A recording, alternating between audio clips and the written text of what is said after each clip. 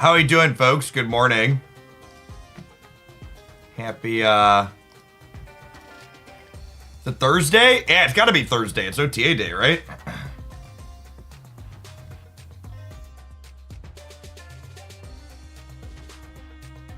Thanks for the resubs this morning, Lucas. I appreciate the 3/4 of a year. Welcome back. I am under pressure. Thank you for the 7 months. Good morning, good morning.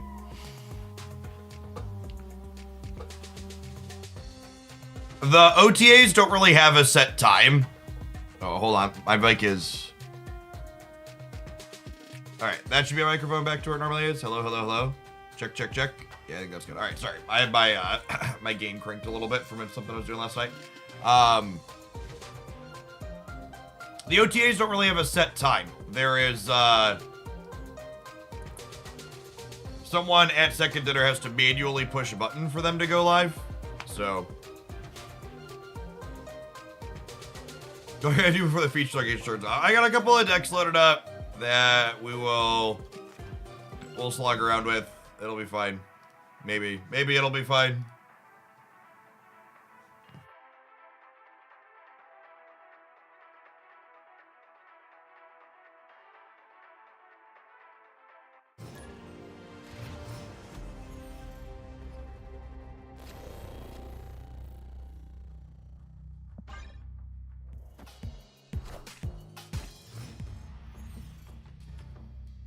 How many Peach variants? I really just don't have a desire to buy Peach variants, gamers.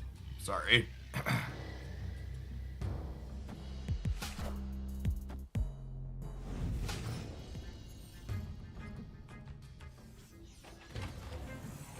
There we go. Alley-oop.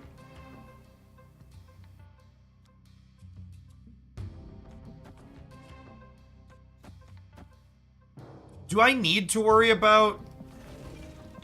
I was gonna Invisible Woman, but I honestly, I don't. I guess Invisible Woman gives me cube equity. Cause I could like do this. And then put Onslaught mid. Next turn. I kinda don't hate this.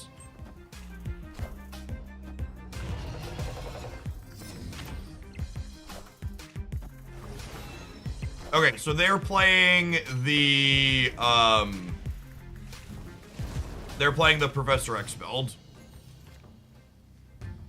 Noted.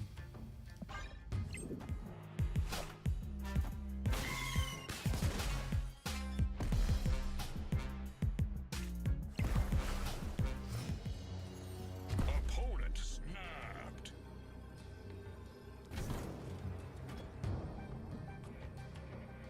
I think I'm staying. Fresh Xing the middle. That literally doesn't matter, bud.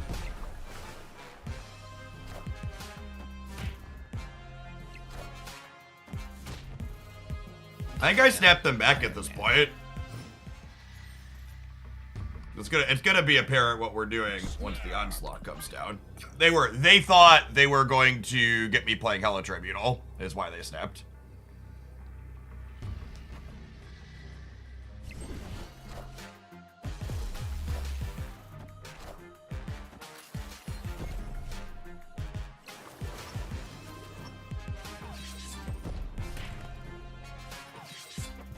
Okay. Yikes.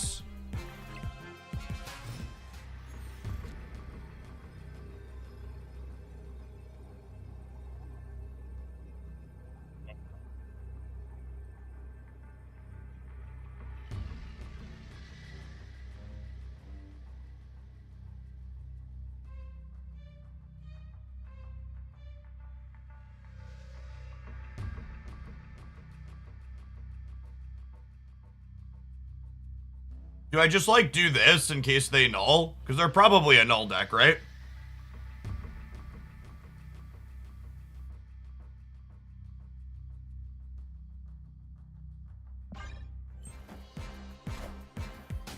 Get fucked! Out of my game, bud. Out of my game, bud! A little delicious 8-cube casserole to start the morning. That's the good stuff right there. That'll do, pig. That'll do.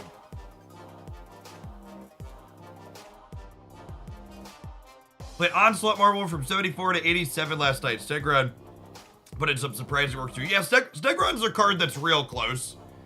I really wish they'd push Stegron to like a 4-6. He's very close to being very good. Yeah, the reviews on the Mobius video this morning are solid so far. A lot of gamers in agreement. He's gonna ruin the game. The definitive proof is there, gamers. You haven't checked it out, it's not a long video. We run through it all in about 3 minutes.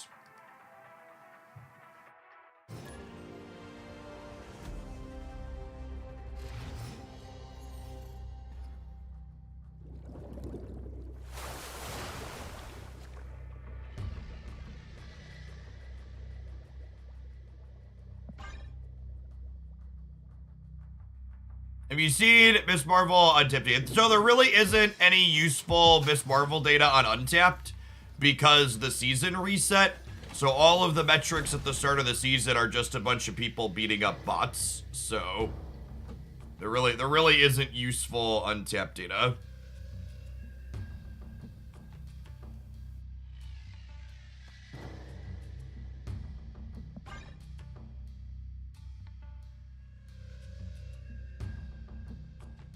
I think Sandman sucks shit. I don't think that's gonna change anytime soon. I think you can get to infinite with basically anything because of largely the density of bots. As a way to see stats from specific, you can't actually. Their controls are really, really medium.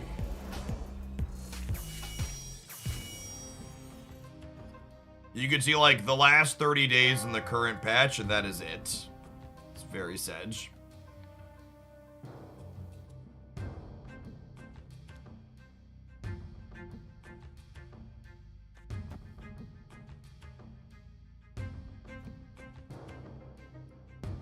I'm doing this.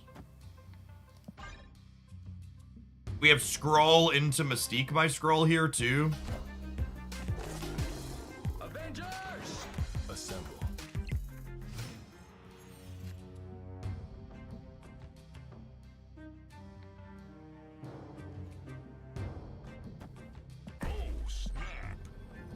Definitely snapping.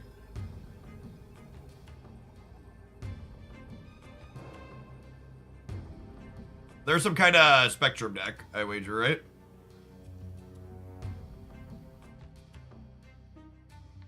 I wasn't sure before watching the video, but now I'm convinced Snap is dead and I'm heading down to Burn Second Dinner's office. Oh no! Oh no! Oh, sorry, Brood.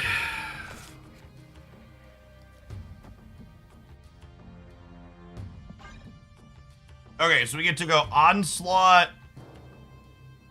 And then I actually have to... Do we want to Mystique the Onslaught Miss Marvel, or do we want to Mystique the Onslaught Super Skrull? Skrull might be better, huh? Oh yeah, definitely Skrull. Hey, what's going on, Woody? In chat, I stole the NFT for this one from Woody there in chat. They were playing this last night and it looked real good.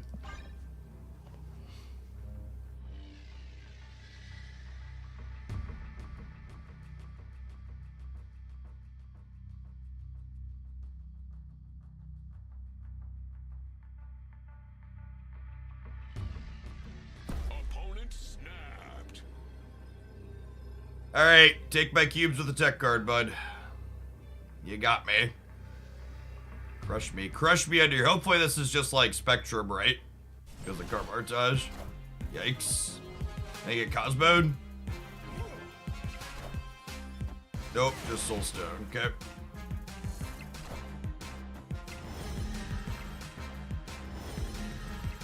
Wait, how do they have so much energy?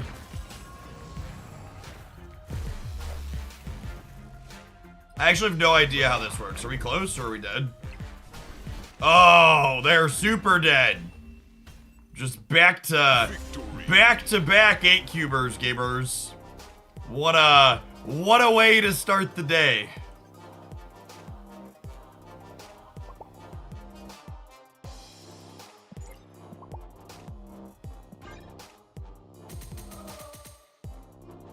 It always feels good to crunch a boomer snapper. They're just like, press the button on the last turn and then get their stuff absolutely pushed in. Please don't ask me to calculate how we got to 120 power. I have no idea. Not a clue. But we won the game. You know who else is winning the game? The 18 people who have pressed the like button on the YouTube stream. You're way better than the other 67 people who have not.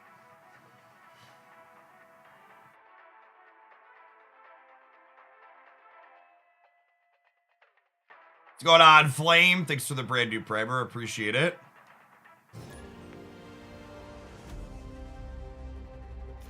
Bez, thank you for the 40 months. I appreciate the almost 3.5 years.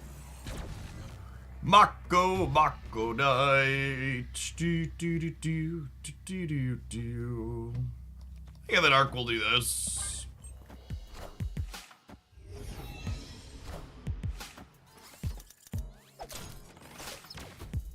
I accept your terms and conditions.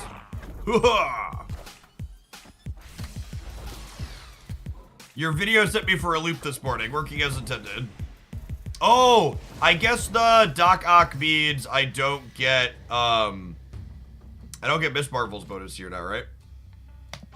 Is a thing. Hey, Powerful Pony, thanks for the membership on the YouTube side, appreciate it.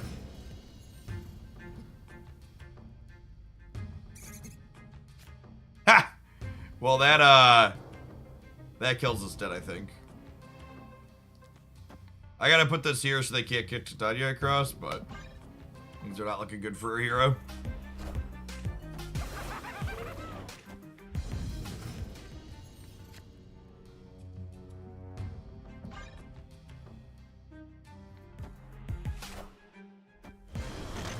Yeah, I'll do pig.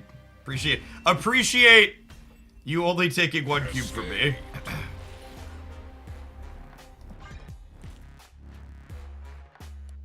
Do we see another attempt at a She-Hulk split? No. Nah, I'm pretty happy with my ink. I'm gonna need a lot of credits and a lot of feeling like I have a playable She-Hulk deck to split her again. I'm not even watching on the YouTube stream, but I logged it over there to like it. Wow. The most powerful gamer.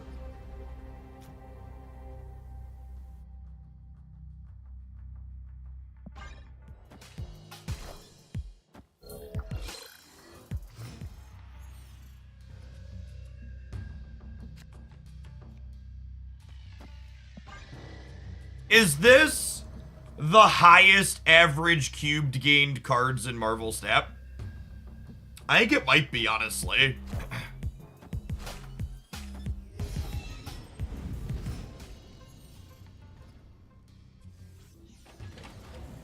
She's just so good at what she does.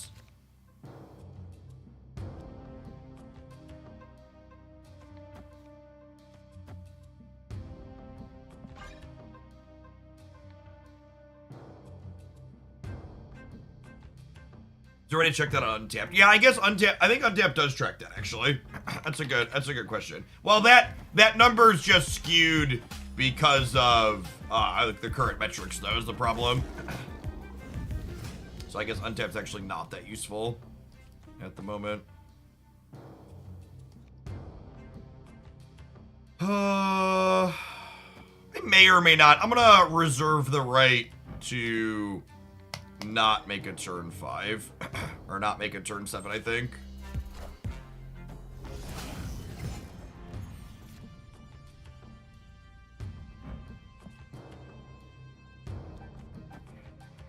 Oh, snap.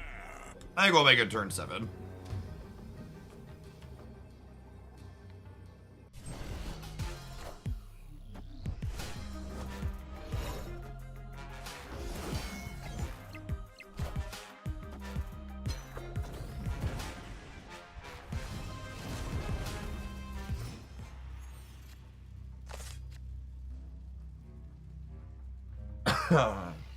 J8, thank you for the primer. Appreciate it. I'm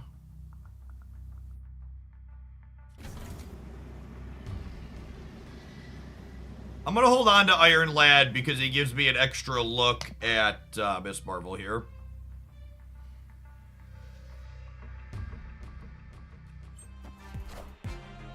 I am Iron Man.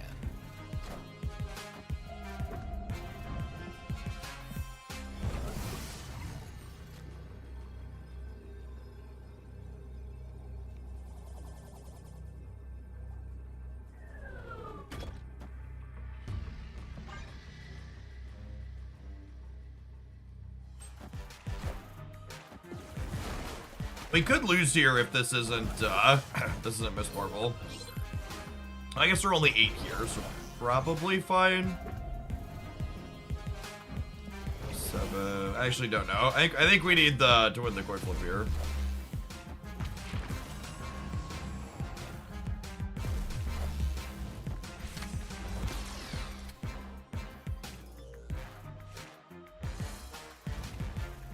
All right, by the skin of our teeth. Victory.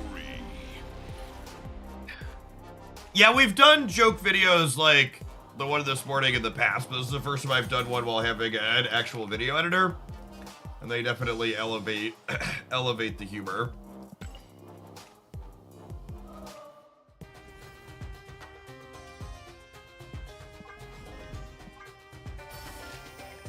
Triple D!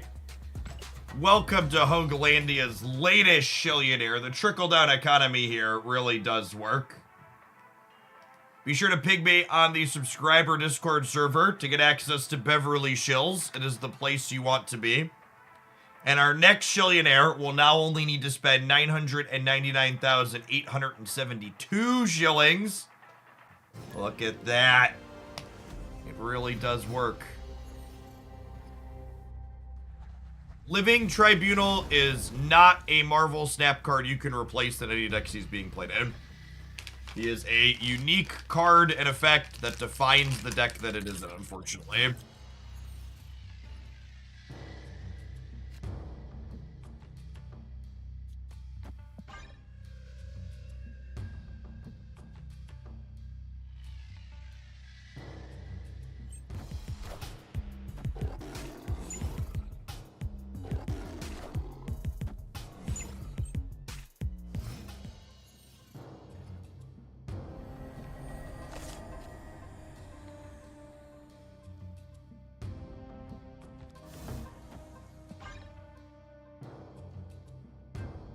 Zoe, thank you for the 1.5 years. Welcome back.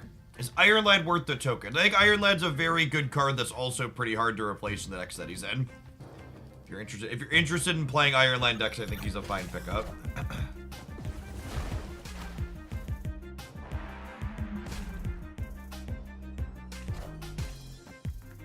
Wind, aid my hand.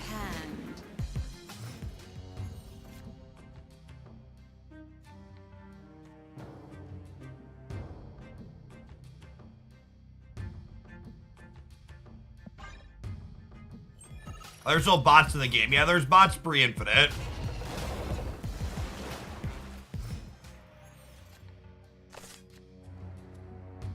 Well, I think we're dead.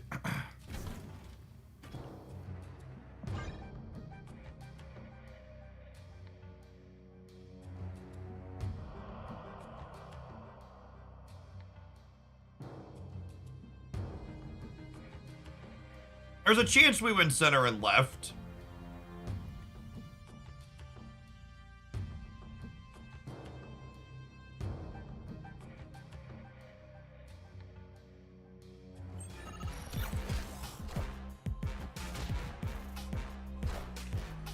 I am Iron Man.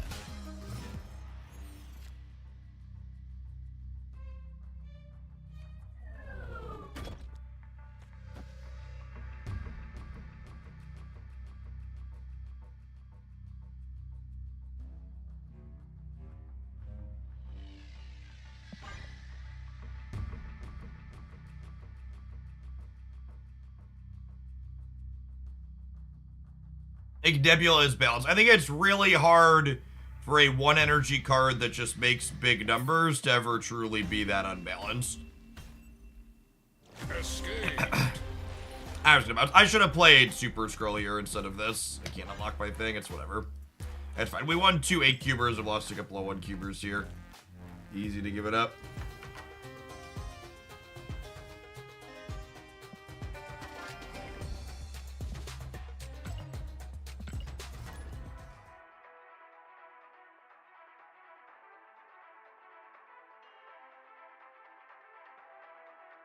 Token acquisition rate is slow. It takes me forever to 6. Yeah, the primary way you're supposed to get cards if you're not spending money is, the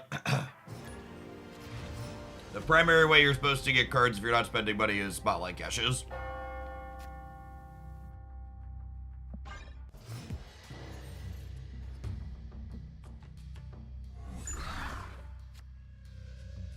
Yikes.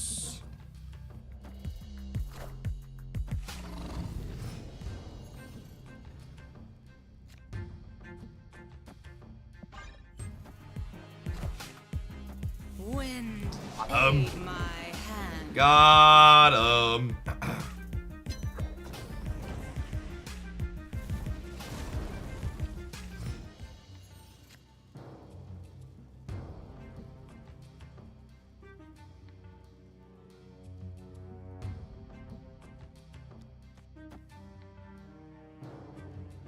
I don't think they likely have another way to interact with this. I think I just set up the Cosmo path.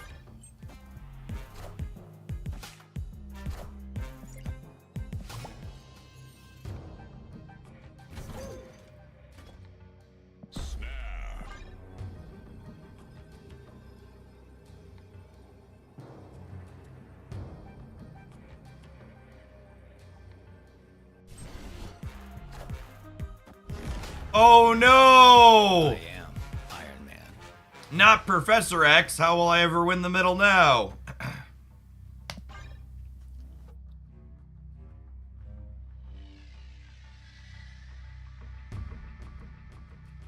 Victory.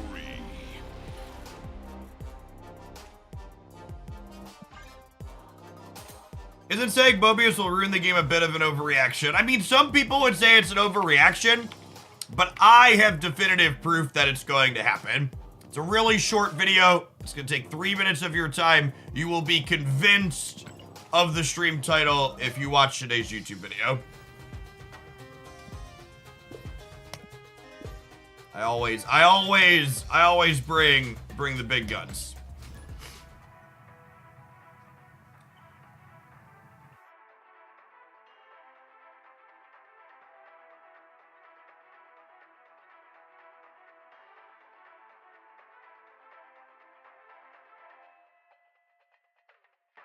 The video was perfection. That's been the common theme for people who watched it.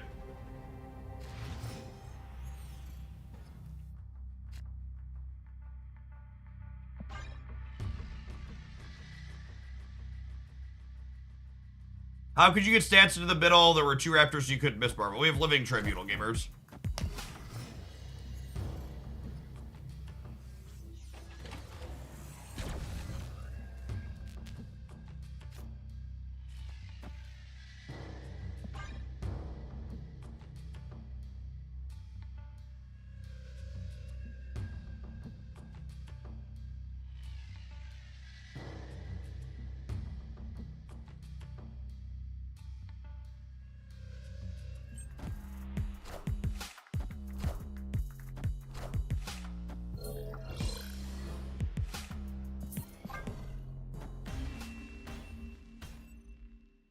Escaped.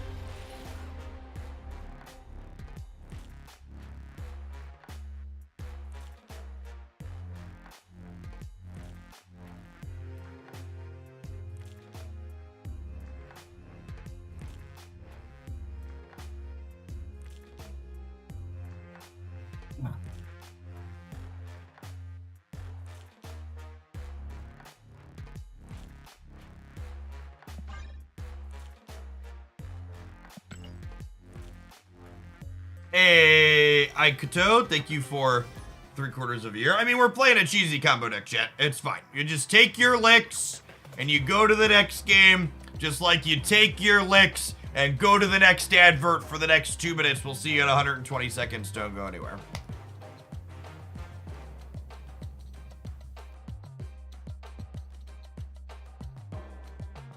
You're watching on the YouTube side, you haven't tapped the like button yet. 159 watchers, only 66 button pressers. I believe in you. We can get to at least the nice number of likes, right? You can have an advert as well.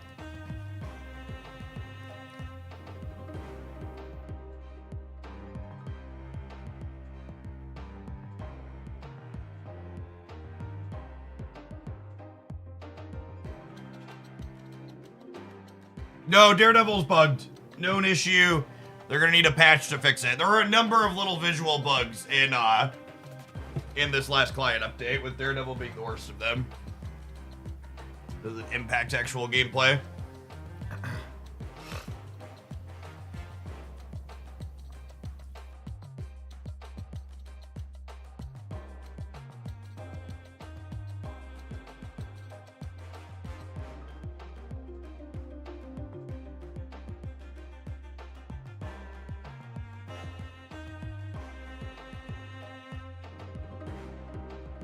Daredevil is playable if you squint, but it's not ideal. Yeah, you can kind of make it out. That's not how good your eyesight is.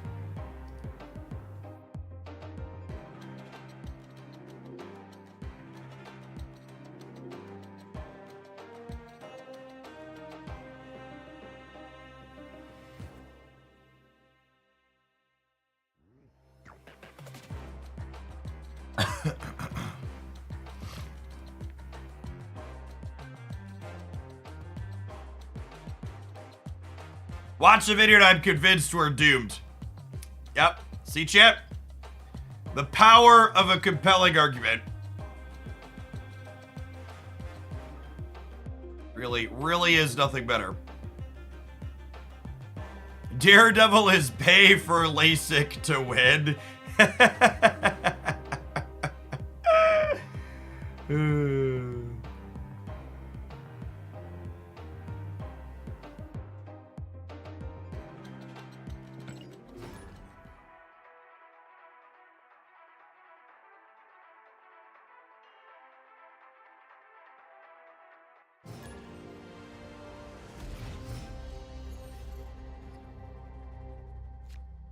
Obviously, you're still streaming to YouTube, and the metrics improved enough to make it permanent. Yeah, so it's interesting that despite the live streams to YouTube, meaning the archives get less total views than when I would just upload the Twitch streams directly, the fact that I get to run ads while I live stream on the YouTube side means the YouTube channel actually makes more money than it did previously.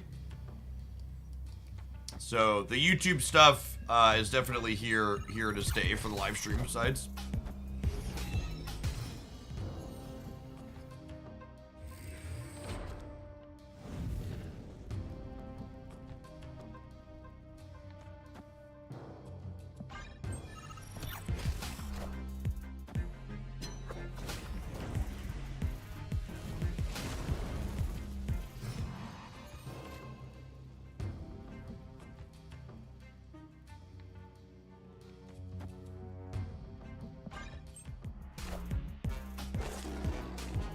Has Twitch always been owned by Amazon? Nope.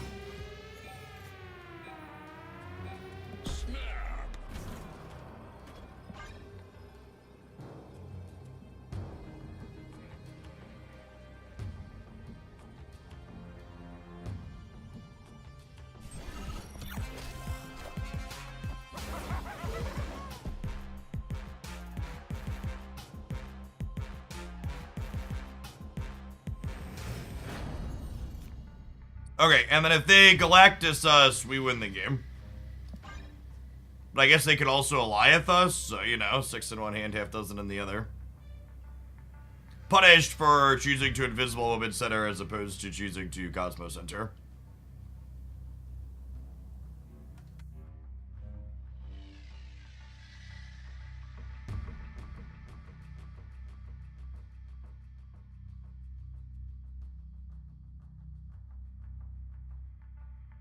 Longtime lurker, wants to say thank you for your last video. As editor, I appreciated it. Nice. What an interesting and fun game of Marvel Snap. At least I can retreat before the animations are done since the game's not ending. Escape. Yeah, 100%. Just like vibing and loading up the stream. As you will, gamer. Enjoy.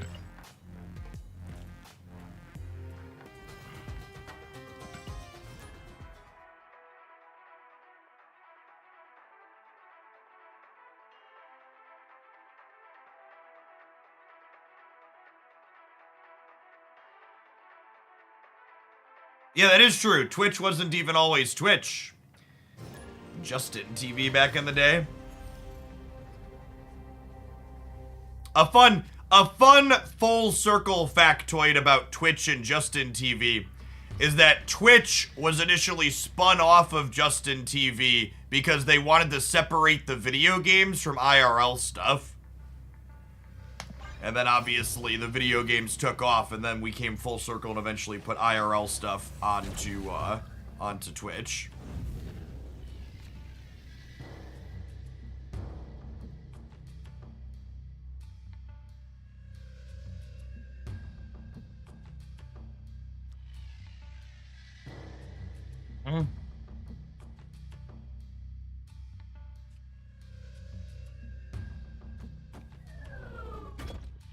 Maybe? I'm always so hesitant to just run this out because of the lack of Such is my judgment. Cosmo or Invisible Men.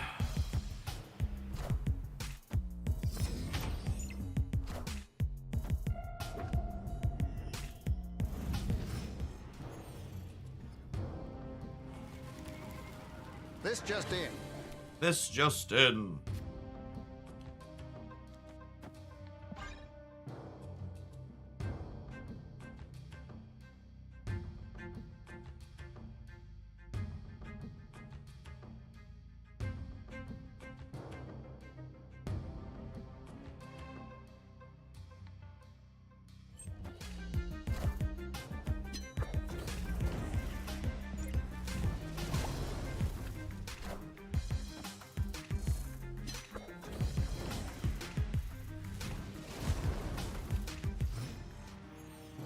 Is the untap bot having a problem this morning? Could be. Could be.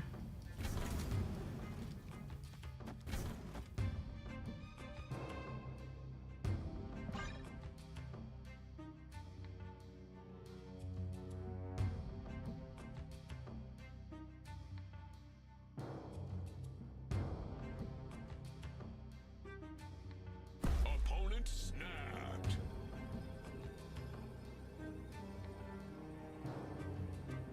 And I, Shang-Chi, my tribunal here.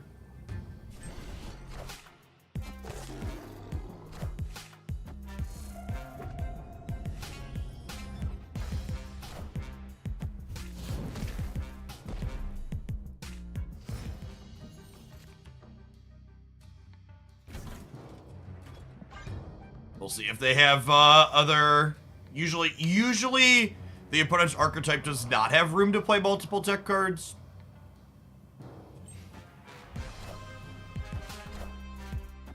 Coulson Vision. Iron Man.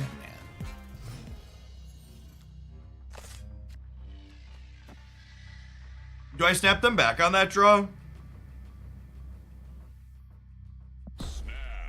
Snap them back on that draw.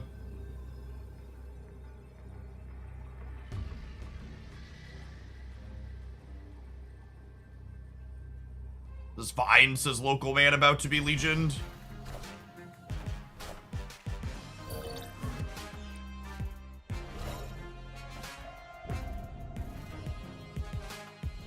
Alright, and then our best draw here is Mystique, obviously.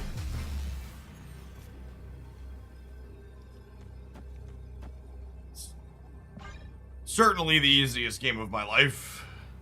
It says local man about to be Enchantress off of Coulson.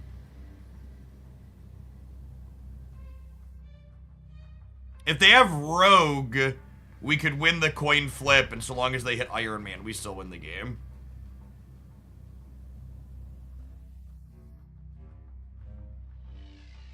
Maybe I'm supposed to play around Rogue / Enchantress by playing Miss Marvel into Mystique. I guess I wouldn't win left and right, though, right? I don't have a tech card they're dead here. Yeah, get crunched. Onslaught, Marvel Onslaught, or Mystique Onslaught into Marvel is plus 30 on each side, by the way.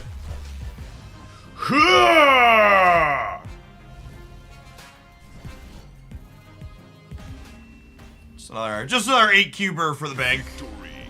Third 8-cuber against a human being this morning. No big deal. Casual 768 in the middle. 2x on each side. You know, the usual.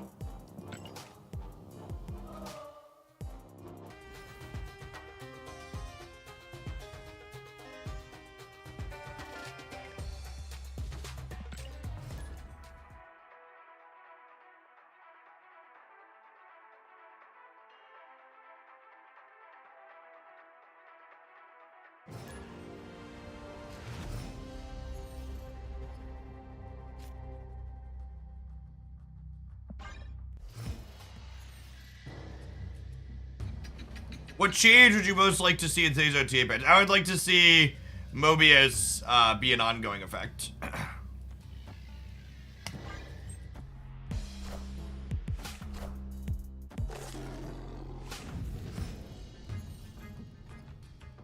We're asking for a less sarcastic wish list. I would really like to see...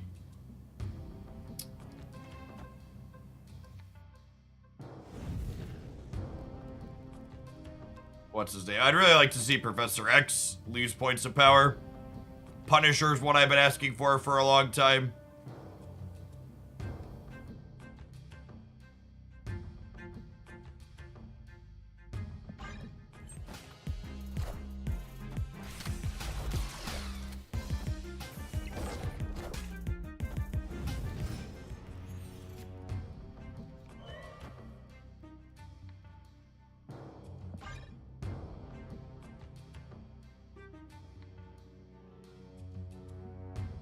I have a wish list of cards I'd like to see updated. No, not really.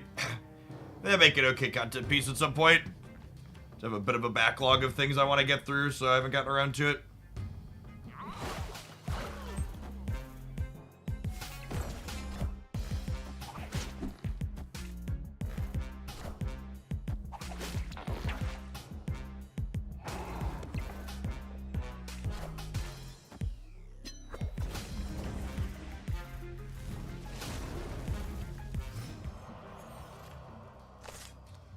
I agree that there are a lot of cards that I would prefer to get proper reworks on, and not just OTA updates, but there's also a number of cards I think I'd be happy with just OTA changes too. Anyone explain Annihilus like he's 5? No, he only blows up... Annihilus only blows up, cards that have 0 power or less. So he, like, tries to send all your rocks and goblins over, and any rocks or goblins he can't send over, he destroys. He's like a Viper that can't miss. He's like a Viper for your entire board that then blows up the stuff he can't send back. They could be a tech card deck. We might be spewing here to stay with the Miss Marvel play. We'll see, though.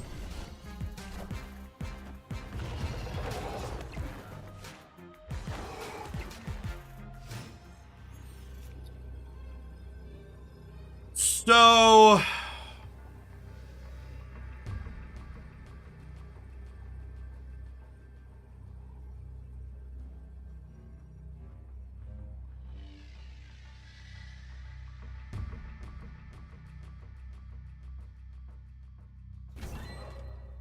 if I do this, I have 12, 24... and then this gives me 5 here, which gets me 34. And then I have 41, 48. I'd have 16 in every path.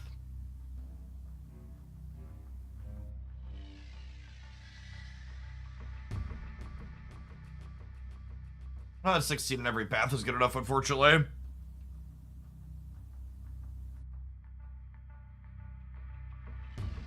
I could Mystique the Miss Marvel, yeah. This is 17 over here though, right? And this is only 10. I guess this is 16. This could be Super Skrull. Super Skrull doesn't do anything, right? I think we just gotta leave. I saw the definitive proof video. It reminded me I need to head over to Twitch and support Jeff. Thanks for the entire year, Northrun. Appreciate it. Welcome back.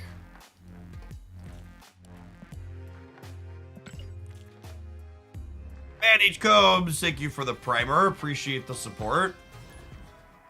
Folks like you make my job possible, like I covered in my 1-year review video. Those Prime subs are the bulk of my income here, and I wouldn't be able to do what I do without it.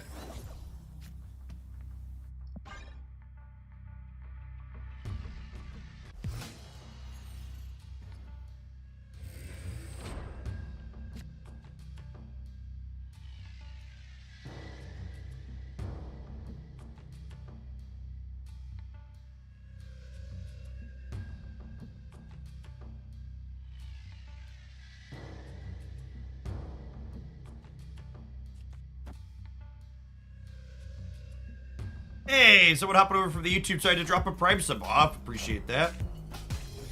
Argdaw, thank you for the 10 months.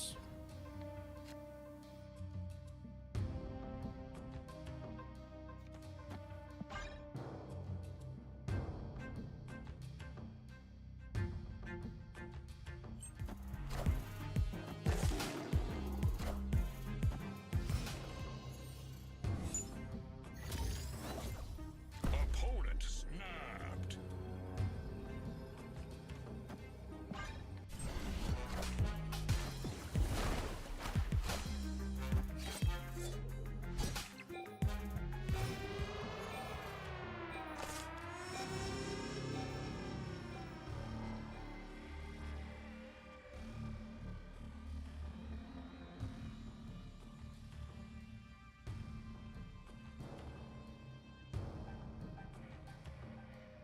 I think our out to not just be dead this game is Iron Lad hitting magic, but I also don't know that that necessarily means we can win.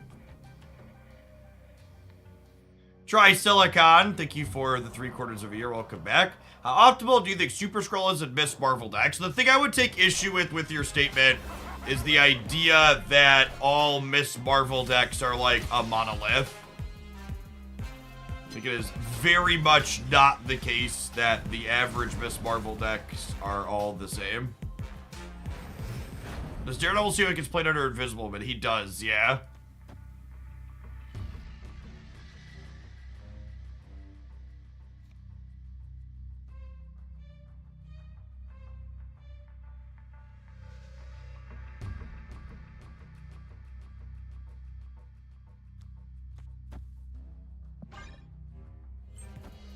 Such is my judgment.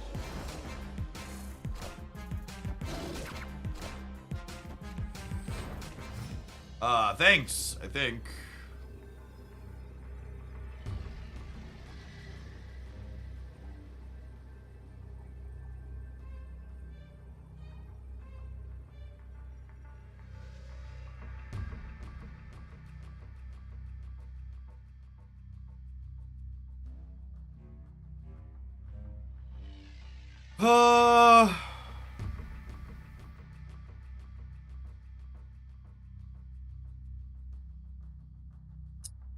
This adds 5 everywhere, and this adds 10 divided by 3. It adds 3 everywhere.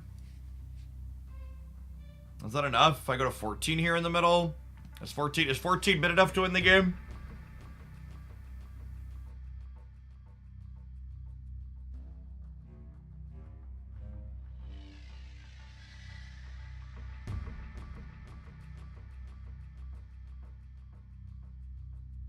Might be a fish here on this one.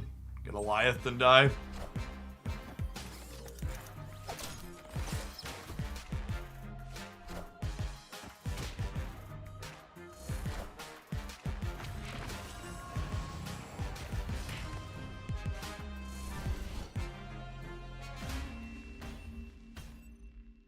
Victory.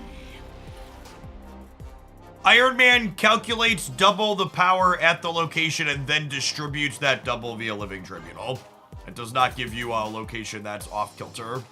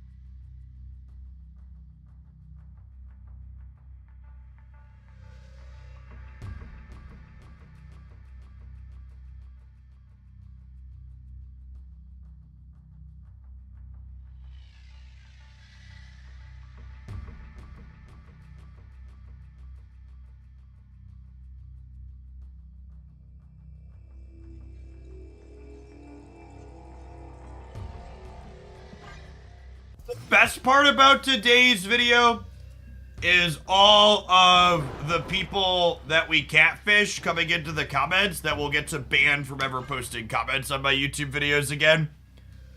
They're just like a wonderful little honeypot for drawing out the stupid.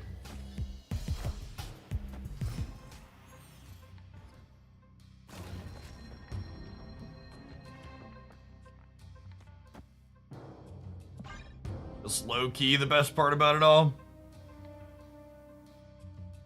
Dry Silicon, thank you for the 3/4 of a year. Welcome back.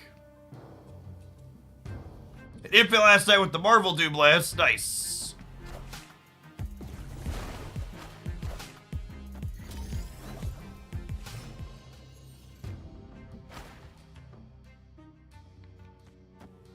Oh, snap. Snap on the Iron Man draw for sure.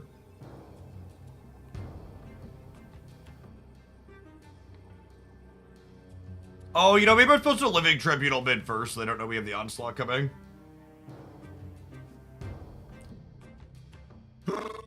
Armor could be a Shuri deck, but they're also Subterraneans, so hopefully not. They're giving me magic! Oh, well, that's beautiful. Magic. Magic means I'll have time to Cosmo here.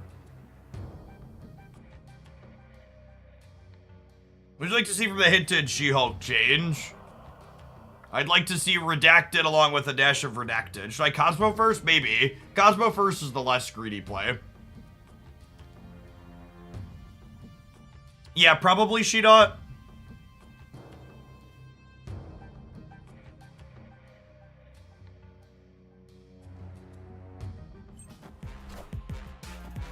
I am Iron Man.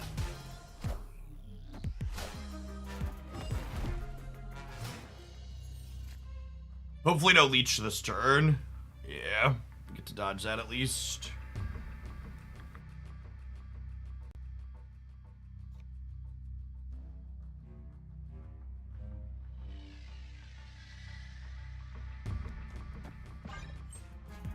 The mystery intrigues me.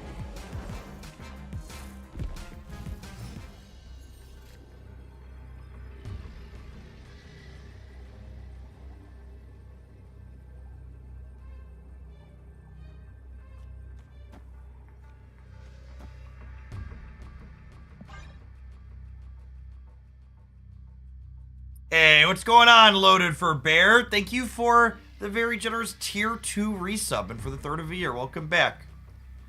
Do Run, thank you for the over 4 years. Victory.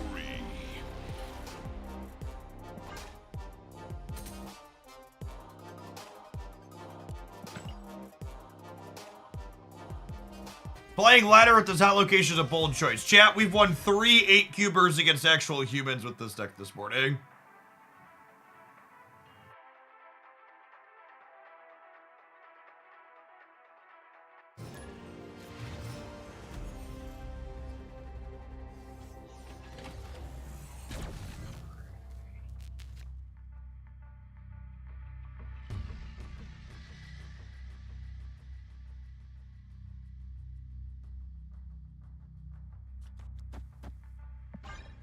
Some friends in the middle here.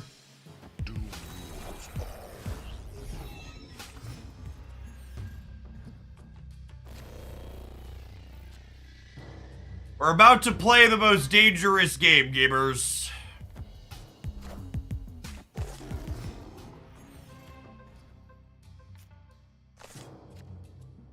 Thankfully, I've never had one of my cards get destroyed by Danger Room before, and I'm certainly not about to start today.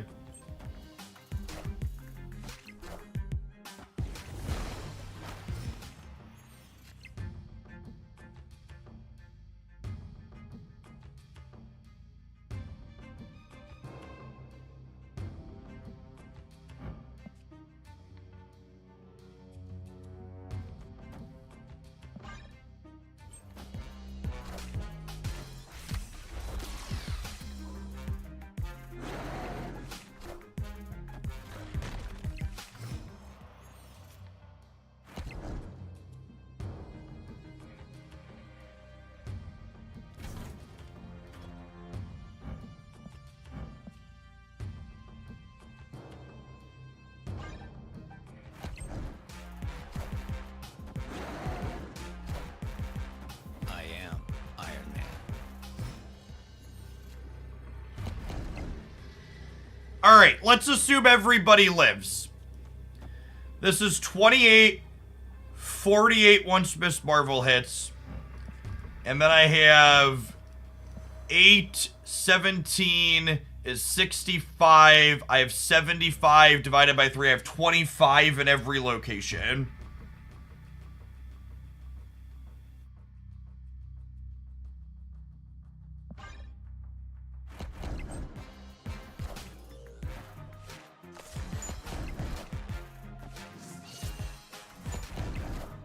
All right, you gotta win 275%ers in a row. The mystery intrigues me. Easy game. Victory.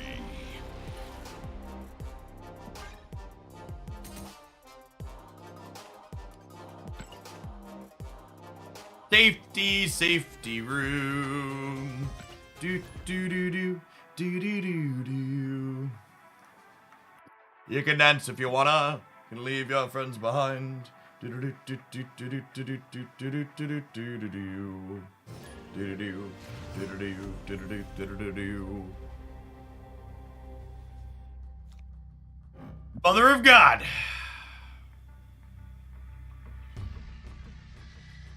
Oh, snap.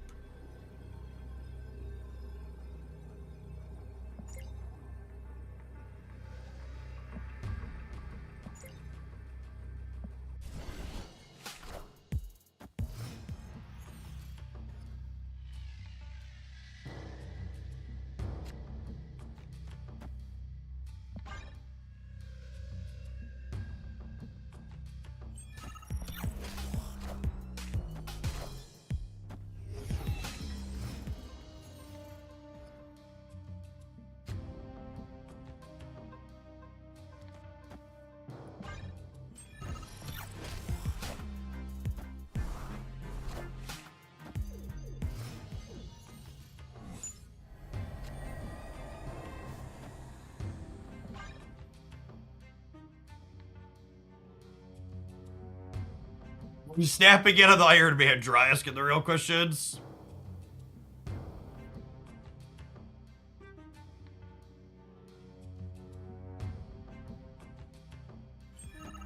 Yeah, outside of Echo, I feel like they're gonna. Oh my god.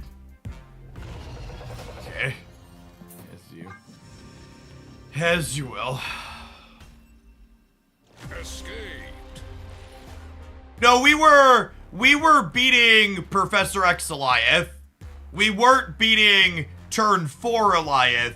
But if we would have had Miss Marvel into Iron Man here, we would have had 13 here and plenty of stats here. So, we can't beat Eliath into Eliath, but we could definitely beat beat the card otherwise. Such a fun, interesting gameplay experience.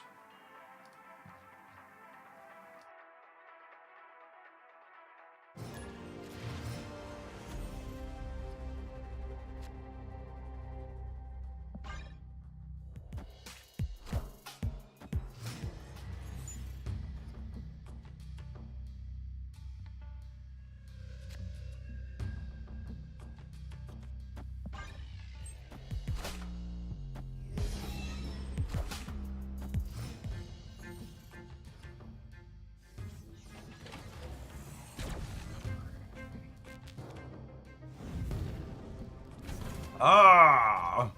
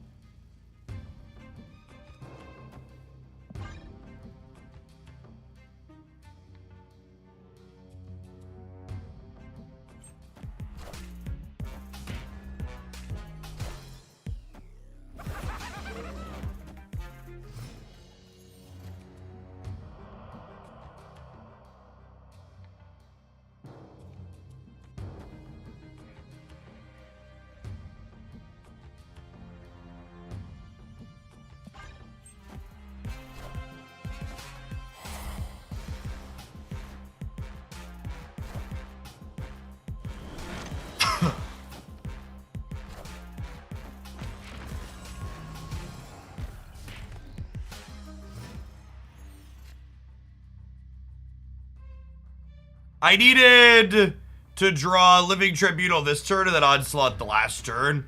We need to be able to Living Tribunal here, Onslaught here. And then I think we likely would have been able to win. Without that, I believe we are dead.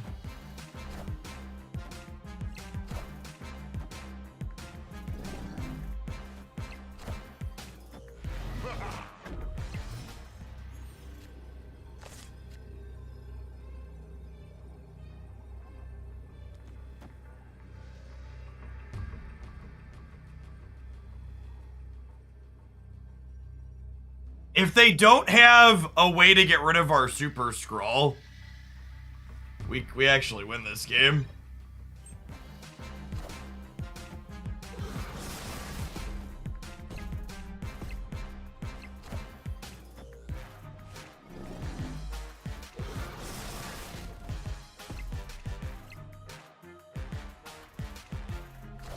This deck's a surprising amount of Scrappy.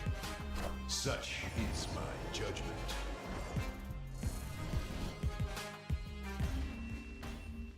Just like how much went wrong there for us, and we just pushed through a lot, right?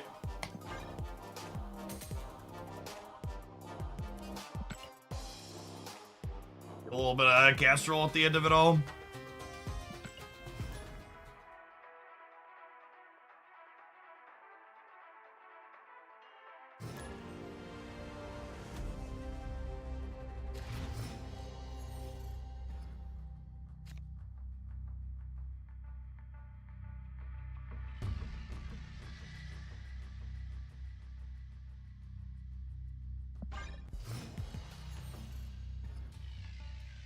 Alright, Sinister London makes the Miss Marvel plan not good. This person's playing Thanos, which I think means I don't want an Invisible Woman because they could be rug pulling this, or they could be Eliathing us.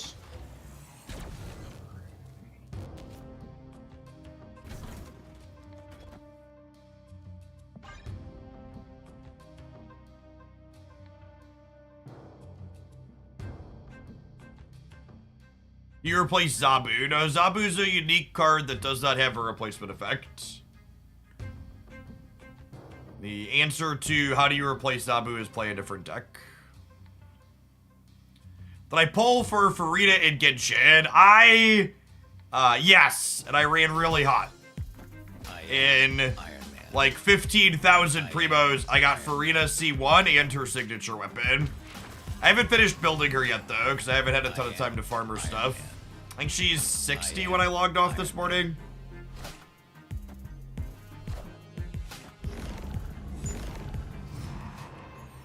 Opponent snapped.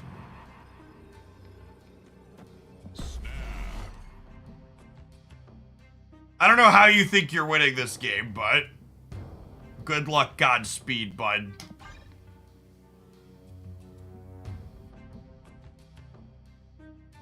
And the best part is if they stay here, we're fishing them for 8, right? Because if you stay for 4, what are you going to do? Leave after the fact? And if they leave, we're infinite, right? We're 4 away.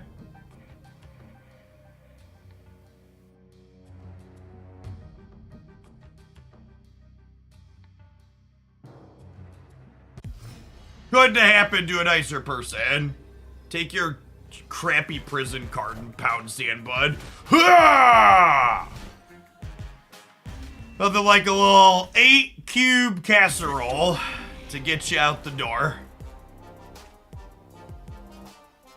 I wasn't gonna post a deck highlight with a deck from before the OTA, but honestly, I feel like this deck needs a highlight. We had so many 8-cubers against people that just, like, gave us no respect.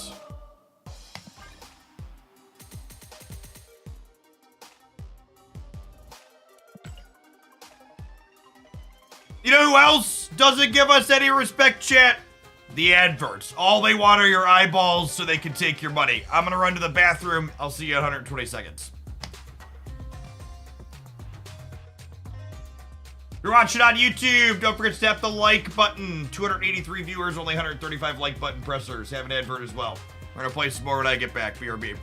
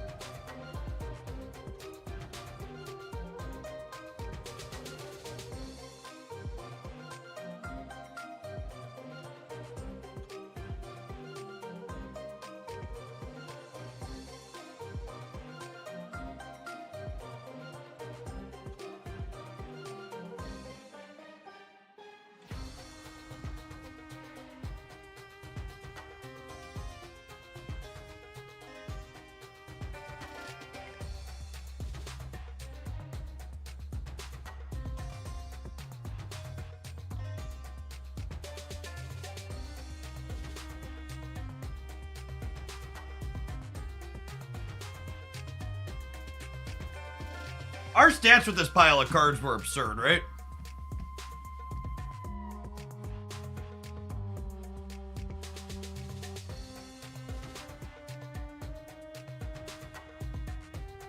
With so many 8-cubers. Plus, I'm not sure we played many bots in there. Maybe 1 or 2.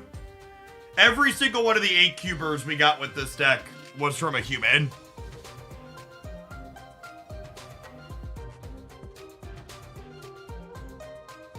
Hey, awesome, Darth. Yeah, there's been a few people that said Twitch is a no-go at their work, but...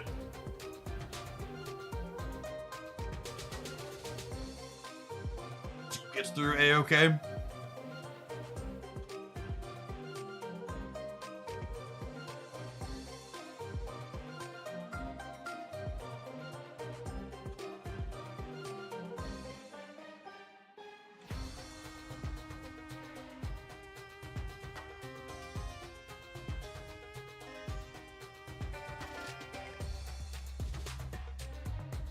Hold on, Travis. Thank you for the entire year.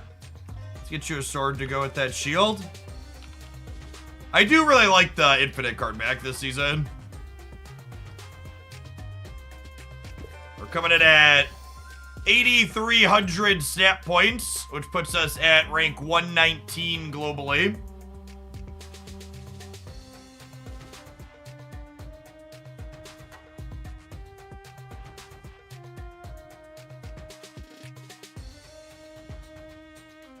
Is your infinite rank based off the previous month MMR or something? Yeah, so they normalize your snap points a little bit, but they don't full reset. So, like, I finished last season at almost 9,000 snap points And I'm coming in now at 8,300.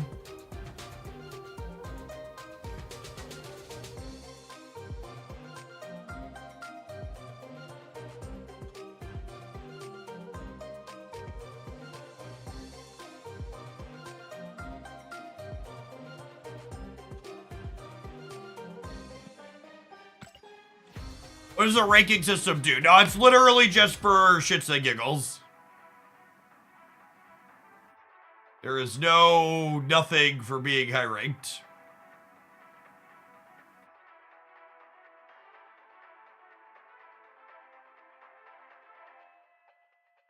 The new menu song is very good. Agreed. Your infinite rank is a measure of your self-worth as a human. That's true, you know. Accurate.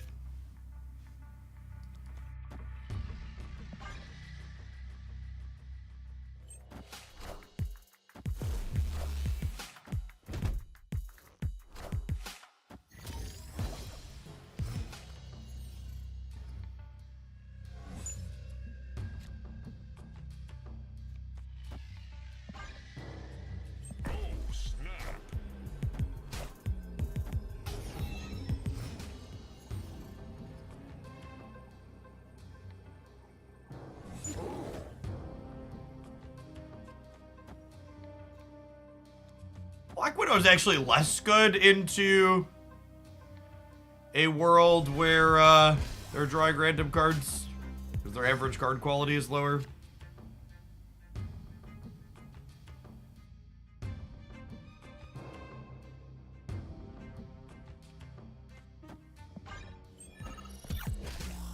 It's clobbering time.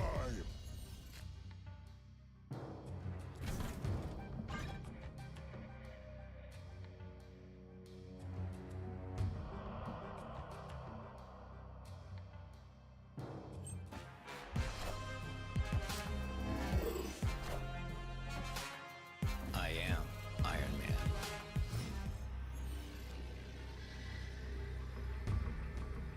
Being high ranked lets you spout whatever nonsense you want. People will believe you because you're high ranked. Maybe.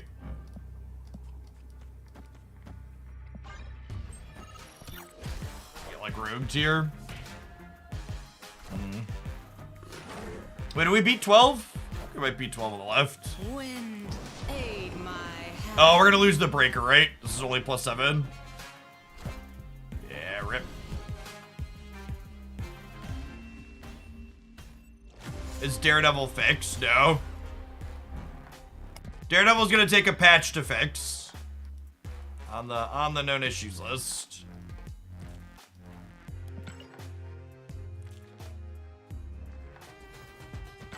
They've said Daredevil's gonna say how he is until they patch.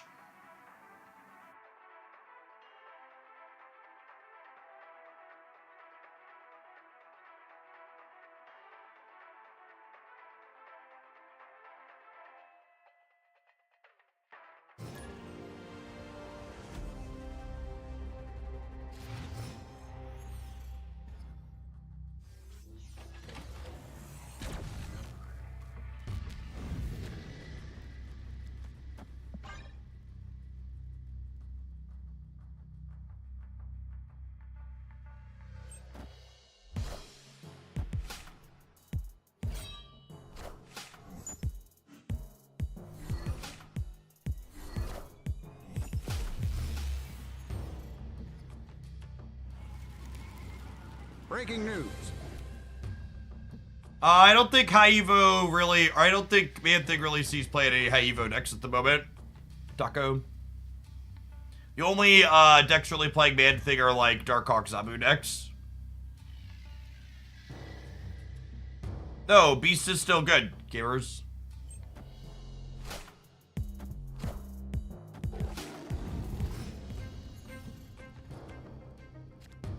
If you think you need to make massive changes to the decks that you're playing with today's over-the-air update because of Mobius, I would really encourage you to go watch the 3-minute video on the YouTube channel. You'll probably learn something.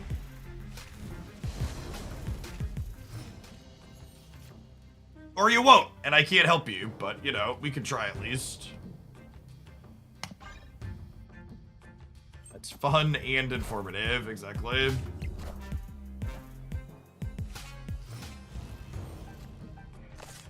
Hey, R squared, thank you for the quarter of a year. Welcome back.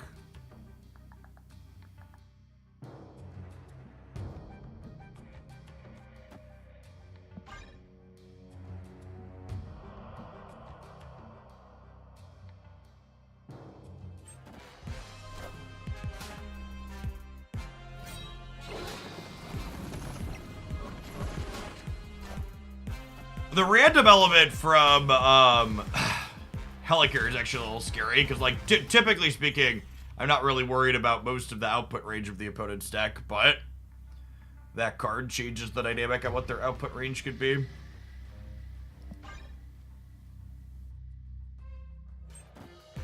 Yep, no swarms on the left. Noted.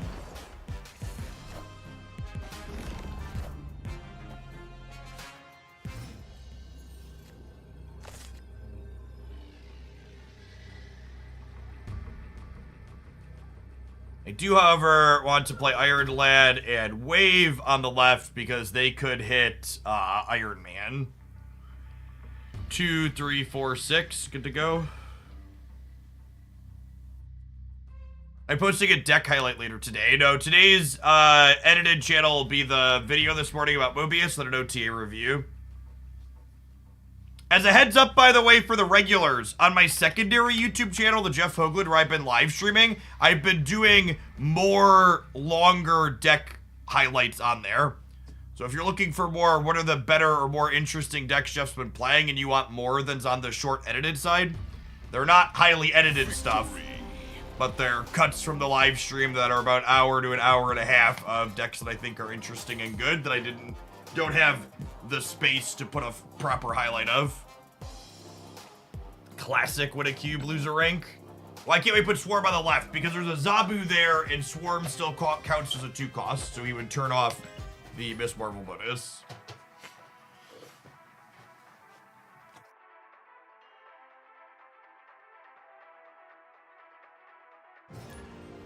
You see, Ryan Reynolds posted a picture of dog pool for the Deadpool 3 movie. I don't know what a dog pool is.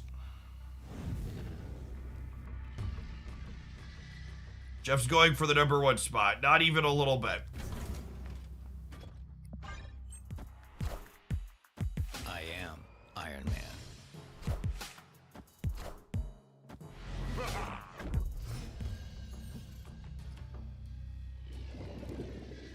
Yeah, we've been consistently getting up to like 300-ish viewers on the YouTube side. Hey, cool boats. Show your 1 cube tech card. So, Super Scroll's an interesting dynamic against this deck because Onslaught actually means that Super Scroll doesn't fully take all your stuff because Onslaught doesn't double itself, so Super Scroll won't double itself. So it's not unbeatable, but it is still fine against you. Iron Man doubles before Tribunal splits.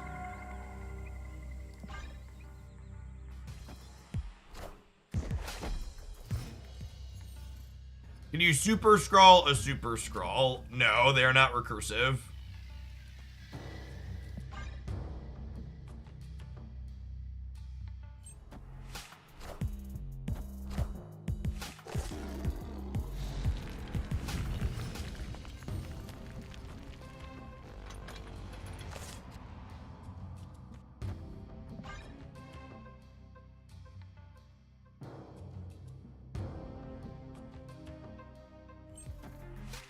Friendly neighborhood Spider-Man here.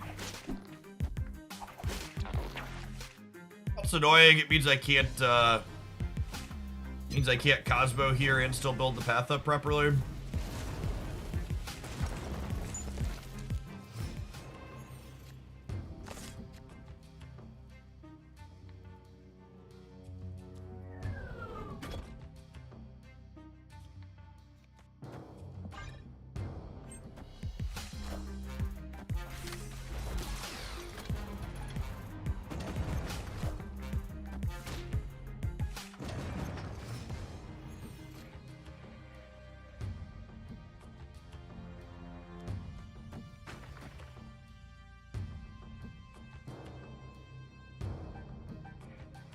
It's annoying. Yeah, I mean, it's annoying, but it's like far from the end of the world, right? Yeah, knowing the Legion drug pulls coming in advance is pretty good for us. Like, we're just like Cosmo Vibranium, and then we just drop Onslaught. We're probably good to go, right? Victory.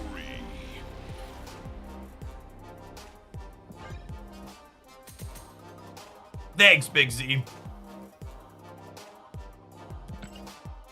It's unfortunate that the people that really need to see today's video the most either won't see it or they'll take the wrong message away from it, but the rest of us can at least laugh at them together over a piece of art.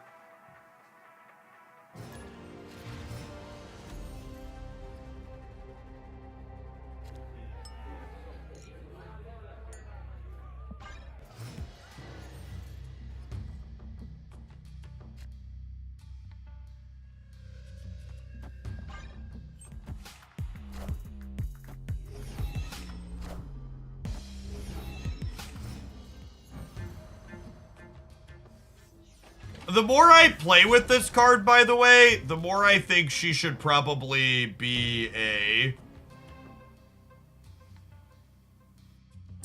The more I think she should probably be a 2-2 again.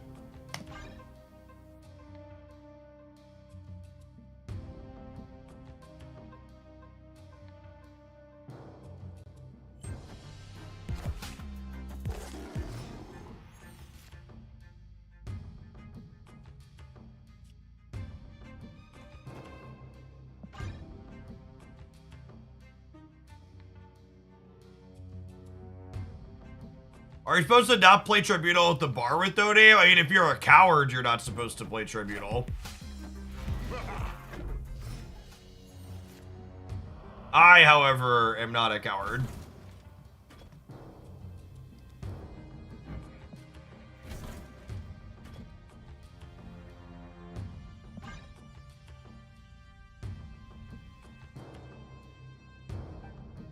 Can confirm I'm coward, yep.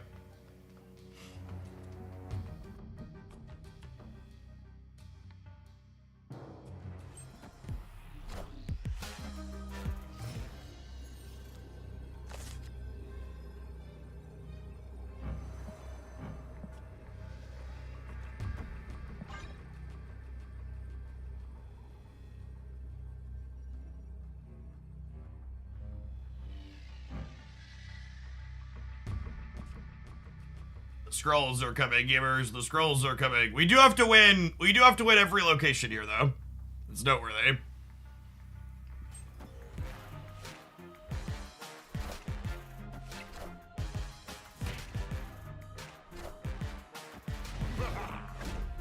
Okay, wait.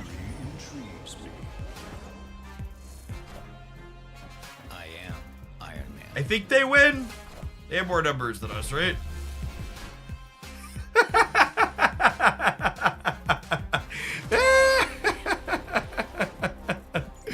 Perfectly balanced, as all things should be. I have no idea how any of those numbers work out, but fine. You know what? Sure. No notes. No notes!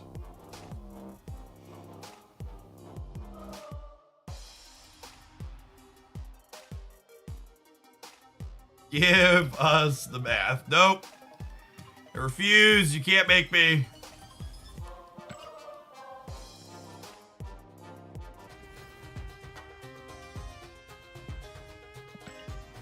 Why did you play Iron Man and Onslaught right instead of in the center? In case they played their own Onslaught or Iron Man.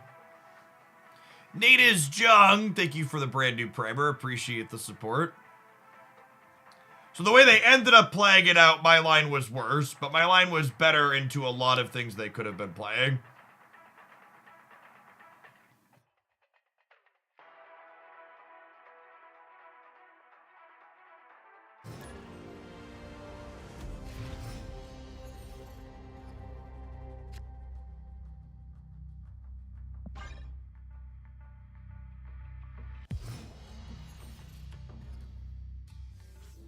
The most magical time of the year, gamers. OTA day.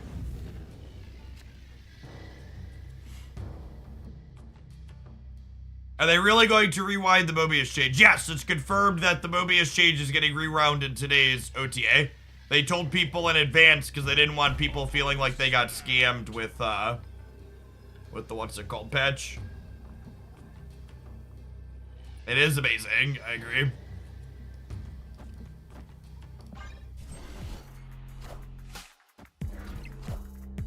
Kneel before Galactus.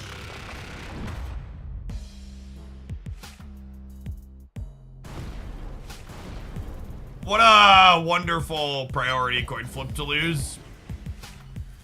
Fun and interesting.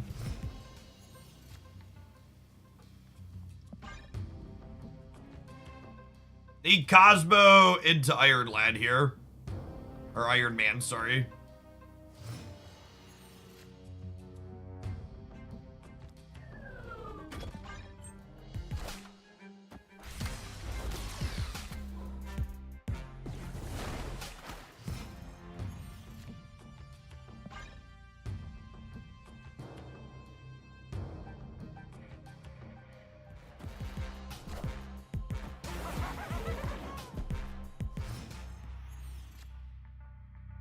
Still sucks just as much shit as I remembered. Cosmo, you're late.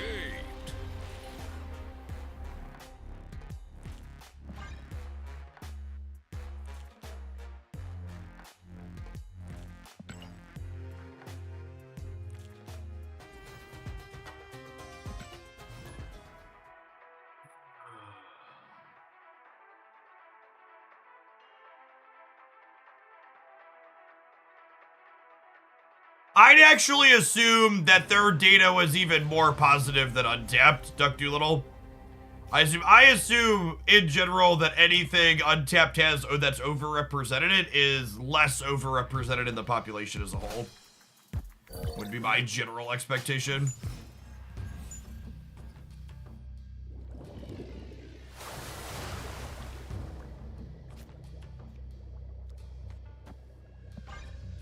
Sabu into Cosmo here.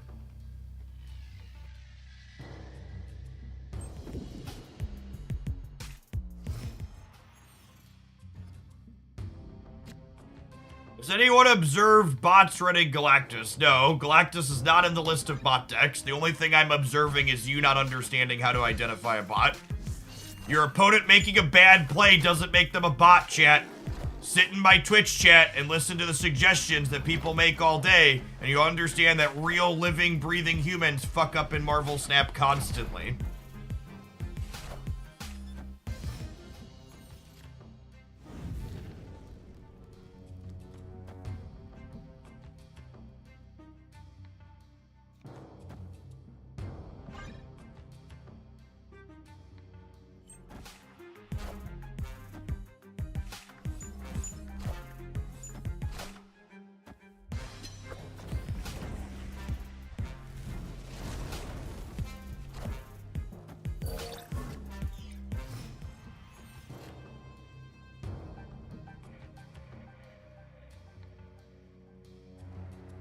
Opponent snapped. We're supposed to leave. They have the Snowguard thing, and I just don't have... Chat, it's not a rug pull, really, if it's face up on the board. Escaped. Alright, we made it to Infinite. I grew a dork around with some other stuff. Kind of bored with this one. Use the Untapped tracker for free. Yeah, the tracker on your computer is completely free to use. The only thing that you have to pay a premium for with Untapped is access to full data on their website. So the tracker is free because using the tracker contributes your data that they group up and sell, basically.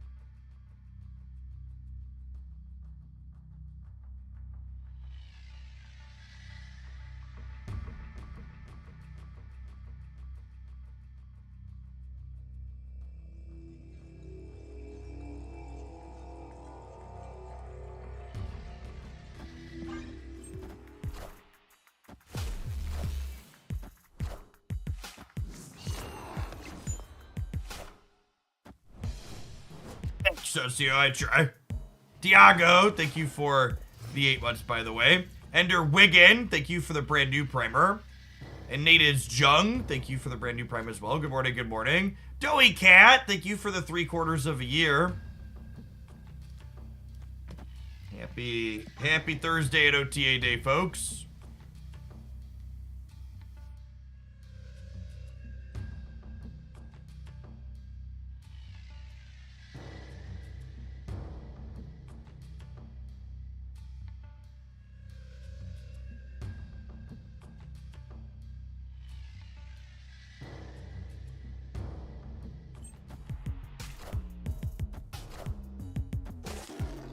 If Snap published their data publicly, would it be a positive or negative thing for the game? I think that, in general, companies seem to think that that would be a deeply negative thing for the game.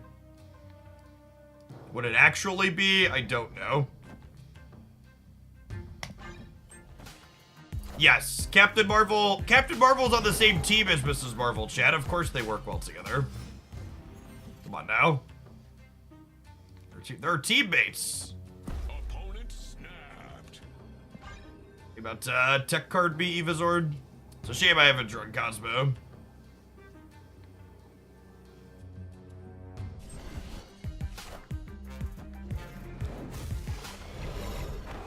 Oh.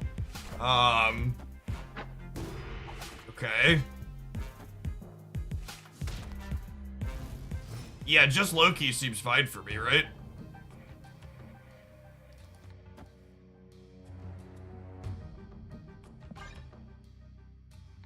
I guess New York lets them reposition so they could use my Captain Marvel, but I feel like running okay spot.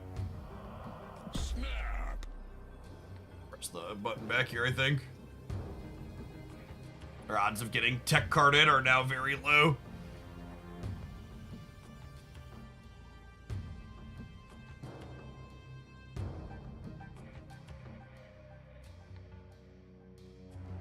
Are variant avatars and reserves now, or do you unlock them when you get the variants? Depends on the variant.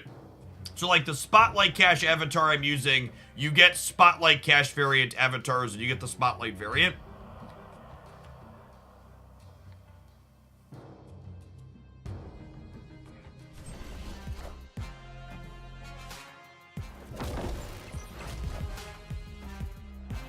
I fucking hate everything. Lucky piece of shit Loki players are the fucking goddamn worst. What a just terrible pit stain shit ass gameplay. Sorry, can I put more swears in here? We're gonna get this YouTube video demonetized. Which is absolute misery. They snapped on a miserable play and then spiked their card off the top in their one goddamn draw step. It's so frustrating.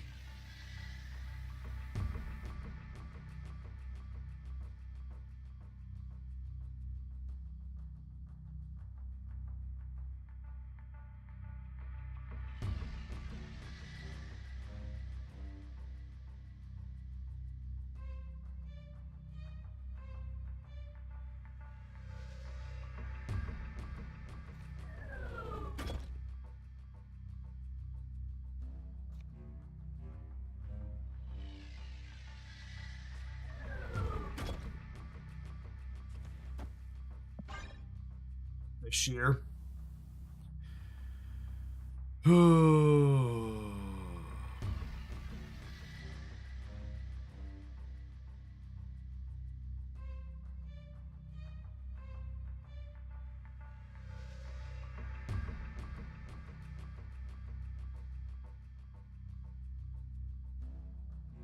This person is just like, plays Glacial to boot.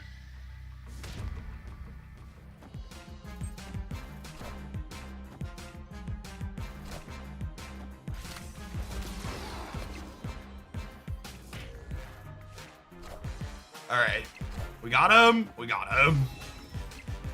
Thanks, Carol. Appreciate you. Higher, further, faster, baby.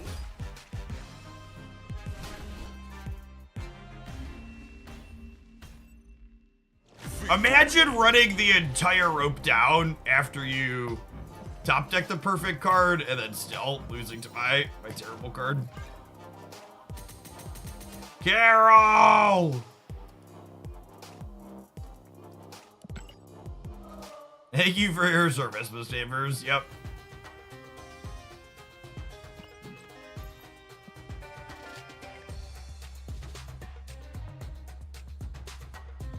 Ghost Rider Ultimate. Not it. Alright.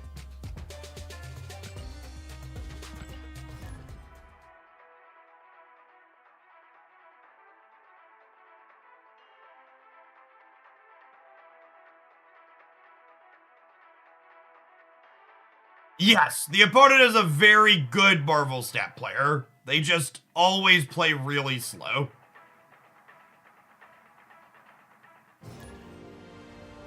We play them with some frequency, and they play the game very well. They're just, it's hard. I don't even necessarily blame them.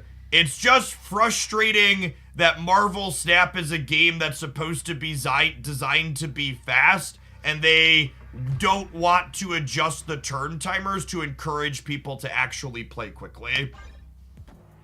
I think at a fundamental level, Marvel Snap needs to rethink how they approach their turn timers and how they're implemented in this game.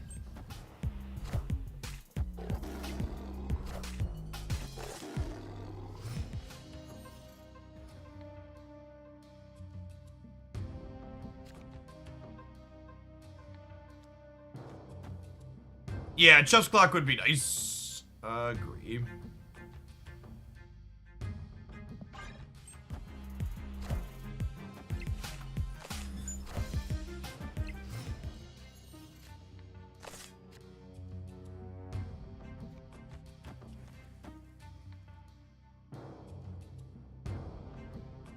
Do I snap them at this point? I have triple blue Marvel. Seems hard for them to beat.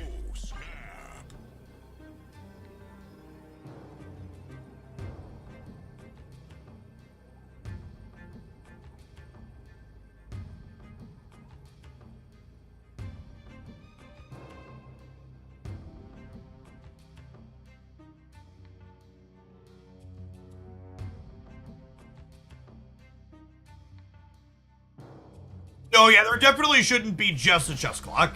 It should be a chess clock plus an individual turn timer for sure, 100%. Rock slide does not matter. My hand is already stacked. I guess it means Iron Lad is less likely to spike a good one.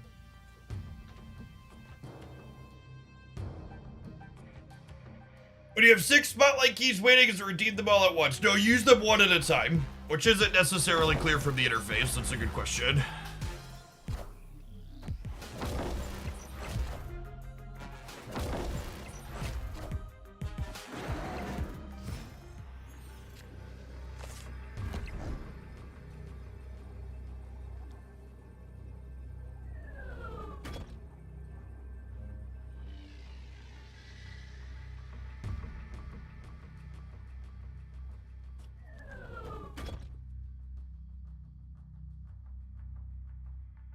Cosmo getting smacked here is fine. I think I just need to play for all 3 in case they beat us in Bar Sinister, right?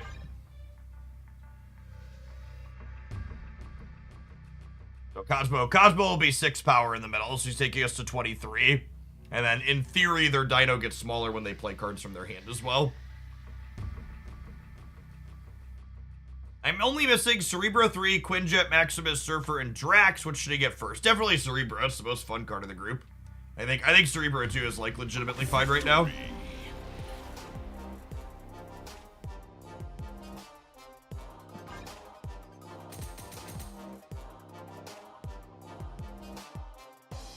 Isn't it more to play Rocks plus Ham? Rocks plus Ham are 4 each, which is 8. But then I lose my Miss Marvel bonus, which is -5, so no.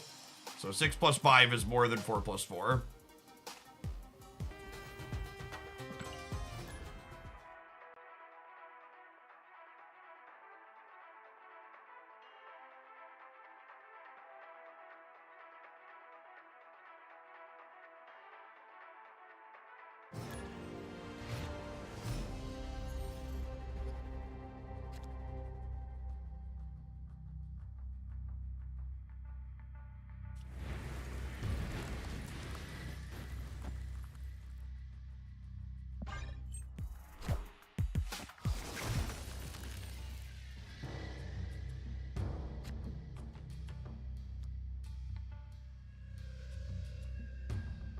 Do I want an Invisible Woman middle and Cosmo left, or do I want an Invisible Woman left and Cosmo middle? This is higher cube equity, right? Don't let them know what's coming.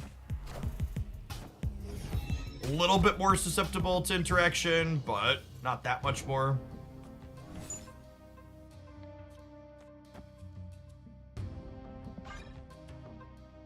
Yeah, then we're hoping to peel Miss Marvel into Blue Marvel and Onslaught here in the center.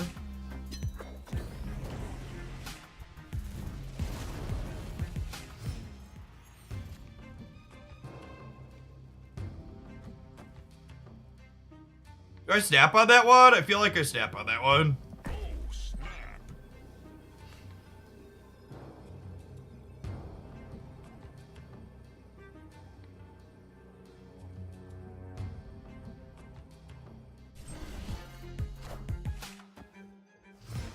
Oh, you promised not to Eliath me in the center? Why, thank you. I appreciate you. Guaranteed no Alliance. Sign me up. Oh, I guess I could even rug pull them in theory. We'll see what they do. This might be a Storm Ham. Oh yeah, this is 100% rug pull central, right?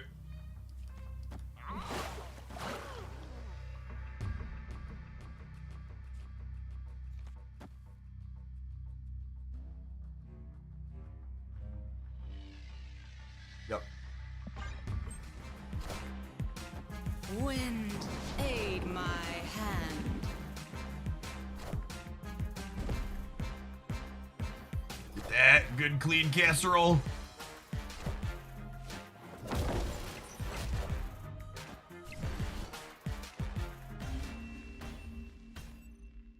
Victory.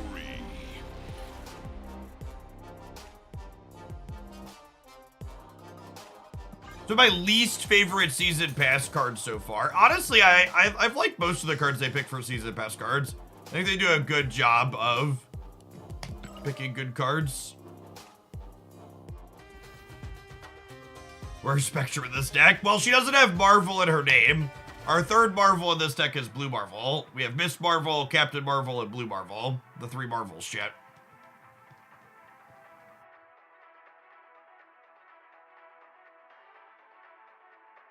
A viewer perspective, I think Nimrod's the one you've gotten the least use out of. I think there's a bunch of great Nimrod decks. I think Nimrod's a phenomenal content card.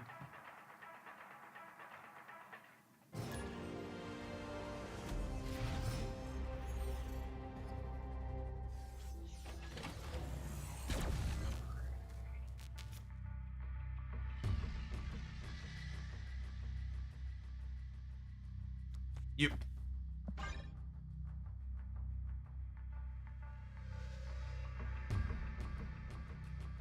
Victory.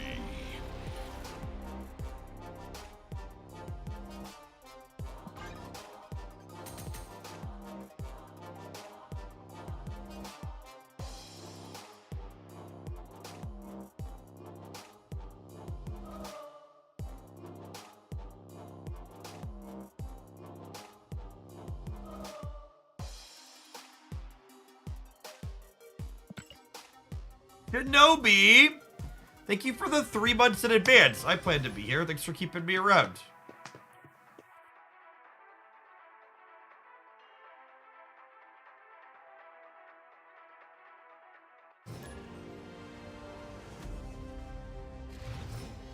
Nick Fury on release was poo-poo. Yeah, I guess if we're going all the way back to the closed beta, Nick Fury's a good shout. I'd agree with that.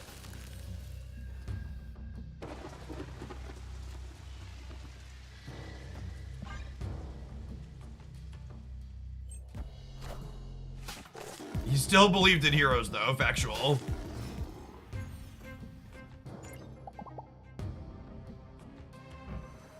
Is their border flare better or worse than mine? They have green tone flare. We have white glimmer flare. Ours is definitely better.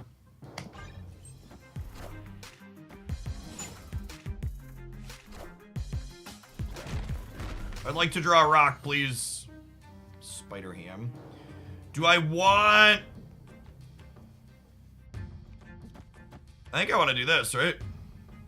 get my card. Snap. The rock slide is real good. Oh, no, it's not. It's also green. Yuck. Yuck.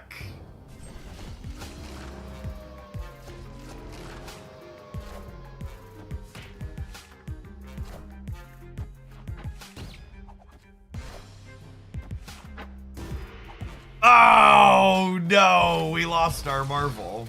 Sedge. Oh, and they took that away too? Rip. Rip.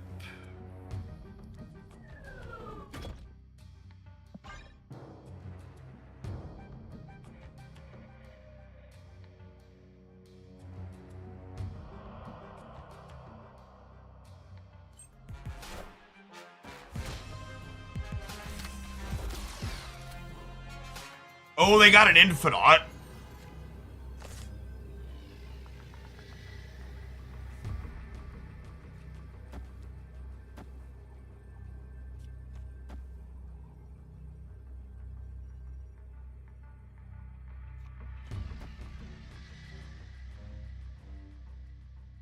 Oh, are we dead? They get an infinite and 2 4s. I'm getting more Marvel on each side. It's a shame I didn't draw our onslaught, but I don't know. I think we have a shot here.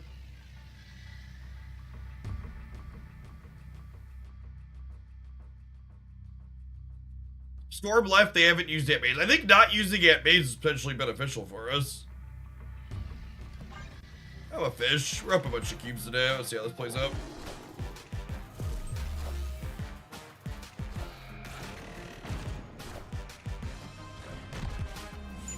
Starkhawk in the middle.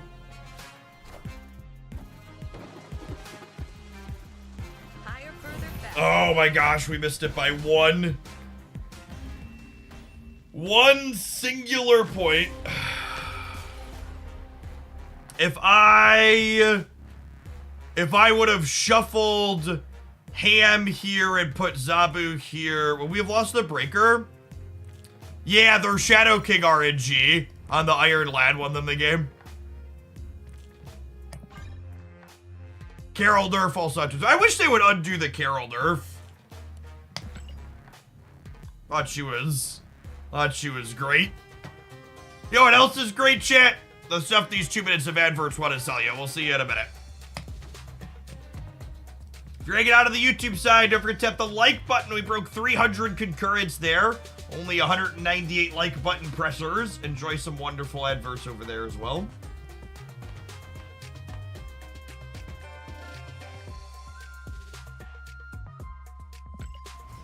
Oh, wait, hold on. Wrong button. Click it around.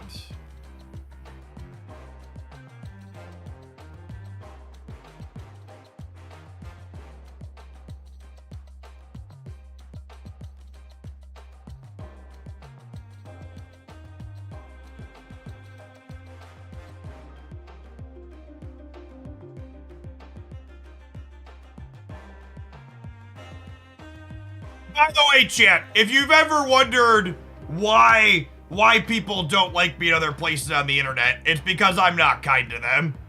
How many of you bought Ravona for 3,000 tokens after Mobius was nerfed? Those who buy was second titter time. They got fucked so fast they didn't even eat first titter. Imagine posting a take this bad after watching the video. I always lay into people before we ban them from posting future comments on my channel. Just these people need to know that they're not welcome here. Actually, just it's so crazy to me how like you can like watch all of the information in that video and have that be your take. Like, you could definitely pull people out of bad conspiracy theories, but it's so much work. It's so much work to pull them out because they are so deep in the nonsense.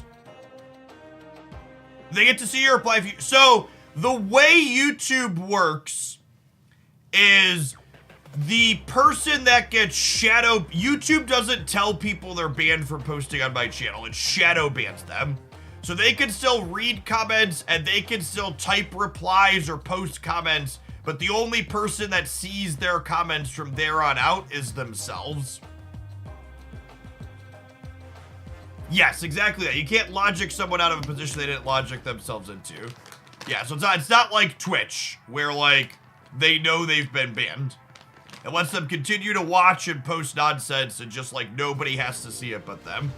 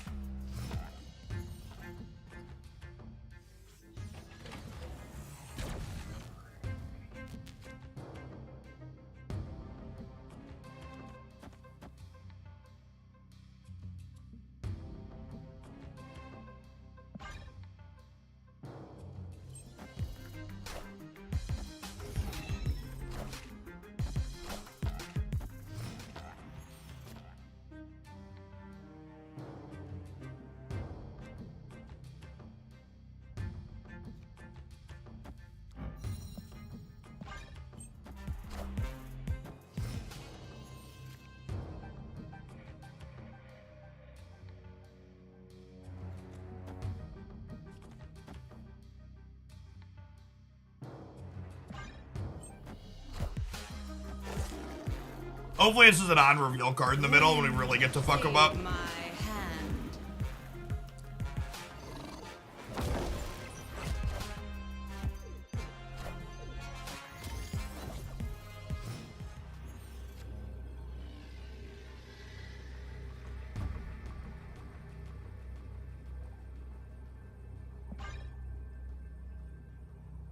Victory.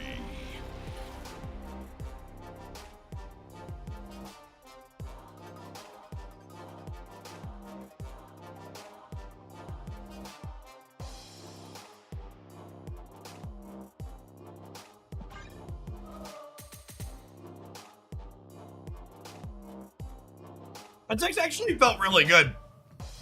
What do our numbers look like? I like what we're doing. I'm having fun.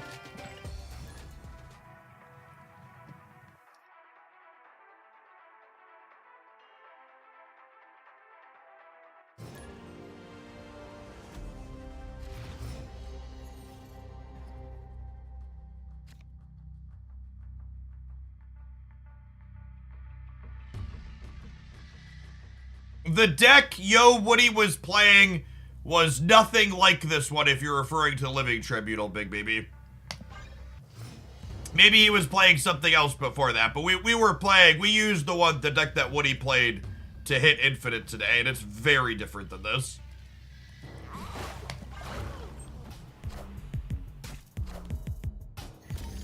Also very good, but not remotely the same.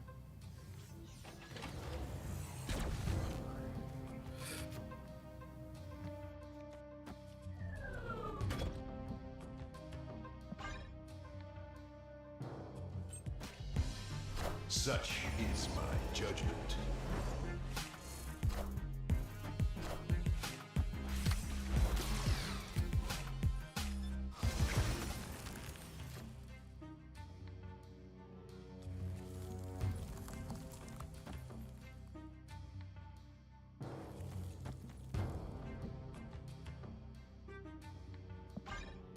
Spider-Ham might be our saving grace here. He could catch a card that they need to win. Negative.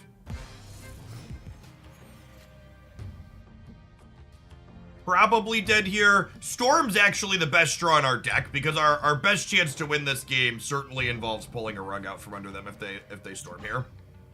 Or they Limbo here, I mean. Band of Xandar, thank you for the half a year. Welcome back. Genesis Protect, thank you for the 27 months. Fallacy, thank you for the quarter of a year. I'm going to stay for one more cube because they might Limbo.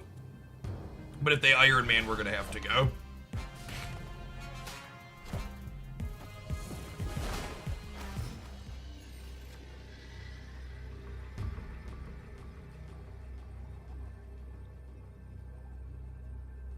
doing with Wave?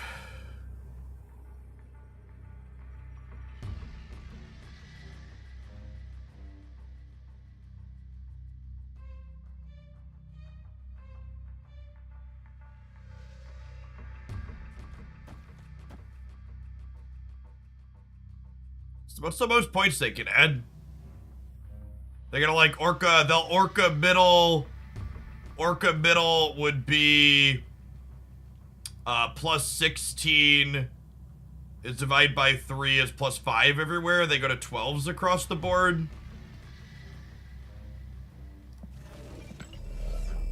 Locked in. Do this. Speed's 12s across the board. I feel like I want to stay. I would just see what they're snapping on. It was just a straight bluff. Okay. Yeah, if they were gonna Iron Man, they'd wave ring, right? Yeah, okay. I'm glad we stayed. My gut is like I don't think they have Marvel snap cards that exist that beat us here, so. Mr. Munchie, thank you for the 11 months. Welcome back. Keg avatars be like, yep. Good call. Good call.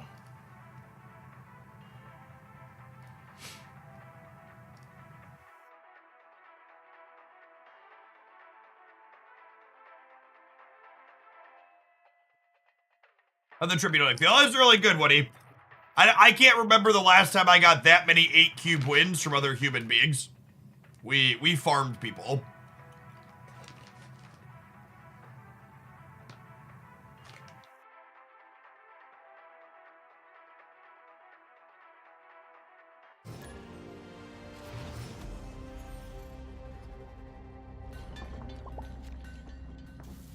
You want to know an extra little tidbit about this morning's video chat?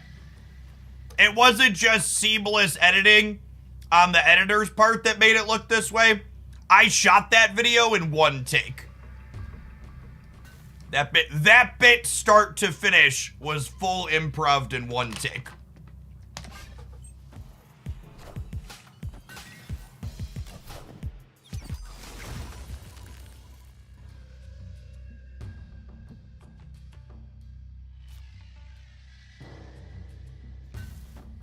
I think Zabu's going in the middle, gamers. Theater kids be bragging. Yes, exactly. My improv instructor from high school would be proud. Spider Ham. Spider Ham. Spider Ham.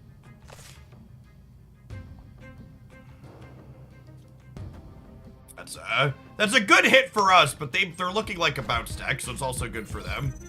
No, I'm not snapping because I think there's a chance we're playing against bounce.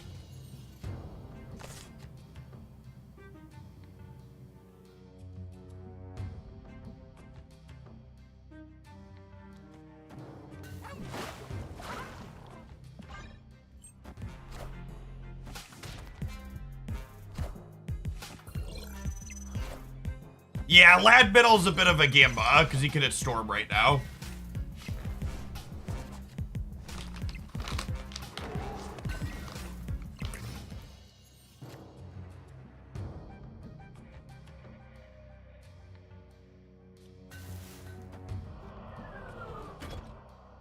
It. All right, I'd like one of your finest blue marvels, please.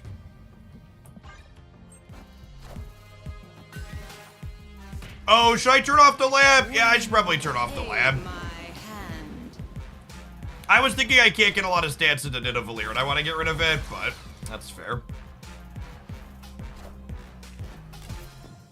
They have like a beast here we get completely dumpstered.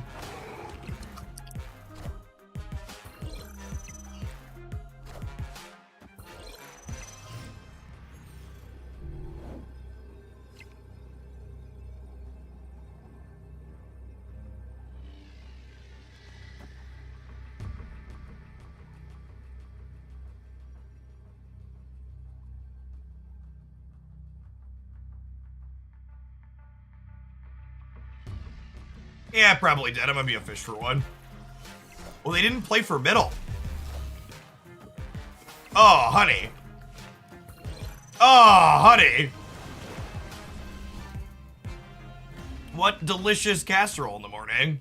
Victory.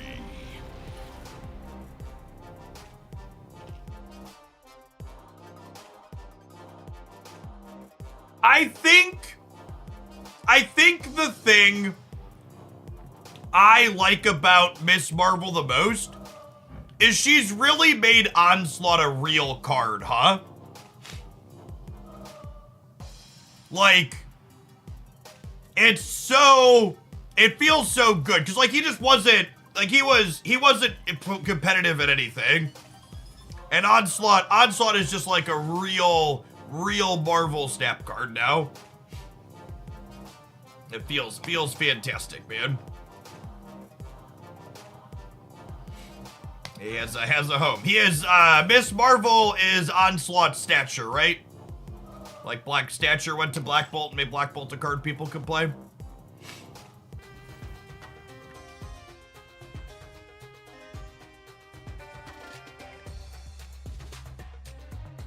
I think I might have to keep an eye out for the Kim Janico Onslaught.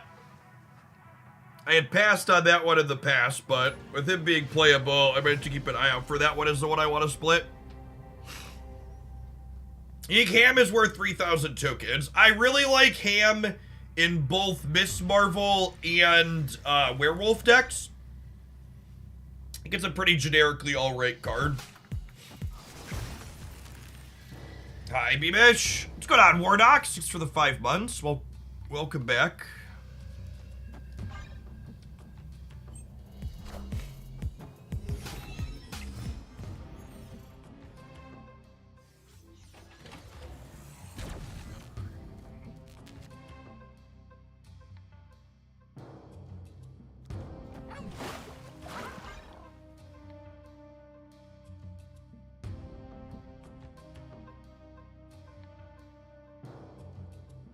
Well, I'm a Dan Hip show. I dislike his onslaught. Actually, it's one of the Dan Hips I like more than others.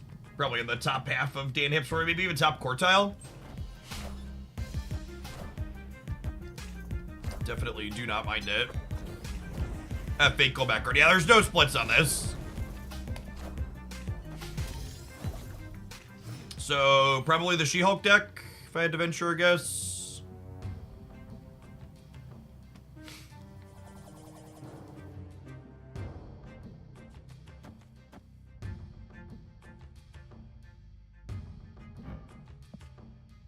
I might want to save this to play middle. Oh, yeah, I should Cosmo right in case I draw Storm. It's a good take.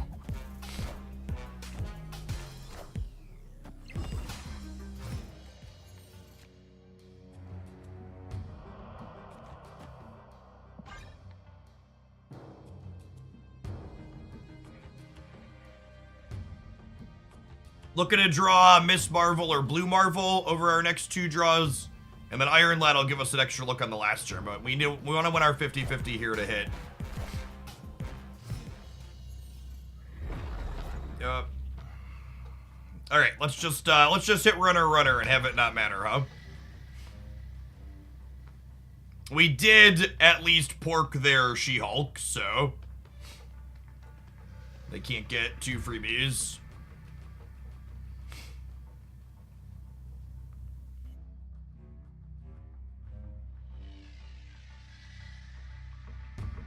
This is Onslaught here, so this Blue Marvel is doubled at the moment.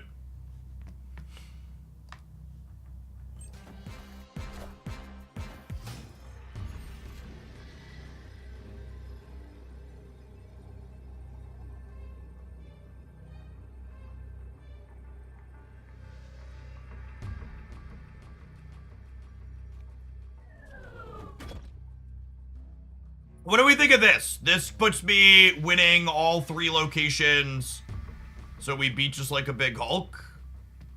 I think that looks good.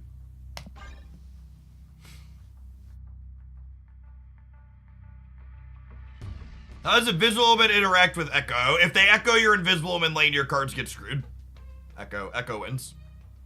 What I replace Iron Lad with in this deck? I don't know that I would. He adds a good amount of consistency, and I don't know if there's other. I don't think there's other good 4 energy card you can play. And once you cut your third 4 energy card, suddenly your Zabu doesn't really work, and then the deck just kind of isn't anymore.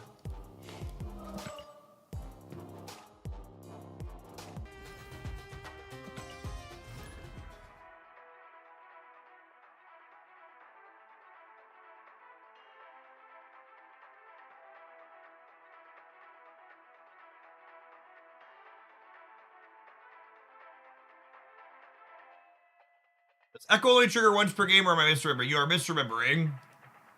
Triggers as many times as she wants to. All of the cards in the lane get slapped.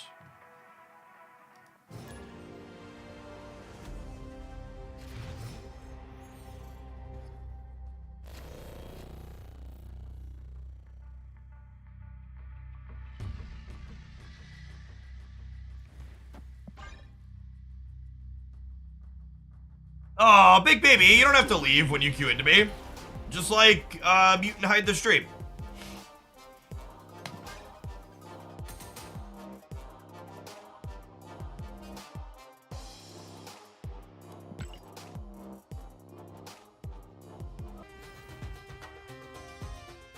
Thanks for the third of a year, by the way, Ethical Arsonist. What would you replace Teenage Warhead with in Cerebro 2? Just your other favorite 2-power card. If you're subbed, you get to ghost. You get to ghost guilt free. You already paid me, chat. Take my cubes.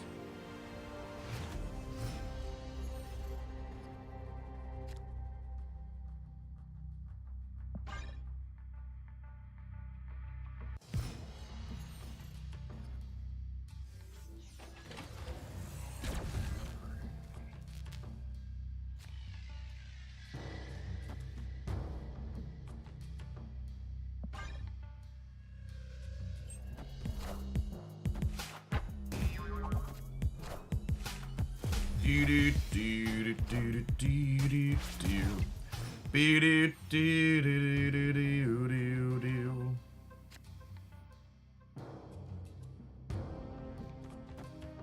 don't think I need the Cosmo Center in this matchup. We just be greedy.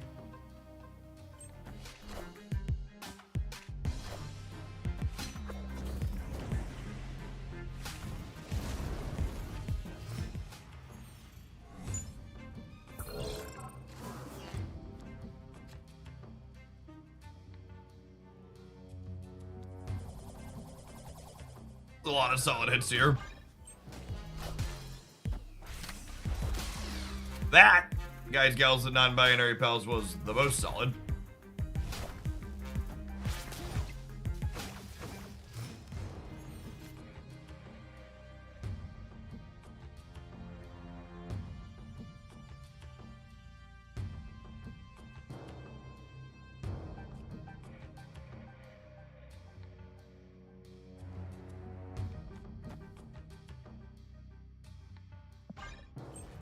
Blue Marvel because I want it in play if we draw Storm next turn.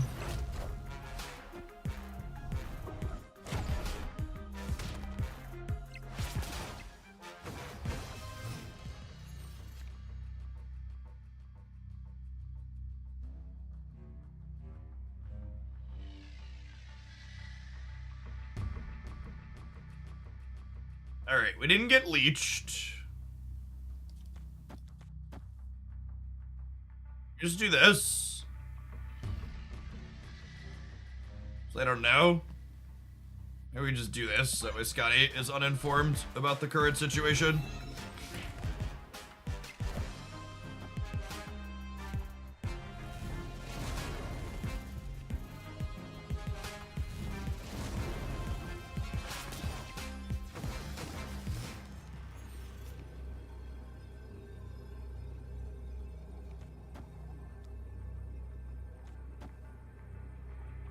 There will be a turn 7, damn it.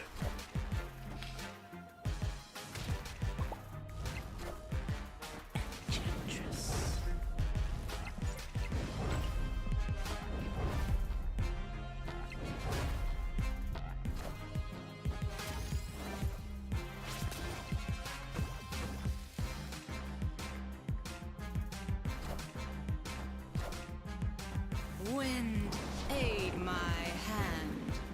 Higher, further, faster, baby. It's fine. I said our play was greedy. Honestly, there's probably enough ongoing in the format that I should just always Cosmo here.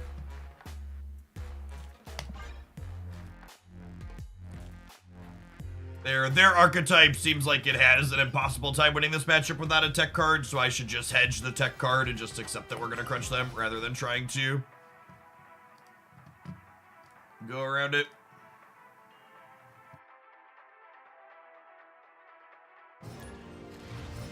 Is that why we were on Cosmo and Invisible Woman? Grizzle Fluff, thanks for the 42 months. Welcome back.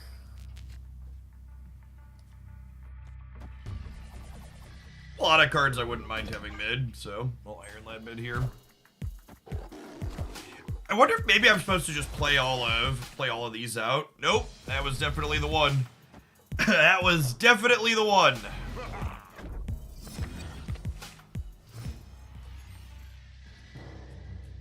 Well, shit.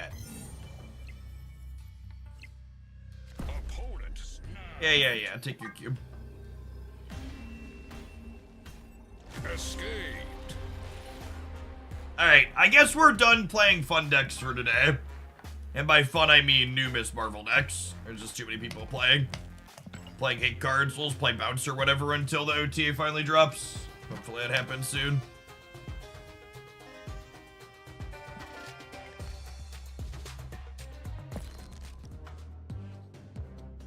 We'll do this. Let's do some Zero Mary. Maybe Lockjaw Cheerios? Let's do Zero Mary because it's playing Enchantress, so we have a tech card for opponent's fun. Yeah, so if they hadn't copied their Super Scroll with Nico, we would have been able to win that game because Super Scroll can't onslaught itself, but they had 2 Super Scrolls to copy our onslaughts. Was the problem there.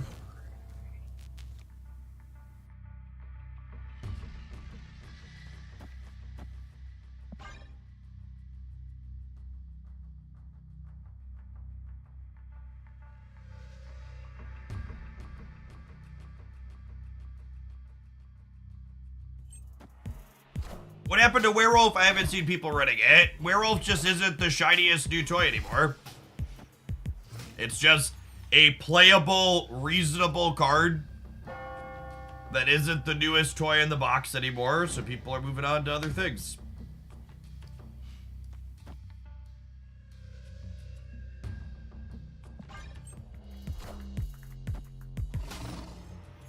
Werewolf is bad to Project Pegasus meta. Is it? Why? Can you explain? Help me understand.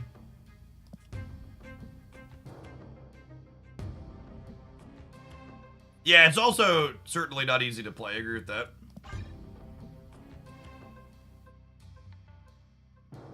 The feature location will go away in 2.5 hours, 1 central. Do I plan on buying any Peach variants? No, the only other Peach variant I actually wanted was the one they gave us for free. It's in the season pass.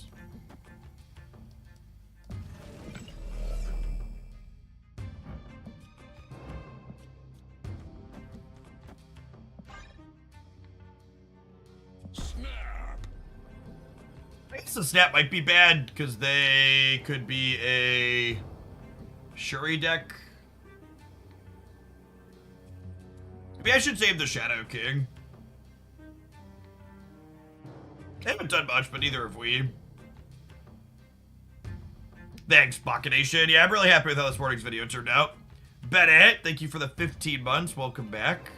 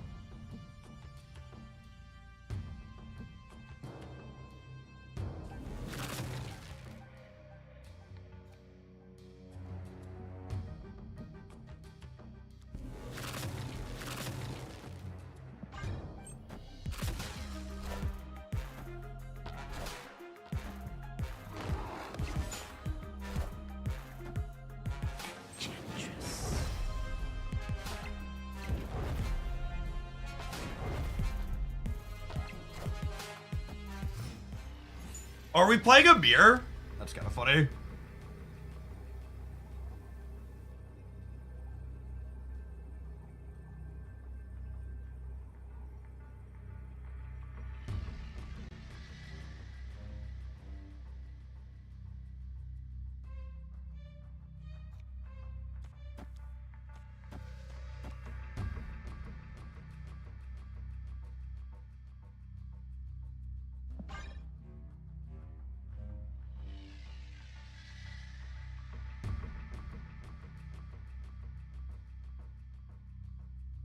If we lose the Viper 50-50, we could be in trouble, maybe.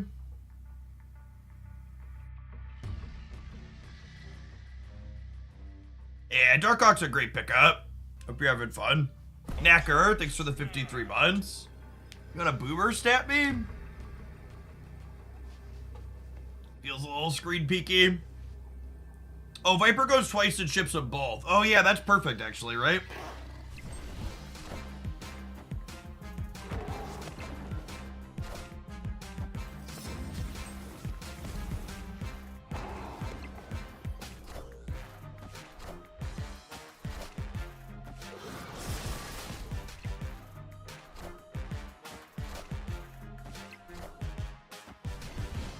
Alright, 100% go Sid, got it?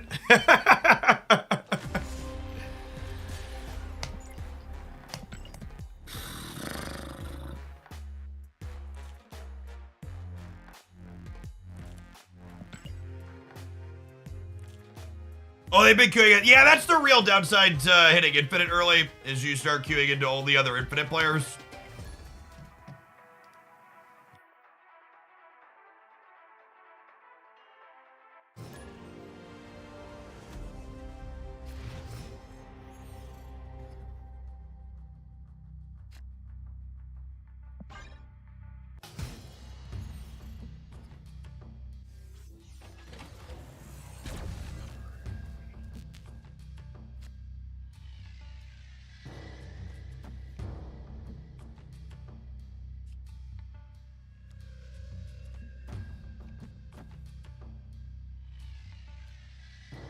There's some locations that get us into trouble here, but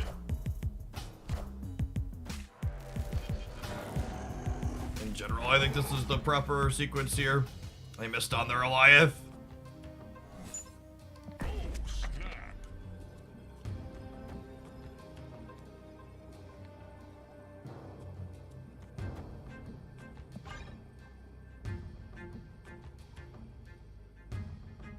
I get to zero Mary onto Washington, D.C.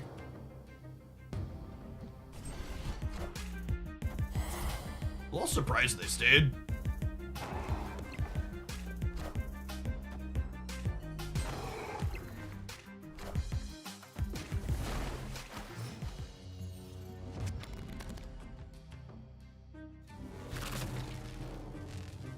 Oh, I could do this into this now? Is that the play? I think that's the play. Because I have Enchantress and Luke Cage to deal with Mary. Quite contrary.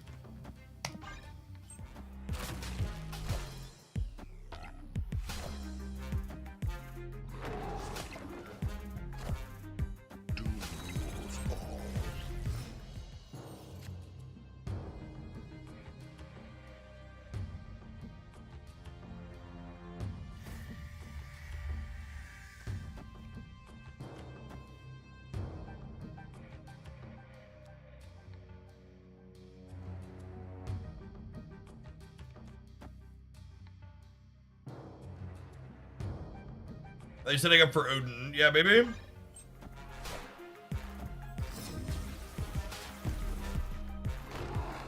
Oh, I guess drawing cards would actually even help me here, right? I kind of needed to draw the hood last turn.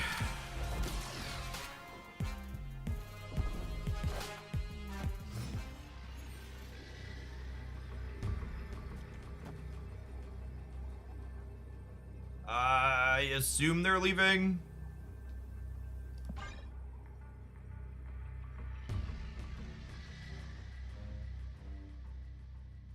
Maybe, no, wait.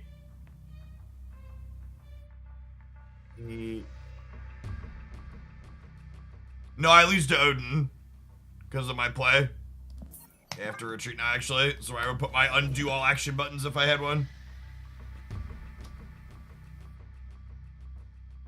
I forgot about the DC bonus undo bot.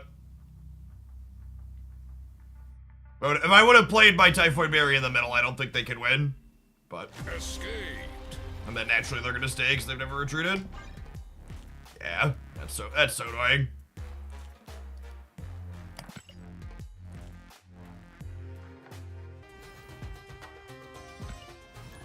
Explains why they didn't retreat when I snapped on 2, because they just never retreat.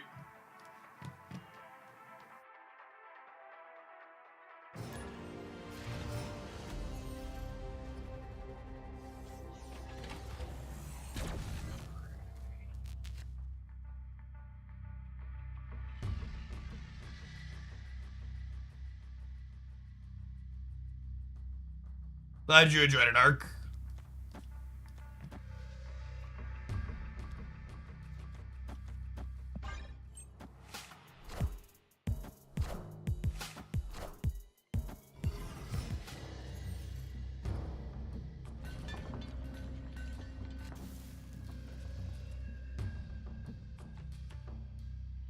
Banger YouTube video deserves a nice tip. Thanks for the 6.9 MP. That's generous of you. Good morning, good morning. Victorian Gen X, thank you for the 2 months of Prime.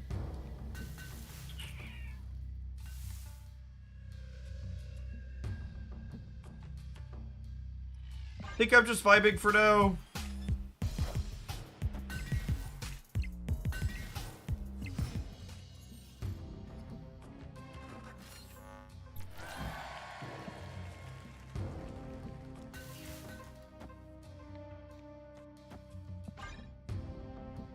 Shadow kicking only 2 power off a Kraven, like, isn't great, but I just need to, like, bounce my Wolf Rod a little bit.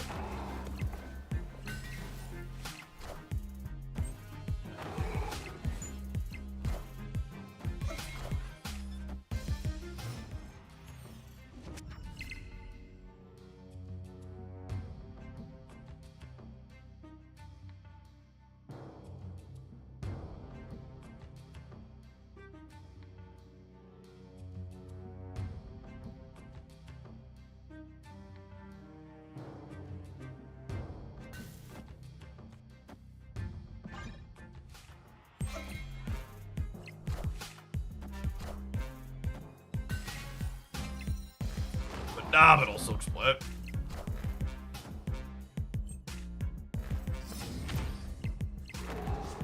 I appreciate all the people in chat explaining to me that Werewolf by Night triggers Kraven. I'm curious how much Marvel Snap you think I've played.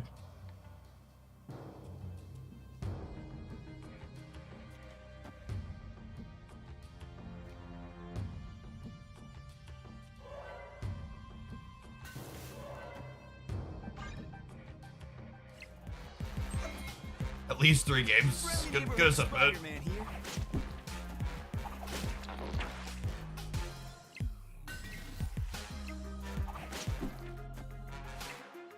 Oh, I'm just winning every coin flip.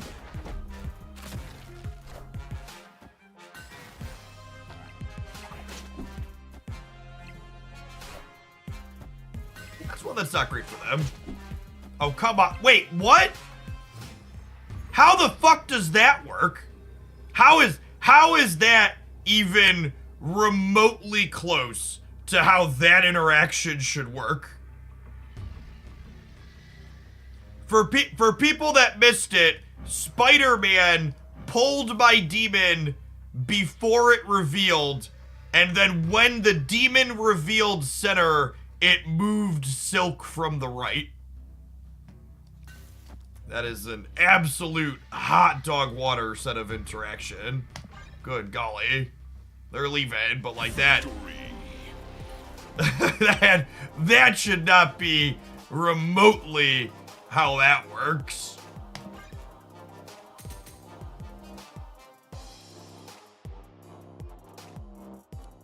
Yeah, the answer to the question I asked earlier, how much Snap do you think I played? The answer was very little. That's why I'm confused here. The moving interactions are so hyper inconsistent. Borasquita, thank you for the almost 2 years, and thank you, Twitch, for these almost 2 minutes of adverts. Don't go anywhere, chat. We'll be back in a second. You're hanging out on the YouTube side. We've got 300 viewers and only 240 like button pressers. Let's pump those numbers up. They're rookie numbers. You may enjoy an advert as well.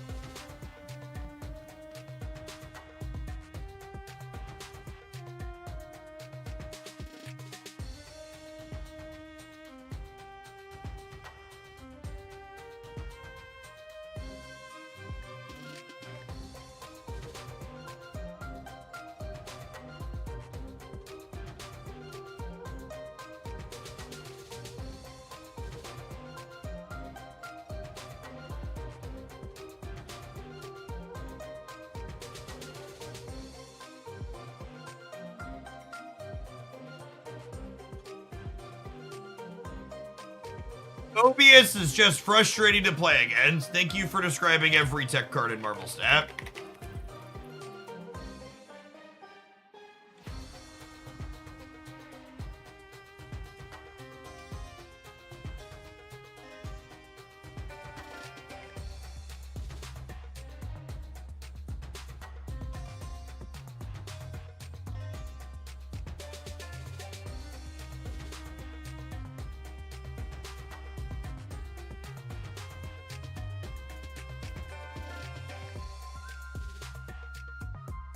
Any tech card is frustrating playing against if you confuse. I mean, even some cards, when you consider them, are still pretty frustrating. Thankfully, we finally have a Killmonger counter coming.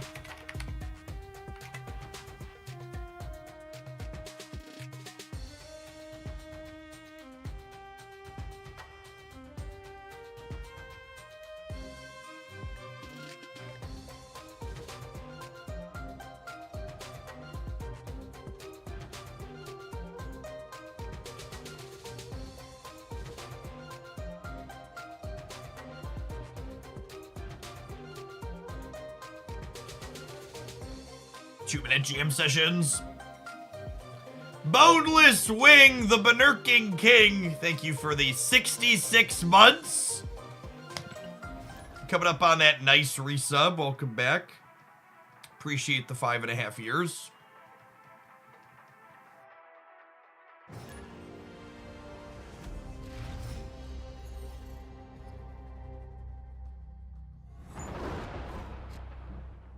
We will have my typical full OTA analysis video as a second video on the YouTube side later today.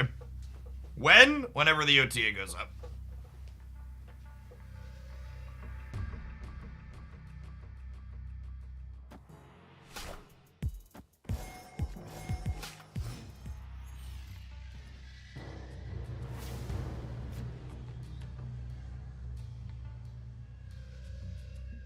Oh, Adelian. I think it's just Hood into Demon Carnage here.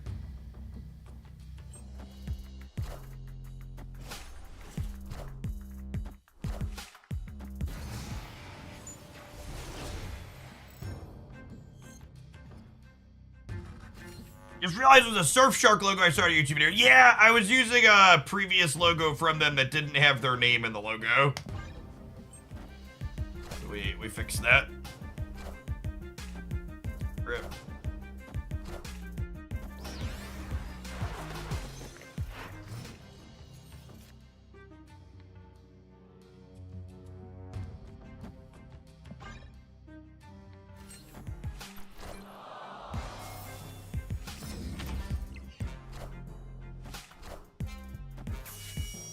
I gotta lie it this week, it's not even really a fun card to play with. Having it either be a 50-50 or deterministic is not really good game design. Yeah, I completely agree.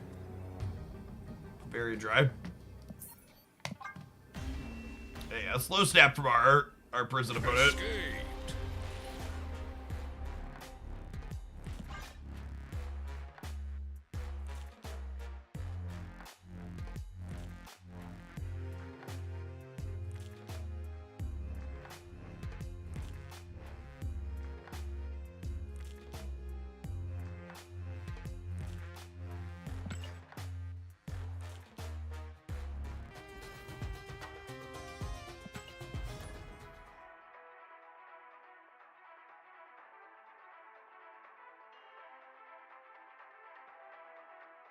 At the mech variant for Lizard, it is.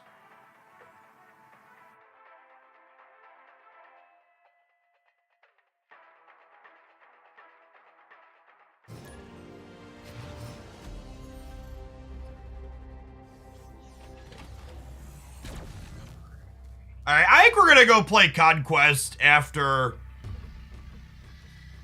this game.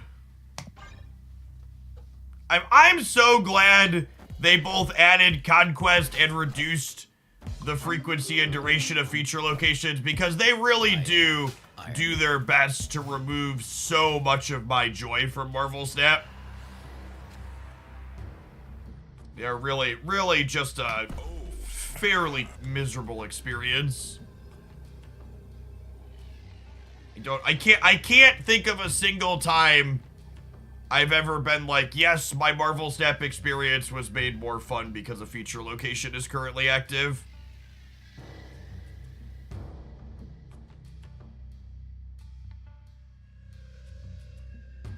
I really wish they would change Captain Marvel to be able to fly into Professor X paths. I think that would be a good and worthwhile change. I think thematically, you could justify her character being able to overpower Professor X.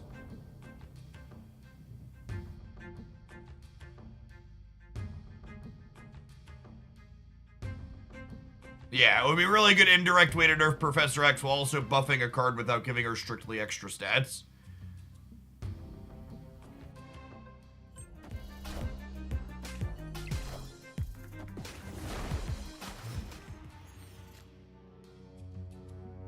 Only a single card that interacts with Professor X meaningfully. I mean, that's not true.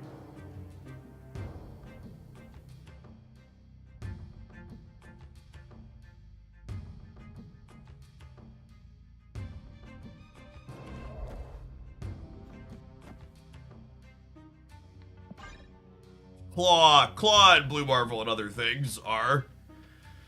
What does it technically interact? They just added Miss Marvel, but...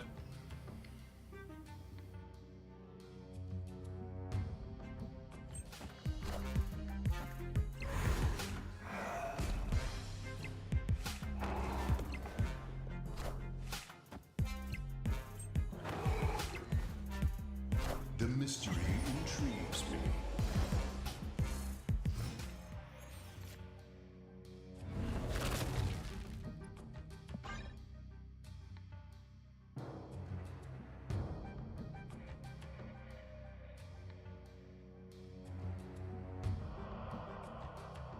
So we put Sentry left, and then we go Enchantress right, Shadow King middle. We turn off the Living Tribunal, and the Pupper ends up center. Yeah, Cosmo right could get us, but other than that, we're looking fine.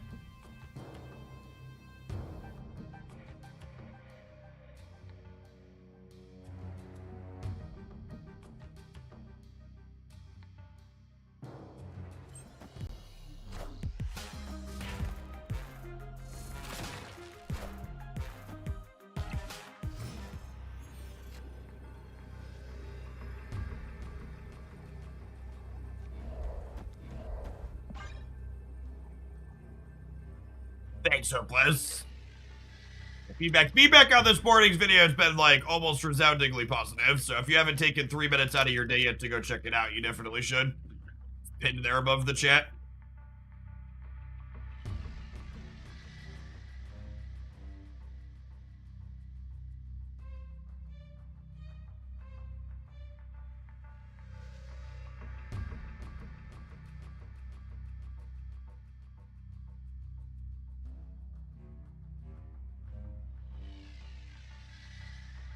Werewolf only ties mid here. Enchantress turns off Living Tribunal.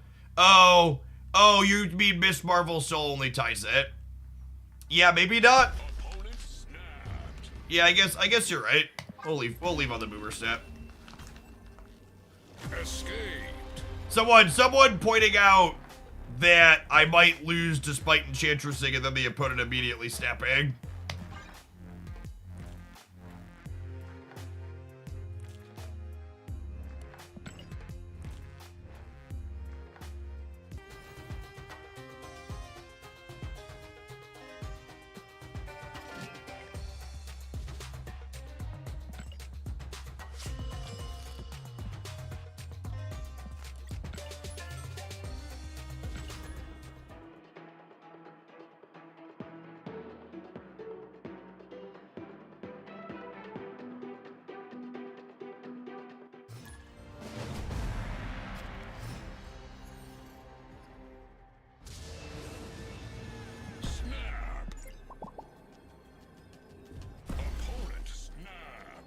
another gamer of culture. Truly appreciate it.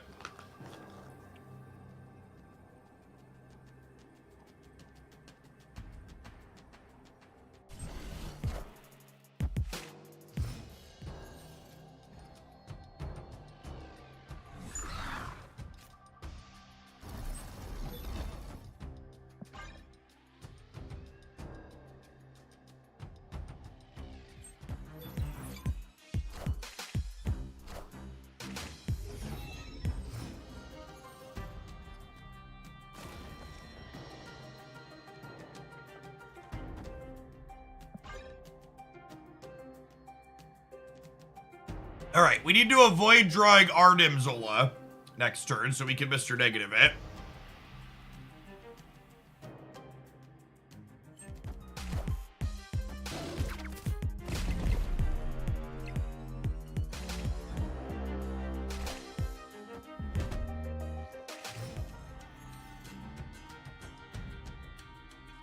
Yep, that's certainly the Mr. Negative experience I know and love. Literally, we would just be making our Nico worse if we play it, right? Think about it. Escaped. Yeah, I've actually mostly come around. Oh, I clicked the wrong button, opponent. Sorry. I've mostly come around to the opinion that I think even Eliath would probably be a pretty tolerable card if Professor X didn't exist. A lot of the most offensive Eliath games involve Professor X restricting your ability to play.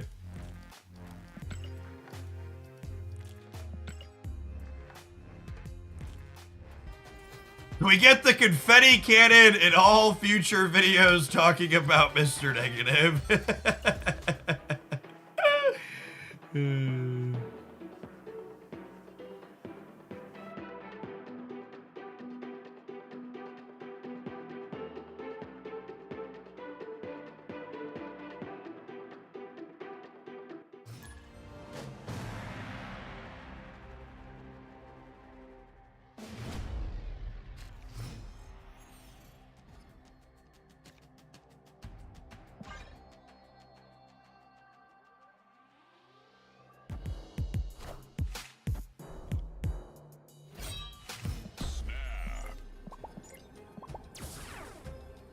Opponent snapped. Look at these incredibly cultured gamers.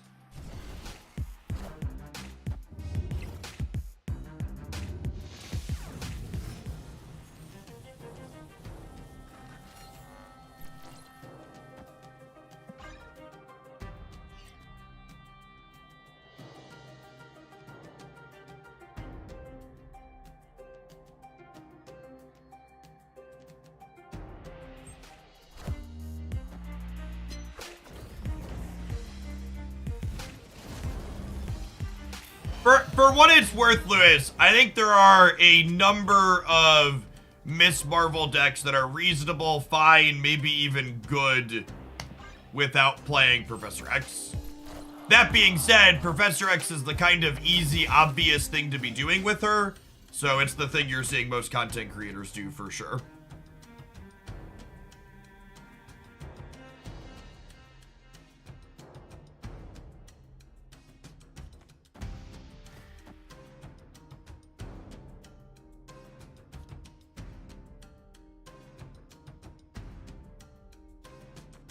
I think Professor X will change at some point. Second Dinner has implied that they don't really want to change Professor X, or they don't feel it's necessary to change him, so I wouldn't hold your breath.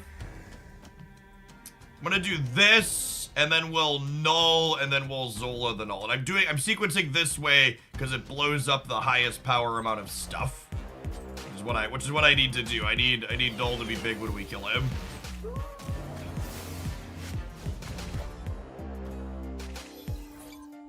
This is 8, so null's gonna be 16. That might not be enough. I gotta compete with their Mobius on the left.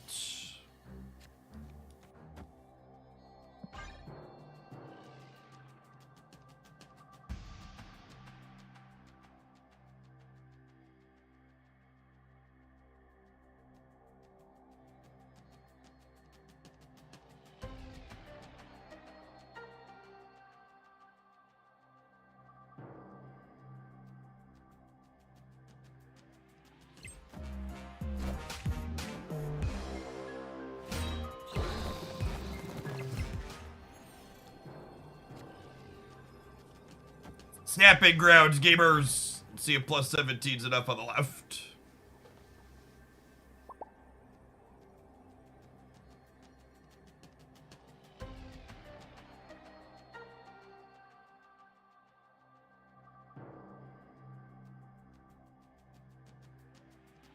How often, if at all, do you operate with the mentality of make them have it with regards to a card that beats you? That question is purely based on, is the card that beats you in their likely output range of their deck? One of the big differences between Marvel Snap and other card games like Hearthstone and Magic and Runeterra, basically every other one, is the poker betting aspect means that if you're likely beat, it's correct to leave. And the small deck aspect in tandem with that means that on average, your opponent is 75% to have any given card in their deck. So for example, if you know this card that beats me is something this archetype is almost assuredly playing, it means you're beat 75% of the time at the end of the game, and statistically speaking, you should be leaving. In other games, not only are they less likely to have their card, but they're also more, not only are they less likely to have their card in other games, but you also don't get penalized for them not having it.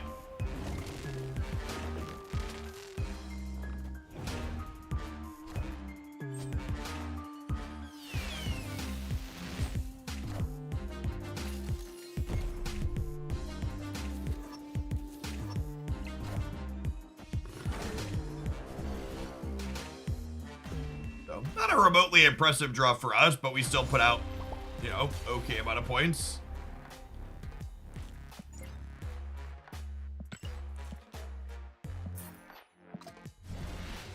So they like fist bumped us back. This is not someone just talking about the worst sort of person. They fist bumped us back and snapped, and then they roped us on turn 6 and then emoted us a bunch when their high roll deck happened to win in the Proving Grounds.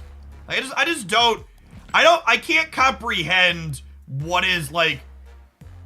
I feel like someone acting like that must not be in a reasonable position in life, right? Like they've gotta, like this is a big moment for them here in the Proving Grounds.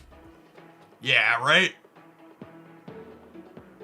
Amon, thank you for the 5 months. Being 15 was so long ago. I actually think it's incredibly offensive to teenagers and children when people say others misbehaving on the internet or acting shitty on the internet are children.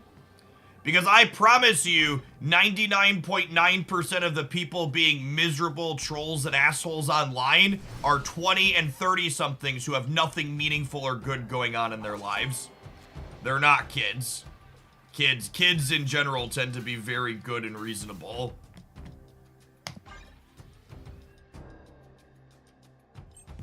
That's what I would come up in. When I played the Pokemon MOBA Pokemon Unite, people would always be like, stupid kids. It's like, no, these are not kids ruining my game. These are actual adults just being miserable individuals ruining the game.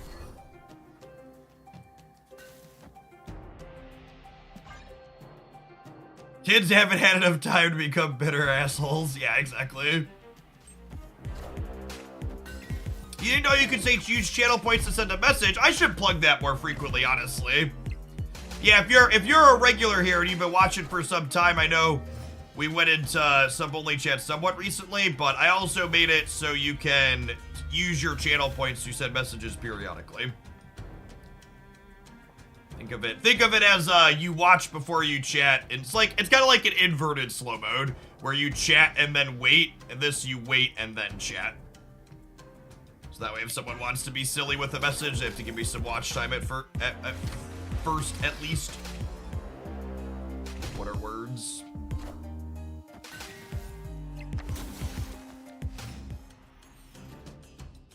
Ever played Yu-Gi-Oh? I have not.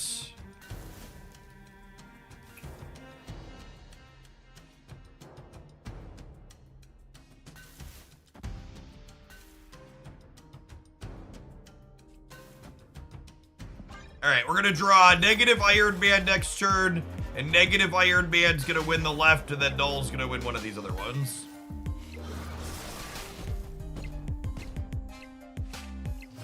I believe. You're late, Magic.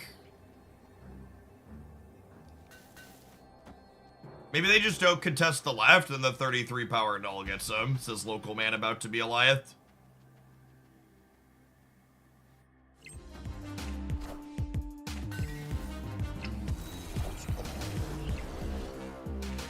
Alright. Victory. I'm gonna choose to believe that was an unironic Miss Marvel emote. They left afterwards? Yeah, okay. They said it didn't exist, chat. The unironic Miss Marvel emote.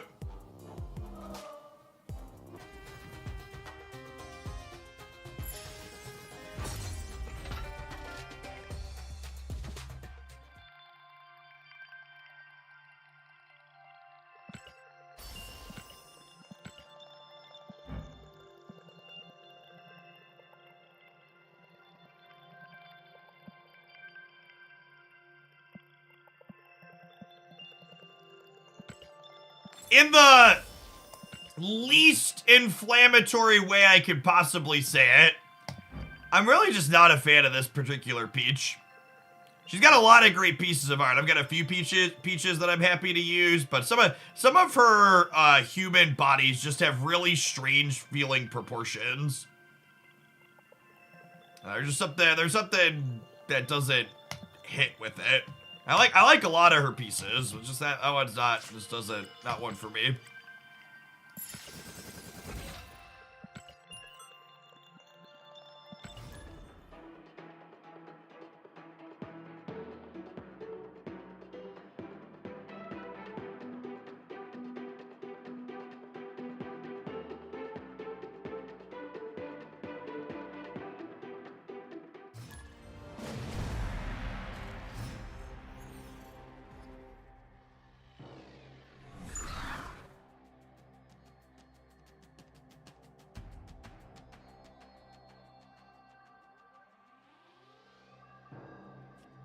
We're never basting or forging to start. We could feel a Deadpool.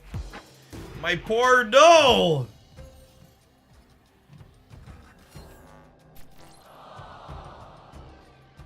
I take a mulligan because they porked my doll. Escaped.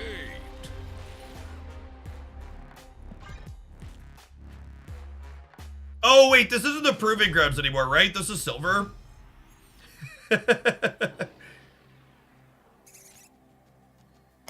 Sorry, I haven't repositioned my mental. Maybe we should just farm a bunch of proving grounds and build up silver tickets. Yeah, maybe we'll do that. We'll play this one out, but then we'll just do a bunch of proving grounds, and we'll like do a silver day later this week. Yeah, fuck it. Let's ball. Let's go. Yeah, having to like shift my mental between playing the different modes off and on just doesn't sound great.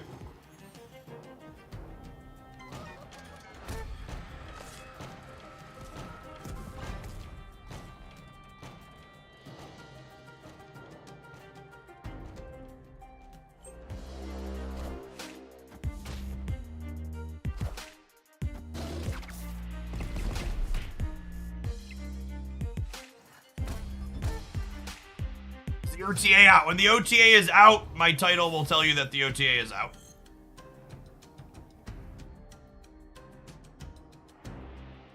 Literally just every time. Every single card we want a negative in our hands.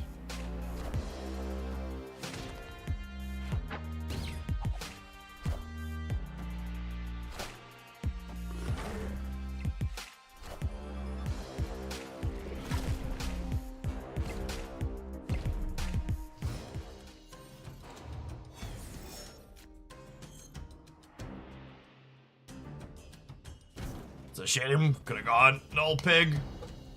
Yeah, ham is very good. It's felt quite strong in the games I've played with it. Wind, aid my hand.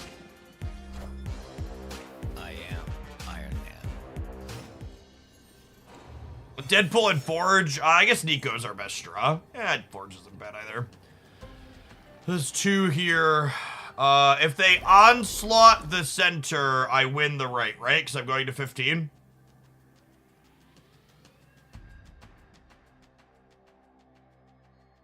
They're only going to 14.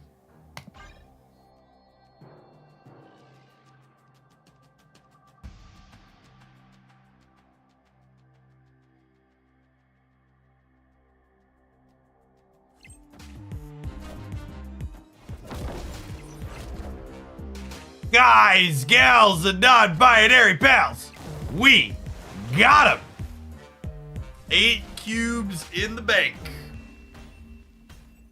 And it's funny, I think they're actually playing the Miss Marvel deck we were playing earlier, huh? Looks like it.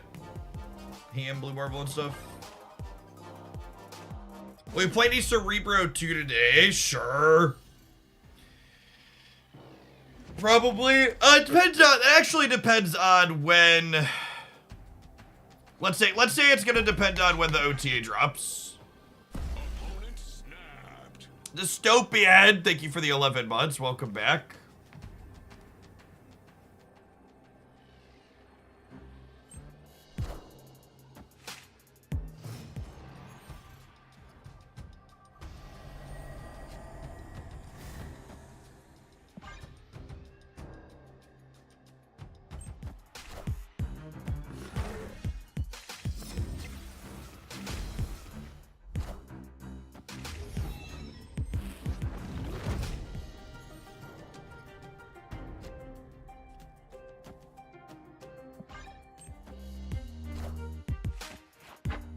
Oh my gosh. Iron Man and Zola are still in my deck. And they didn't pork a card that was important. Damn it, Bobby.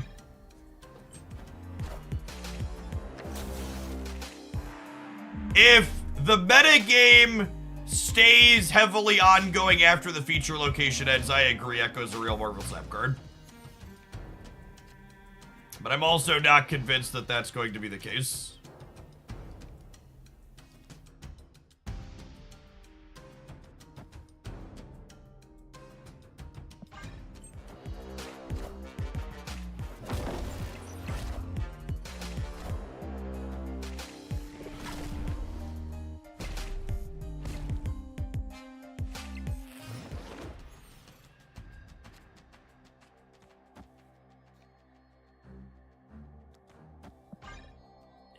Had to say something.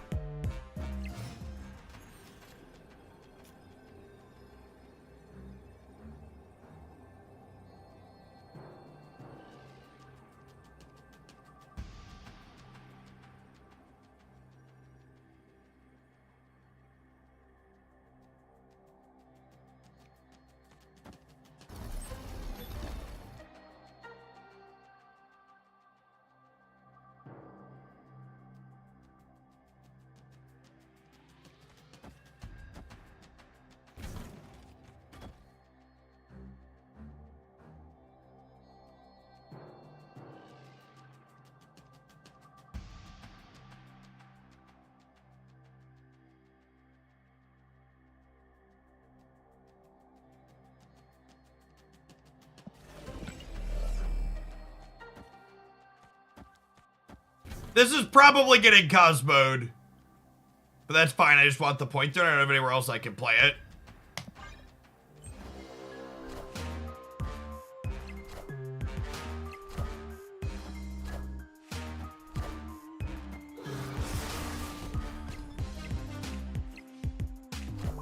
And then we're hoping that 22 is enough to get him here.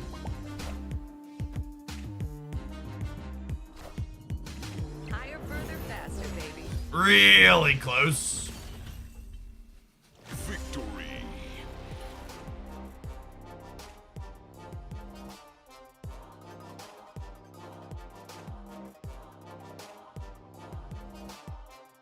They lost by 1. By 2, technically, right? No, by 1, you're right. Yeah, the forge in the middle was relevant. We needed his point.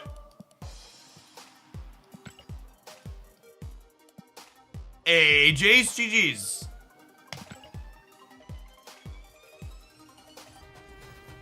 Well, I don't have any delusions that a Mr. Negative deck is good, but this deck always provides lots of really neat and interesting playlines like that.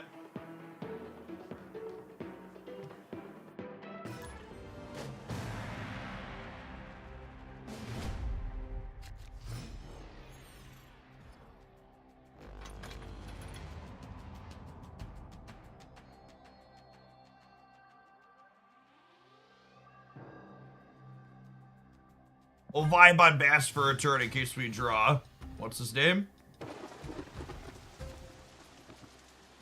Bast? Or, Deadpool?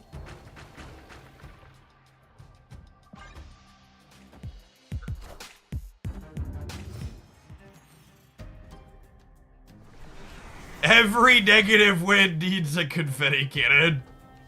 There's a mood. Alright, if we can avoid drawing a null, we can dodge a ball.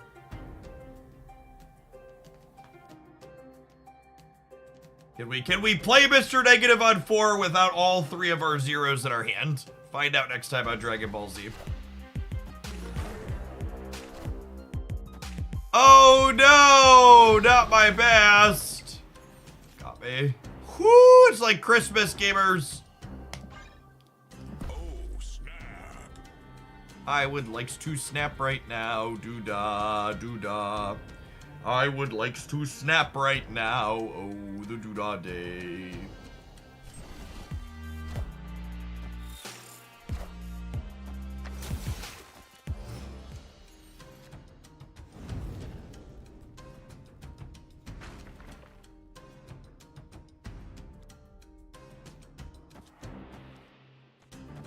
I think it's just this. I don't think I need to play to here, and I want to just blow up the most stuff so my null is huge. And this gives me a Wrath card, right? To boot.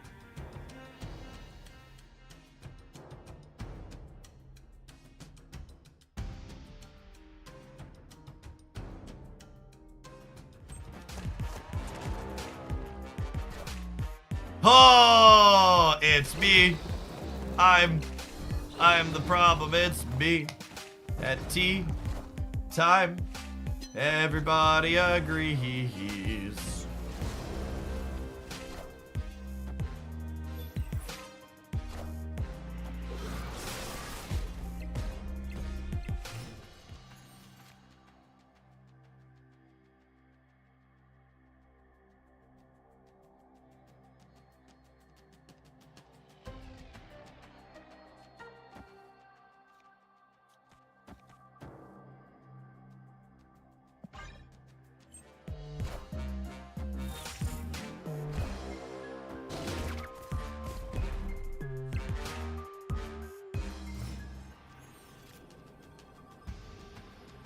Oh no!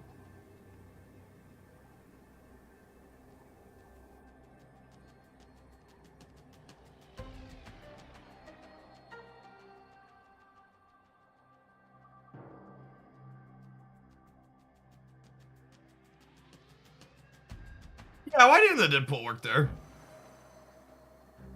Oh, because Mr. Negative overrides Quantum Realm. LOL.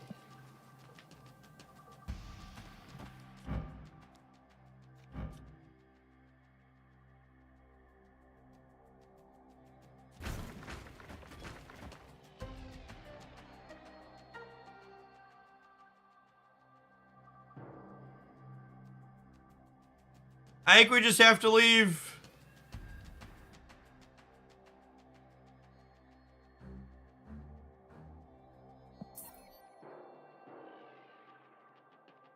Genuinely, what is wrong with people's brains when this card is involved that they just like think it wins in spots like this?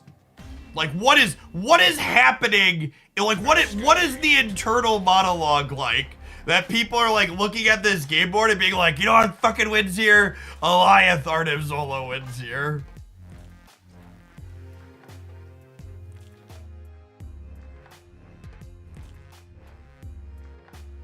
It's just like, it's like there's something inside of their brain that like rots out.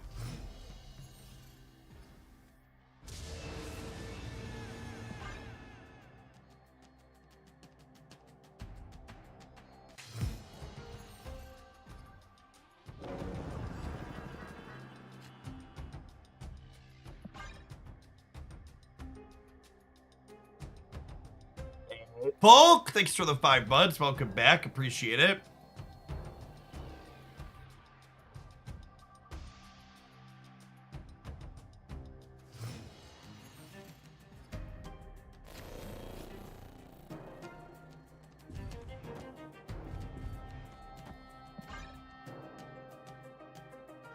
Bold of you to assume there was something to rat out in the first place. Touche.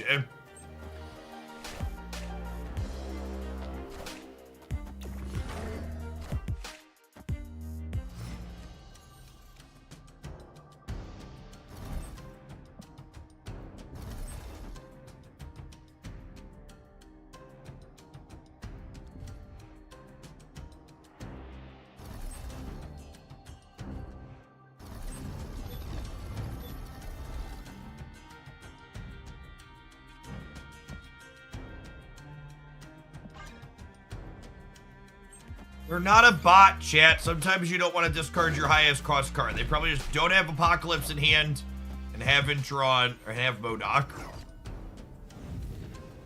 Stop calling my opponents bots. You people are not new here. You know that's not acceptable.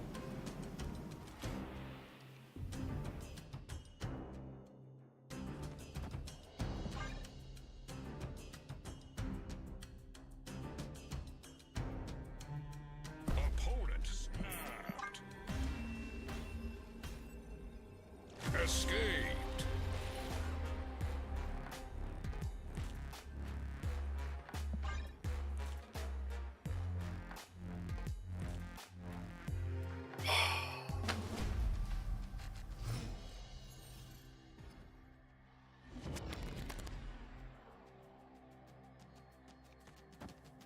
Snap.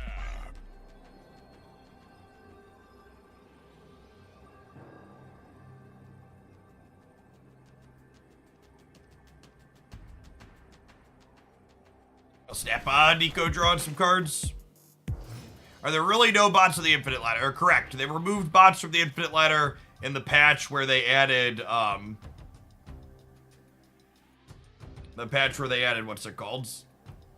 So, what happens if I pass until I play Mr. Negative? I'll draw a card on 3, draw a card on 4, I'll have 6 cards. I'll play this down to 5 cards, it'll draw 2. That still gets me a net positive negative card, so I won't fully profit from the draws, but I'll also be one higher than expected. We really need Mirror Dimension to not be killed.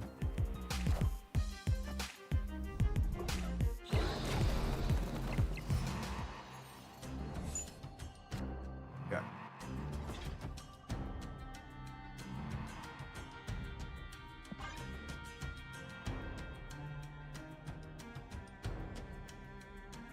Opponent snapped.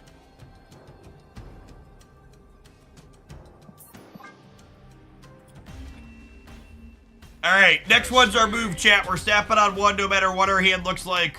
Once you're 5 to 10, it's your giddy up moment.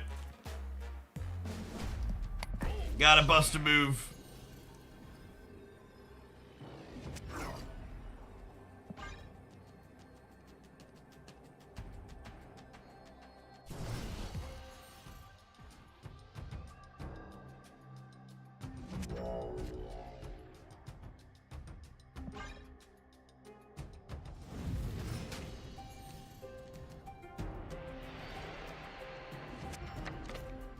Can you believe this 46% win rate gameplay experience that Mobius is coming to murder, chat?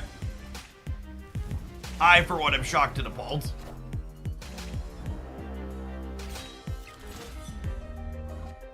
The OTAs happen at a seemingly random time when Second Dinner inevitably pushes the go live button. So no, there's no set period.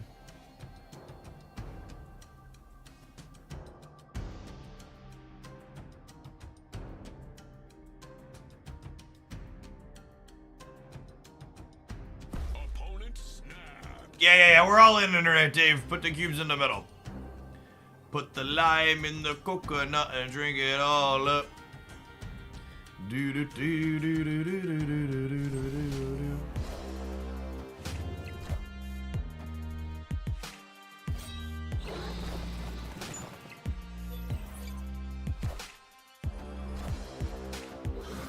Honestly, and this feels a little bit to say. It feels a little bit weird to say because discard's just been like kinda mid for forever. But with the latest set of updates between Hellcow and Blade, genuinely think that Mobius making Swarm a little bit awkward for this deck is probably a good thing.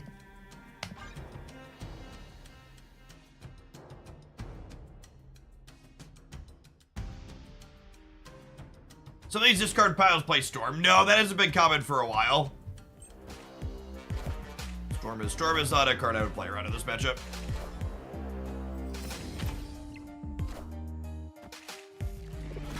So we're gonna have a 32 power Deadpool. And even if we brick on like a null draw, I'm gonna be able to, well, that's lovely. I'll be able to Iron Man here, plus 32 power Deadpool somewhere else. Actually, with the Bass draw, I think I do this, so I want more stats here, because this is already gonna be 48 over here, right? Was Black Knight a bad card? I think Black Knight's like a B minus, maybe a C plus. It's like fine, but it's not game breaking.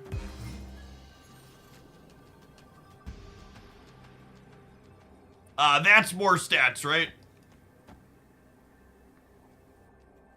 Because Iron Man here is 48, Deadpool here is 53.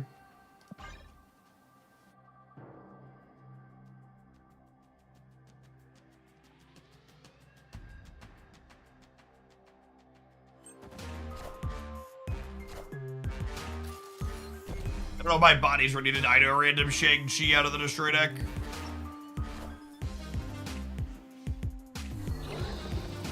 Alright, good to go. Just some swarms. Oh no! Oh no! Clench! No! Wow, what a lucker.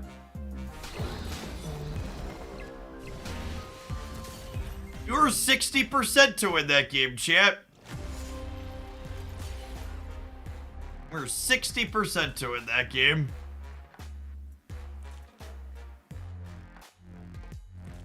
GG. GG.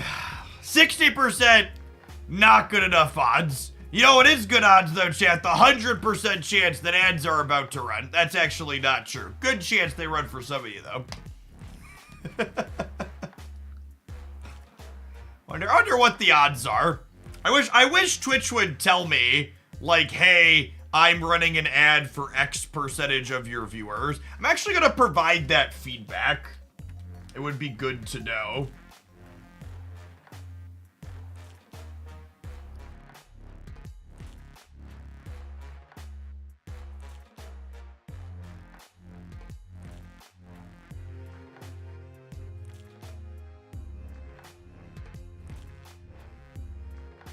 Almost like Mr. Negative isn't a good card. Lies and slander.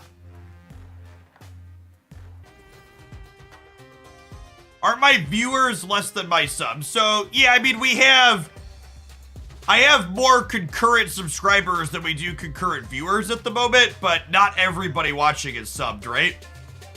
Like, to give you context, chat, like, here's a neat piece of data. So, like, let's take a look at yesterday's stream. Yesterday's stream averaged 2,100 viewers but over the course of that day, there were 11,000 unique viewers that came in or out of the stream. So like Twitch has a lot of people opening and closing it and bouncing in and out over the course of the day. And you can see that's pretty in line on average. Like the day before, we had right about the same amount of average with slightly more. But on the regular, you know, 5 figures worth of average people coming in and out over the course of the day. Most people don't chat. Like, me having chat in sub-only mode now makes the number of unique chatters less, but even when my chat is fully open with no sub mode and no slow mode, on average, 10 to 15% of people watching the stream chat at most.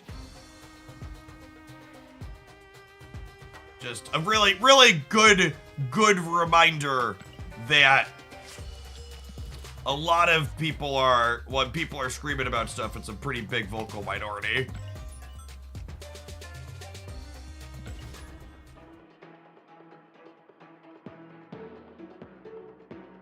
T-Joss, thank you for the 2/3 of a year. Welcome back. Karka, thank you for the 13 months.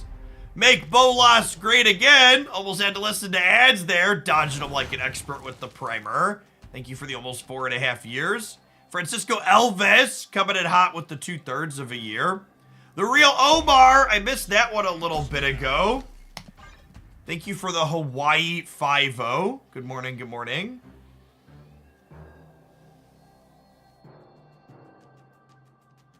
I chat pretty rarely, says the 54-month resub. Thanks, Clinic.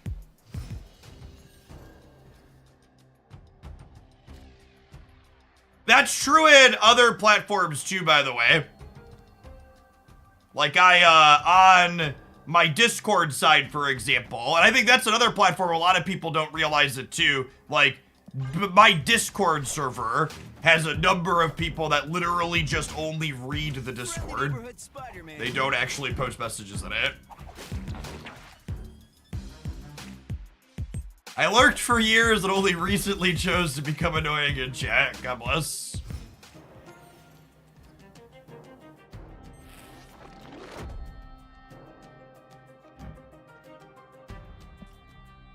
Do I just lock them out of being able to play Vision? Because I can't mistake the Cerebro anymore. I could. This will copy Goose. I don't know if I want that, though.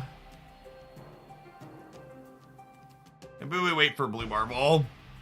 I hate playing this without priority, but I just don't have a better use of my resources.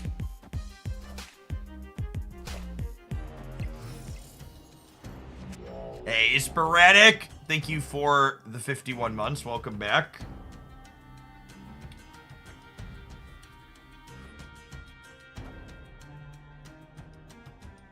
This is a visual bug. She does have the bonus. You can see this says 4 here. The problem with playing Brood is I won't be able to play Blue Marvel next turn. So I guess we'll do this.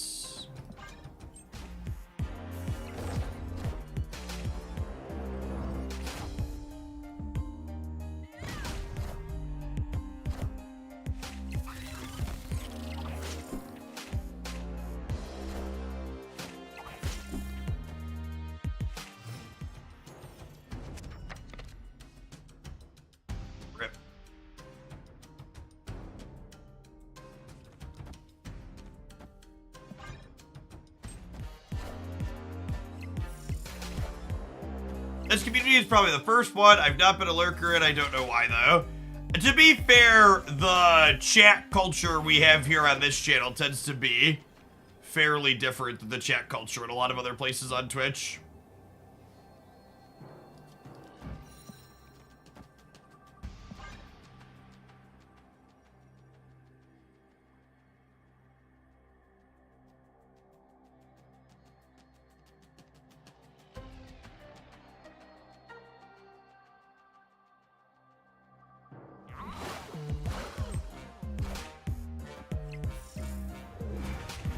Like a Doctor Doom? Wind, I think, like, what are they playing here?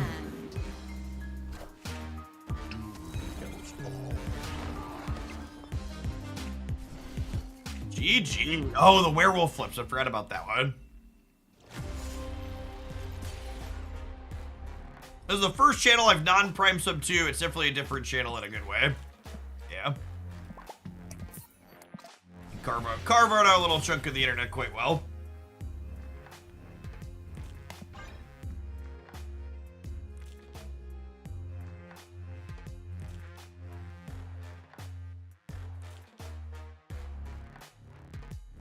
Yeah, there's no spamming copy pastas. Yeah, we have some solid borderline copy pastas on command though.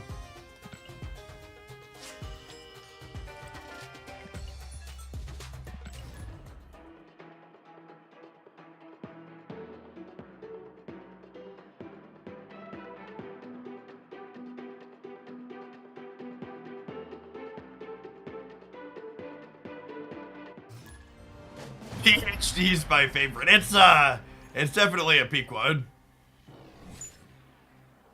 Oh, snap. Drawing 2 extra cards, not having one of my 3/1 drops is kind of sage.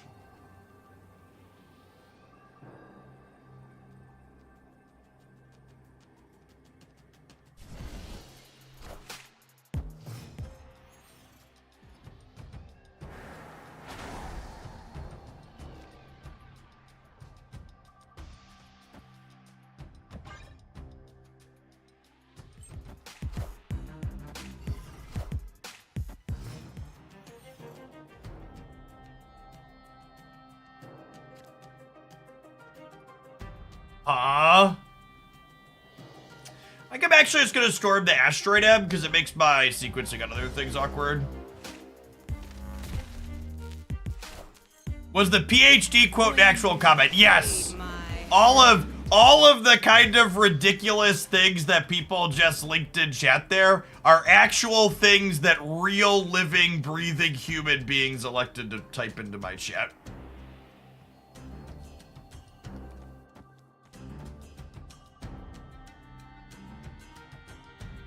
Is this a...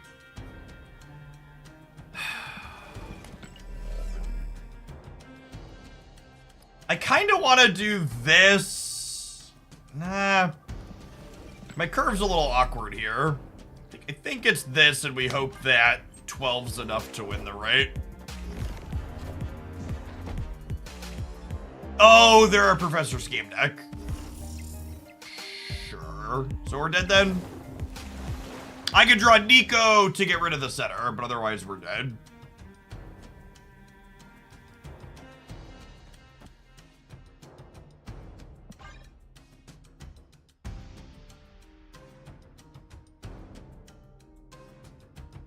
Maybe I'm just supposed to Warhead.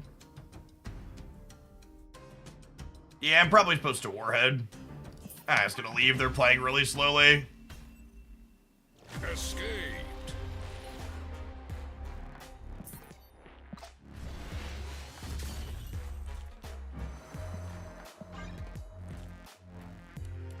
Do we Warhead and then Brood? Yeah, that might not be enough stats to win the center and right though, right?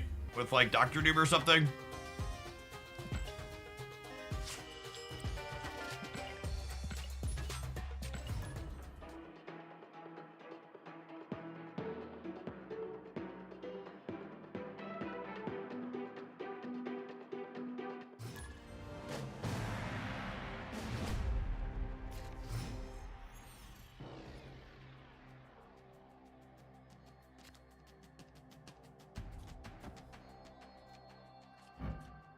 Snap.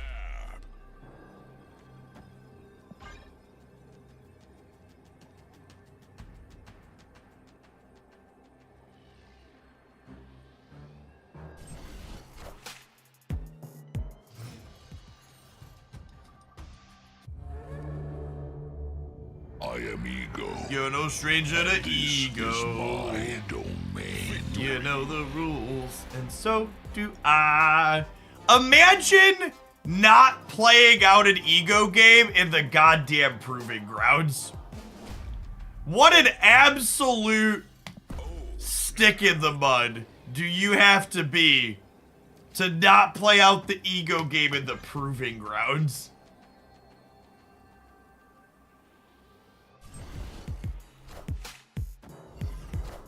Actually, Hoagland, I'm an intellectual.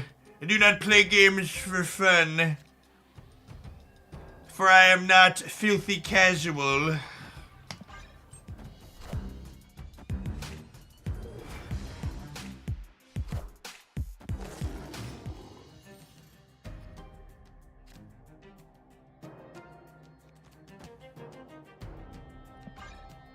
Opponents never played a game for fun in their lives, chat. They're not about to start now. You can't make them.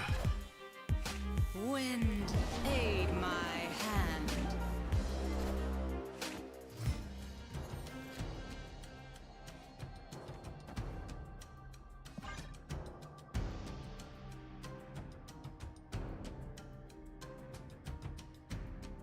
The Proving Grounds queued me up, flipped a coin, and gave the winner a silver ticket. That would be chill.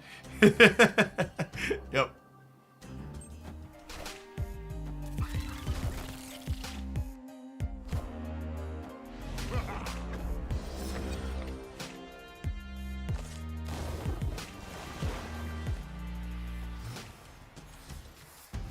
Oh. They get to copy my Blue Marvel if I play him. So I don't think I can do that anymore. I guess we'll do this.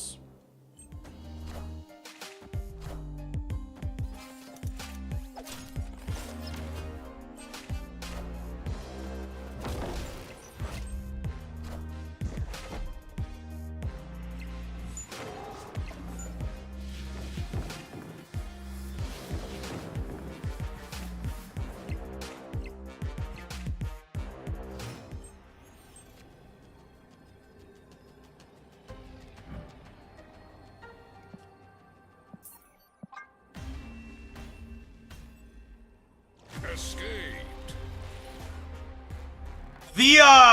The addition of Super Scroll as a common metagame card is kind of awkward for our deck, huh? I guess it's awkward for specifically the Blue Marvel draws. I'm gonna give them the silver ticket, chat. They clearly are in a place in life where they need it more than we do.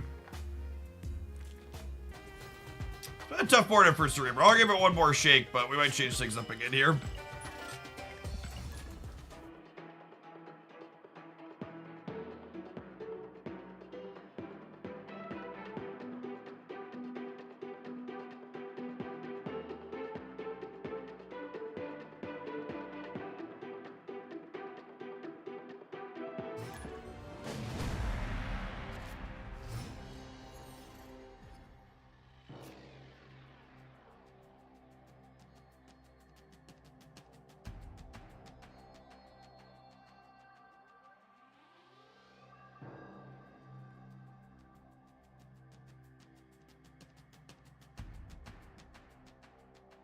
Opponent snap. Snap.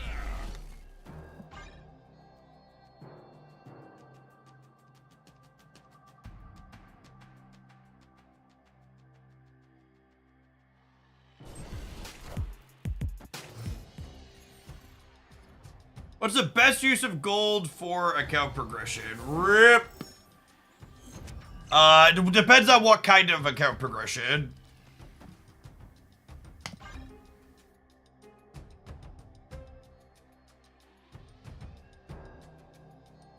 One of the things I think has caught my attention with Snap, there's so many sweet things you can do with your cards. If it doesn't go your way, you can still feel smart about losing tactfully and keeping as many cubes as possible. Yeah, the whole betting mechanic really allows the game to mitigate a lot of the feel bads that other card games tend to have.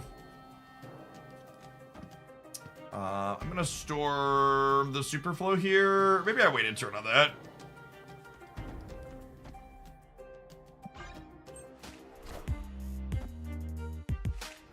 Anyway, we might rug pull Limbo too.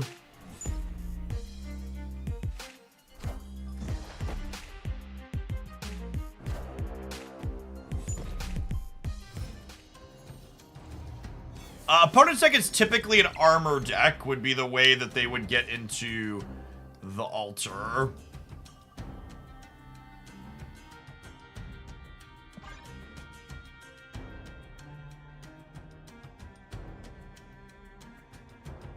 Are Ego and World Ship equally likely? They are, yeah. They're the only two locations in that super rare category.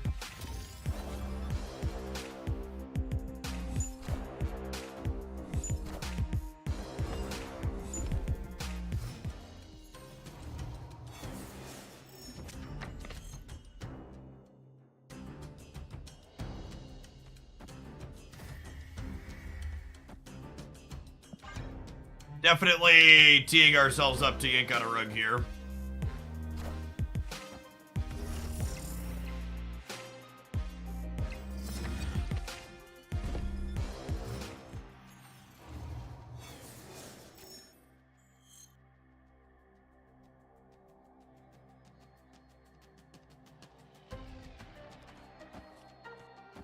I think playing her is better than playing Cerebra, right?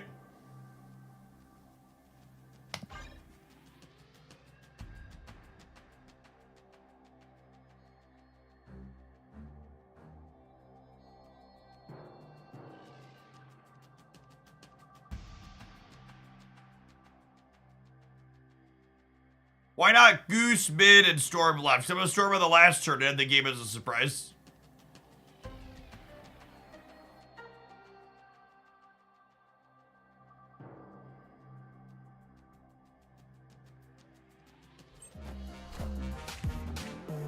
And this should be a She-Hulk, which we're beating with 12.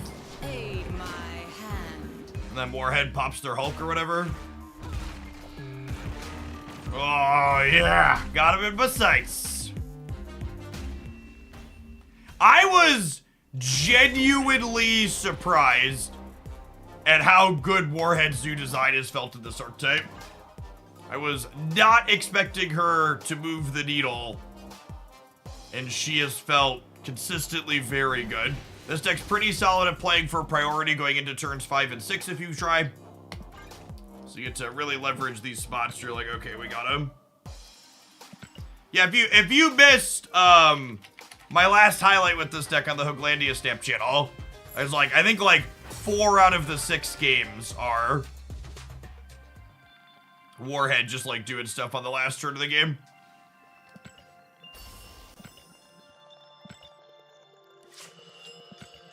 Yeah, she has good stats in Surfer. I think Surfer is actually one of the places I would like to start after Mobius gets OTA'd today. Thanks for the biddies, Ricky Bobby. Thank you for the timeout. We aim to please. Opponent snap. Oh, snap.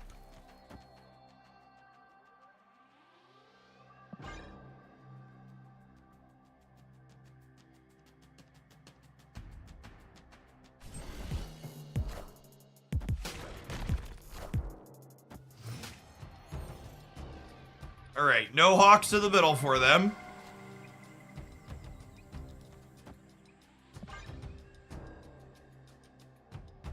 Surfer feels like it's gotten power crept hard. I don't know that I fully agree with that. Werewolf Surfer especially feels pretty fine.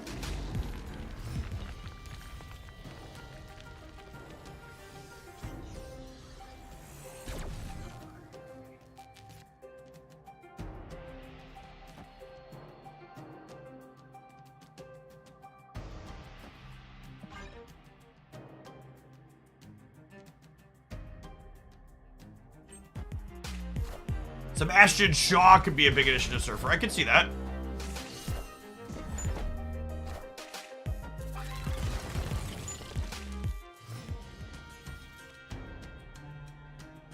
Before you make any rash decisions like buying Echo, I would definitely recommend waiting to see how much ongoing stuff there still is after this feature location ends.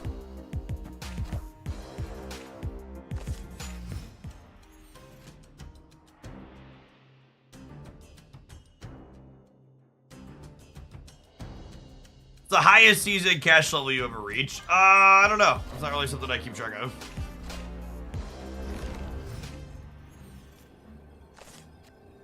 Oh, get this fucking card out of my game and my life. Oh, it's not even in their deck. It's a random fucking Professor X from Agent Coulson.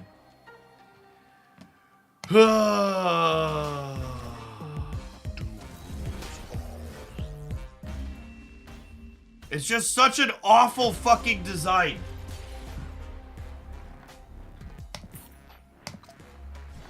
Such an awful design.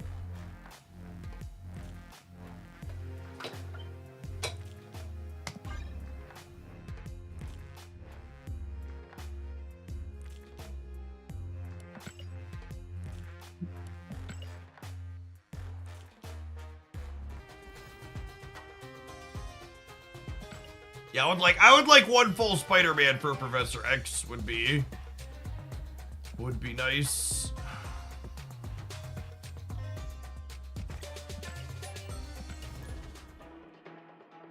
Professor X, Goliath, Galactus. Yep. 3 shittiest cards in the game, not close.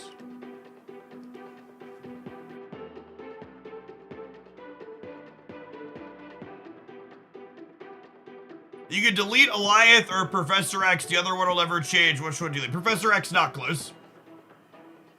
He's like a significant part of Goliath's power is related to being played inside of Professor X decks. Goliath is a far worse card when your opponent can play to all the lanes. Sandman can be 4th level, sure, but Sandman's just not remotely close in power level to the other 3. If Sandman was a better, more popular card, it would be more offensive, but it's really just not either of those things.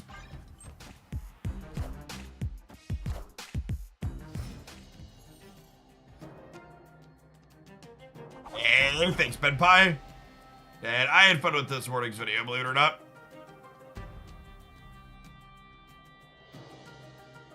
I actually really like the whole Darkhawk package. I think the Darkhawk package is a good example of what proactive disruption should look like.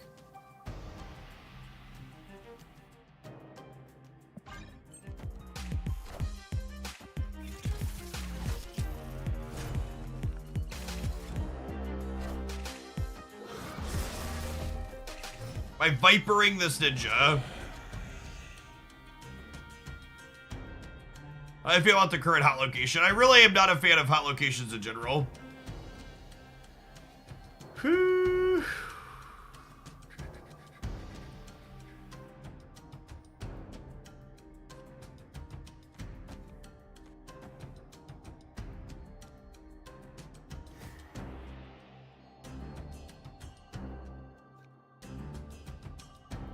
I could just turn the Wasp into a demon, that's true.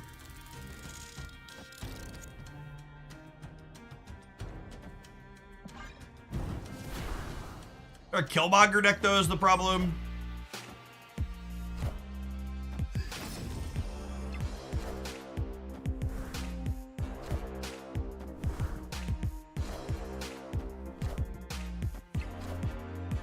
Prison-style cards like Goliath and Professor X are very common in Magic the Gathering. And one of the reasons why I stopped playing Magic the Gathering is because Marvel Snap explicitly does not have lots of designs like those.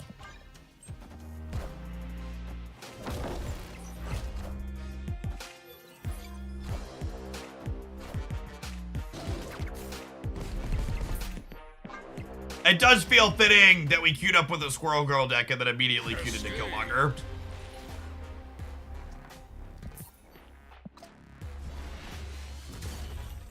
Sounds about right.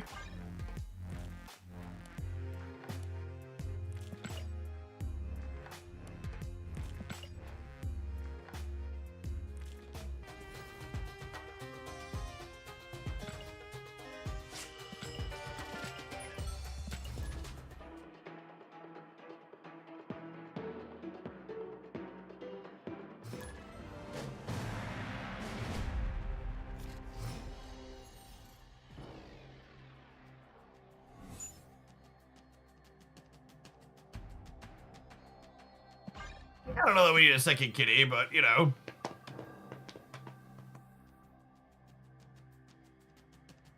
Was there a card called Prison in Magic? No, prison cards are cards that lock your opponent out of playing the game. And Magic has a deep history with lots of different things that lock the opponent out of playing the game. It's very, very, very common. Combi Papas, extra up of that prime, welcome back. And Infinity, welcome to the Knights of Hoglandia. Let's get you a sword to go with that shield. Thanks for the entire year.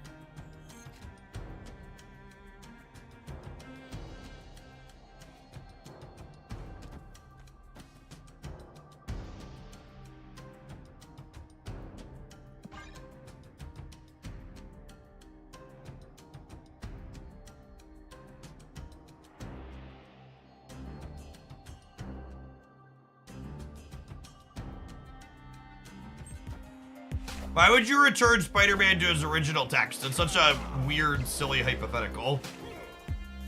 Spider-Man's current design is very good, and his previous design was very bad. Very, very actual zero desire to ever see that card be remotely what it was previous.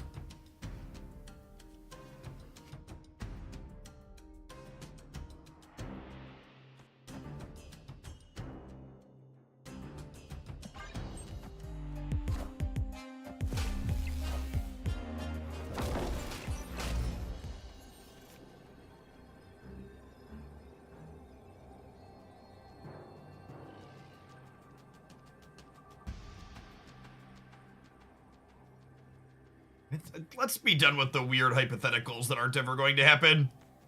Thanks. This is +6 over here, which only ties, right?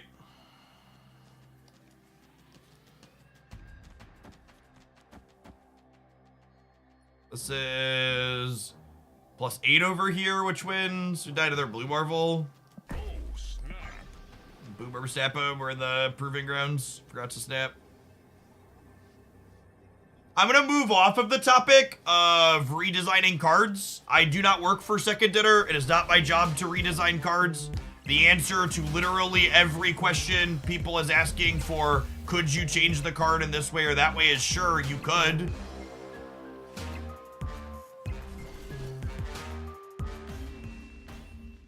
It's just not a super constructive use of my time to entertain a lot of hypotheticals. I don't find it entertaining. I find it quite frustrating on average. People make very silly suggestions, in my opinion. Snap.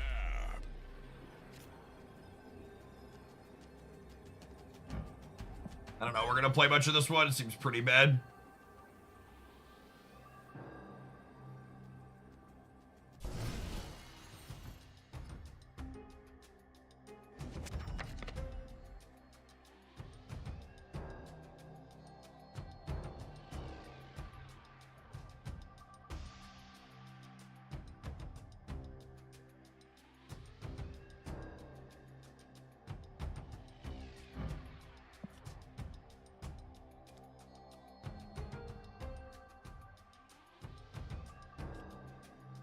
That ability's kind of redundant with the cloning match, right? I think we just vibe for now.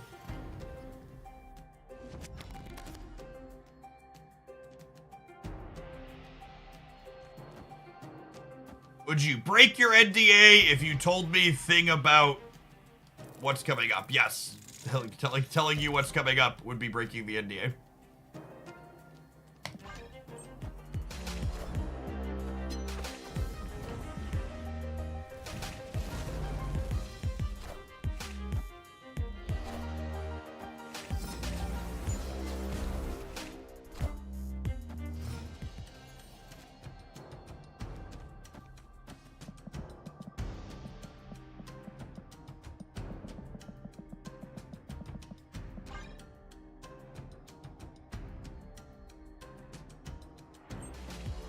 What if we promise to keep it a secret? What's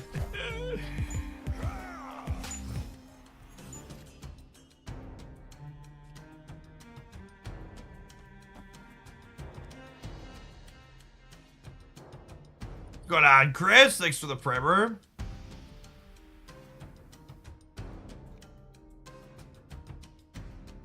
The NDA stands for non-disclosure agreement. There's an official Marvel Snap content creator program where if you are in it, you get access to some information from Second Dinner in advance of it being public.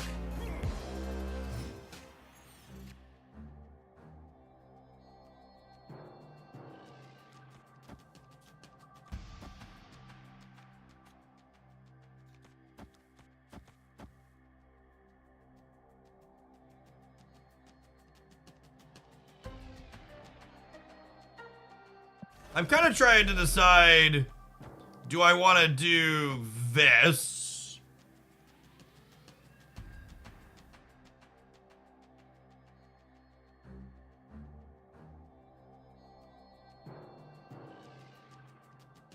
Maybe? It plays pretty hard for the right, though. Maybe not hard enough for the left and middle. Oh.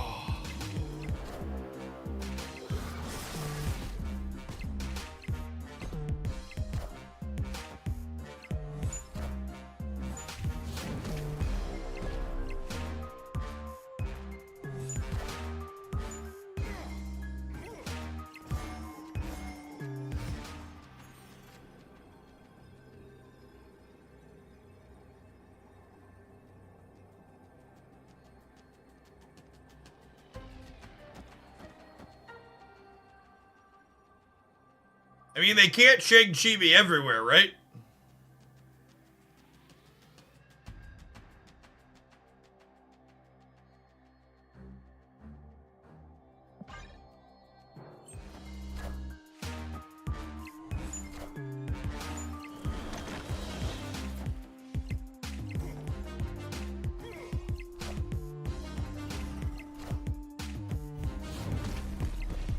Alright, does 20 hold on the left is the question. Looking like it?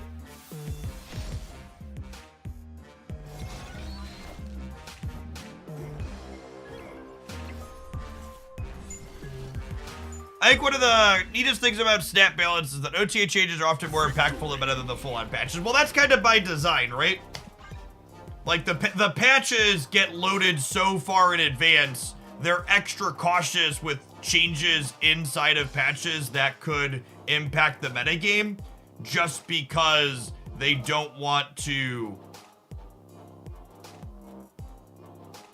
Yeah, they stayed in this game thinking they were winning, by the way. This person's sweating in the proving grounds.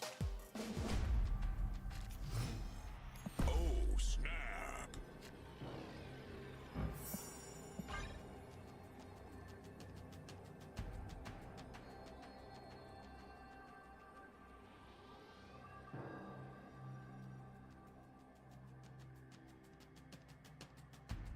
You played around with strong guys here recently, it's still bad and fun. Maybe soon.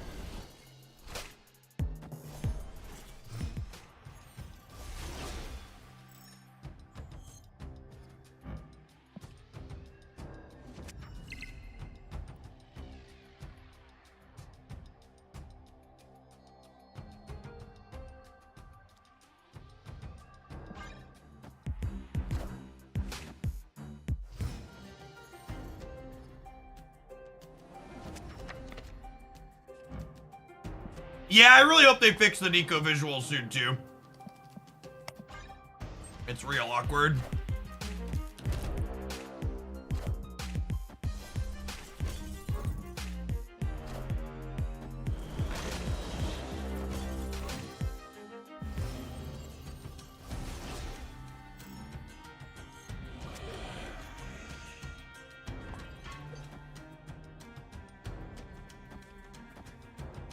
This lets me stay in Luke's bar, right?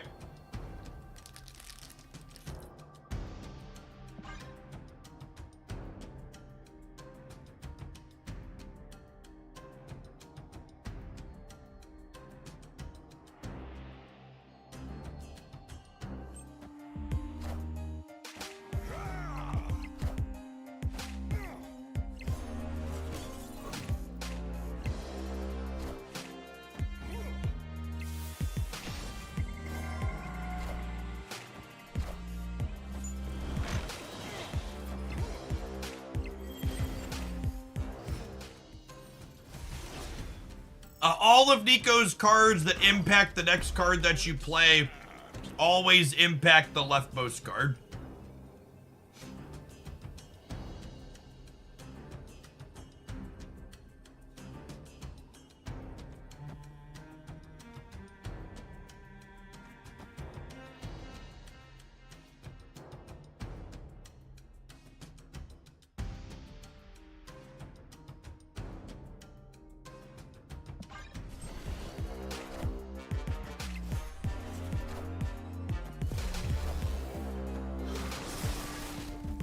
Okay, so I should assume that they're getting +8 in all of these locations, right?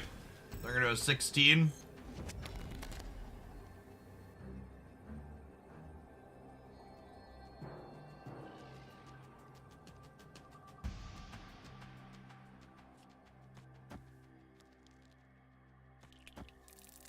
is not remotely enough, right? It's 3, 4, 5, 6, 7, 8.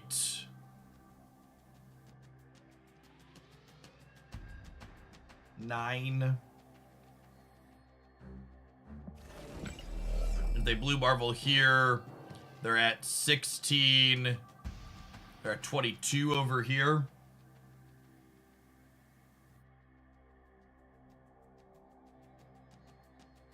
Yeah, I think we're just dead.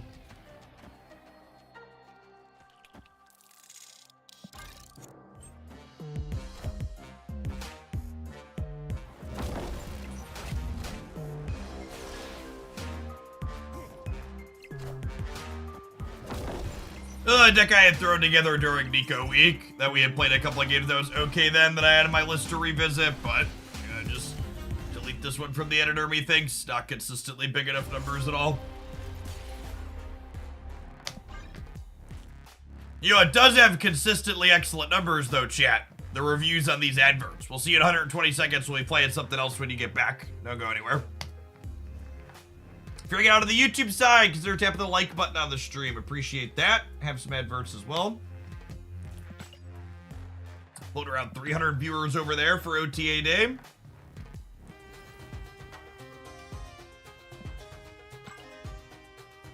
I want to play Surfer after Mobius gets back.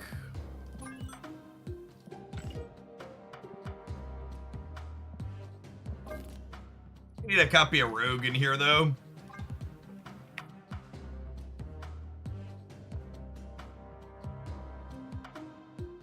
Is Nico a good card for a Lockjaw deck? Yeah, we played Nico Lockjaw. Nico Lockjaw Thor.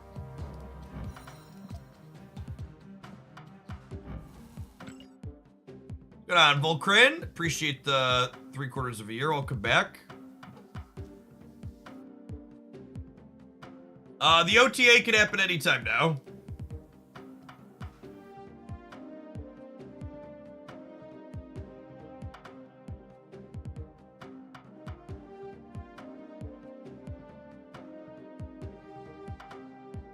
No, it's not time specific.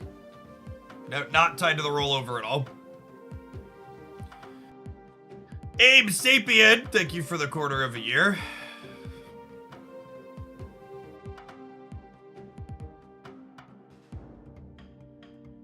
I just got 2 military ads as a sign. It's probably a sign that there's a lot of geopolitical conflict right now that the USA is pumping far too much money into, as opposed to pushing for peace, yes.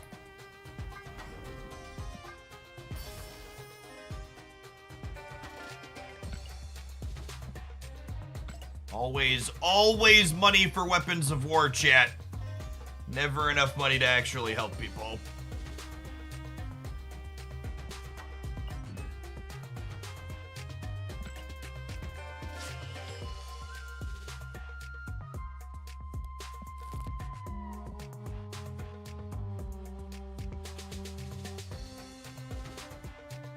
I just blow some things up for a little bit.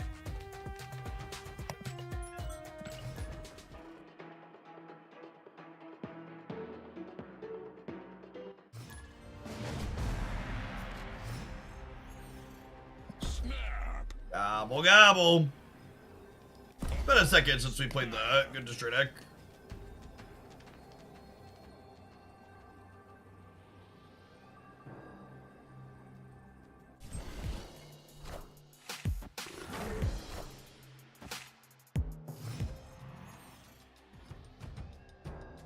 It's been my favorite Miss Marvel deck so far. I've enjoyed a few of them.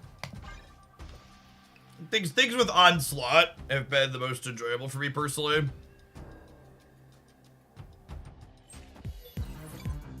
Seems fitting to be playing this deck when the OTA goes live, since the OTA is gonna destroy Marvel Snap. That's just the facts. You can't even argue with that. It's the cold hard truth.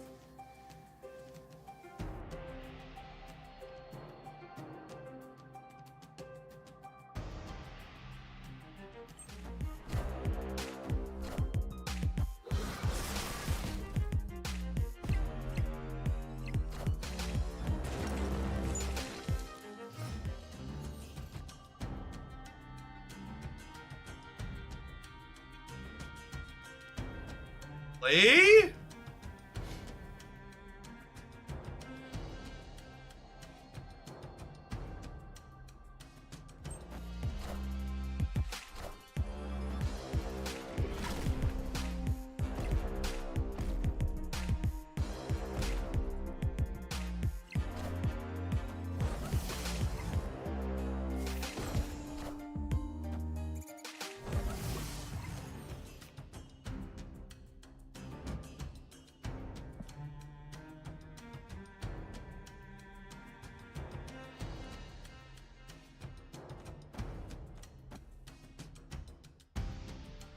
Killmongering now might actually be bad. I also don't know that I have anything else to do here. Open a draw, null. Null. Drawing null is the reason to Killmonger now.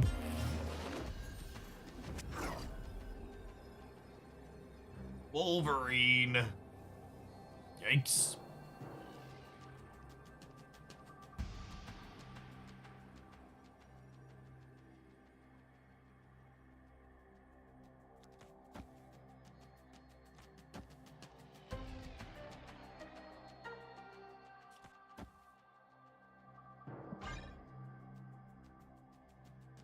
Victory. Gosh, are they really sweating in the proving grounds against the Killmonger deck? They're not. Alright.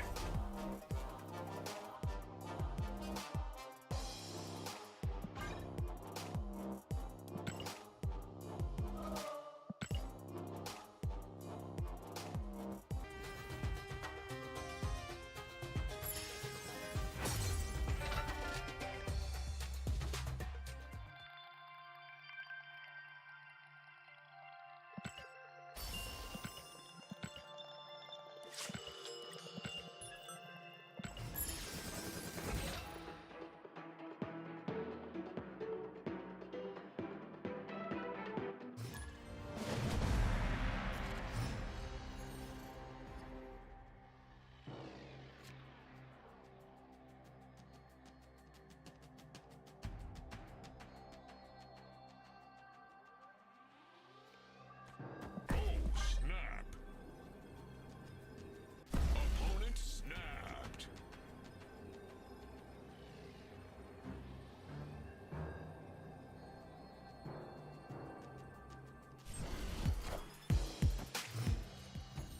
The old Stature Miles Hawk deck could hold up in this format. Yeah, definitely.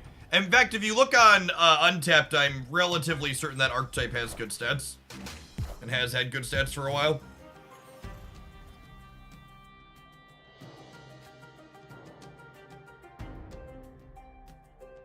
This was silver, was it? Whatever. Honestly, something I've talked about in the past, I think there's probably something to the idea that you should just play Silver Conquest exactly like we play Proving Ground, just because you're going to have so many silver tickets over the course of the season. I don't know. I don't know that I'd fault people for not playing it that way, but I think playing it that way is probably a pretty game theory optimal thing to be doing.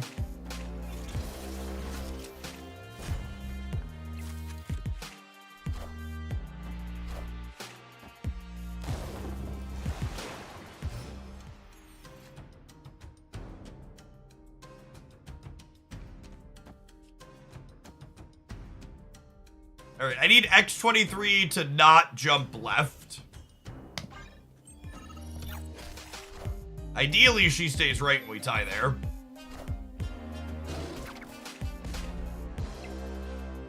Oh, she can't jump left because of the time egg. Yeah, that's perfect. Never mind.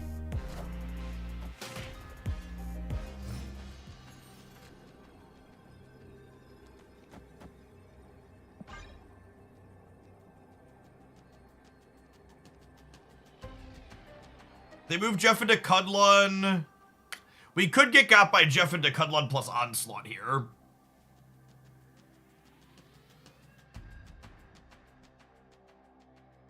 Yeah, I'm probably supposed to just play both by Things Middle, actually. Really? Oh, they're a Doomer. We still would have won regardless. play anything like except Infinite, like the Stamping Grounds. Maybe. I think especially once you get 1 or 2 deep into gold, I feel like I care enough that I want to play it kind of seriously.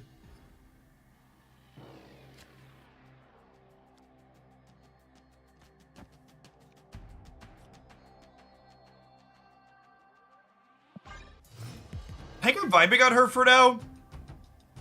Just because I'll go Deadpool into Hulkbuster into X-23 Venom.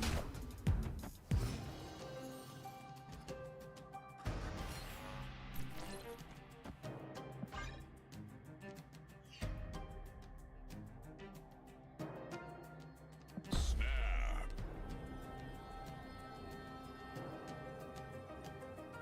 Cosmo this turn. Mostly just snapping because we're tempted to. Did you really just knock Cosmo by Deadpool path?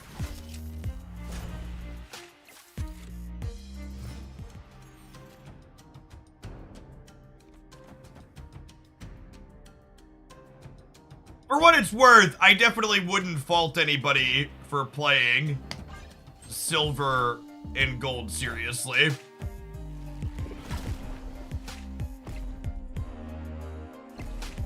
There's more than enough on in the stakes there that you're like, yeah, we should be serial. They could storm here, which is a little annoying, but you definitely can't play like that's a guarantee. So I think I gotta do this. The video this morning was so good. The reviews on it are phenomenal.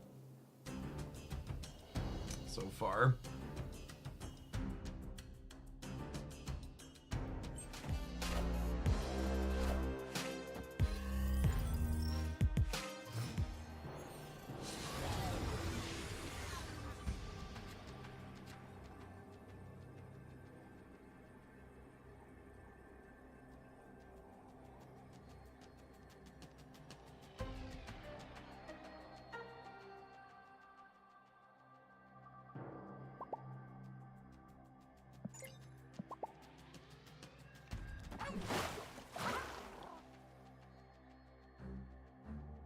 Now, there's no way they don't play some stuff on the right?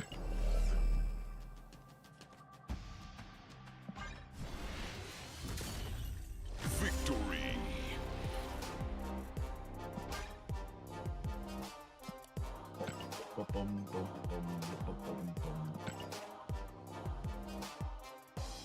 You can count to 12, Hedge. Thanks for the entire year of support. Let's get you a sword to go with that shield.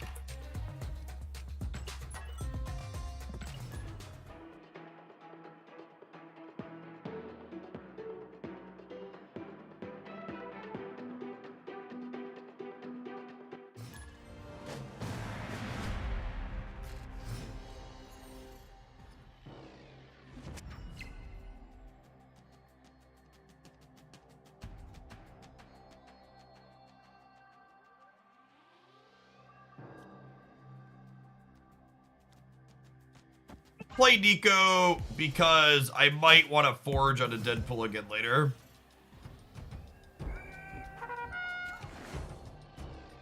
No death and perp for the Mobius OTA. I just didn't have death because I needed to fit Nico into this deck list. I don't know that I need death.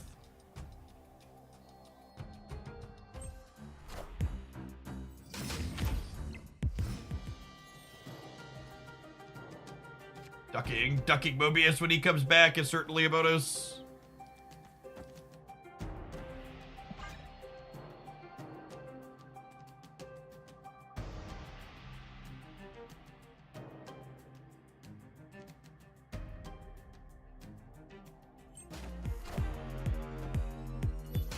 That is 10K in 4 hours for the meme video compared to normal metrics. I think it's a little above average. YouTube says it's about 1,000 views more than normal. It's up about 8%. So, not bad. .jpg. Hey, 2band. Thanks for the 15 months.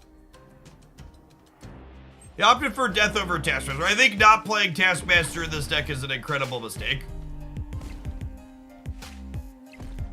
Enough said, Bub. Taskmaster is very, very good in this deck.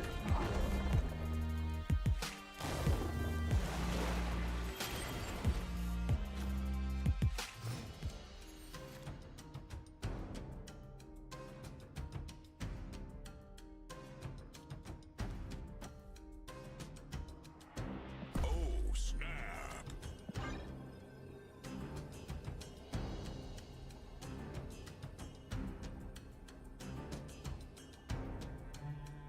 Fungal, thanks for the 5 months. Welcome back. All right, Logan, jump left, baby. Center again.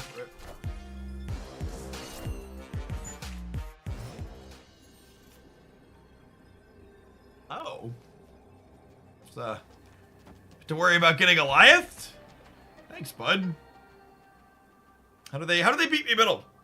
How do they beat me right? Feel like they're not, right? Shadow King mid. Okay, yeah, Shadow King can get us. It's good call. It's a real card. Shadow King's a real Marvel Snap card. Shang-Chi. I think we're covered on Shang-Chi with Carnage and Wolverine. Shadow King would do it. Shadow King +1 would get us.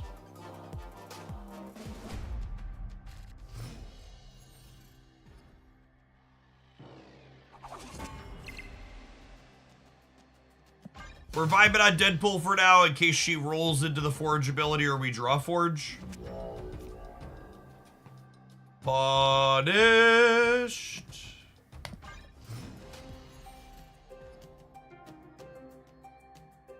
They look like Surfer. That's potentially a good read.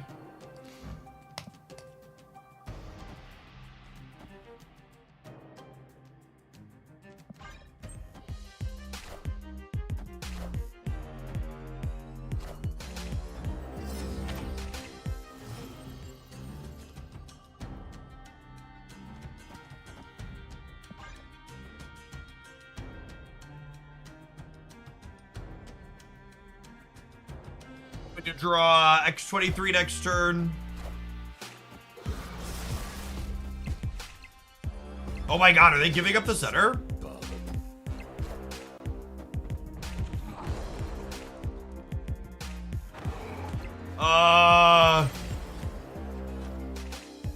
This is like actually fine, right?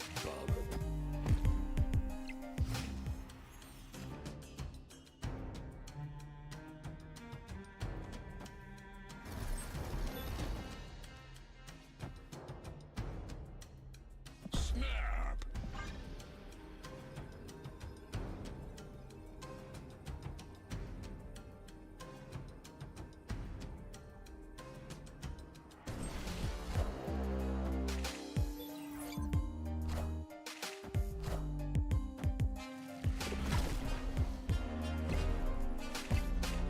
Enough said, Bub.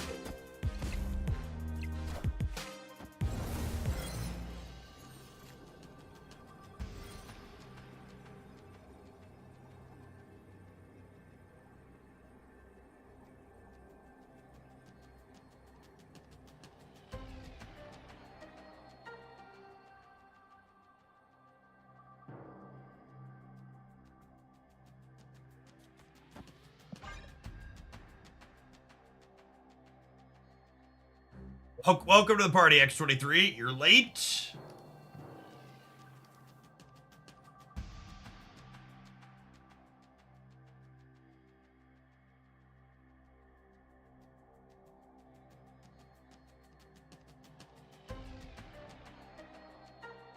Opponent snapped.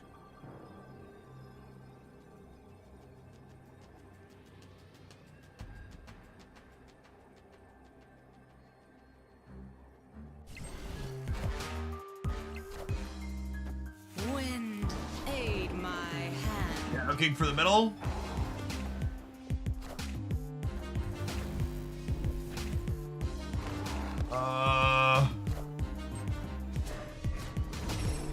We boomer snap that, bud? Really? That's what we're going with? All right. Victory. Got me. Batman has places to be. Yep.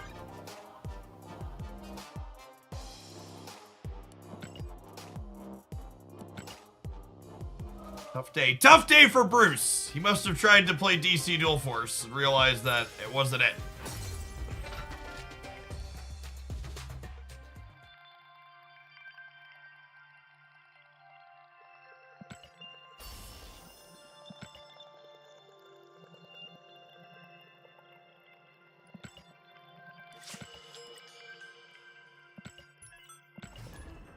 This deck's really good, by the way. If you're looking for a deck that's just like consistently had good stats, season in, and OTA in and out, and patch in and out, ever since X23 released, Destroy has just been phenomenal.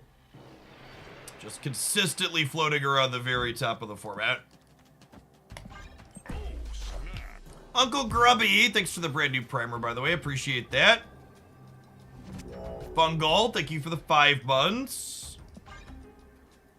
Opponent snapped.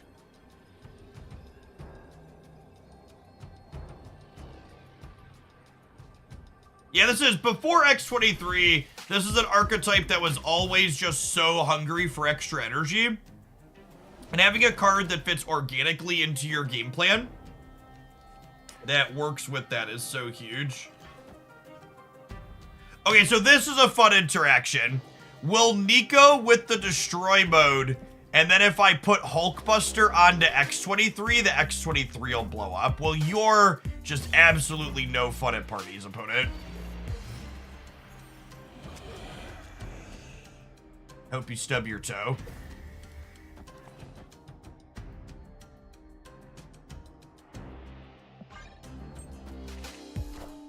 Did I pull for Farida and Genshin? I have a C1 Farida, and I have her signature weapon as well.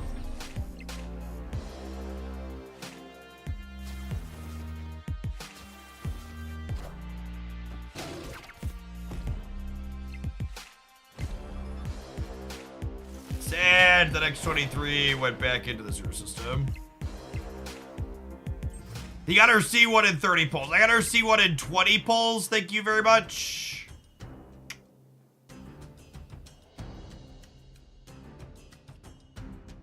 We've died, gamers.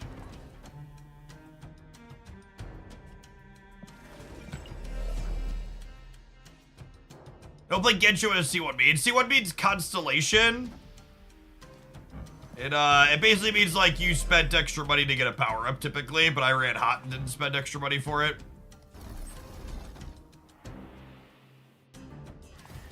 Yeah, Sealy is one of my favorite DPSs. Have you still not leveled your Nahida? I have not. I'm more of an Al-Haytham kind of guy.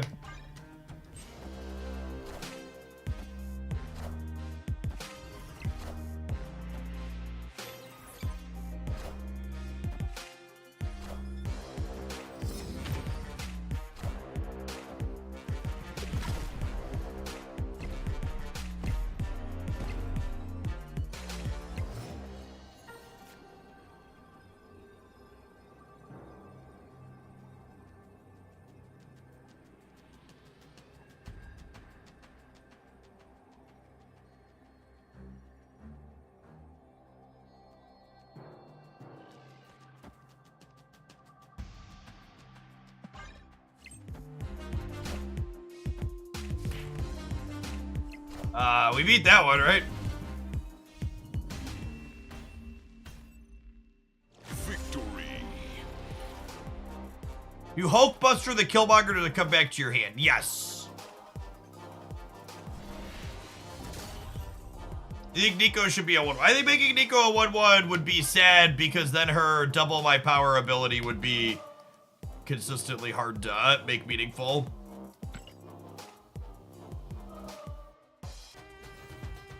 I think that's a fun ability to have be good.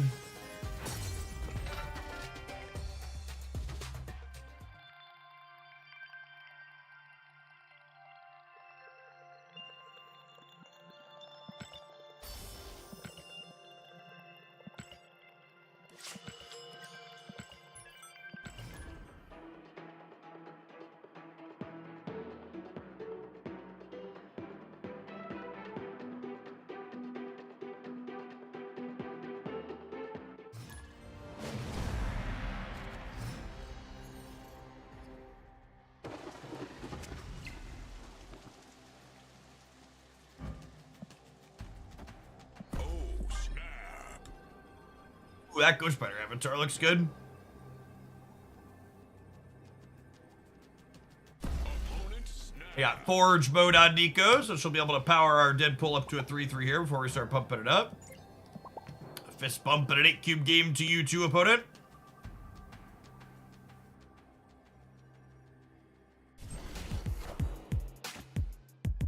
Yeah, I'm inclined to agree with that, Brick Skipper. I wouldn't be super surprised to see,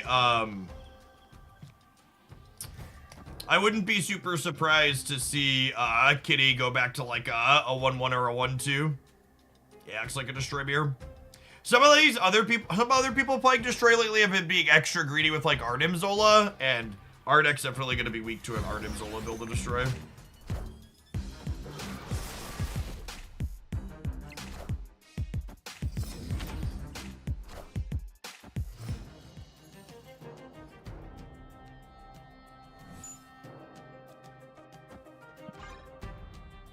Killmonger ain't all bad. Gives us both that energy, though. A unique way they could balance Nico is actually by giving her more spells to make her other ones less consistent. Yeah, that's true.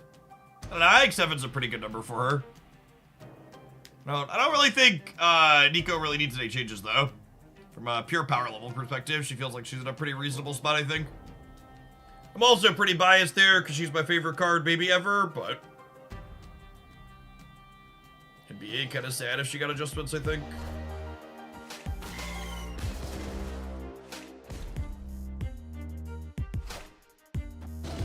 Alright, so they're gonna have 6 energy next turn, but we have a Deadpool going and they don't, so 6 in one hand, half dozen in the other.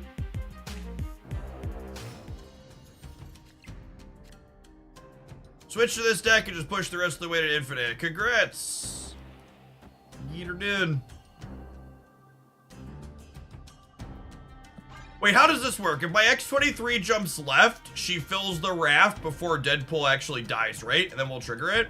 I think that's how it works. Let's find out.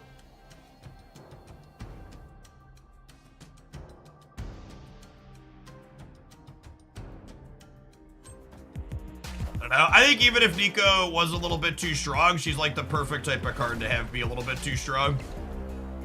Just a design that's so good to have be in the game.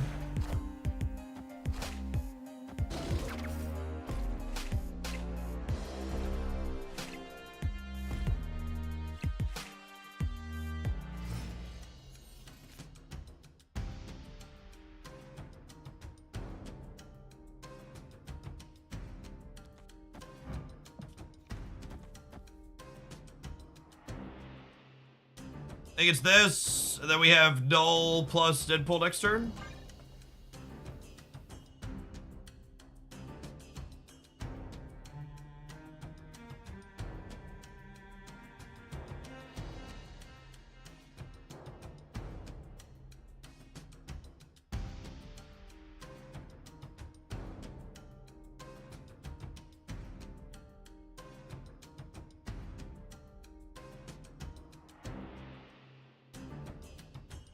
I could also be right to null this turn and then like Taskmaster my null.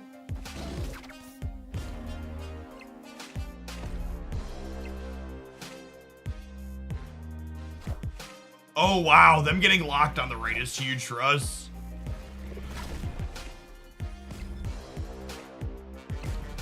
Enough said, bub.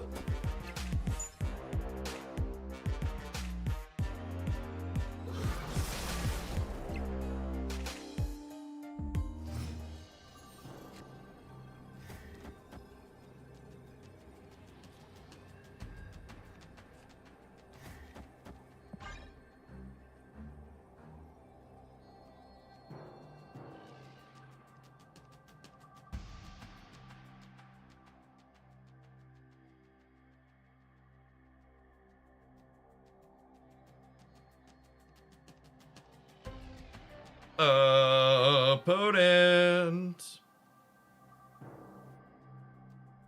Was the order important here? No, I don't think so. I just wanted Deadpool to be bigger.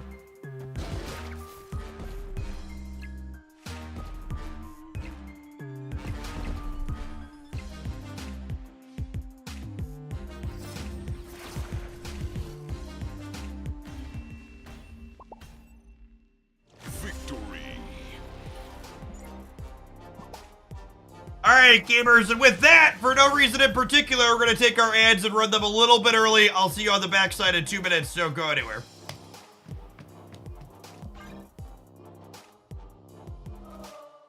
YouTube viewers, don't forget to tap that like button. Have an advert as well. Are constellations the same thing as Eidolons and Star Rail? They are, yes. Smart Alec, thank you for the 7 months. I appreciate that. Welcome back.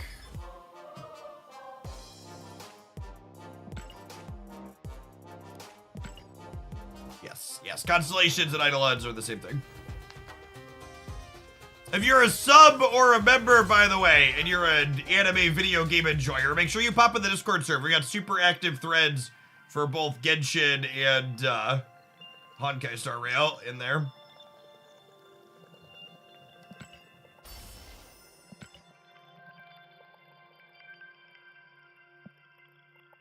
I just cut death the last time I played this deck to fit Nico in, and I haven't really thought about it since then.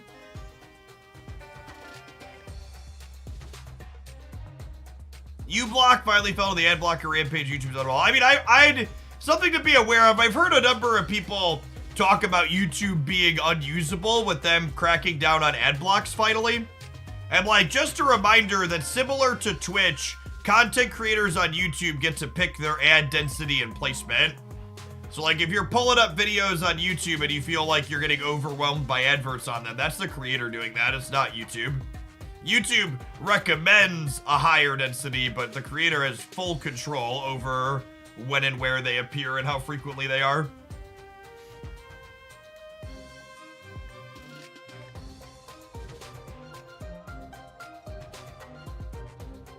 I've showed this before.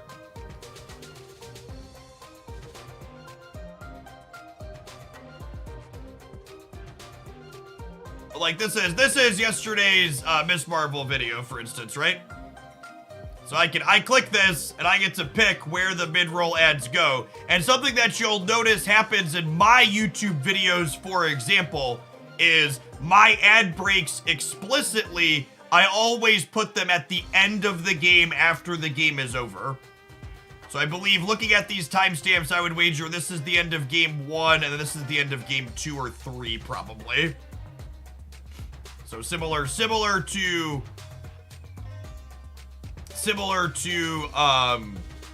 what's it called? Twitch, where I have full control over it. I have full control over this too. I also get to pick if there's one before and after.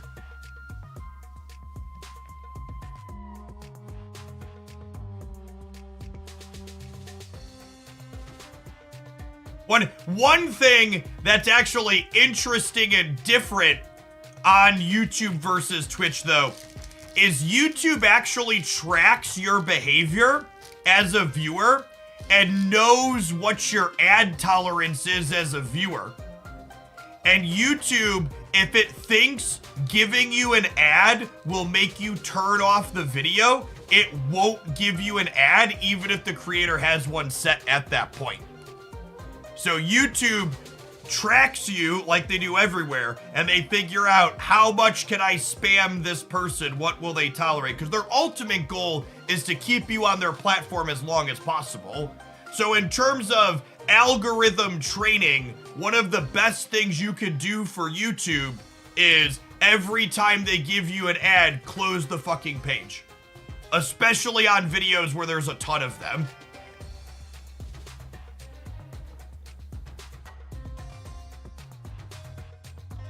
Not on my videos, though, Chad. On my videos, there's only 2 mid-roll ads. Sit through my 2 mid-roll ads, please. They're at the end of games and they won't disrupt you.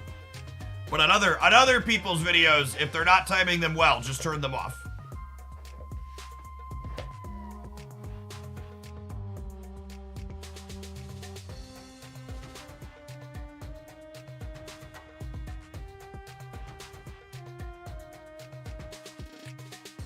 Why not just use an ad blocker? YouTube's cracking down on ad blockers. There are a number of very popular content creators that just let their ads roll automatically and you frequently miss turn 6. I was talking the other day, Boomflex. I was watching a stream and 2 games in a row on turn 6, the content creator thought they were getting ghosted, so they blocked their plays so you couldn't see what they were doing on the most important turn of the game. And then on the third game that I was watching, because I sat through that, they didn't think they were getting ghosted, so they were gonna leave their screen up for turn 6, and then an ad rolled over turn 6 instead of them manually blocking. I was like, no, this is a fucking sign, I'm done. I wanna go watch Disney Plus. I'm out, peace. Chef Seth, thank you for the 67 months. I appreciate that. Welcome back.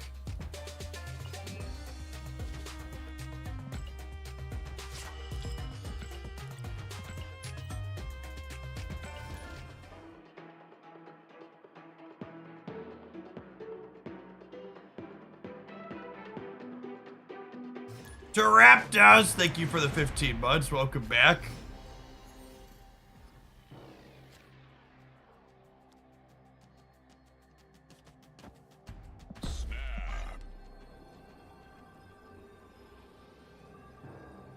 Hey, Cold Carnage, thank you for the membership on the YouTube side. Appreciate it. Welcome to chat.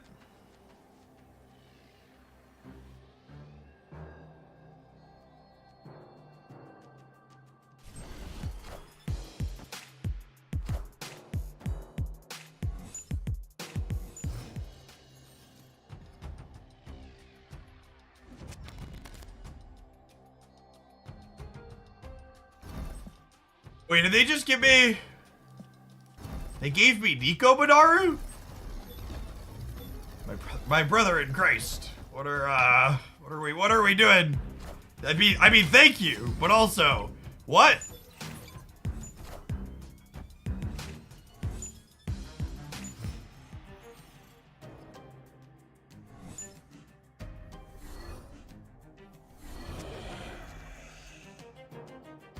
Rev Null, would Death be the decent replacement? Yeah, probably. What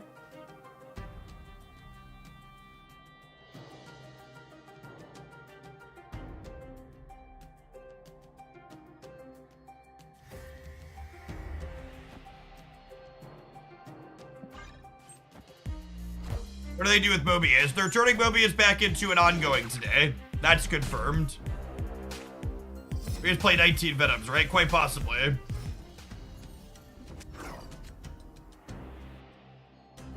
I actually don't know that I'm gonna have room to play 19 Venoms, gamers.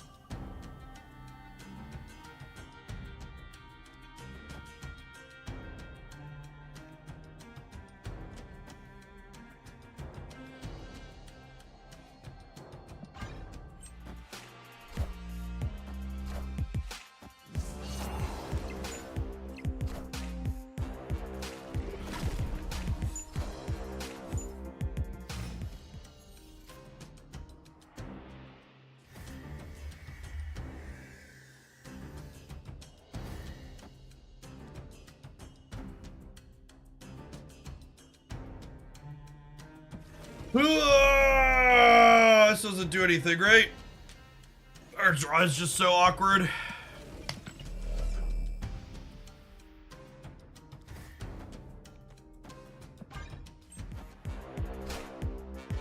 Wind, aid my hand.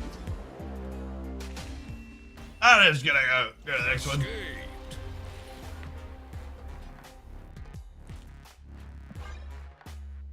I say I've been enjoying the VOD channel. Awesome, Elmuffin Man. Glad it's useful to you. Yes, Echo is the best she's ever been at the moment, for sure.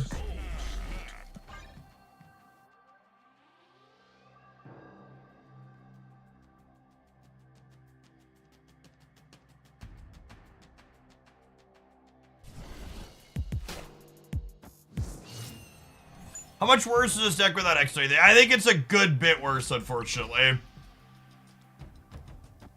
She was a very big upgrade for the archetype.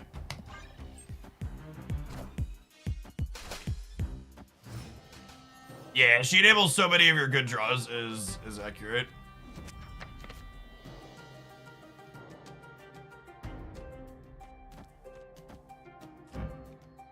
I think I'll take another Venom. Hey, Gout, thank you for the 3.5 years. Welcome back. Jeff is telling me he spent 3,000 tokens on Echo. Well, unfortunately for you, Echo is more than 3,000 tokens.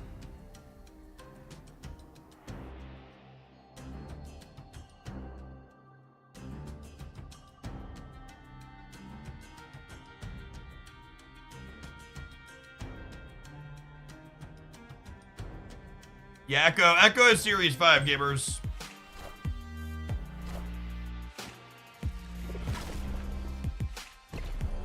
Enough said, bub. Oh my god! Come on!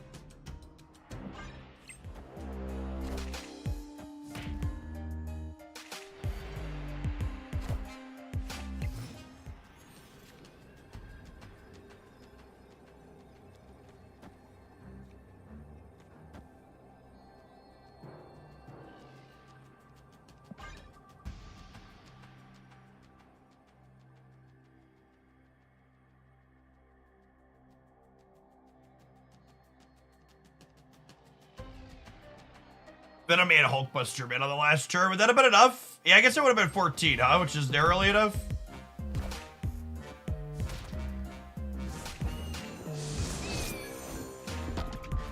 That's fine. We're still good, right?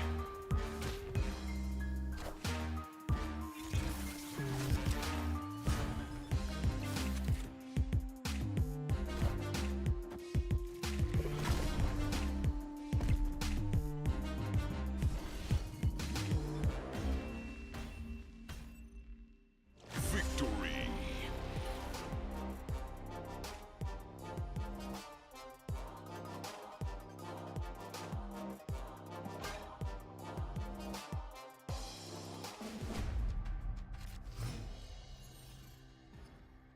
Yeah, Wolf plus Marvel's a weird combination. Oh my gosh, are they full sweat? That's fine. Shuri's Lab is fun for me. I'm fine if you want to sweat while I get to play Destroy into Shuri's Lab.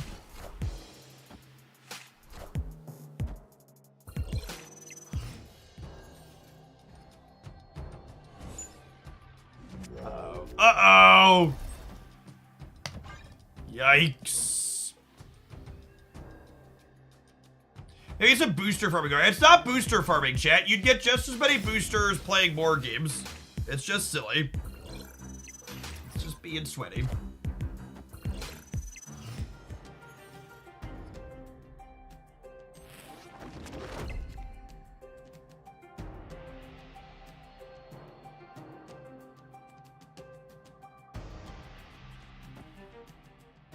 Oh man, we've had a lot of really stupid comments on the Mobius video this morning, but here's a fucking Reddit level take here. I'm gonna read this word for word. Leave it to Jeff to make a video whose sole purpose is to make fun of other people. Imagine watching that Mobius video and having that be your takeaway / conclusion.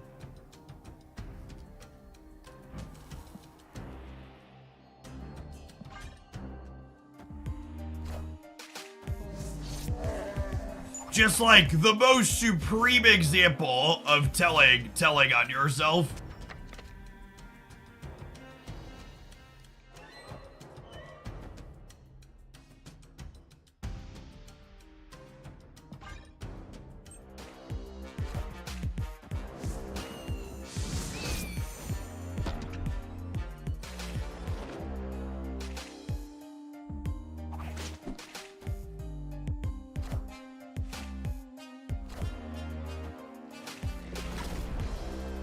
Well, We'll ban that one like we're known to, but just had to share that one. We're out here personally attacking the gamers. They're big mad. We can actually win this game, right? I think we can win this game, depending on where old Wolverine goes.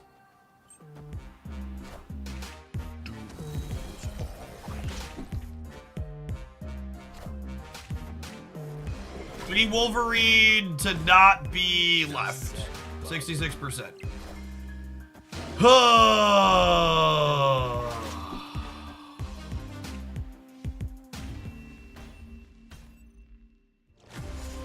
Oh, I guess if Silk goes right, I also needed Wolverine to not go right.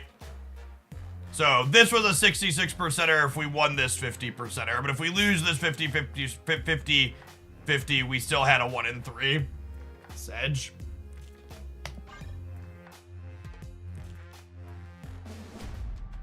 Or was my ordering bad? Was my ordering wrong? Maybe if the Silk went left, she could have gone middle again? Maybe I'm wrong. I don't know. Never tell me the odds. Oh, snap.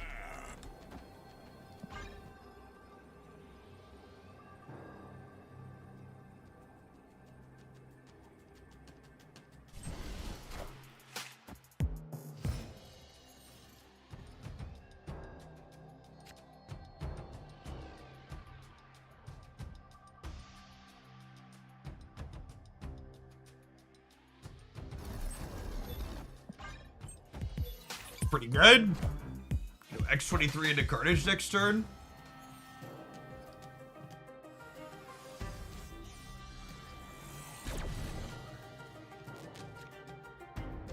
Now it's X23 into Deathlock, right? Just for the sake of resource efficiency.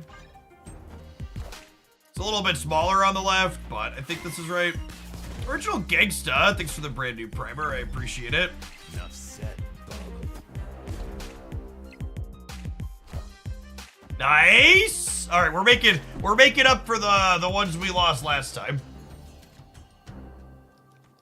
Beautiful, beautiful. What a beautiful game of Marvel snapping.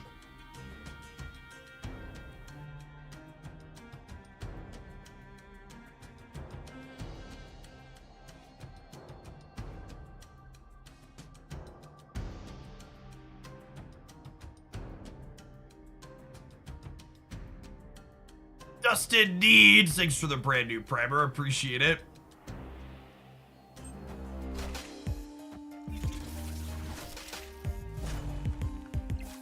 Thanks, Swiftman. Enough said, bub. One could truly argue that, in fact, on that day, enough had been said.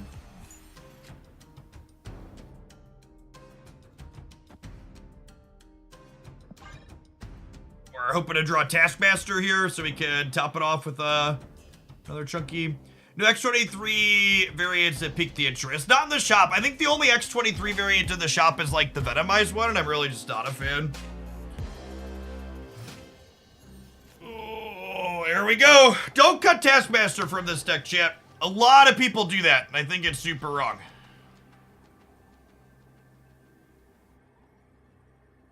This card is very good. It's good with Deadpool, it's good with Venom, it's good with Null. Was holding Deadpool intentional. No, I was just excited to draw my card.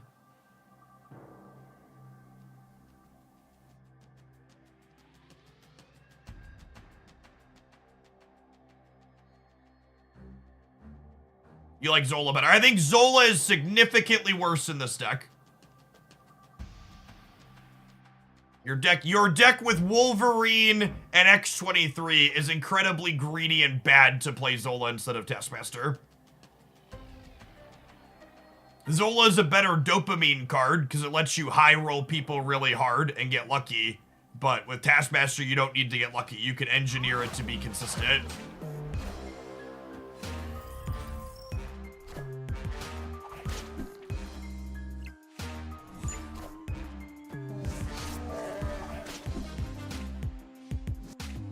All right, we'll lose the right, but we'll be good to go here.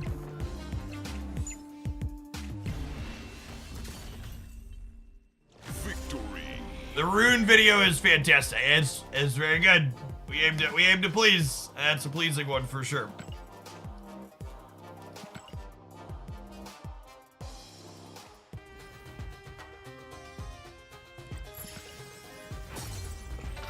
But I finally got Ink Death. I think playing Death is probably fine. I just wouldn't cut Taskmaster to fit her in. Maybe you just play the deck without Nico. I don't know. Nico is fun and good. That video exists. Yeah, you're probably a terrible person if you like the rune video, since it exists solely to make fun of other people and not to educate in an entertaining manner. The only people that video is making fun of are the people who refuse to change their mind about a topic while being presented with a mountain of evidence that they have a bad take. Which, to be fair, that's a very large number of people. So maybe they're right. Maybe we are just making fun of them, because there are a unreasonable number of people that fit that description.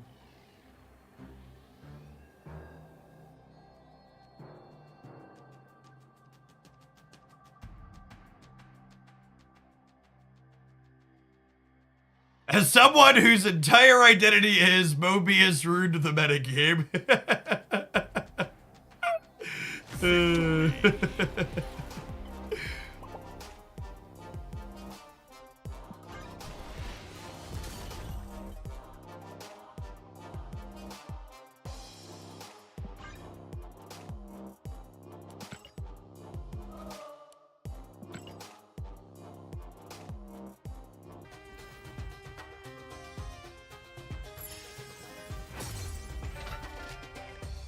Large iced coffee with a side of silver tickets. I think I'm just farming a pile of silver tickets today, and then we'll do like a silver ticket day next week as we work our way back up.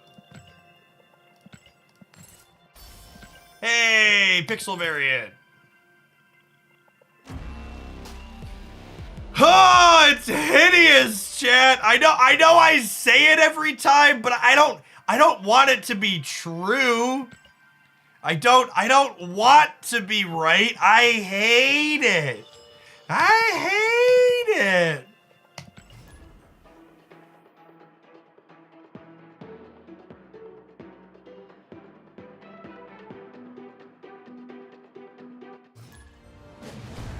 Jeff, your Discord is a wealth of information and more people should join it. Signed, someone who just joined it for the first time. Hey, welcome to the always on part of Hoaglandia hit streak. Yeah, we got a great community built up over there.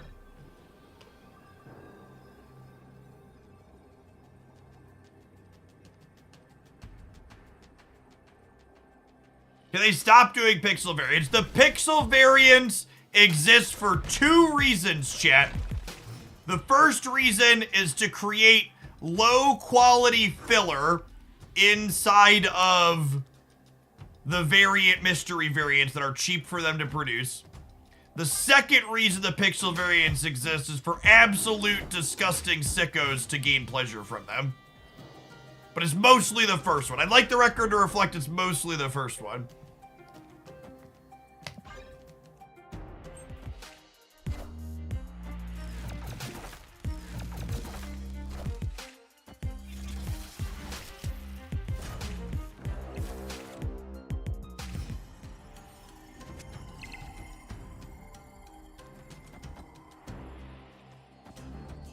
I actually can't get rid of these forever because of the Valley of the Hand, which is awkward.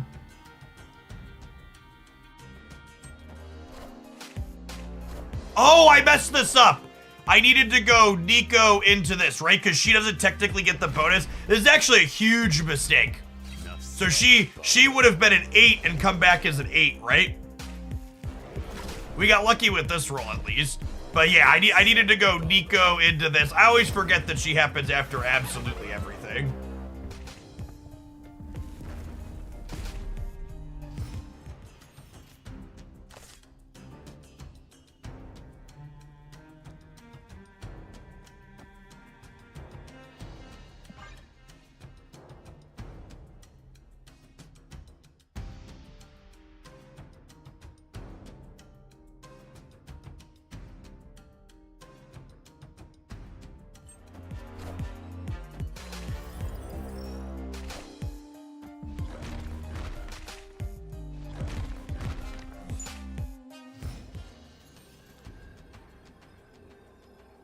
Well, my hand rocks at least.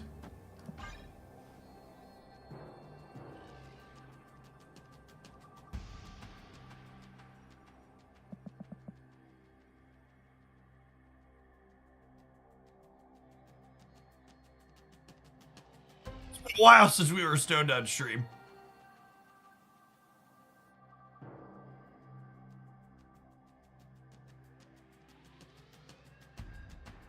My Venom and my Taskmaster should have both been 6 larger. Mistakes were made. Victory. Imagine bricking 4 of my draws and still losing the game. Imagine bricking 4 of my draws and still losing the game. Hey, we always love to deliver a timeout here, Berserker. Thanks for hanging out. Welcome back. Oh, snap. Going on, Sergeant Pepperhands. Thanks for the 25 months. There's the spirit of the proving grounds.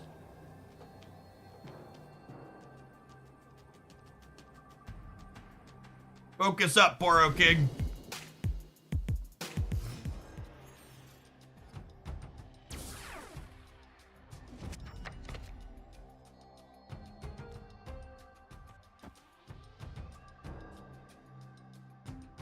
We're actually kind of medium into the game of Lab.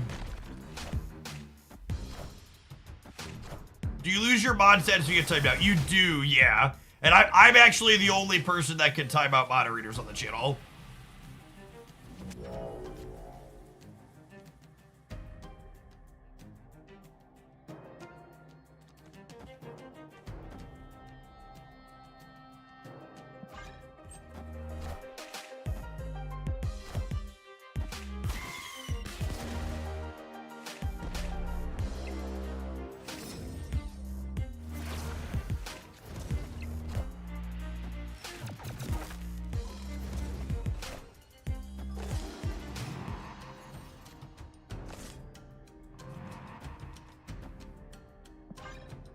Okay, this lets me play Null next turn.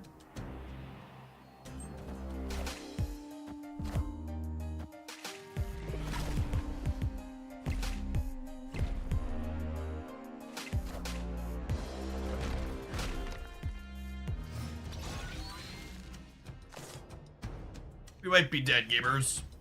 Sporadicus, thank you for the 25 months. Welcome back.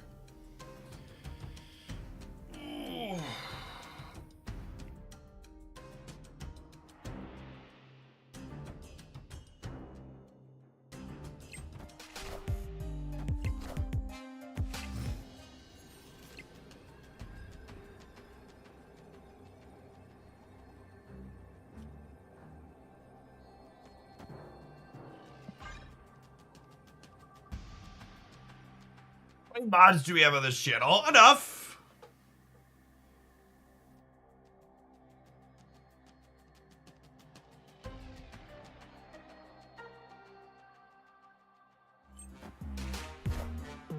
More than average, accurate.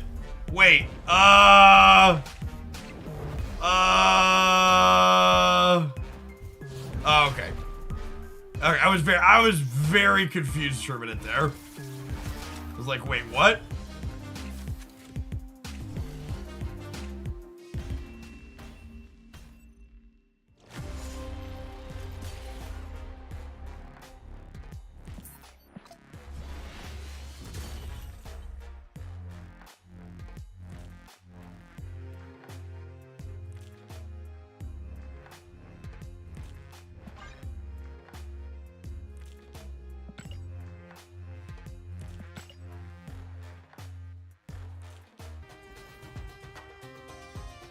Martian, thank you for the 4 years.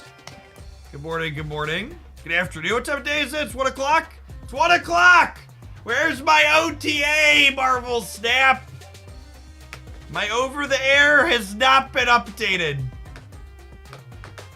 I need it.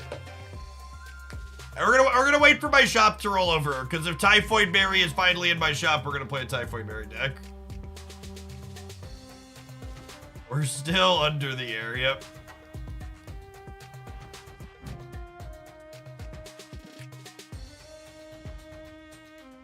long do we have? Where is it? The timer's somewhere right. 24 seconds.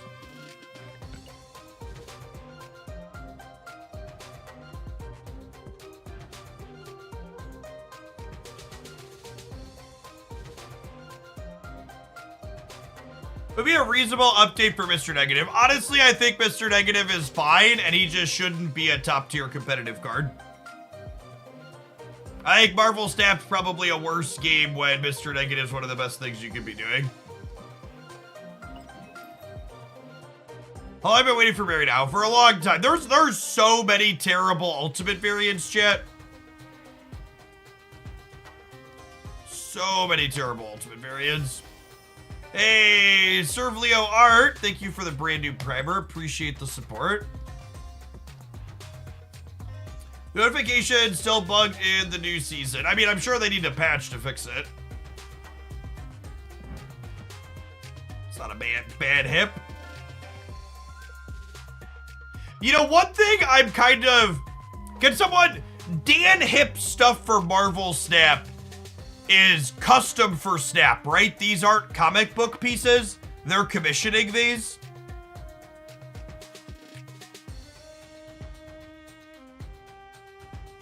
Yeah, they're commissioned. I'm surprised they don't give him the art direction to not use gold backgrounds.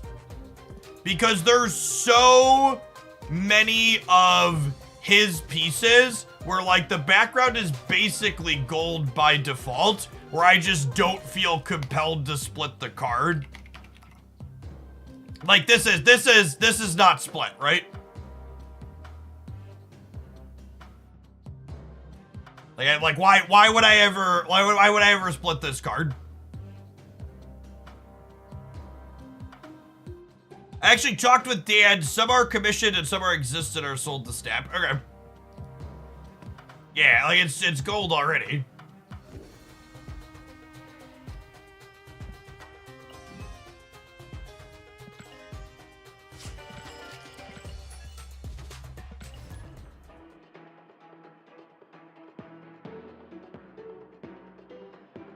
When's a bundle video coming out?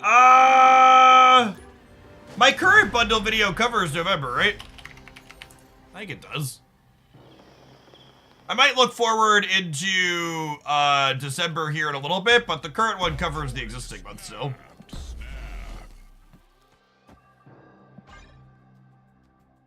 Saps, thanks for the 7 months. Welcome back.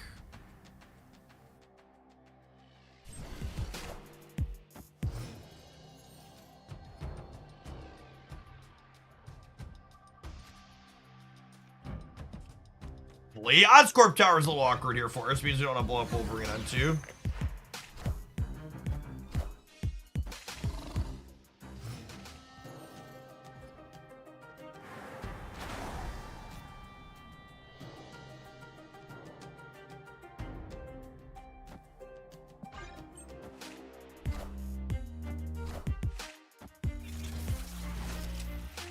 It's not the droid we wanted, Sedge.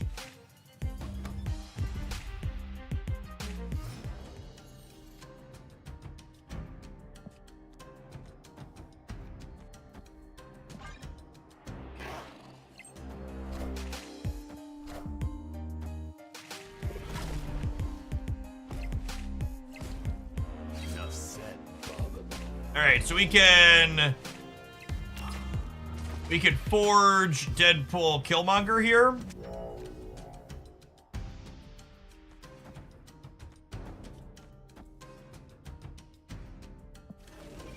Oh, I could do this too if I wanted.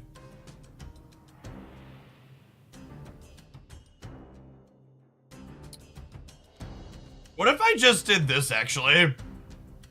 They play a 28 power thing here. They go to 30, 28, 36 minus 4. They go to 32, and then I'm beating them. I think it's actually just this.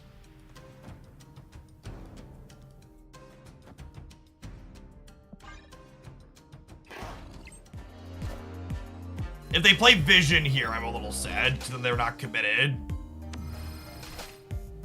Yeah, Red Skull. Red Skull's perfect.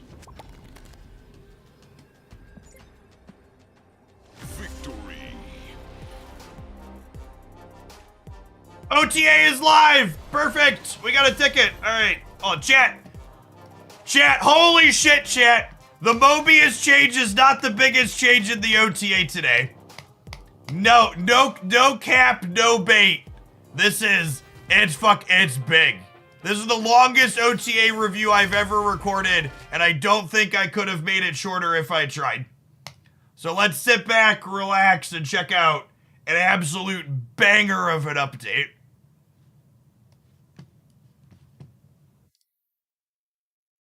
All right, hold on, I gotta unmute me. Time for another set of Marvelous Snap Over There updates. Yes, Mobius is turning back into an ongoing card that is now a 3/3. And not only do I have a lot to say about that, but Second Dinner wrote us a lengthy explanation that I want to dig into the details of fully at the end of this video about the roundabout journey we took to get here. But honestly, that's not the only change in this Over There update, nor do I think it's likely the most impactful one to the metagame. Let's go ahead and dive on into the details of all of the other things that are going on here before we talk about Mr. Mobius in full. Who's that Pokemon on the thumbnail, you ask? Why, it's none other than Marvel Snap's golden boy, Shang-Chi. I was absolutely shocked when I saw this card getting nerfed in the over-the-air update notes this week. Let's take a look here. So we're going from the on reveal being destroy all enemy cards at this location that have 9 power or more to destroy all enemy cards at this location that have 10 power or more. This honestly might be one of the biggest changes Marvel Snap has ever made in any update. While Shang-Chi varies from the most popular card in the format at times to one that's just one of many differently played tech cards, it's one that many Snap players often have to consider when not only playing the game, but also during deck building. If you're putting a card that's inside of Shang-Chi range into your deck, you generally speaking need to have a good reason for doing so, because it's the difference between your opponent having a blank in a key spot or having a card that swings the game in an incredible manner for just 4 resources. Secondary notes that they've been vetting this change for a while now, but they were waiting for the right moment to deploy it since Shang-Chi play rate had come down from the point where they had initially thought they might want it to make it. Ultimately, they've decided they have 2 good reasons for pushing Shang-Chi from destroying 9 points of power to 10 points of power. First one is that mechanically, 10 is just kind of a better big number than 9. Moving up to that double-digit point is an easier to remember thing, especially for new players. 9 is single digit, thus smaller. 10 is double digits, bigger, and going to die to Shang-Chi. Second is that from a flavor perspective, Shang-Chi has 10 rings in his stories, so him blowing up things that have 10 or more power makes a lot of sense. One of the big things moving Shang-Chi up to killing 10 power things is it gives the second design team a lot more flexibility with the stat lines that 4, 5, and even 6 energy cards can have without being exposed to a tech card like this. You'd often heard players, myself included, say at times in the past, 8 power is better than 9 power because 9 power suddenly exposed you to Shang-Chi, and now that threshold is moving up a point from 9 to 10. Going hand in hand with this change, Second Dinner is also adjusting a number of other cards so they make sense with Shang-Chi's new destruction stat line, or so they have new power while still dodging Shang-Chi's new number that he cares about. The first of these is actually a card you can't put in your deck. The monster from the Monster Island will now be a 6/10 on both sides of the board instead of a 6/9, so Shang-Chi can still chop that down to size. Up next, we have She-Hulk being returned to her former glory of a 6/10, a stat line that she had been reduced from earlier this year.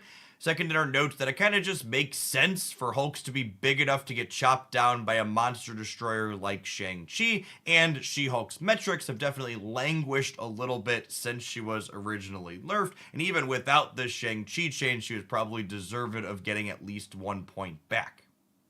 Up next, we have Warpath, a base 4/5 that gets +4 power if any of your lanes are empty, gaining +1 in his ongoing effect, now gaining +5 if any of your locations are empty. Secondary notes that this change is primarily because Warpath and Shang-Chi have a really important dynamic for early series players, where Shang-Chi players learn that they can chop down Warpaths when they're big, and Warpath players learn that they can tactically deploy a card to their empty path in some situations to dodge opposing Shang-Chi's, creating interesting inter-gameplay in those early series. Up next, we have a small buff to Jessica Jones, previously a 4/4 with the on reveal. If you don't play a card at this location next turn, They buffed my girl, chat! We can play her and not be embarrassed, maybe. +4 power, her base stat line is going up to a 4/5. Second editor notes that in the opposite of Warpath, Jessica Jones is a 4 energy card that gets big while explicitly not getting chopped down to Shang-Chi. And now that Shang-Chi is going to be chopping down 10 power things, Jones can stand to get a little bit bigger. And they're hoping that this extra point of power might let her exist in a more competitive sense in later series as well. As someone who personally plays Storm into Jessica Jones with my full card collection more than most other people, I'm hoping that that bit ends up being true. Our final card in Shang-Chi related adjustments in this OTA is Strong Guy. Previously a 4/4 with the ongoing effect, if your hand is empty, get +6 power. Strong Guy will now be a 3/3 that still has that same ongoing bonus. Secondary notes that this is a double adjustment in many ways, because not only are they reducing Strong Guy's cost, but they're also moving it out of Shang-Chi range at the end of the game. Secondary notes that they like this adjustment to Strong Guy for a few reasons past just the Shang-Chi implications. The first is that there's a lot of 4 energy cards that are good in the discard shell already, which is one of the reasons that Strong Guy was likely getting crowded out in existing discard shells. The next is that Strong Guy is a discard payoff that explicitly does not want you to play Apocalypse in most situations. This potentially opens us up to new kind of discard synergy archetypes. Those that played Marvel Snap during the closed beta last summer will recall that Strong Guy at one point was a 2 energy card that was yeah, someone in chat just said power creep is real. Listen, Strong Guy used to be a 2-drop. He is not even as good as he was when I started playing Marvel Snap, so don't talk to me about power creep. They're just like trying to make him playable here, okay, gamers? Quite good inside of Sarah kind of spew your hand on the last turn strategies, and perhaps with him now going back down to 3, something like that could be worth exploring again. Finally, Second Inner closes out their Shang-Chi discussion section here by noting that they're aware that the adjustment to Shang-Chi also means that a number of key other cards are suddenly ducking this powerful tech card. Black Cat, Rescue, Abomination, Living Tribunal, occasionally things like Ronin and Devil Dinosaur, or even Werewolf by Night are all cards that are going to have 9 power with some consistency, meaning that Shang-Chi is not going to be taking them out. Secondary notes that they're going to be keeping an eye on the play and win rates of these cards that Shang-Chi was previously knocking down, just to make sure in case they need to make an adjustment to any of them in the future. Before we dive into the details of talking about everything related to Mobius today, we have one other non-Shang-Chi related change in the OTA this week. Doctor Strange is going from a 3/3 with the on reveal of moving your highest power cards to this location down to a 2/3 with the same text box. Secondary notes that Doctor Strange, while being an iconic Marvel character, is one that falls off pretty hard as players. This change is a little bit strange, but I think it'll make sense long term. Collections grow, and they're making this change to see if that can move the needle on him being a playable card for later game players like myself. Overall, I think this change has potential. I think a lot of people often underestimate just how big shaving 1 energy off of something is. This is a 33% reduction in cost, and the big thing that jumps out in my mind when thinking about a change like this is, oh, if I want to use Doctor Strange on, say, the final turn of the game, the difference between a 2 energy card and a 3 energy card is I can play Doctor Strange as a 2-drop alongside a tech card like Shang-Chi or Enchantress when I couldn't do that with a 3 energy Strange. Will this be enough to make him competitively viable? I don't know, but I'm interested to find out. Before we dive into the meat of this Mobius change and all of the potatoes that Second Dinner has clearly laid out on the table for us, I want to make something abundantly clear. The type of communication we're getting in this over-the-air update from Second Dinner is very atypical in the industry. I've been playing video games for Chat, I'm gonna level with you. We're gonna talk. Past Jeff is gonna talk about this fully. But if you're someone that's not content and pleased with the communication that Second Dinner gives us in this over-there update today, I think you're probably just too much of a bitter, jaded gamer and you should move on to something else. They fucking nailed their "this is why we did what we did," in my opinion here. For all of my life at this point, basically, and I've been making content in the space for over a decade now, and no other game studio in my experience communicates to the players in a public-facing manner at anywhere close to the same level that Second Dinner is giving us today, and they've given us time and time again over the course of the last year. Second Dinner opens their explanations in the over there update by noting that they feel they've had an unusually high number of balance revisions to new cards over the course of the last couple of months. They then offer up that there were 4 primary challenges that led to this happening. They had unusually and unexpectedly shortened development cycles. They had multiple complex cards requiring additional time to test and develop. They were playtesting concurrent seasons in isolation for a little bit too long, and their internal metagame diverged what was happening in live a little bit too much. They also note that pointing these 4 things out aren't excuses for what happened. They're simply pointing out the fact that they're aware how some of the problems with these latest card releases occurred, and that they are taking steps to try and make sure that these issues don't happen again in the future. They note specifically that moving forward, some things they're going to be doing differently are starting season designs approximately 4 weeks earlier than they had been.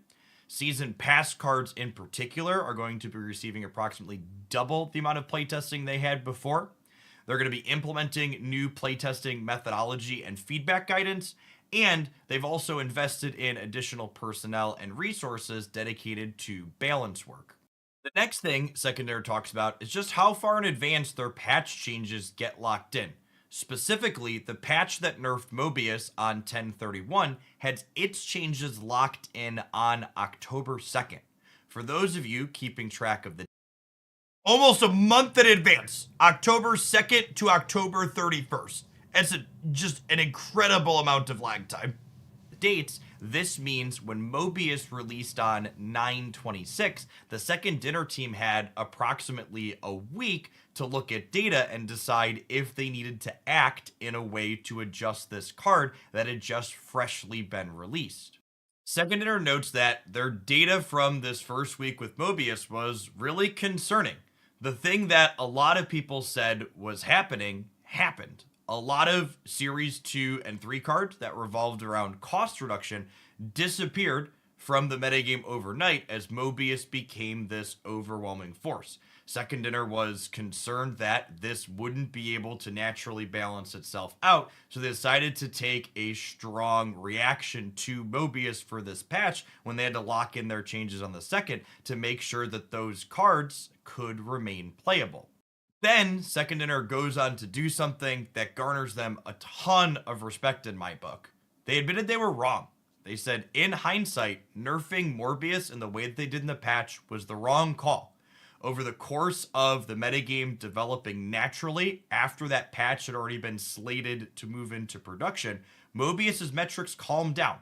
The metagame stabilized, and the play rates of cards that he impacted greatly improved.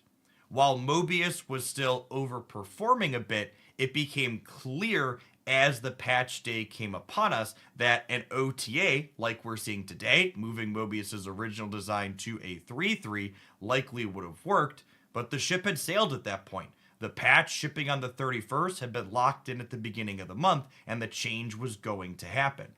Finally, Second Dinner closes out by providing some much needed clarity on some very muddy wording from the 10/31 patch notes. Specifically, they call out that they do not launch cards with a nerf planned after a period of time passes, and they do not nerf cards based on upcoming bundle contents. I expect to ban or block a number of people that try and argue that that's what they do moving forward, but it's great to hear point blank that, like, yeah, you're silly and this is not what's happening here.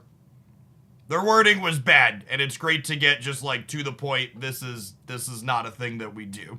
Second Dinner also notes, though, that game balance isn't a precise science. In general, when they're launching new cards, they try to aim a little bit high with the intention of reining it in if it ends up being too much, rather than erring on the side of launching a card too weak and having it not make an impact on the metagame.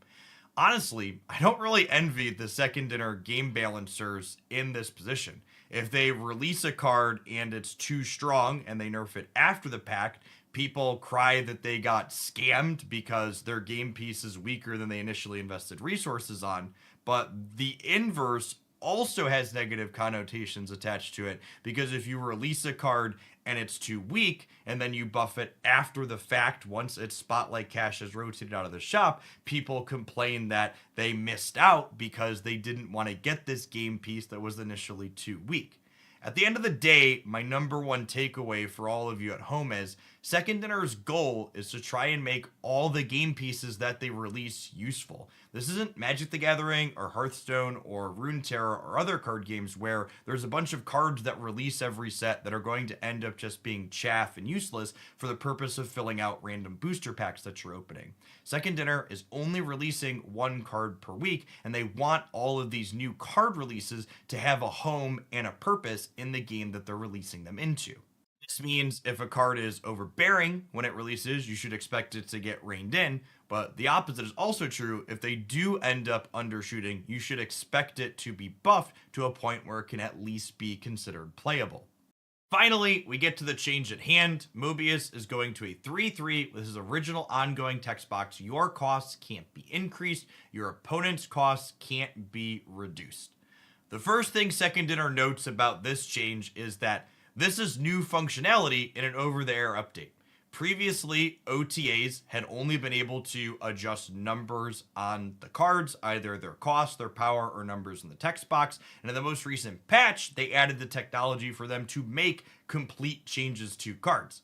That's right, this isn't just because they're doing a revision. They can fully change cards how they want, in theory, inside of over-the-air updates moving forward.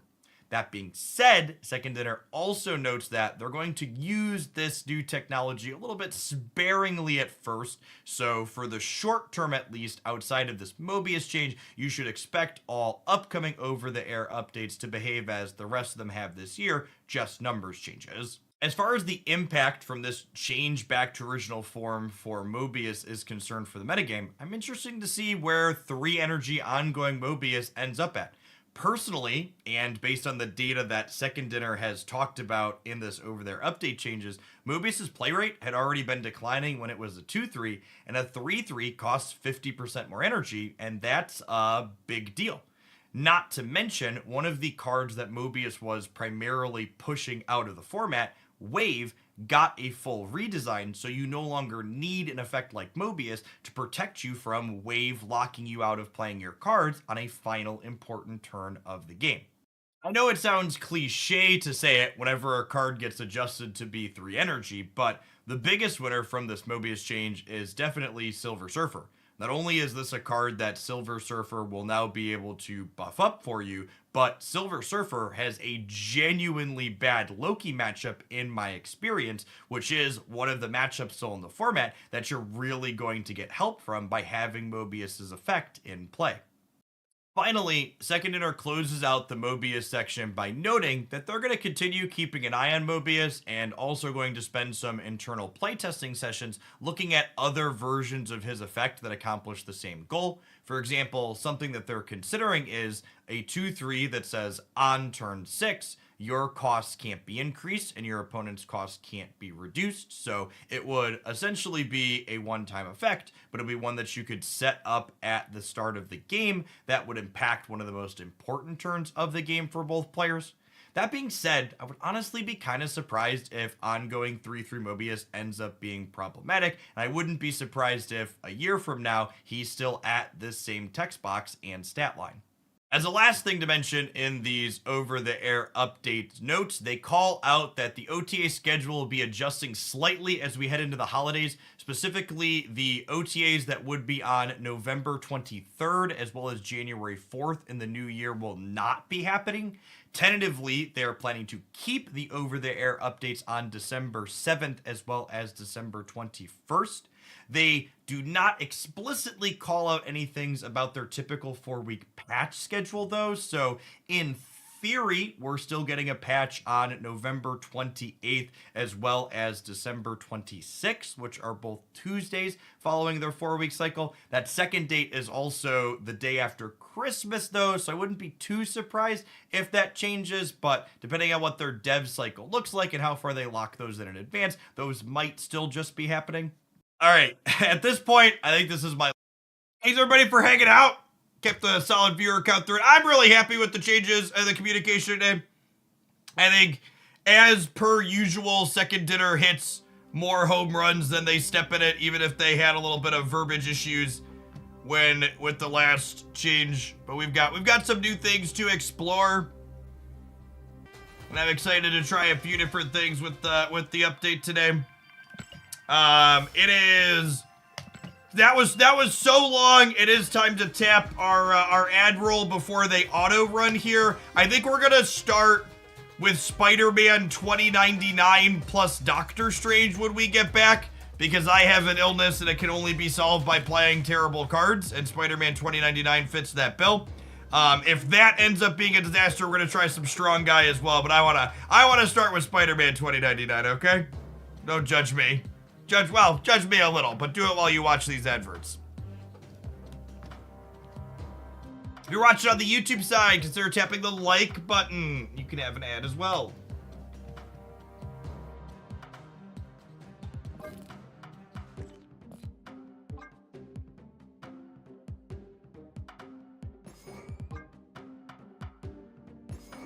Doctor, give me some news. I'm gonna blow up you.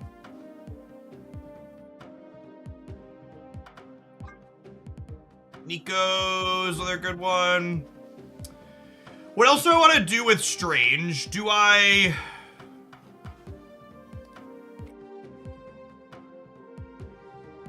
want like another big thing to move around the board? Dr. Octopus still dies to Shang-Chi, unfortunately. But they did just deal psychological damage to what's it called? So maybe we can do that. Now, I don't know that I want to be full move. So I don't know necessarily that full move is gonna suddenly be good.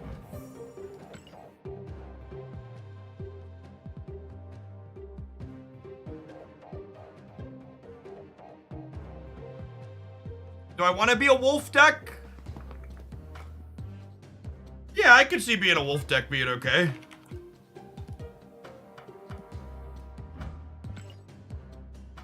What's going on, PGA Gamer? Appreciate that. Welcome back. It's for the over 3 years.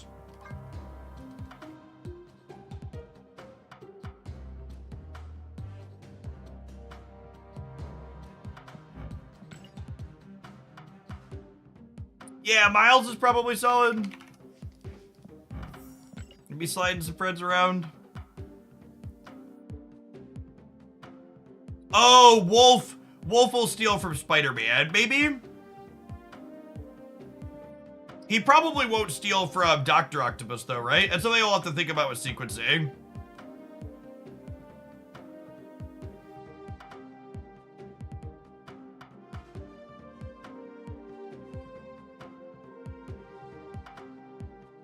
So, people talking about Magneto, thinking about the curve in a deck like this, I want to be able to play 2 cards on the last turn, right? Or a few cards. So, like, a tech card plus a Doctor Strange, or like a Miles Morales and a Doctor Strange and some other cheaper stuff. Maybe Zabu is fine. I could see Zabu being fine here, so that way I can, Zabu would let me go like Doctor Strange, Miles, and a 4-drop on the last turn. 4 cost. Well, this isn't a 4 cost. This is a 1 cost. Listen, Jeff, I'm happy for you, and I'm gonna let you finish, but the Shang Nerf unbanned rescue, so I'm gonna need some rescue after 2099. We can definitely play some rescue. I do have. We were ahead of the rescue curve when it comes to premium splits.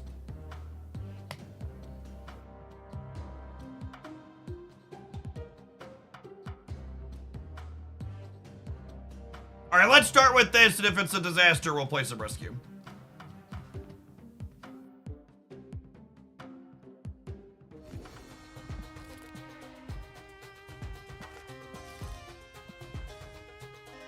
My kingdom for default cosmetics to actually be default cosmetics.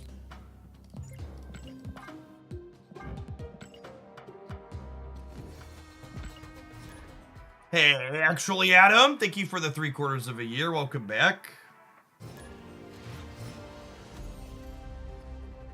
Poopy feature location is done too.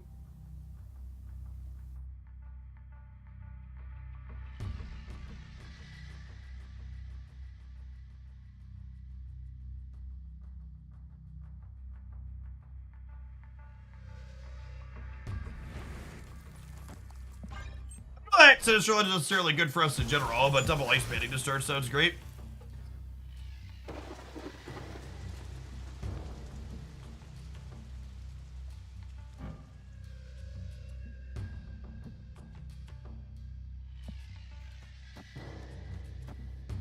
Oh, snap.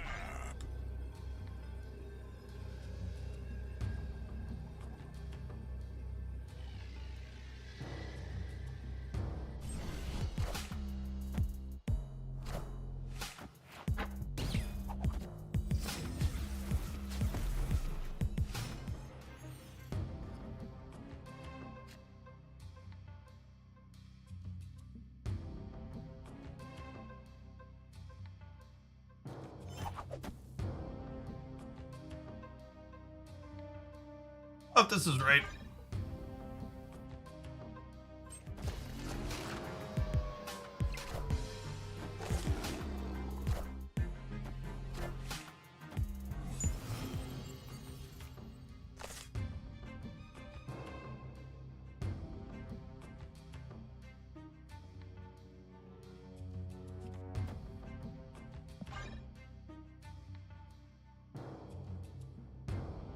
If we draw Doctor Strange, I could Doctor Strange here, this one will jump over, blow up the pig, and then we'll Doctor Strange back over to here, they'll blow up this one, but then I guess we're kind of locked into here, right?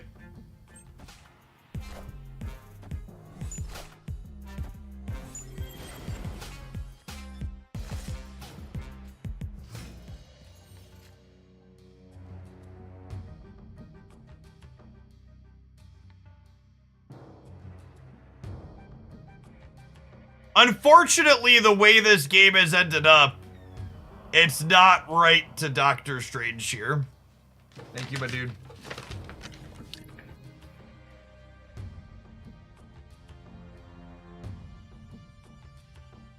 I think it's just Doc Ock.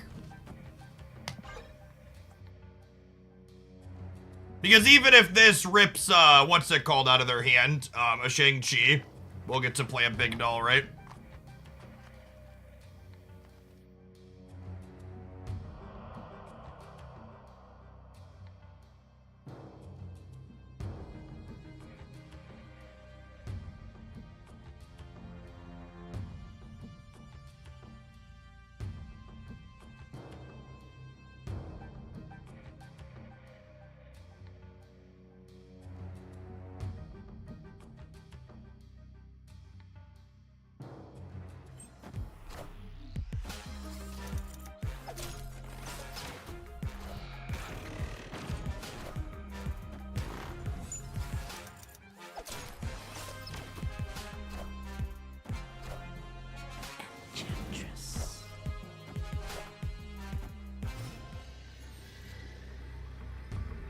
It's pretty unfortunate that nerfed cards are unplayable, really.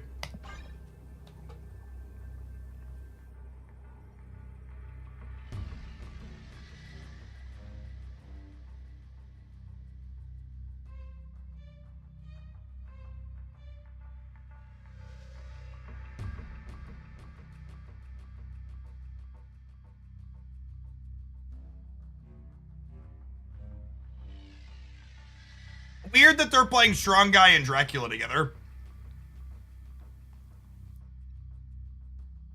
Or sorry, Strong Guy and Apocalypse, I mean. Strong Guy Dracula is good. Strong Guy Apocalypse is weird.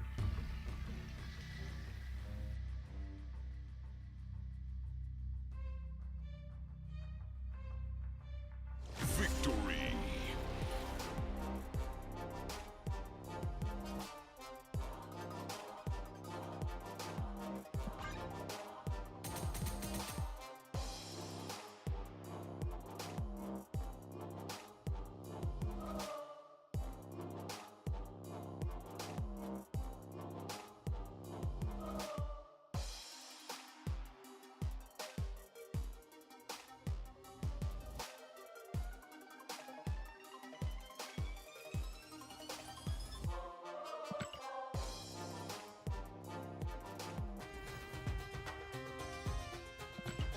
You play Apocalypse out on turn 6. Sure, but if you're playing it out on turn 6, your deck probably didn't discard it that many times. At that point, you should just play a different 6-drop, right?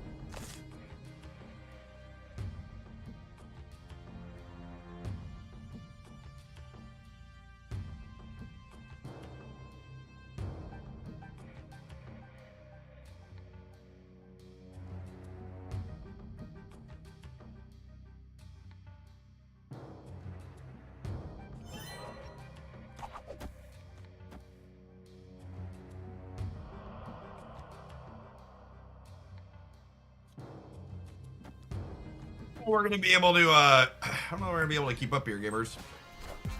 We're about to get comboed.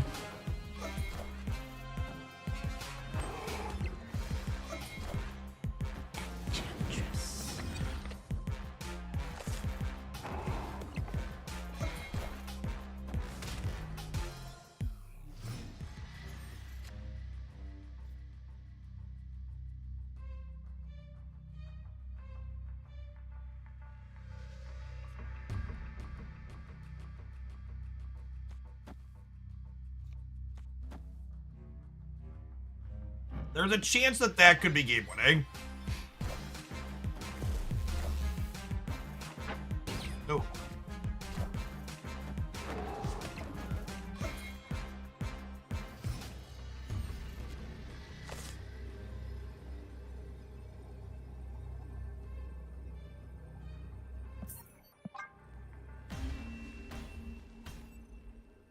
Escaped.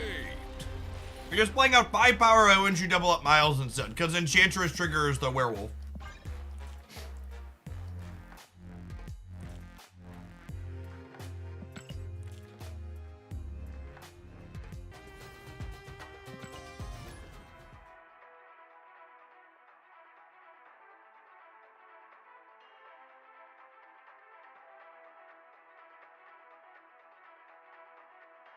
Yeah, Doc Ock into Enchantress would be funny in that matchup.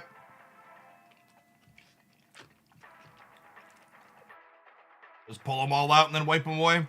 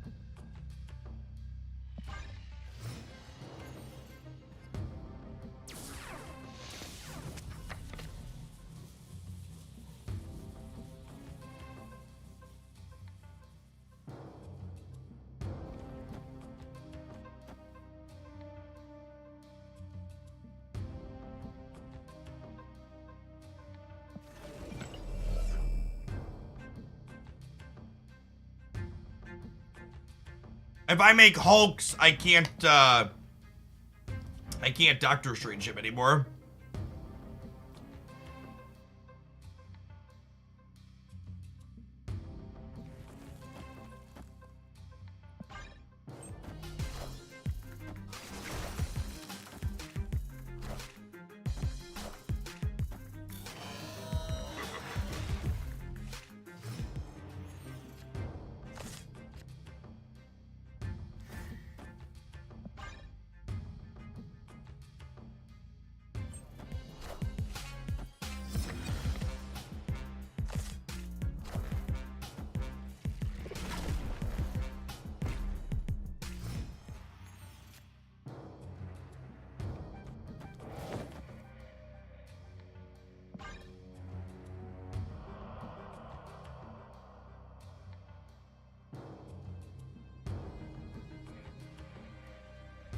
We have Shang-Chi at home, chat. Got Doctor Strange and double Spider-Man 2099. Someone just asked if Spider-Man 2099 blown anything up yet. Hold his beer. Hold on. He's coming for you.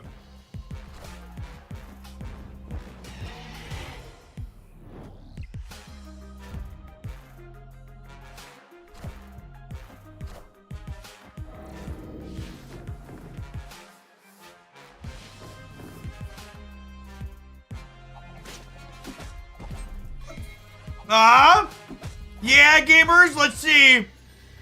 Let's see your Shang-Chi do that, huh? Where's your Shang-Chi now? Can't destroy those 7-power Phoenix Force with the Shang-Chi. Can I win the game? Are we dead here?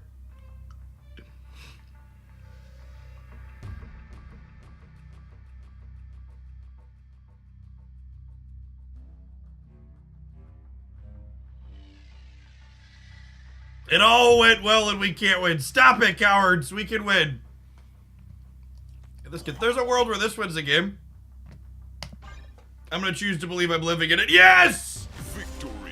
They were intimidated by the power of Spider-Man, chat.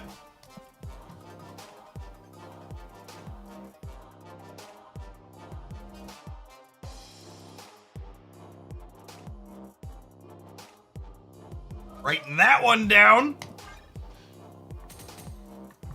Ye of little faith.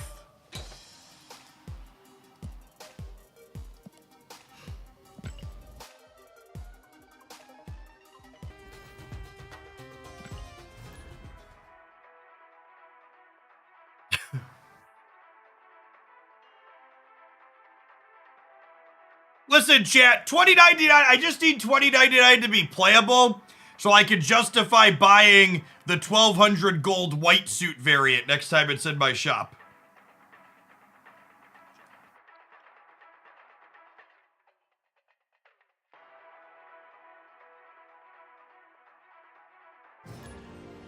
I keep passing on that when I'm sad every time I do.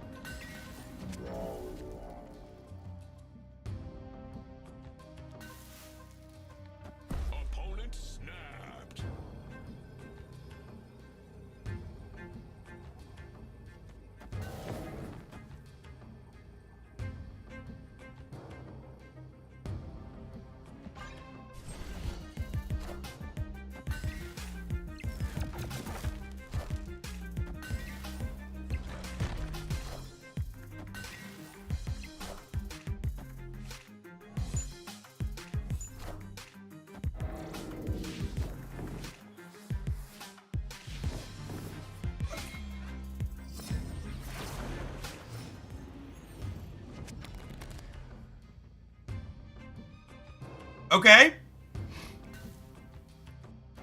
Okay.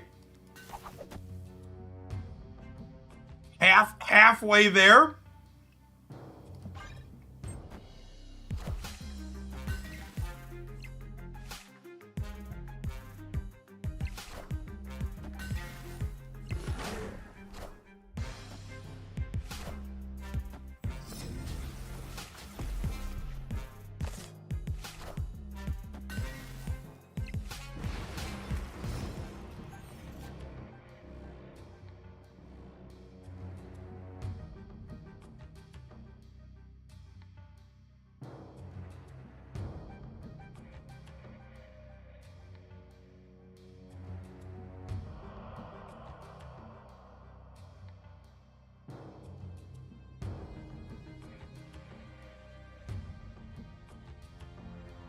Uh-uh.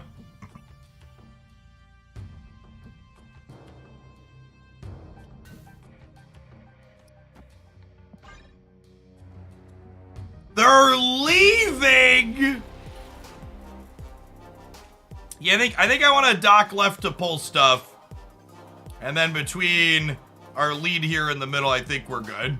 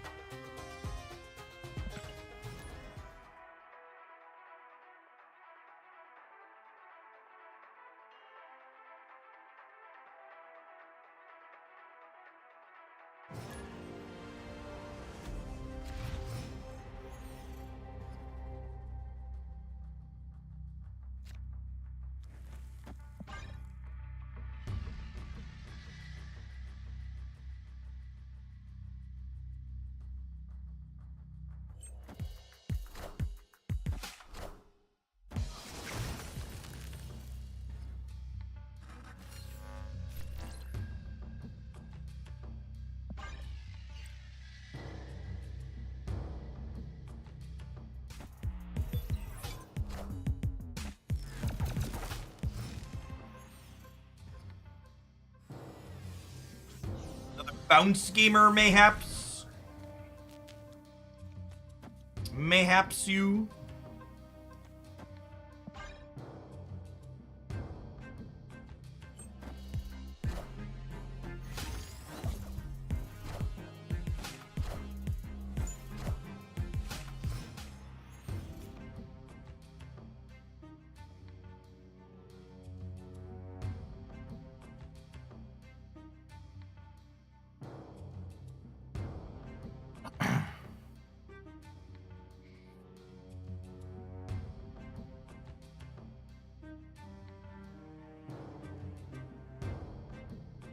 Am I enchantressing armor? I think I am.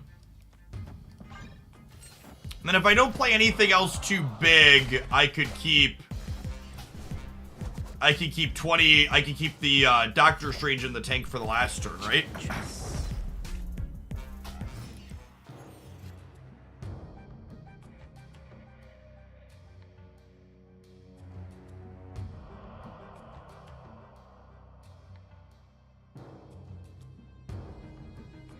I think I do this, so I'm guaranteed to not have priority here.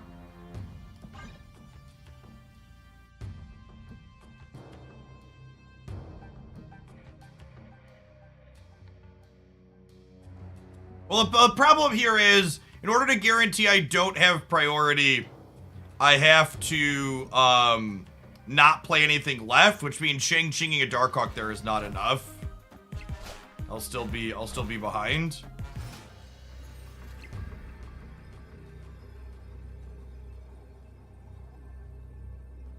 Maybe I should have just played the Spider-Man here.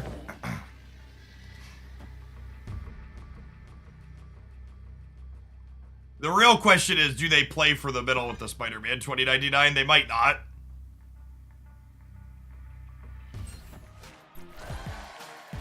Wow! Yeah, they just didn't play around Shang. Okay.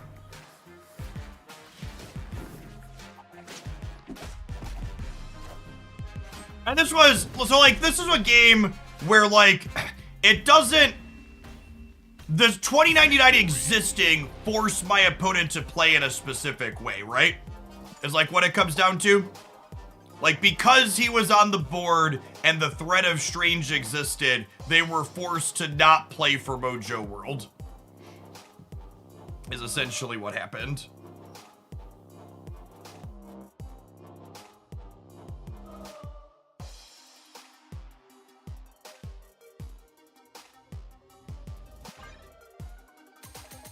The echo effect. Yeah, it was like a deterrence. So it said you went from 78 to 130 in a day. Well, so for reference, once you get to infinite, this is a number of my global ranking. So it's a number that goes down the more successful we are. Heartless, thank you for the 3/4 of a year. I appreciate that. Welcome back.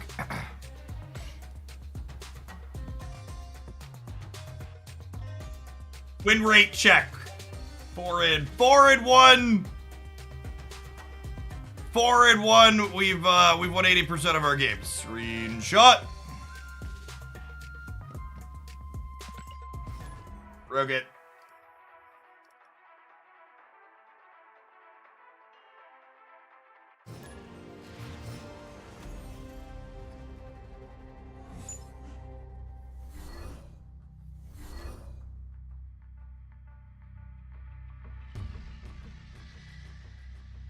They've been Doctor Strange. We've been to Shang-Chi.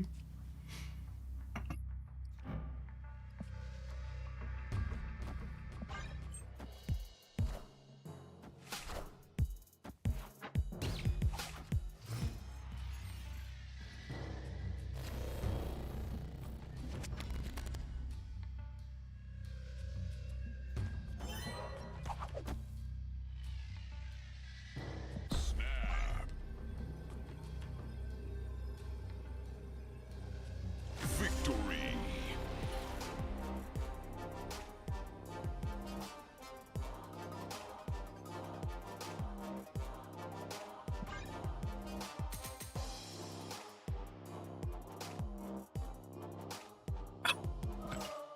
The ladder now lives in fear of 2099. Yeah.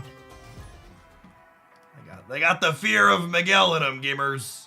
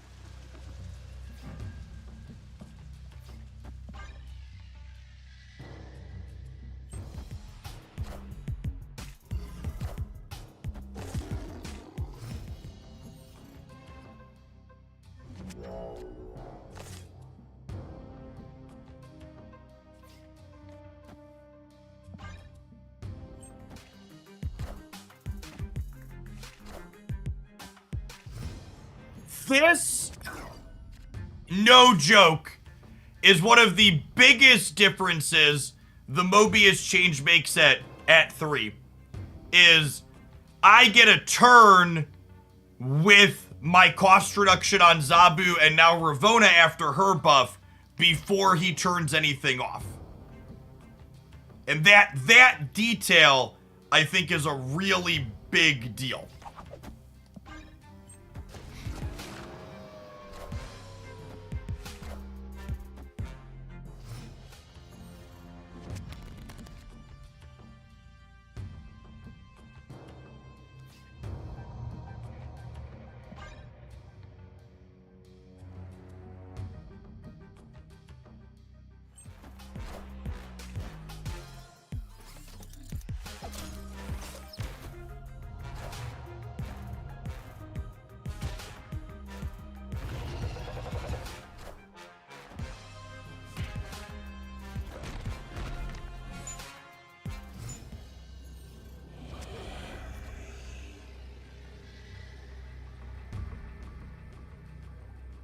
Yep, that'll do, pig. That'll do. You know what's extra sad? I would have won this game if we'd have drawn Enchantress on the last turn. That was a Wrath card. If we would have drawn Enchantress, I could have gone Enchantress here. And then Demon into a thing over here.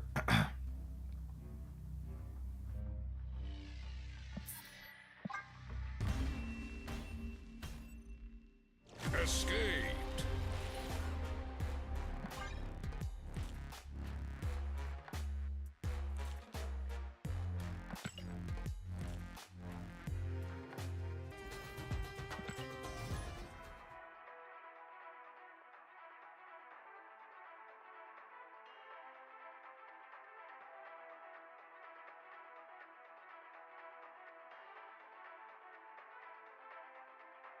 I keep seeing people post success with the Darkhawk Devil Dino deck playing Miss Marvel. And I feel like they must just be in a different MMR/player pool than I am. Because like every time I tried to play a deck like that yesterday, where it was just like a bunch of ongoing cards with no protection, I just got rogued and shanged and every other tech card over and over and over again. Was not a pleasant experience. Snap on, being able to trigger the Abbey on too, I think. Plus having a little disruption here.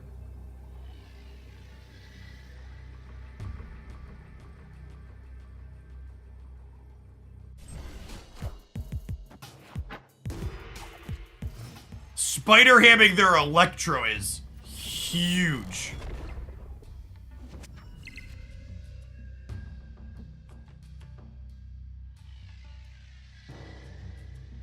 Huh. Do I want an 8-power Nico? I think I want an 8-power Nico.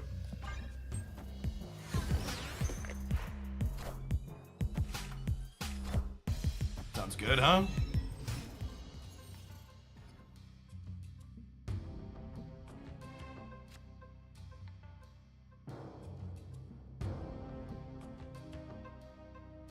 Huh.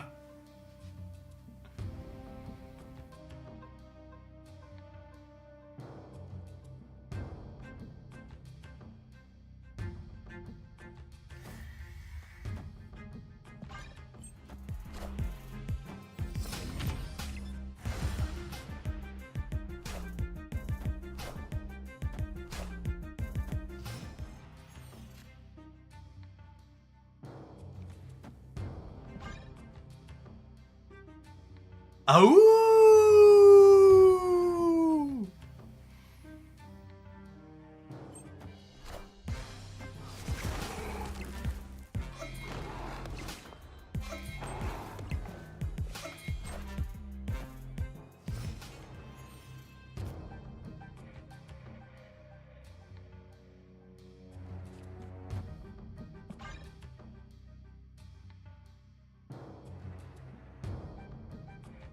Dock-ocking the Electro deck might be wrong, but it's also fun, so I'm gonna do it. Will this pull wolves or make more doctors? I don't know, let's find out.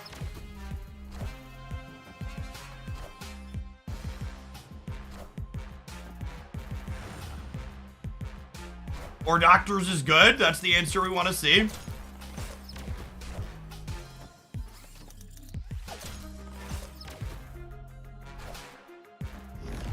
Oh, Professor X, eh? Couldn't have happened to a nicer person, I don't think. Perfection. Perfection. And even if they Spectrum, a rogue is not ongoing at the moment. And one of their cards in hand is probably a pig. Victory.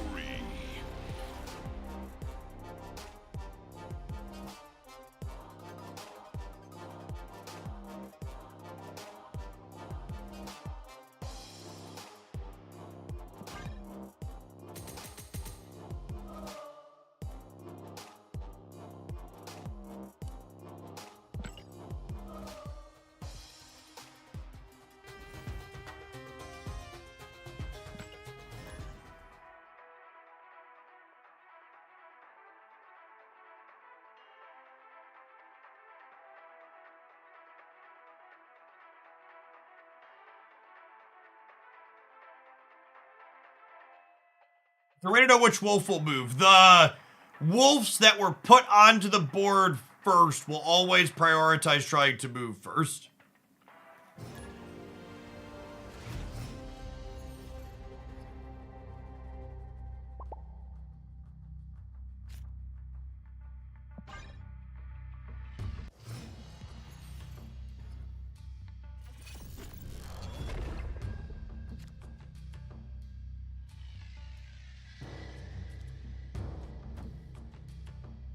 Our hand's pretty good. Honestly, this could be snapping material.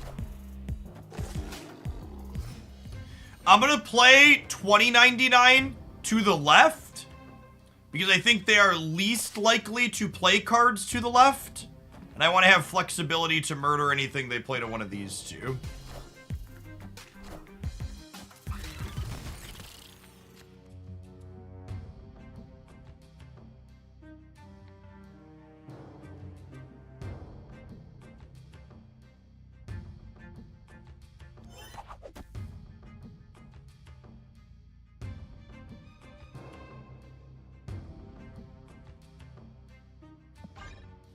I want to kill one of the bugs.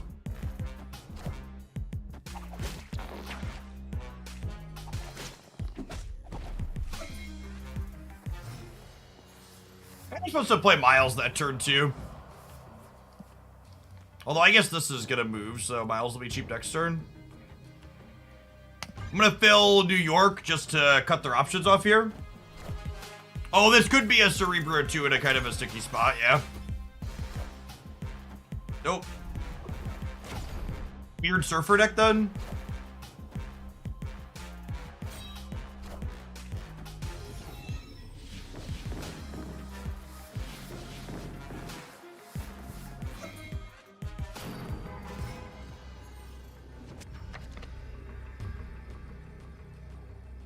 Yeah, maybe Strong Guy Surfer?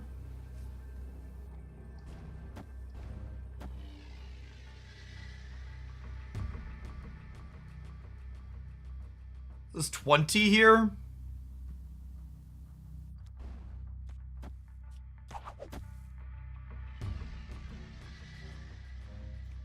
I think they have a hard time putting many stats here with one card, right?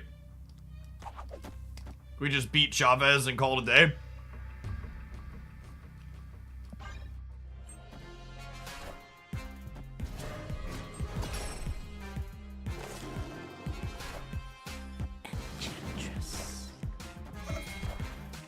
Is Maximus hiding?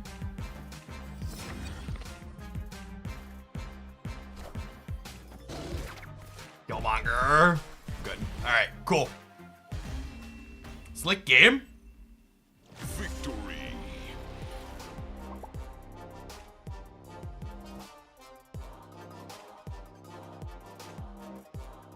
Yeah, I honestly think this season's card back is my favorite card back we've had in a while.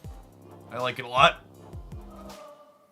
No, Spider-Man 2099 is moves once, kills once.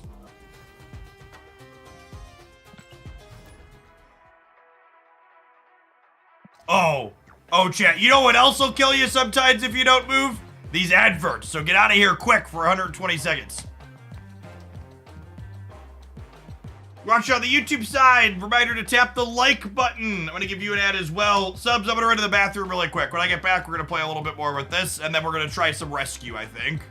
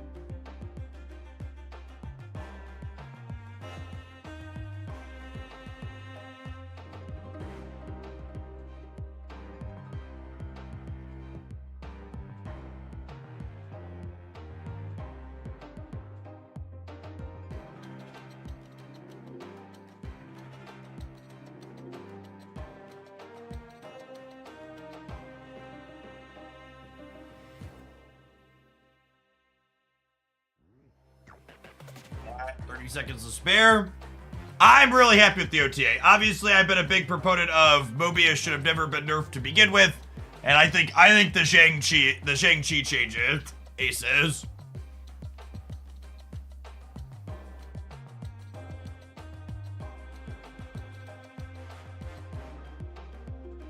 Yes, the Phoenix will count as being there regardless of your sequencing. Mandoska. Rihanna or Peach Marvel? I really like the Peach Marvel the best. I think it's my favorite one. And it also happens to be in the season pass, which is an easy tiebreaker even if you're close.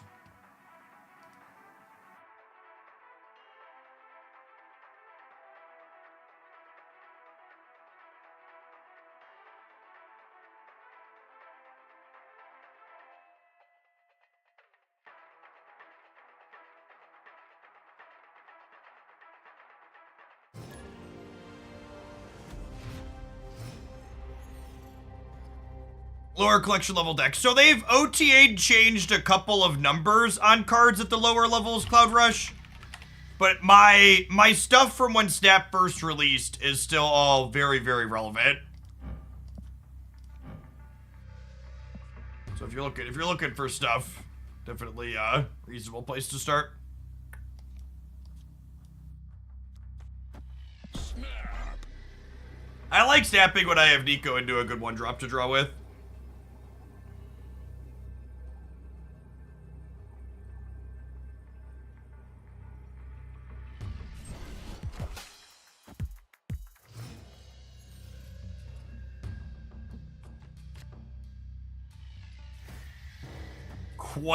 Quite the set of locations for us gamers.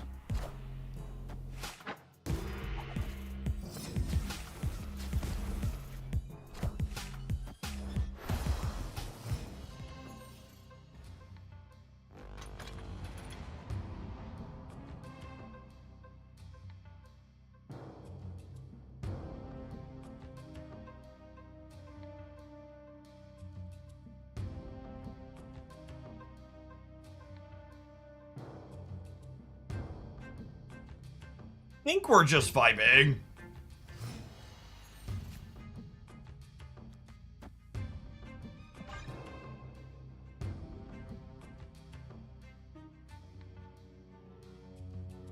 Shang-Chi doesn't kill Monster Island anymore. No, they updated that with it, Saint Lovejoy. They made a few changes alongside the patch. So that way Shang-Chi keeps in line with a few things.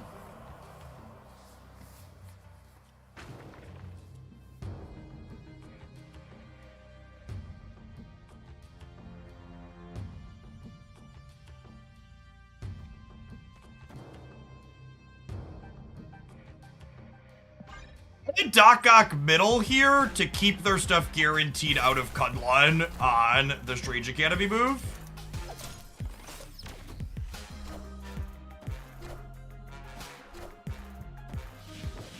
The Shang-Chi didn't kill my octopus because of the Scorpion and the Nerf, chat.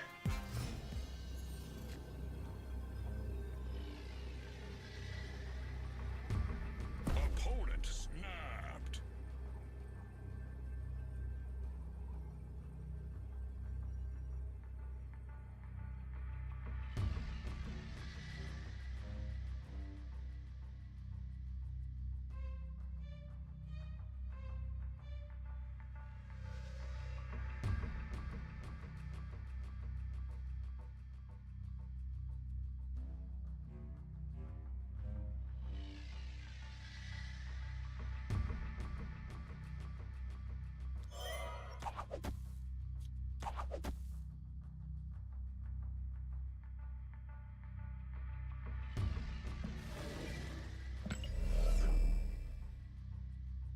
I can't shang their pig, chat. He kills 10 power things.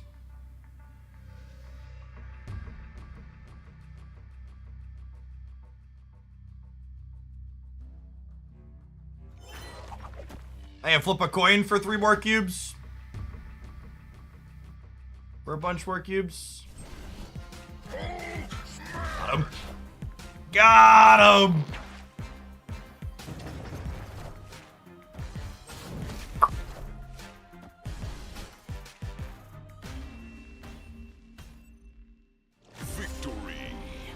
Shag Nerf saved our boy, chat. Shag Nerf saved our boy.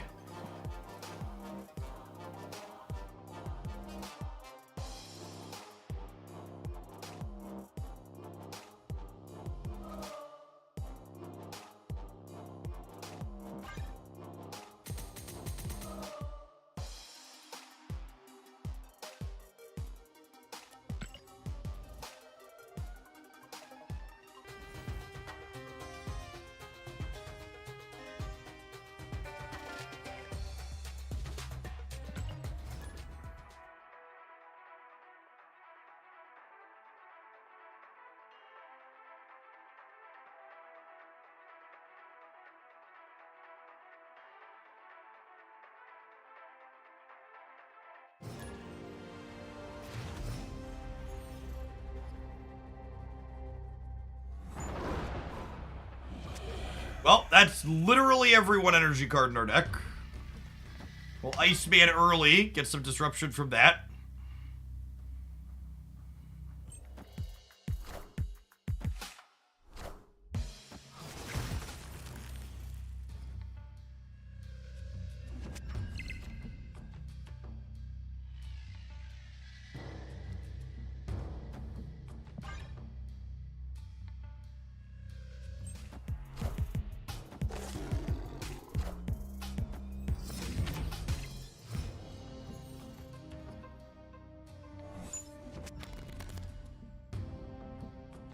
Ooh, Silk's a tough one to pin down.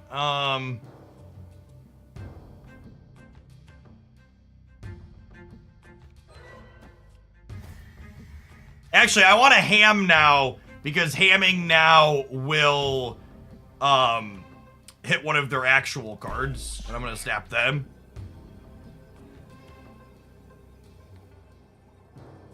Drawing's a little bit less good with District decks, but it should give us more options, and hopefully the ability to overpower them if they stay.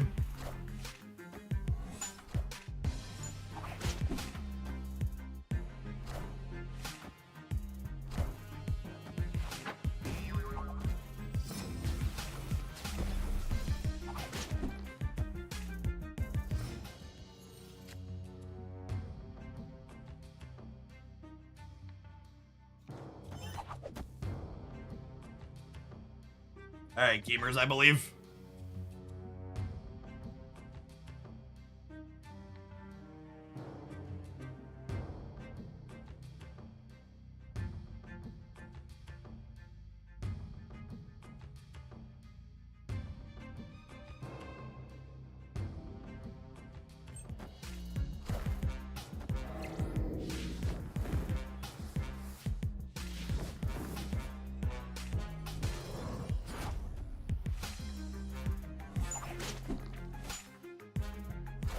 Oh, wait, that's perfect! Because it guarantees that Miguel gets to murder the Craven, right?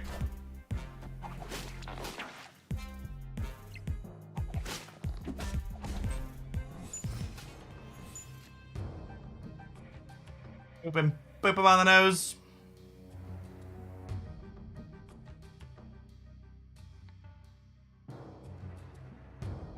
Their Silk is anywhere and everywhere all at once. It's kind of problematic. They should let us pin variants in the shop. Nope, they want you to make impulse purchases to buy variants from the shop if you don't currently have gold.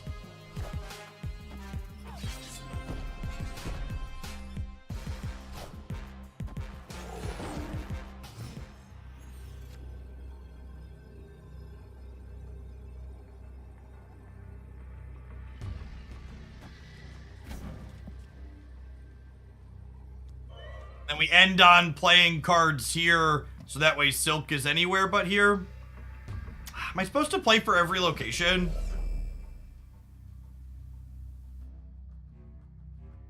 A little bit of just a flip here at the end, huh?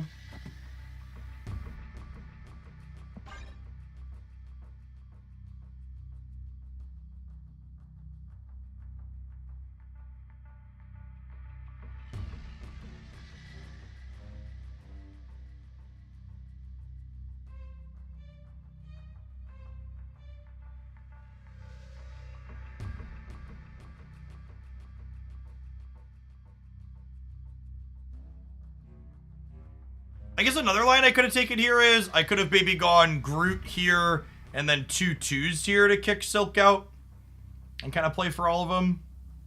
Victory. Which decks are currently trending high for the ladder? Well, we just had a pretty significant balance past Cube Donor, so... I have a best decks video that covers the best decks from before the OTA that just happened an hour ago. But as of right now, at this very moment, Untapped has to populate some more data as they collect sample sizes.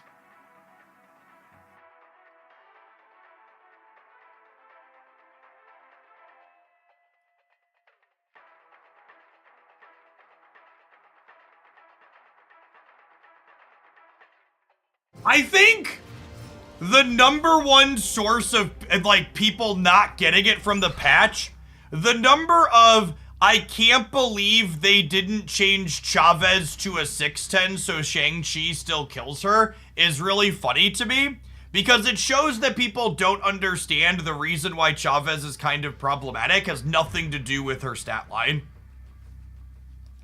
It's just like, could not be remotely relevant.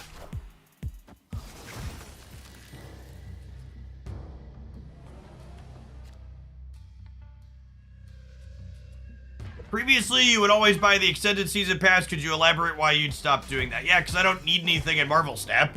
I'm sitting on 31 Spotlight caches and 67,000 collector's tokens.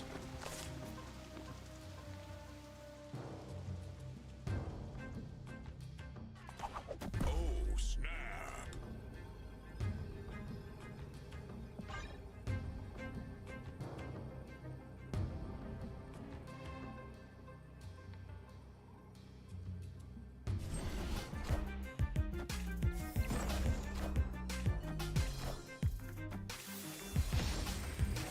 Oh, and this is kind of on me to a degree, but I also think it's something that Second Dinner's interface stuff needs desperate amounts of work on. My snap was bad into a Thanos deck because we know they're playing Reality Stone, but I didn't notice they were a Thanos deck because I didn't glance down here or click and open their things. I really think when your opponent has Thanos in their deck, you should get the animation at the start of your screen as well.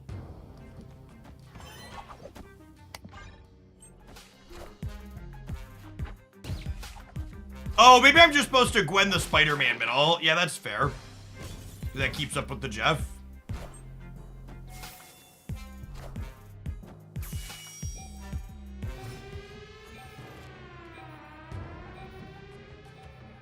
I think it should be that way for High Evolutionary too. Well, you don't know your opponent has High Evolutionary in their deck due to public information at the start of the game.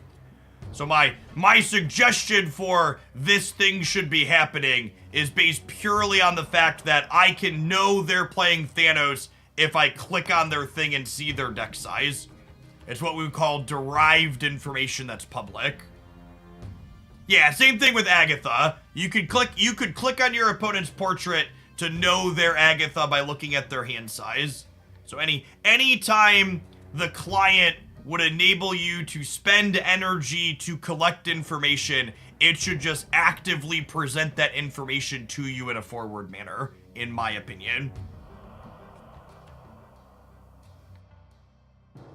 You shouldn't make your players spend clicks and brain power on things that could easily be provided.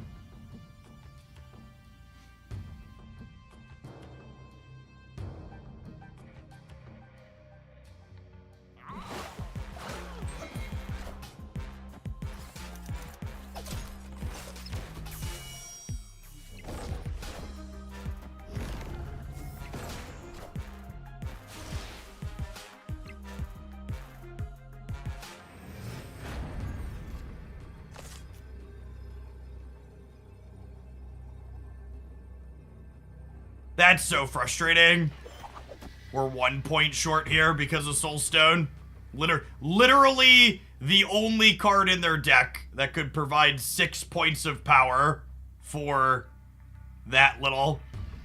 If this had been Power Stone, they'd be 8 to 8, and then I'd be 11 to 5, and I guess we'd still be 1 short if it was Power Stone. Yeah, just a wonderful, interesting Marvel Snap card. Escaped. Feels good, man.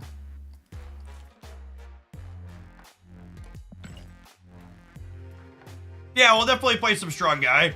I had a request to play with Rescue. We're gonna play with 2099 and Strange here for a little bit. Then we're gonna play some Rescue, and then if we still have viewers hanging out, we'll move along to Strong Guy. And if the viewer count falls off, like it does periodically as the day gets later, we'll Strong Guy tomorrow.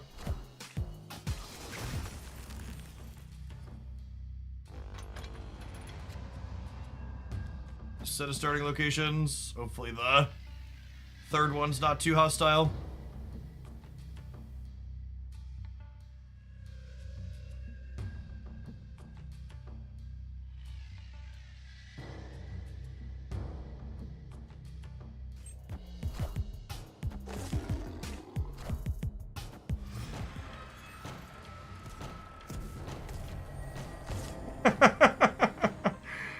Well,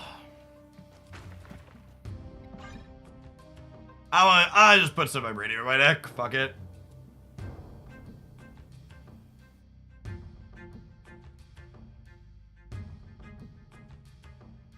Dude, 2099 is Strange Furies. Well, I'm gonna be honest, chat. The more I play with Spider-Man 2099, the more I come around to, yeah, maybe Glenn isn't lying to us when he says there's real 2099 decks out there.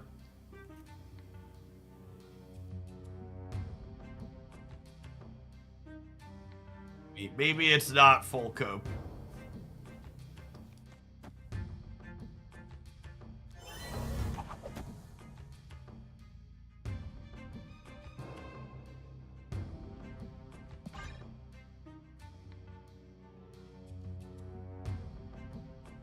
I don't actually know if Werewolf jumps into Vormir here. We'll find out. Part of this is me paying a cube for knowledge.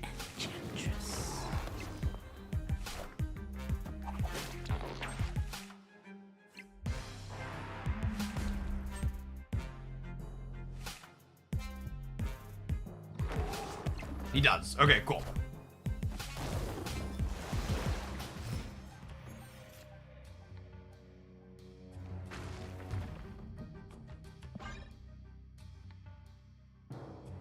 Storm in their Werewolf by Night deck's a really weird choice. Storm, generally speaking, is a card that's pretty good against Werewolf by Night.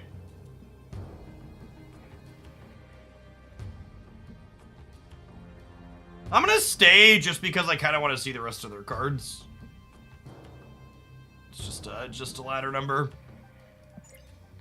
Maybe Doc Ock does something they don't want us to do. They could like have on reveals into the center, hoping to pull Werewolf by Night there, and Doc Ock could potentially really mess them up.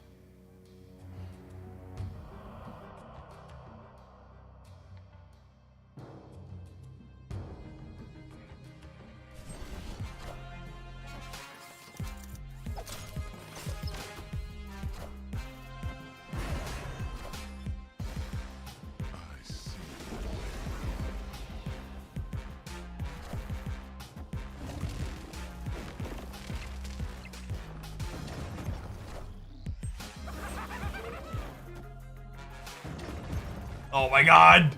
Oh my god! Brutal! I was so excited for like half a second there until the Green Goblin flipped up. I was like, oh my god, we're gonna do it.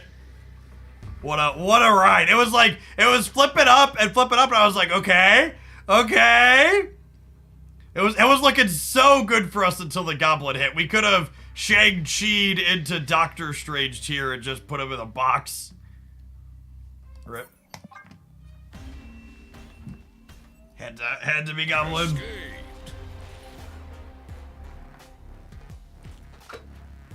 Why would I be trying the She-Hulk double up deck? Because she got 1 point of power? I'm gonna be honest, as a She-Hulk enjoyer, I don't know that the 1 point of power is really a meaningful needle on it. Also, I expect Mobius M. Mobius to be overrepresented today based on what he'll be like next week. So I think waiting to play She-Hulk until hype around Mobius being a somewhat playable card again dies down is likely the smart thing to do. It's meaningful because we can call the deck Dirty 30 again. That's true, you know. The real big brain line.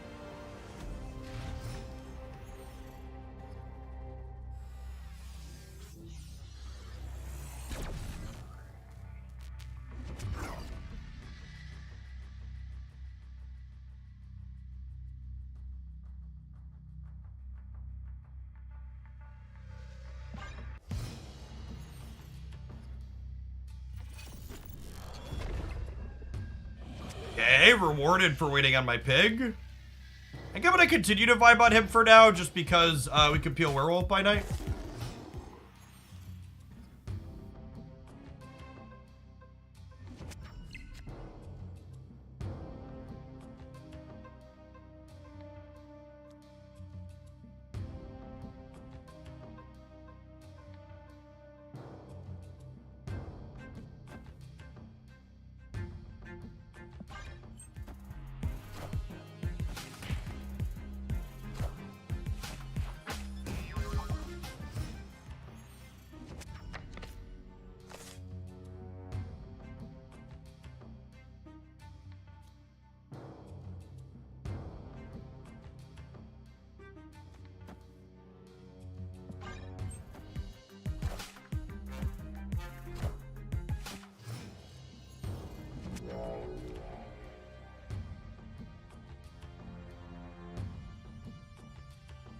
I think we do this so I could just Enchantress them then, right?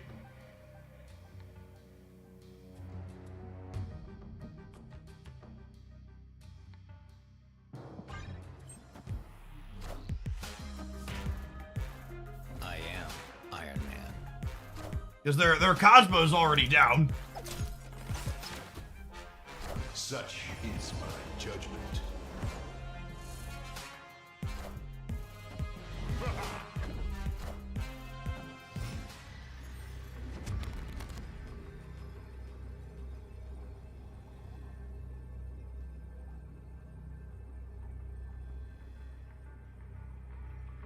They have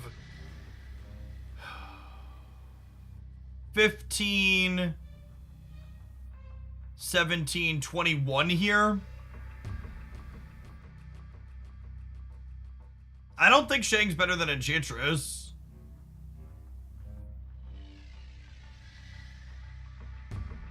Because they'd still have...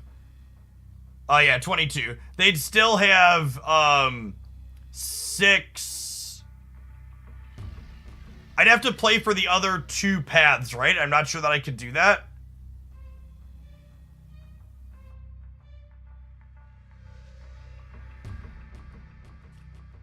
But can I win these other paths without it all the same?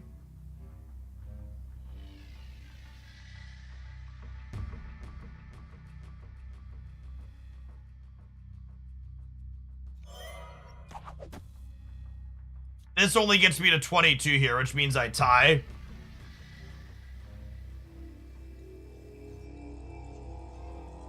Play for 1. I am Iron Man.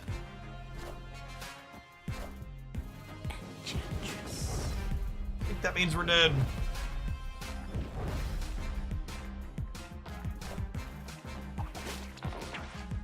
Yeah, I needed them to have 1 less here. Oh, I guess even then, this, the Mystique here gets us. Cosmo is such a good anti-interactive card.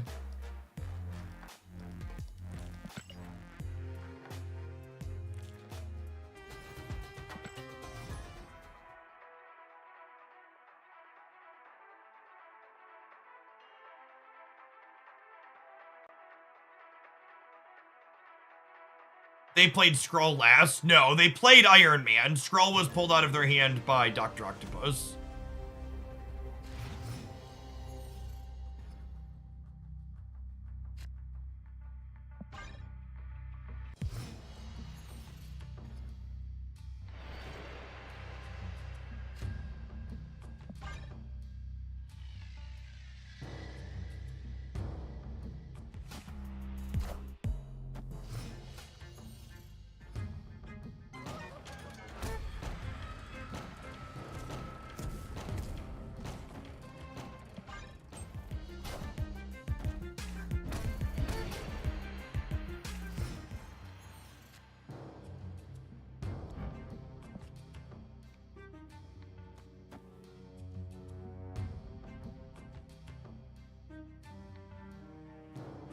I'm actually gonna Spider-Man here because if they move, well, I guess they won't have a chance to move Jeff.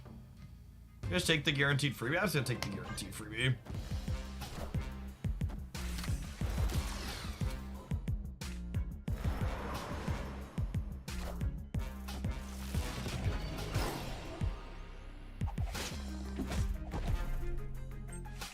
It's fine. They deleted their thing.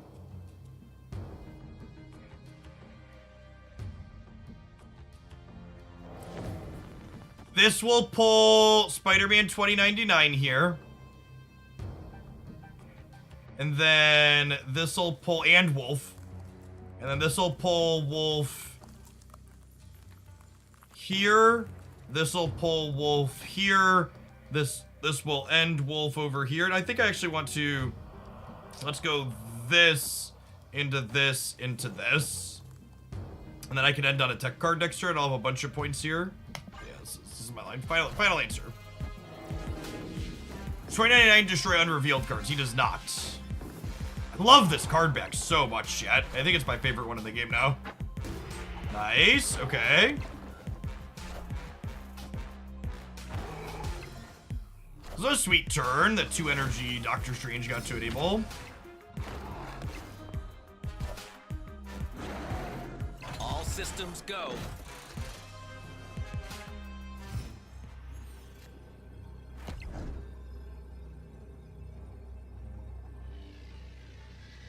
Victory.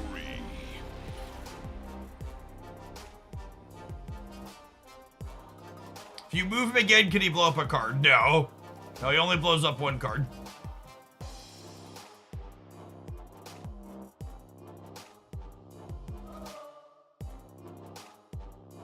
All right, shall we build a rescue deck, gamers?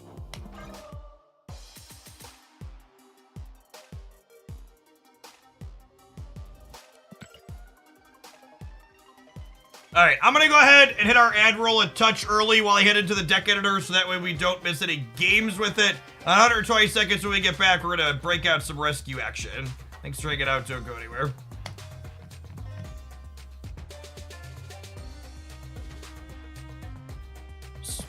Couple minutes to deck build without feeling too rushed. Did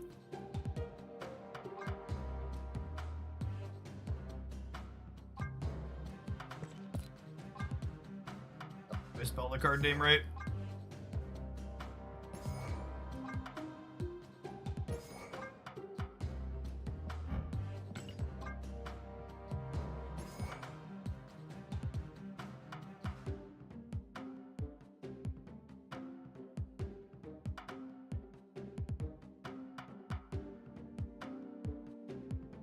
Looking good in gold so far, gamers. Doom. Do we like Doom? Maybe?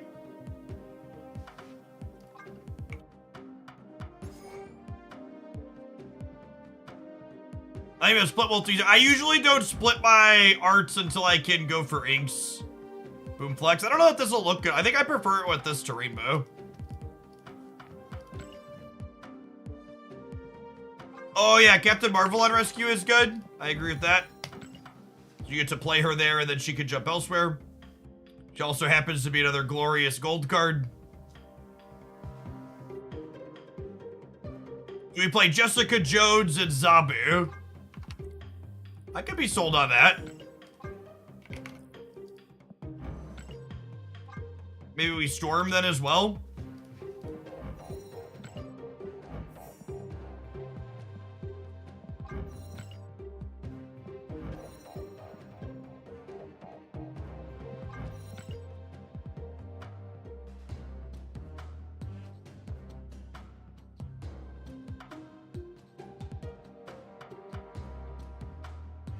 Do I want Magneto at the top end? That's a reasonable question. I think having a singular 6-drop that Werewolf jumps to is probably not good.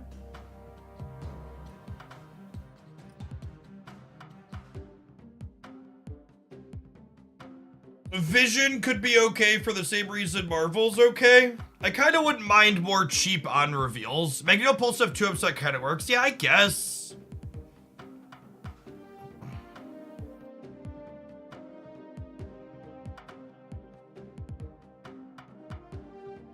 Are there any other obvious on reveals I'm missing? Jug could be okay. Would I rather have Jug or Stegron? Yeah, I think Doom to spread power is probably the better of them.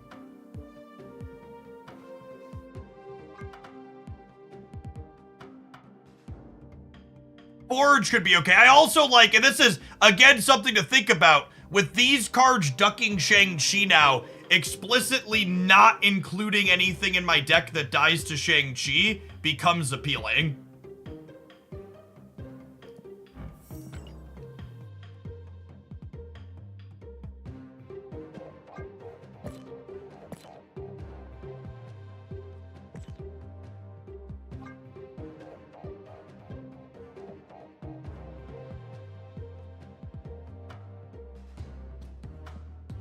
Lad has a lot of good hits here. Does he? He does, doesn't he? He would get Shang-Chi, though. That's probably fine. I don't know, I kind of want one more card for the bottom end of my curve. This is a Storm Werewolf deck, which we talked about being awkward earlier. Maybe it's fine. Mirage is a cheap on reveal. I don't hate that. Mirage, we would have so much information about the opponent's hand between Mirage and Spider-Ham. I like that.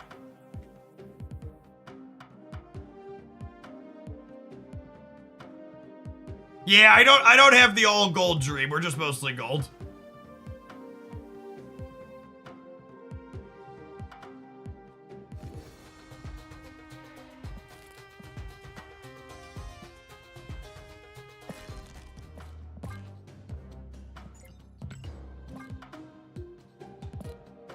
I'm just gonna keep using this one, it's so good. Is Lady Deathstrike worth 6k tokens? Nope. What decks do you see playing Lady Deathstrike?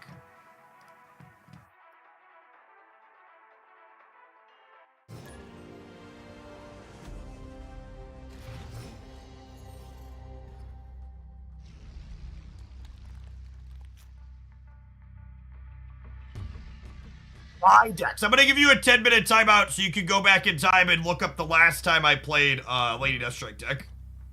It's been a long while.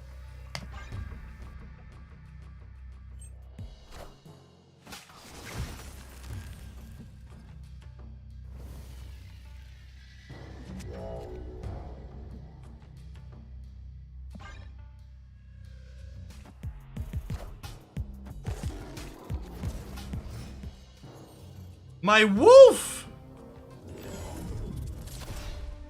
It's rude. It's rude.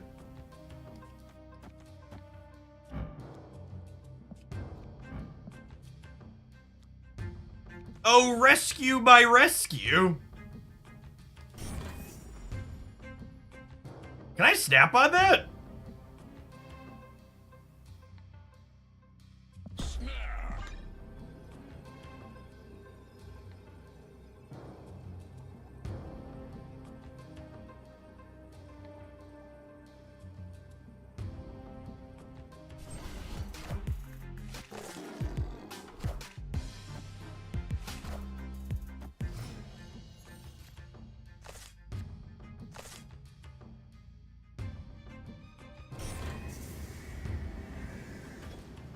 I love her animation.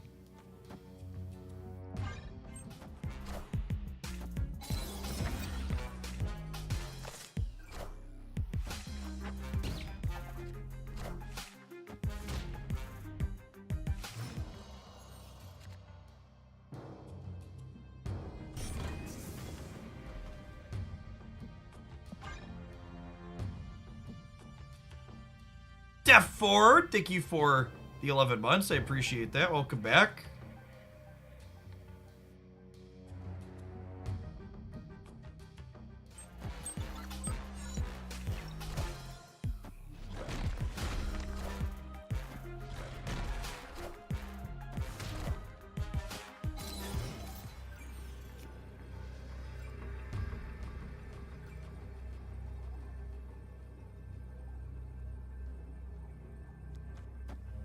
Going to 25.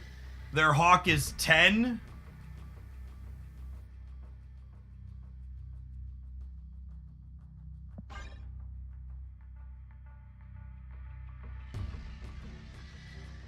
Yeah, I can't pull the limbo. I have too much power everywhere. Yeah, I don't think they can beat us. And like, I don't even have to think about a Shang-Chi, right?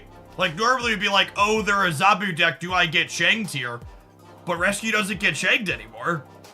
So it's just like, yeah, we're just like giddy up, good to go.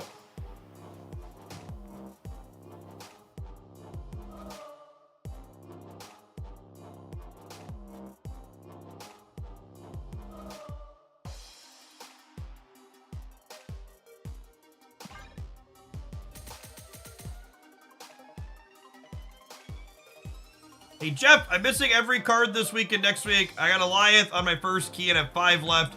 Should I spend a key this week and then the rest next week? What are the other cards this week? Teenage Warhead. If you want to play Destroy, getting Null is worth getting to play Destroy. But if you don't want to play Destroy, you could probably skip on Null. That would be my deciding factor. Is how badly do you want to play Destroy?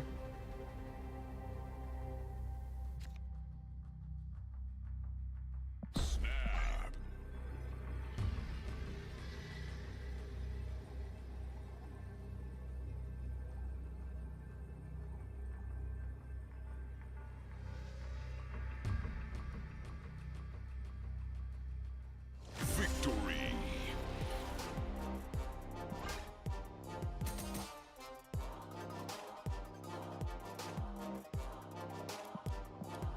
If you have 3,000 tokens to spend on Null, I'd just spend tokens on Null, yeah?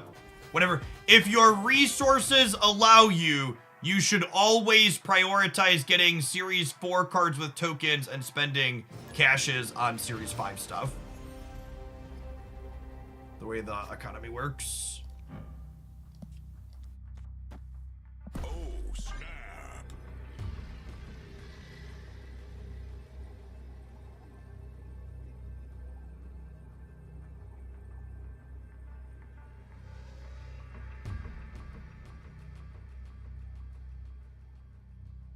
Victory.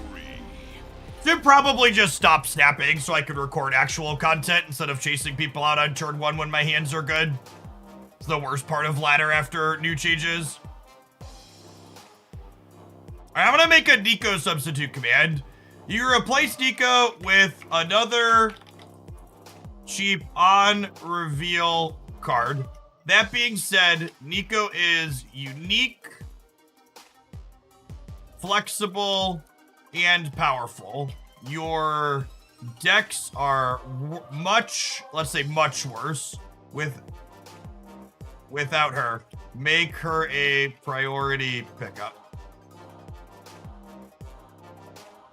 You replace Nico with another cheap on-reveal card. That being said, Nico is unique, flexible, and powerful. Your decks are much worse without her. Make her a priority pickup. Cosmonaut, thank you for the brand new primer. I'm biased when I say this because Nico is my favorite card Snap has released this year, maybe ever.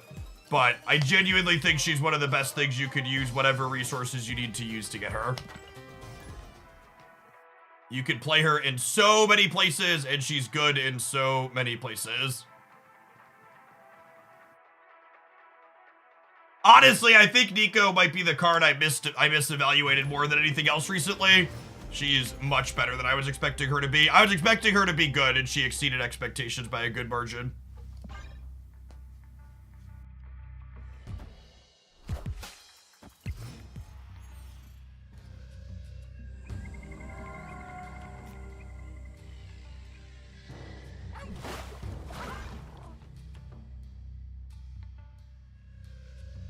Hey, Poland Pandas, thank you for the primer, appreciate it.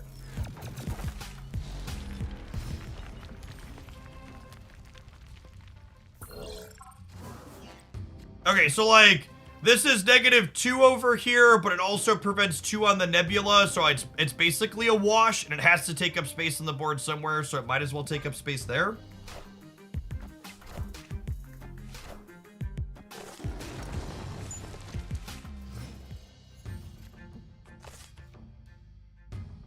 Just the pure psychology of knowing that I get to play this against a Zabu deck and not worry about Shang-Chi is just worth so much.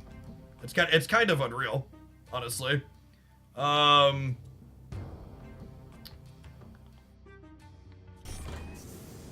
kind of want... I could go Zabu Mirage this turn. It gives me some information about their hand, too.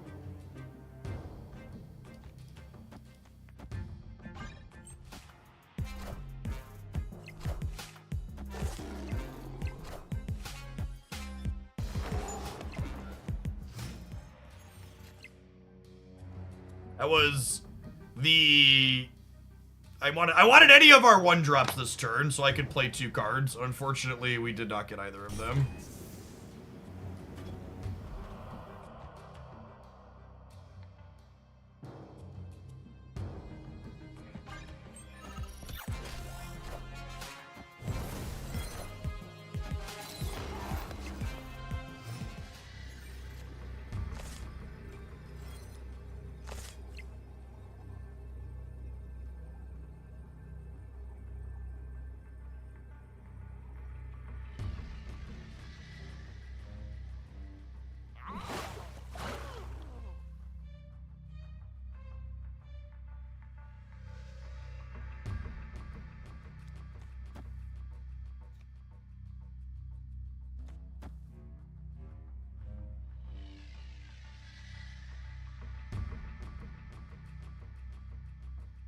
Does ever win the game?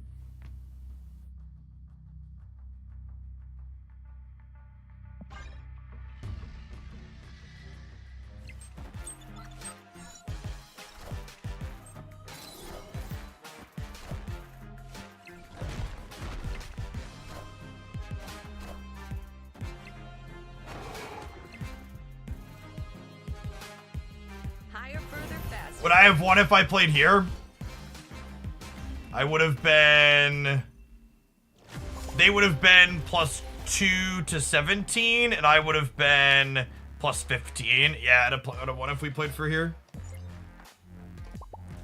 This was such an unfortunate draw. If we would have drawn any of our 1-drops, we not only would have disrupted their hand, but we would have gotten to move the dog around a little bit.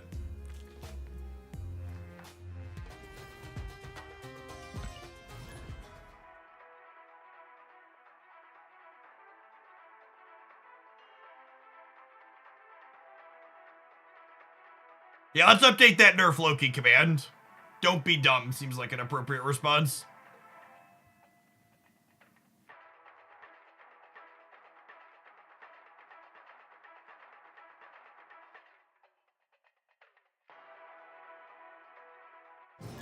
I have to say, this Werewolf by Night, Spider-Ham, Iceman, Nico, Mirage, like those 5 cards, I put this package into a lot of things at this point. It's honestly doing just most of the things I love about Snap.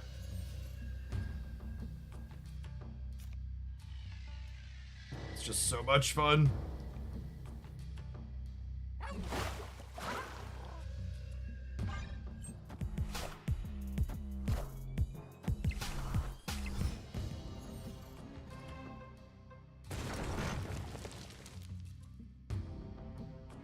Awkward.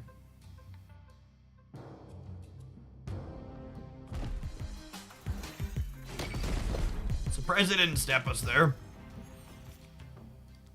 I'd have snapped me.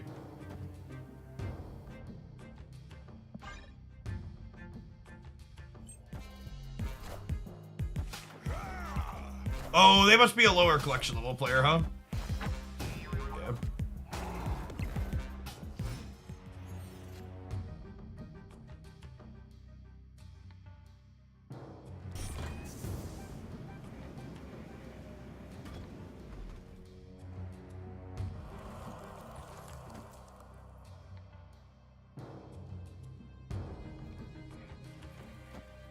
I think I do this to leave myself the flexibility to put the dog into the middle. I guess there's no guarantee I get that chance next turn, huh? Maybe I just set up rescue in the middle. Let's do this. Final answer.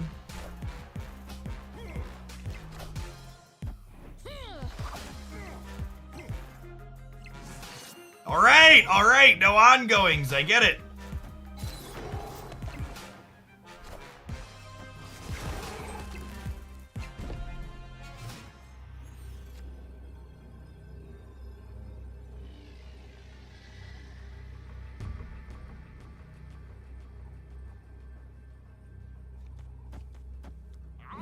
This?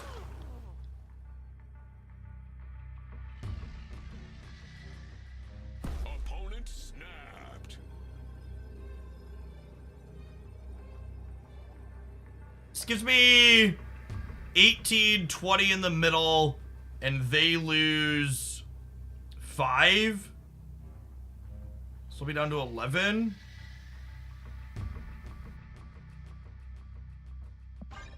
A stay, but we might be paying them out here.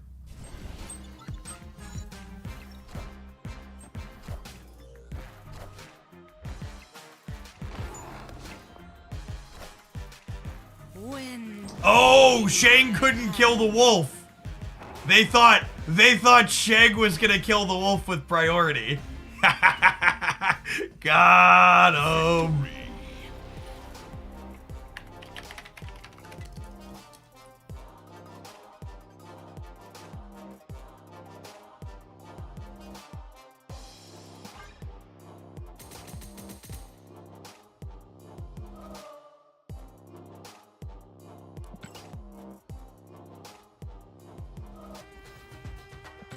I called out the wolf as one of the cards that was gonna be benefiting from all of this.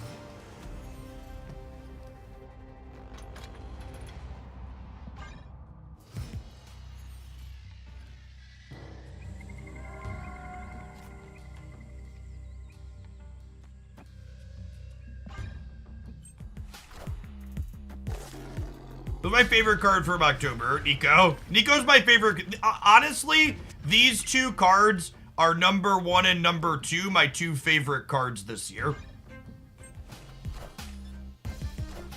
My favorite is only not Werewolf just because Nico is so good and so much fun.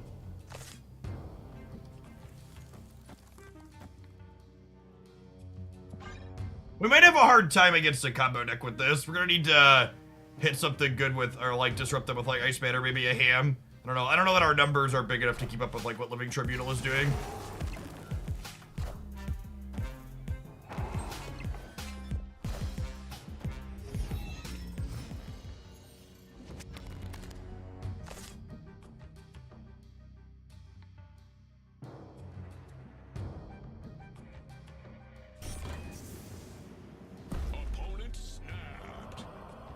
Yeah, it's really unfortunate because our hand is good, but I think we're just supposed to go. Just like against an Invisible Woman deck generically. We could potentially scam Limbo is a good take.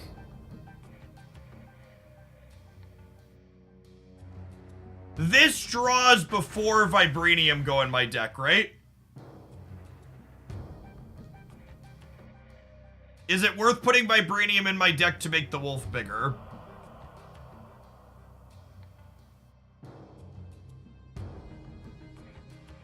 Probably not, actually.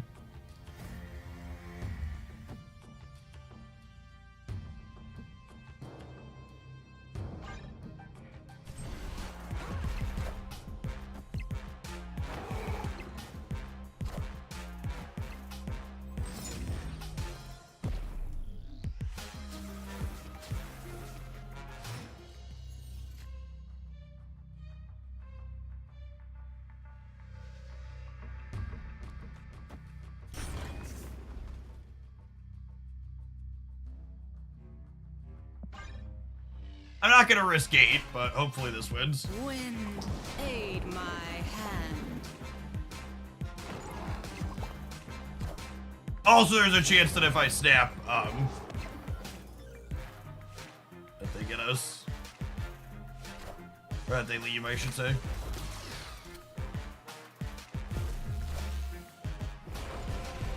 Okay, yep. Victory.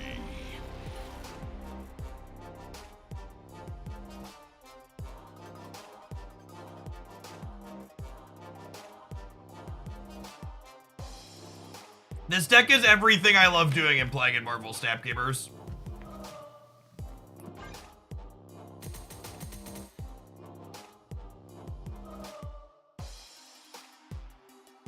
Hey, nice, Mattis.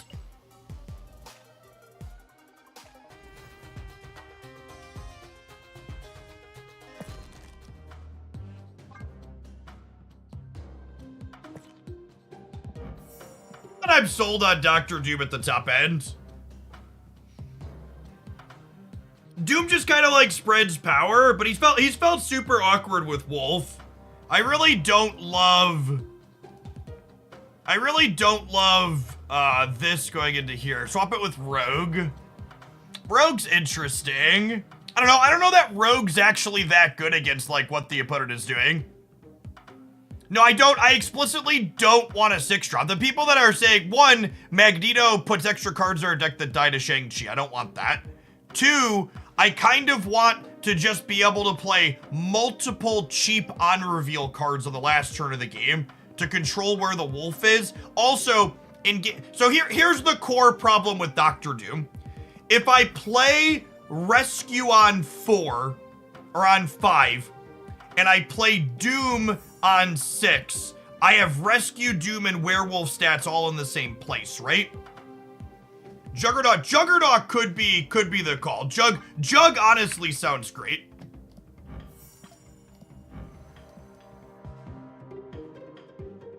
And you know what? Just for the sake of aesthetics,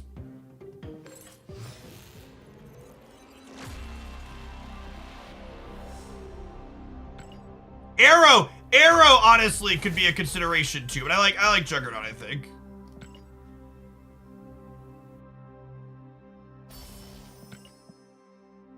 Jug is good against these like Living Tribunal decks periodically too. Snowguard is Series 4. Honestly, Snowguard could be a card worth considering here as well. Honestly, I kind of like that. Is Snowguard better than Mirage?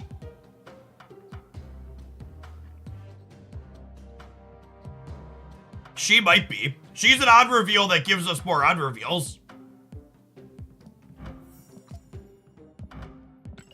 It gives us less info, but it's also cheap. All right, let's try that. I also need Snowguard boosters so I can split her. How close are we? 457. I need 180 plus 310. I need 490 to go for ink on Snowguard. So we're getting close.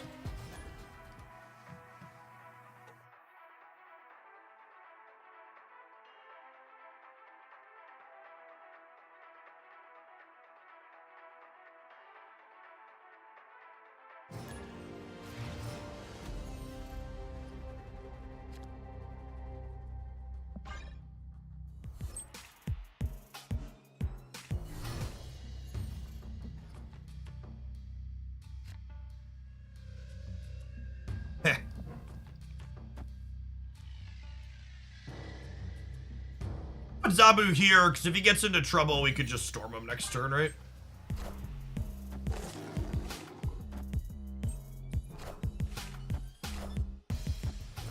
I think that's still good for us, right?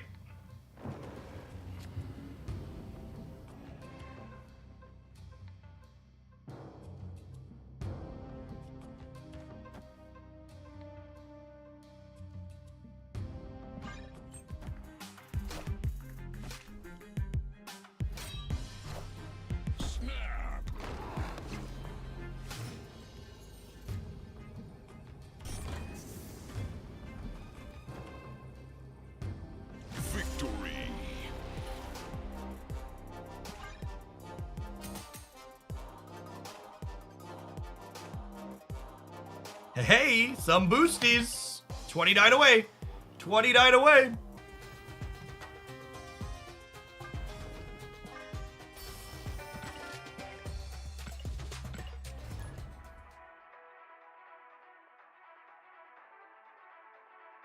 Snowguard also gives us more tools into these Limbo combo decks too. We have Storm and her bird now.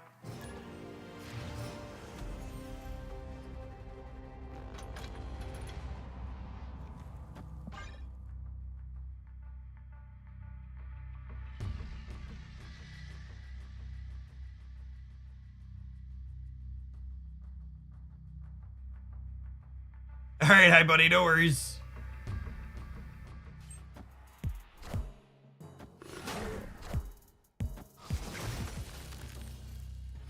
If I had to venture a guess, I would bet Bounce is a hard matchup for us.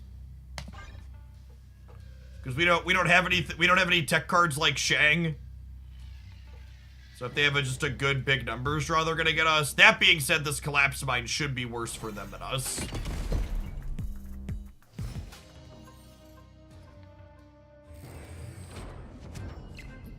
The Vault's probably good for us on average. Did you put together a new Surfer deck? I mean, if by new Surfer deck you mean did I put Mobius into the Surfer deck from my best decks video, then yes, I did that for sure.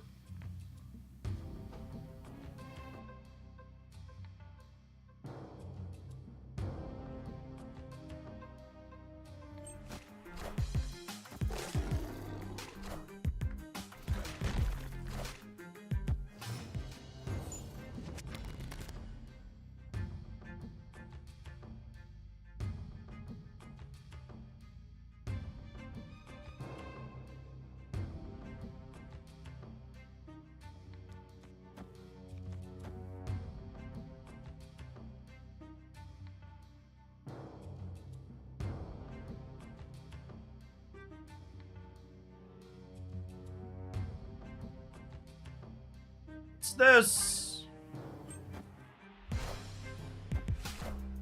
And then I like jug them next turn.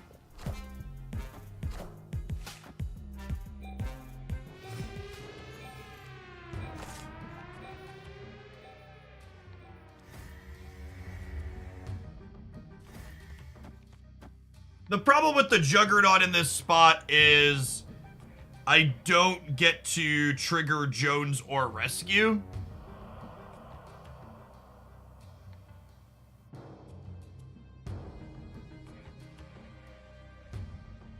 Wolf can stick on the right. Yeah, it can, but then they're not playing any on reveals in other locations. They also have Vibranium Mines here for their Darkhawk, so I think there's a chance we're just dead, but we'll vibe for a second, I guess. They haven't snapped us.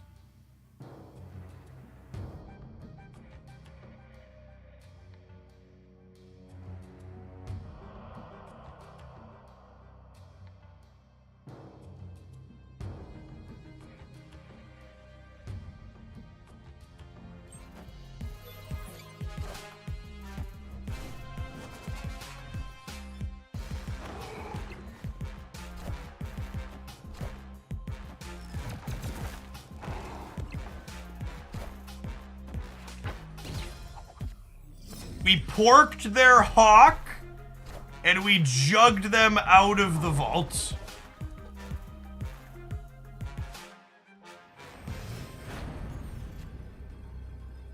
Well, if there was anything that could bait me into staying in this game, it's that.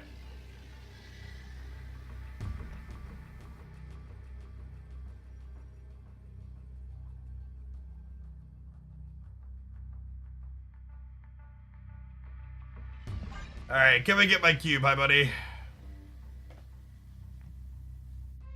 No, I'm leaving. I'm leaving. We're dead to Chavez, right? We're dead to Chavez.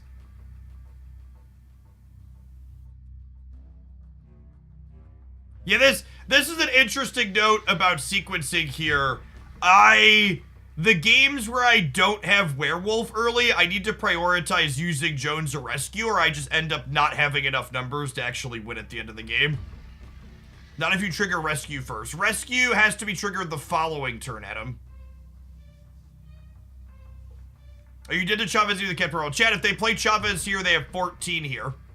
And I have 9 plus 4 is 13. Escaped.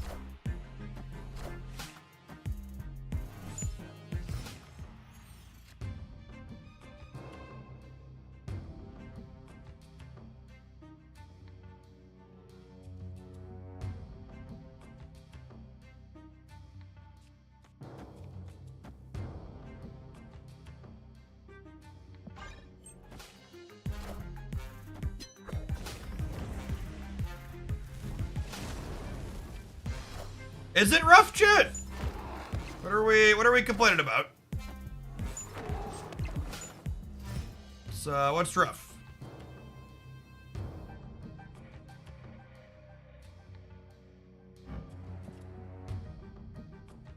He's a good doggo.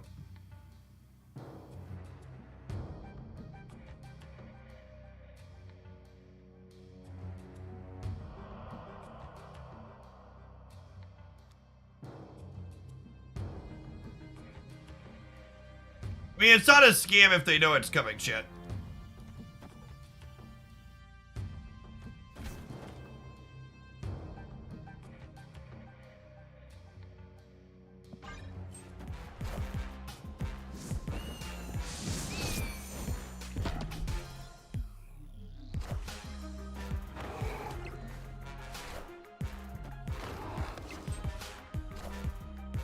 I am Iron Man.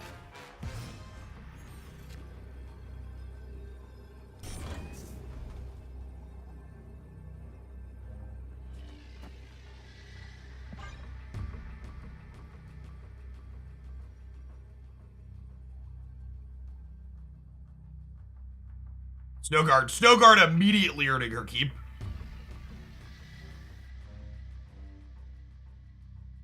So I assume they're out of here. Victory.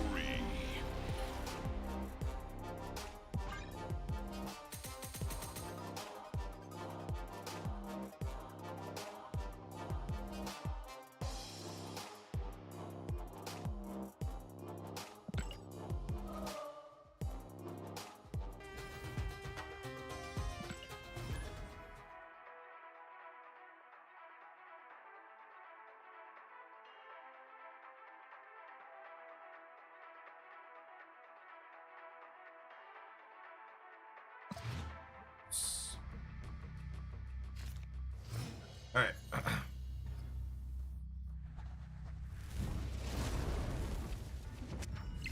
Unsure if Iceman is necessary with the inclusion of Snowguard. Why do you think Snowguard makes Iceman less necessary? I really like having this critical density of cheap cards.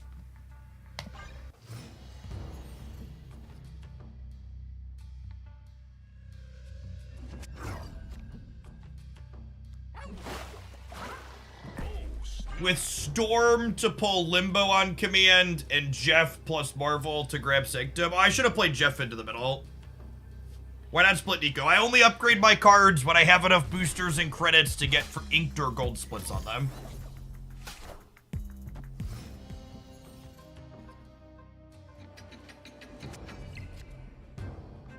I don't understand post 100 laddering. How do you gain more than 8 cubes sometimes? Your points at the end of the match aren't cubes. They're snap points. And the number of snap points that you gain will vary depending on how many cubes you get and you and your opponent's MMRs.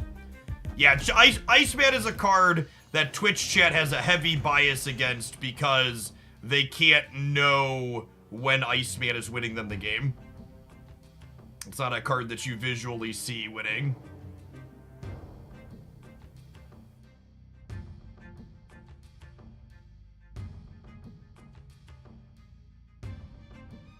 I might just do this proactively because of Grand Central. It also just like uses my resources super efficiently.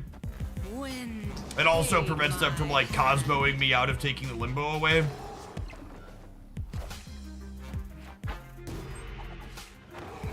Well, shit.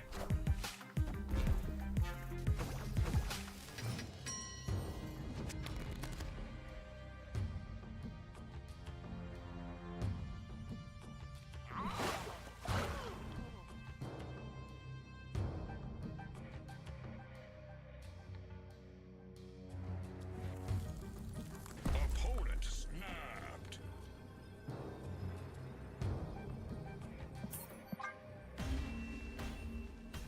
Everything that could go wrong would, Angle.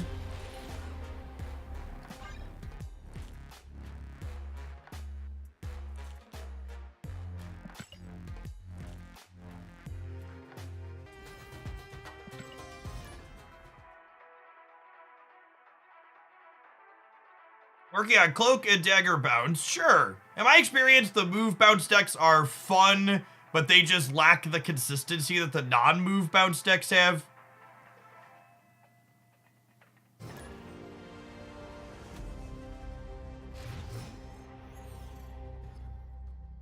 They suffer a lot from location variance as their primary issue.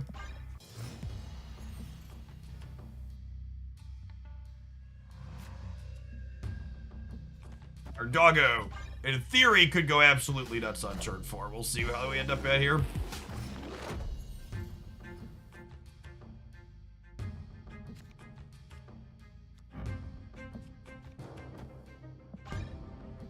Pew, pew, pew, pew, pew, pew, pew, pew, pew, pew.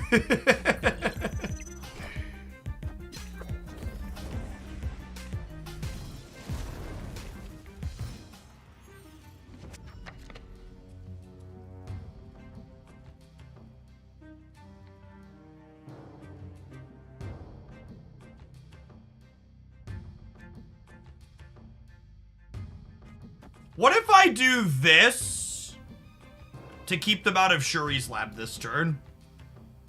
And then this doesn't give them the heads up that I'm gonna be rug pulling them on 6. That way they only have like 1 turn's notice with it.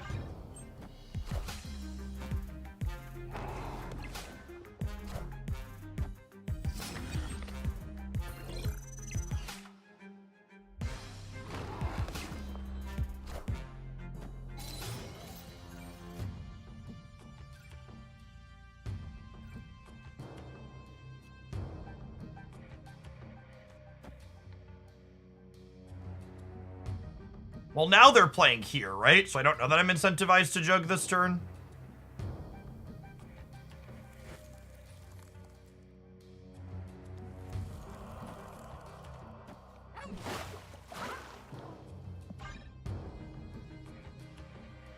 Save jug potentially for the miniaturized lab on the last turn.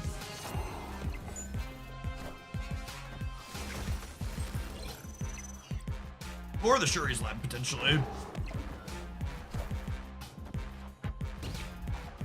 Oh, we porked their Killmonger.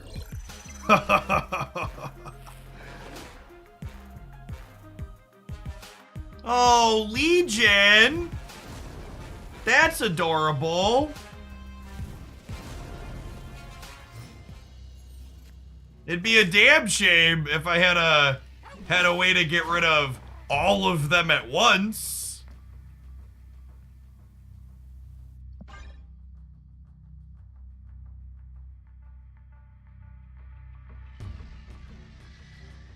Yeah, definitely sold on the Snow Guard, gamers. Definitely sold on the Snow Guard. So long, buds. Oh!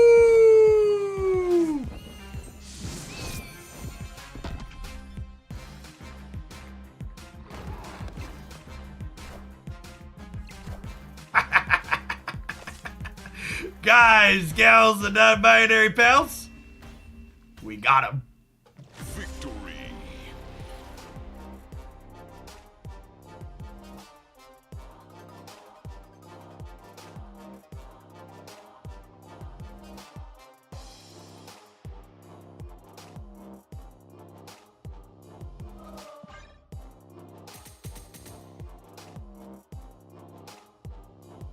Did you win if they both went mid? I think so. I have to go back and check. You know what else I want to check, chat? I want to check out this sweet supercharged advert that gets through all sorts of ad blockers and I even watch it with you. Let's check out this NBA advertisement. It's never been done before. All 30 teams, 6 groups, 1 NBA Cup, all leading right here, the most unpredictable city in the world. We got the right players for the job. Every crew needs a heavy, A forward who's light on his feet. and an ice-cold assassin.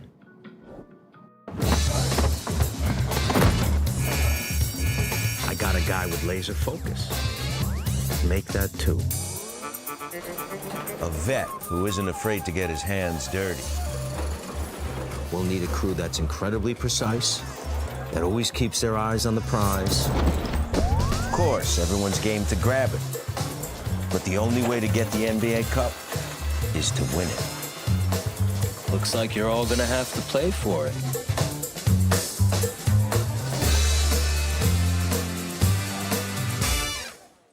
The NBA in-season tournament gamers. Chad explained this one to me the last time we took a look at it together. There are 30 teams in one cup.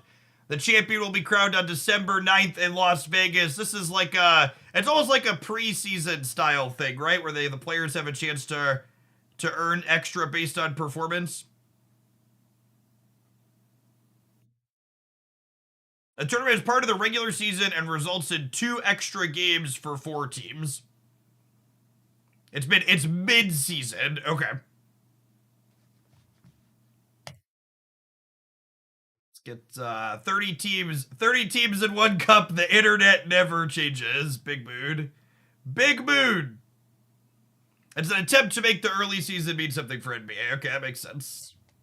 That's what loosely someone explained that to me last time. Check them out at the Learn More button over the chat. Honestly, with the next play turning into a D-man and not having a wolf teed up already, I think I'm just gonna like Nico into Ham here.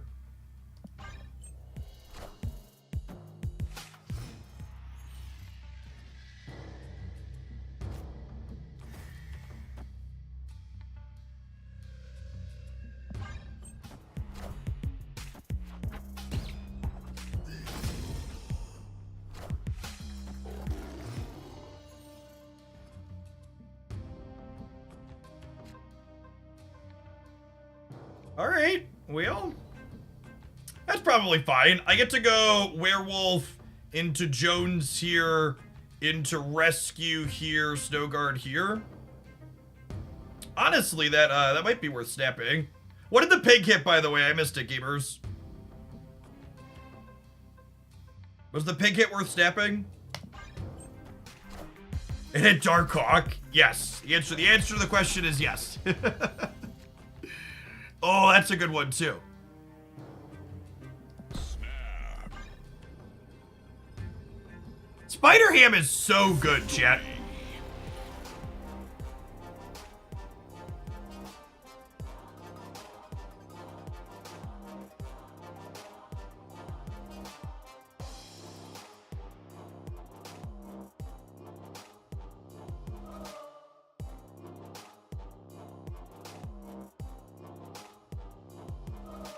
No one asked, so I missed Strong Guy Surfing. You have not. Once I'm done being infatuated with our pile of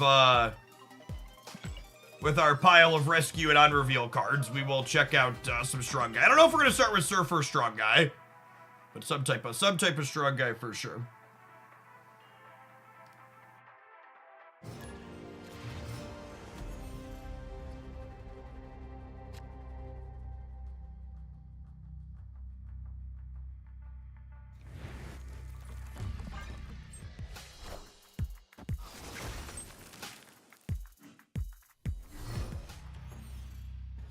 Oh, this is the Hella Gamer? They retreated earlier after their Hella died. This is an awkward combination of locations. Normally, I'd love to play my movers here, but if I play them here, I lose flexibility to jump to Fisk Tower. Probably fine. They cover 2 spots. I think Spider-Man would be playable if he didn't show you what he hit. He'd be much worse. Perfect. That's actually phenomenal, right?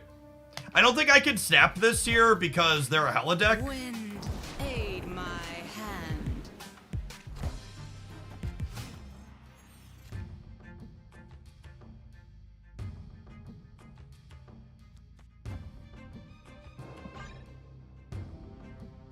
Ideally, they try to limbo us, and then we'll Snowguard Captain Marvel next turn.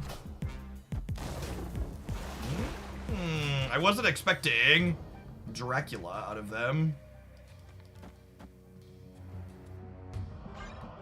Still gonna play Snowguard in case they magic.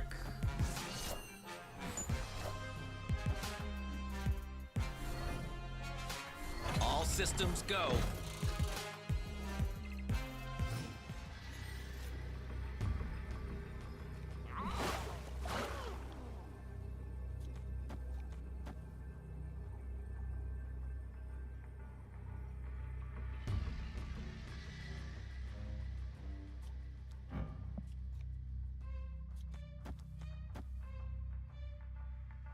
I'll do this and stay for one. Obviously, like, a hella could get us...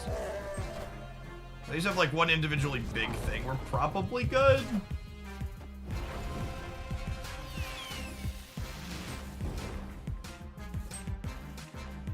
Higher, further, faster, baby. RNGesus took the wheel and drove us straight off the cliff there.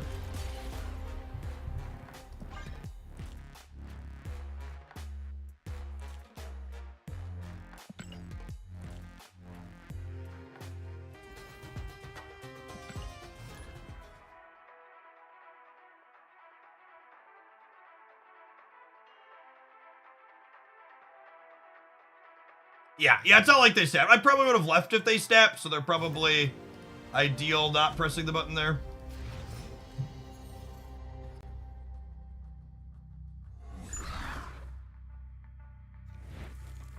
Whenever you have Iceman and Spider-Ham to start, you want to prioritize playing Iceman first for two reasons. One, you want to potentially disrupt their curve. Two, the longer you wait to play Spider-Ham, the more likely it is to hit a more expensive key card as it drifts to the left of their hand over the course of the game.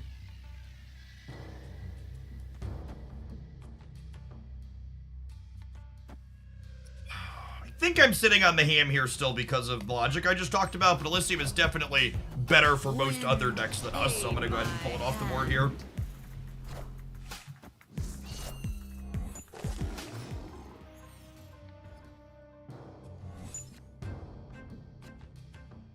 Do we go for the cheese, chat, since we have the flooding as a distraction? Every time, especially with the district decks? Try and scam the Savage Lands? If they play into the Savage Lands, we probably win the flooding, so I think it's worth trying to have Bear Brain here.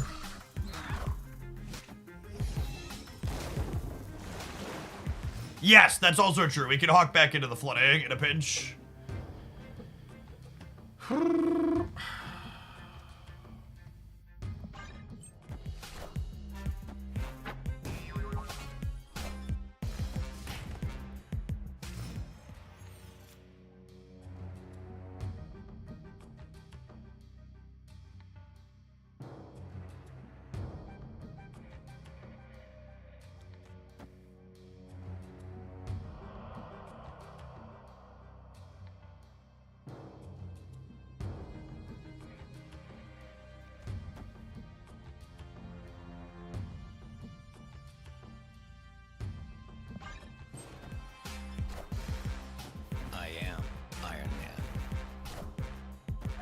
Beats us.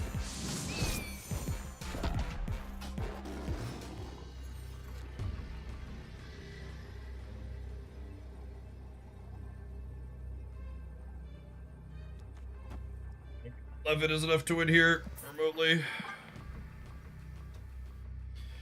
Stupid district. I mean, they just had like their cards they had out of their deck were all just very good, right? They just had a solid opener to start.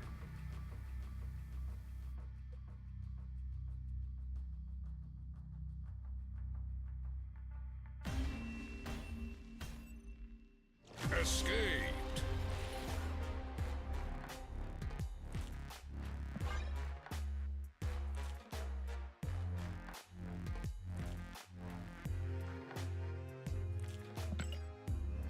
I hate district decks. Usually I just leave. It is annoying not getting to actually play your deck.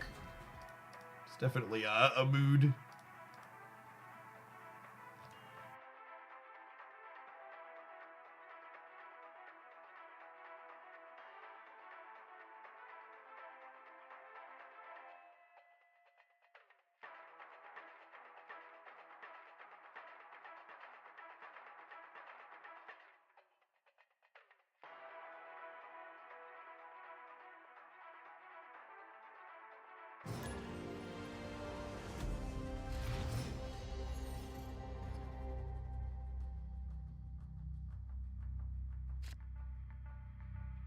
Yeah, Enchantress over Juggernaut's probably fine.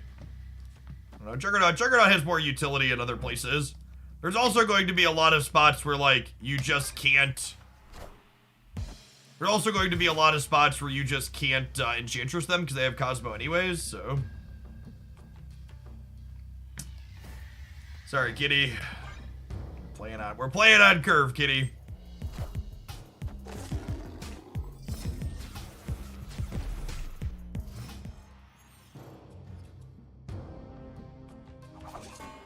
If Ego and Agatha are both in play, Ego wins. You're not guaranteed to play Agatha.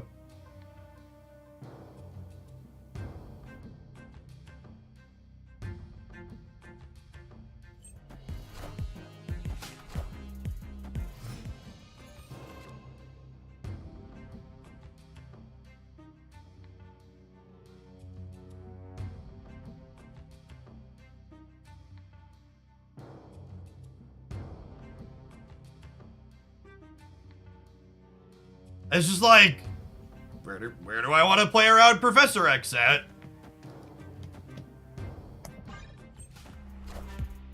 Did we guess right? Wind, aid my hand. What an interesting and fun game of Marvel Snap. I really feel like I outplayed my opponent and made good decisions.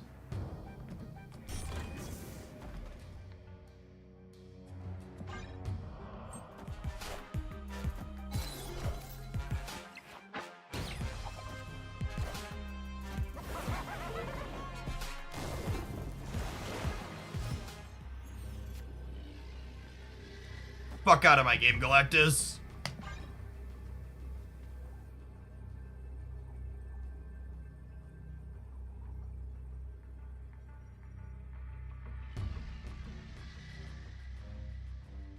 I'm waiting to see if they'll snap me, chat.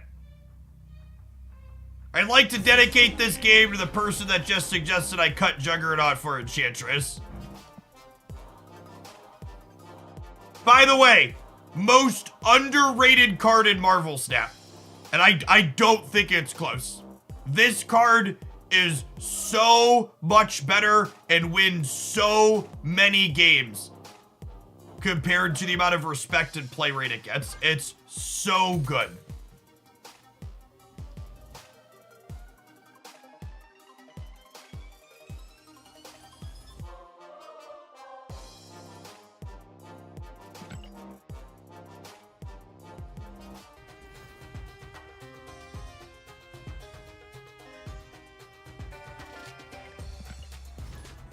Oh, and I wanted to I want to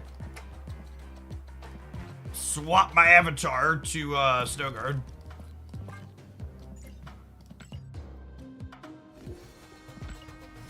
Hey, friend Luigi, thanks for the 15 months. Welcome back.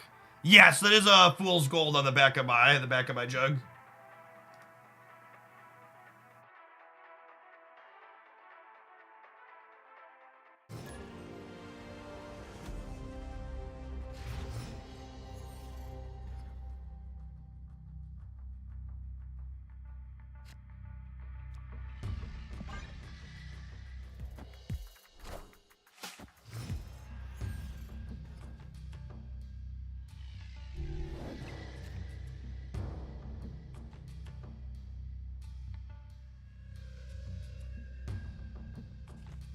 Almost anything I could get out of here is really good.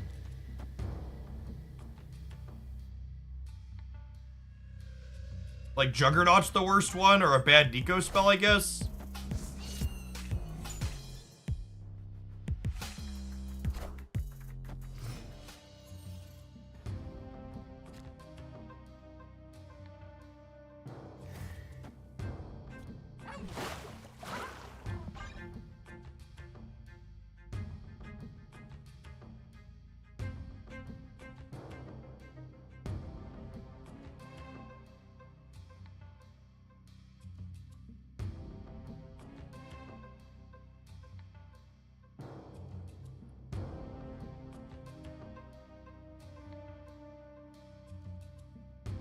Opponent snapped.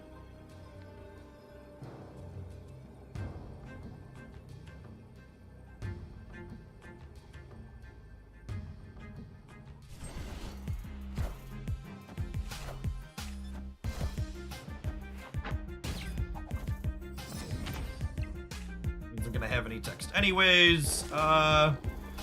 Zabu's fine. Rescue's a great hit for us. There, Nico's a kind of medium spell. Oh, and I have priority here, right?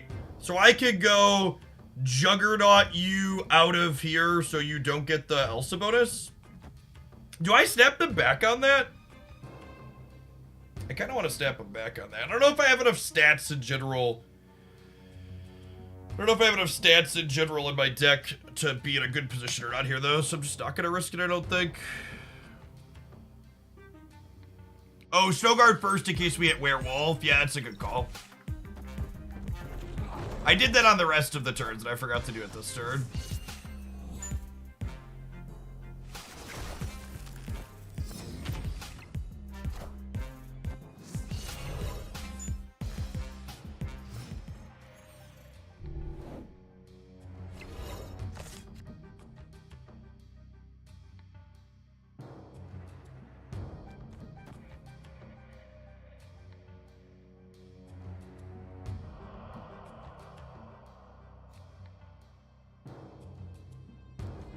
So they have a hard time getting stats into here.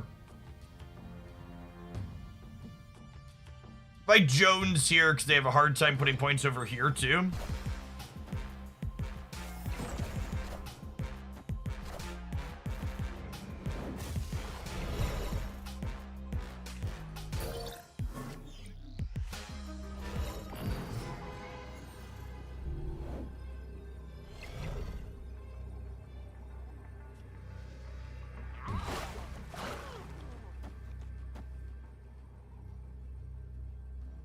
I'm gonna go to 21 here. I'm gonna go to 25 here. They're at 20. They have to play a 6 power thing here to beat me. I don't think I want to turn off the tunnel, because I think them getting random cards is probably good for me. Is there Kitty 6?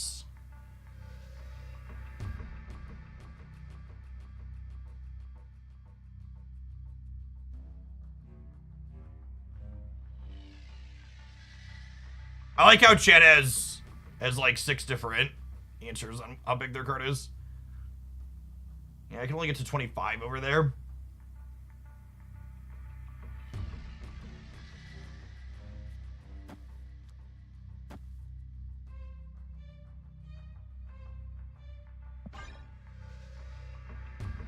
Do we get it with the New York Shuffle?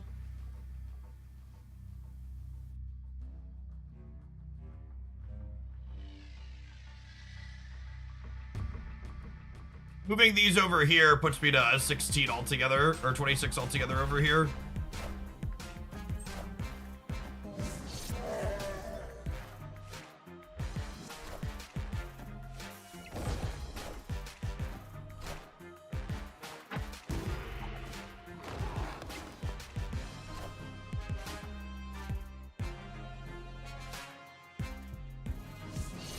Oh, I wonder if they thought Jones in the middle was going to move the wolf. Victory. It does not. Might have been a learning moment for the opponent.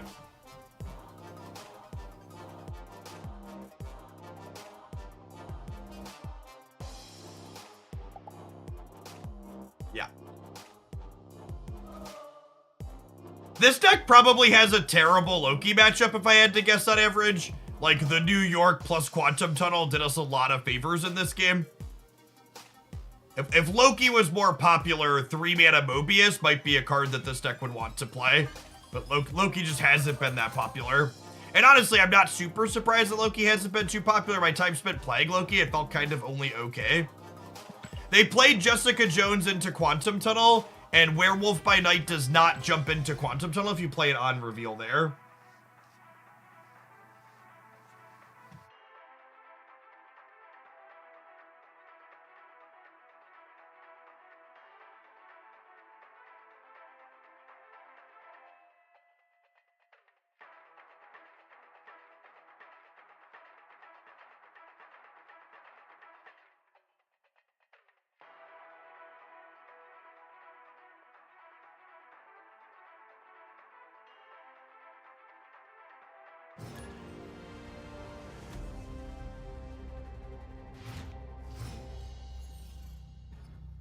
Yeah, the ones to be aware of is that Death's Domain, specifically Death's Domain and, Death's Domain and, Altar of Death both let you move Werewolf by Night, but Quantum Tunnel and Luke's Bar do not. Deep Space. Deep Space also lets you move him. I'm gonna stay on the Elysium Snap. They might be back on Mobius, but I have Nico that could possibly get rid of Elysium, and Storm has potential here too. As far as top decks go.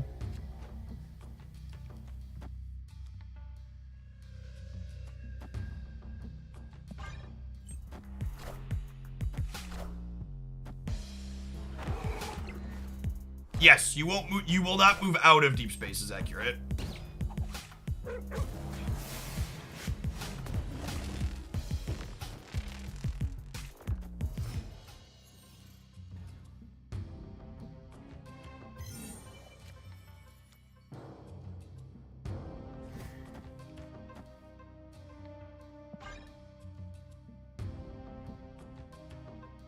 It's not a Mobius snap, was simply a turn 2 lockjaw snap.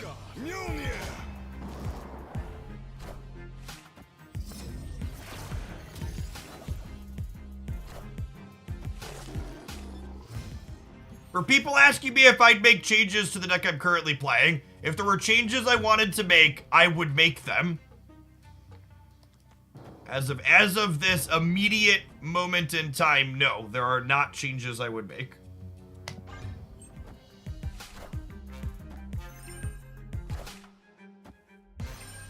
Wind, aid my hand.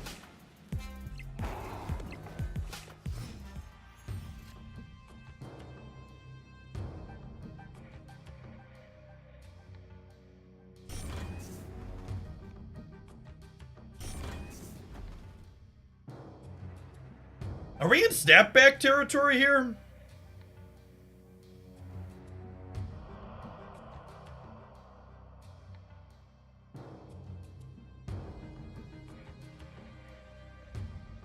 Probably not. Although I also just don't need the dog over here. I honestly might be able to contest the lockjaw path.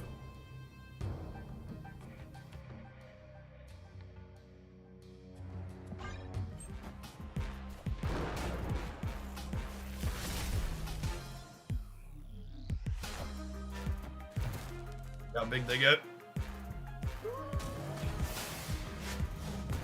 That's great for us. All right, kick Jane to the left for me. Sometimes lucky, rubber ducky.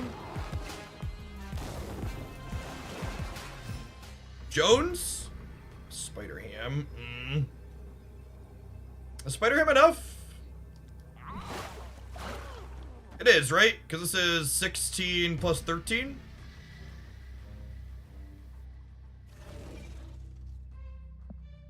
Yeah.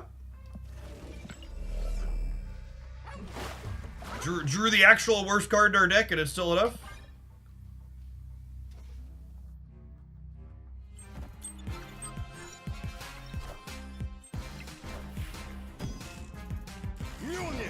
To me.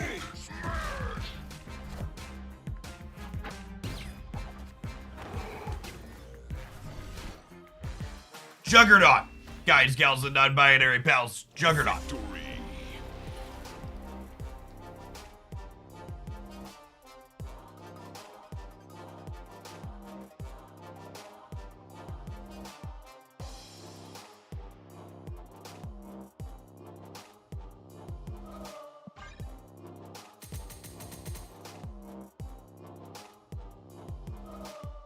Dr. Doom could have gotten us there. Yeah, Dr. Doom's not super common in lockjaw builds these days.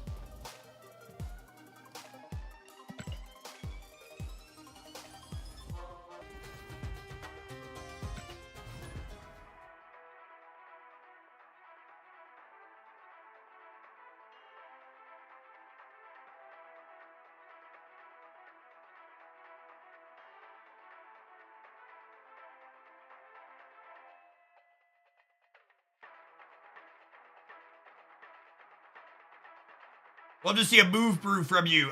Tomorrow morning's deck highlight will be Doctor Strange with Spider-Man 2099. if you missed us playing that a little bit earlier today.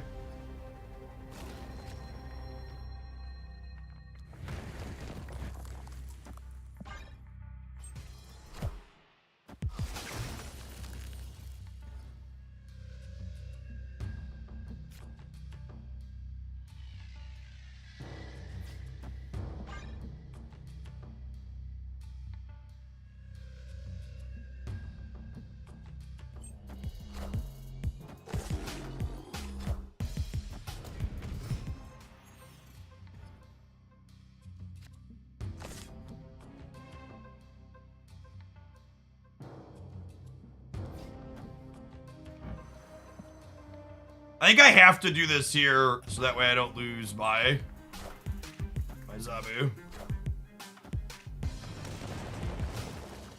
Well, that answers the which location am I storming this turn question.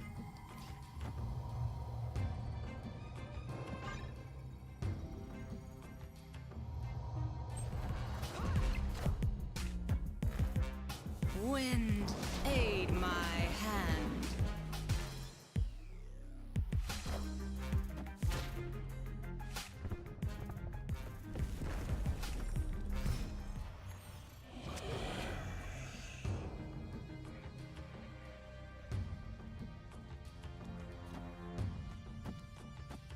Yeah? Yeah. How would you nerf or change Chavez? Chavez just needs a full redesign.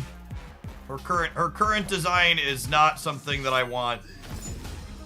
That's good and healthy for the game, in my opinion.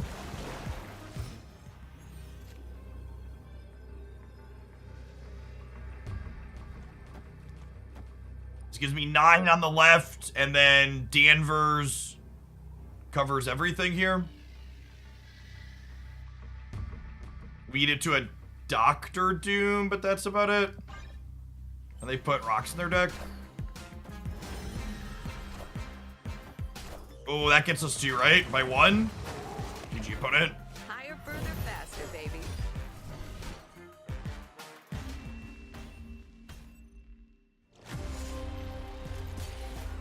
Yeah, maybe Chavez.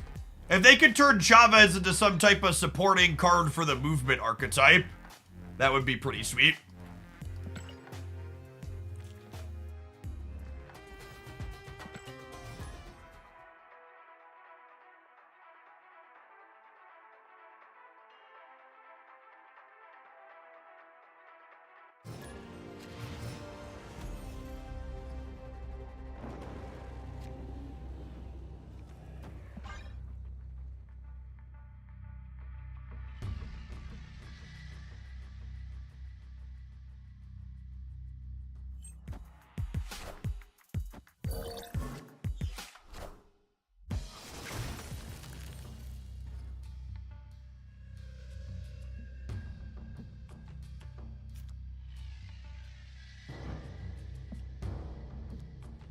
I'm just vibing for now.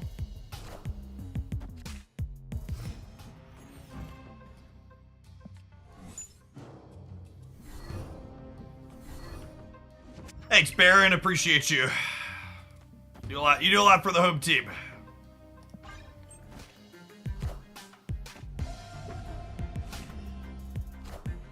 It's like Loki.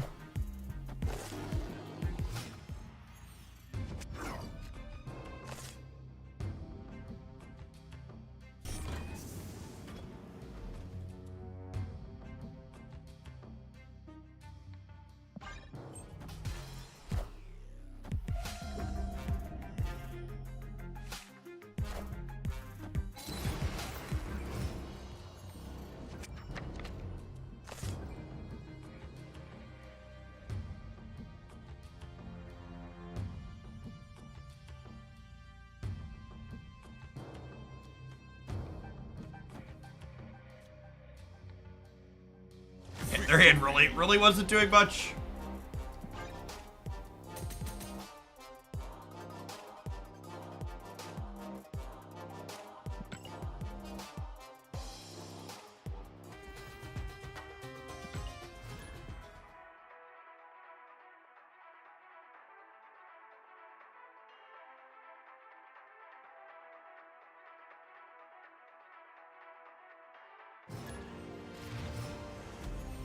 How many Mobiuses have we seen?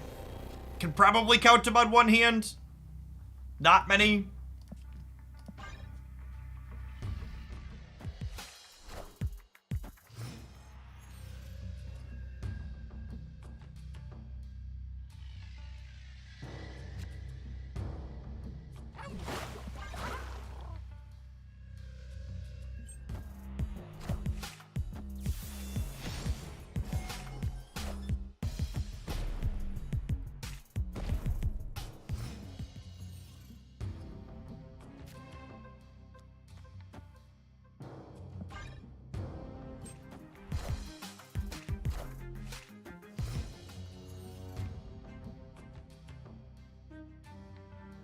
Well, their stones are gonna come back in the valley.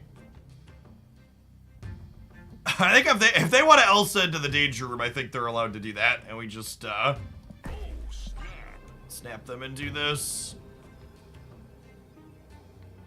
Oh, you know what? I should Iceman into the danger room, because if it dies, it still moves the wolf, and then it would come back on the valley. Wind, aid my hand. Oh, small optimization mistake here on my part.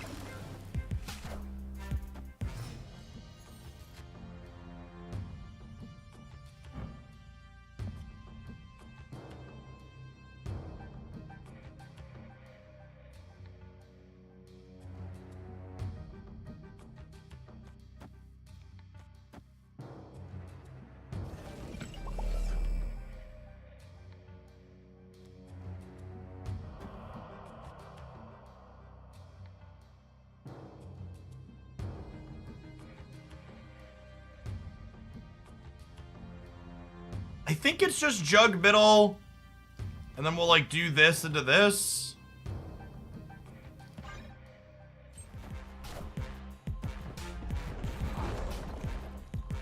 And they're mostly full on the right? Because they're gonna get 2 Infinity Stones back over there.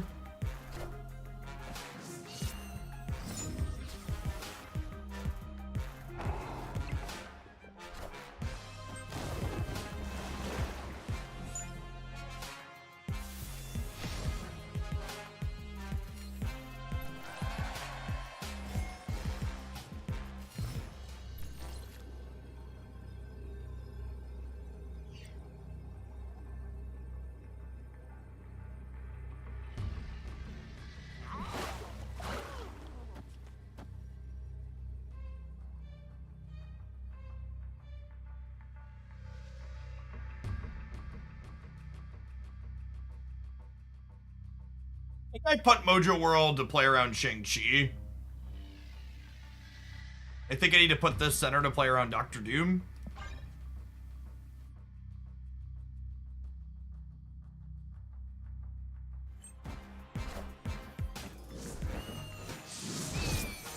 Although it's worth noting that putting Jeff left would also play around Shang-Chi left.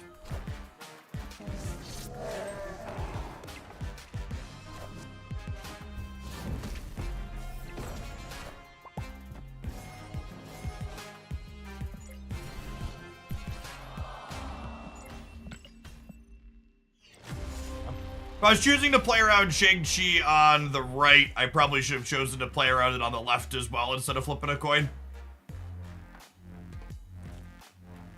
Gonna clean that one up. You know what I am gonna clean up with though, chat? The dollar reduced from these adverts. See you in 120 seconds. When we get back, we're gonna play some strong guy gamers. Matty Bamonte, speaking of strong guys, thank you for the strong 82-month resubscription. I appreciate that. Welcome back. Matty's one of Hoaglandia's OGs. Matt's one of the few people in the world dumb enough to have traveled around the country playing Magic the Gathering with me for far too many weekends.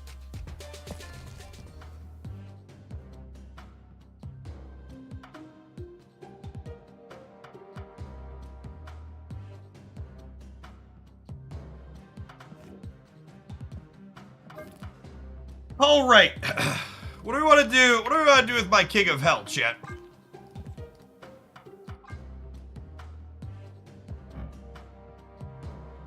How do we want to leverage the king?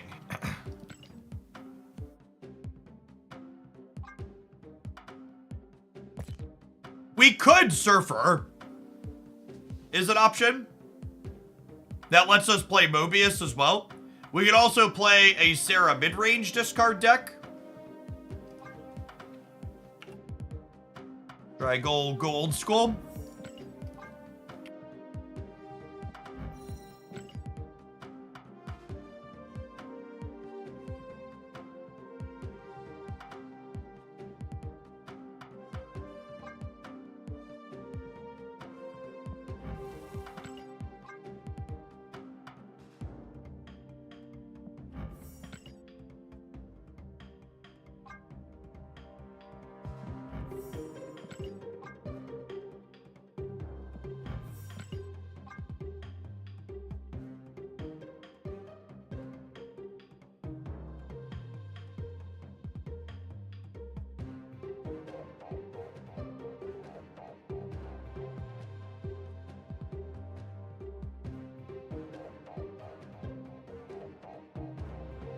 I'm not sure if I like Hellcow, because then I feel like I have to play Zabu.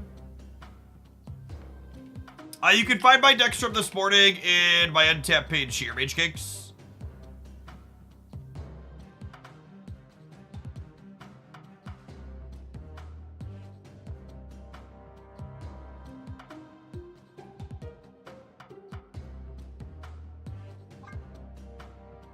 Part of me wants to just be lower to the ground with, like, Blade.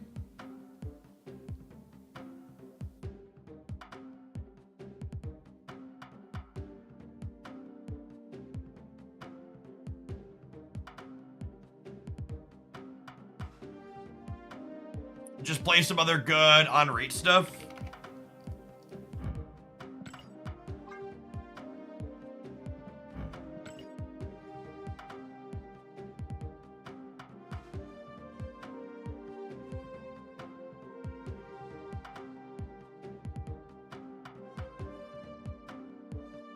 I'll play Wolverine for just random stats. Could maybe buy that for $1.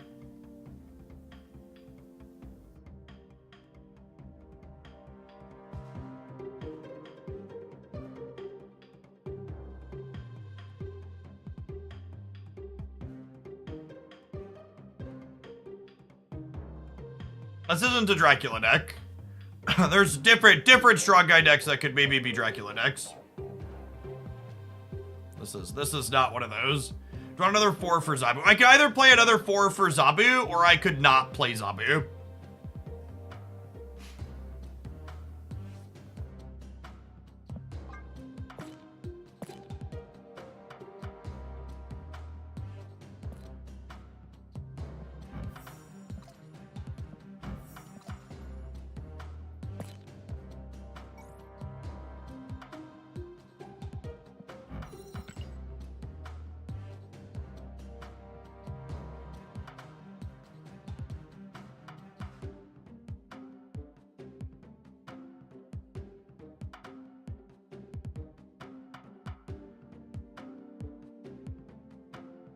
Yeah, I was just thinking Swarm could be okay here.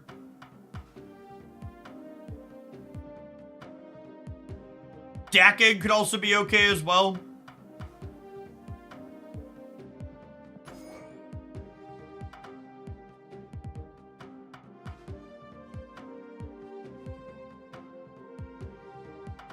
Alternatively, we could play like Bishop plus Mysterio. Bishop, people asking like, what did this deck used to play? Bishop Mysterio's like what the old school Sarah builds used to play.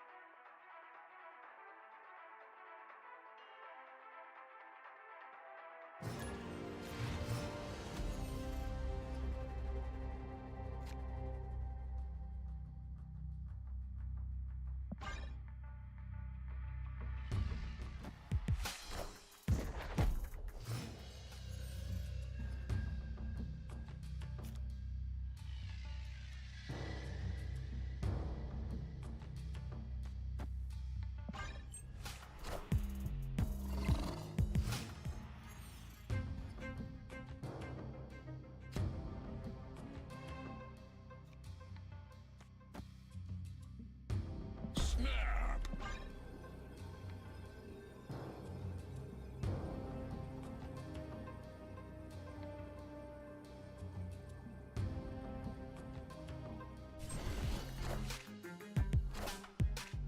Wind, aid my hand. Fair.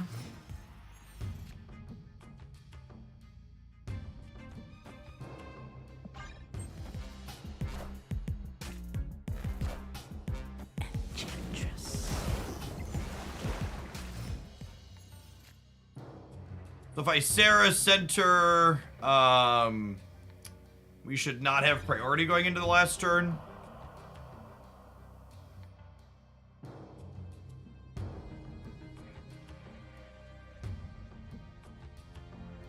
They're going up to 11 here, and I'm going to gain 1, 2, 3, 4, 5, 6, 7. I'm going to go up to 14.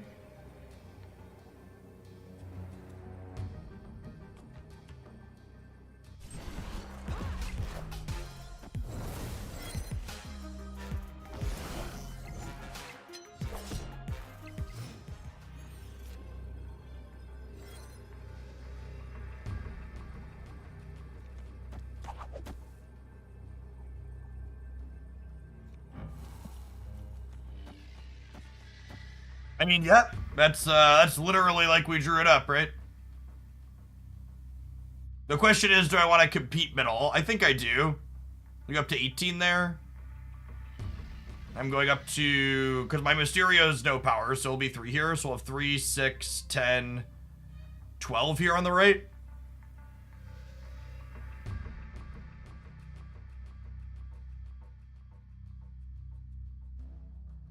I guess this loses to Doctor Doom the way I have it set up.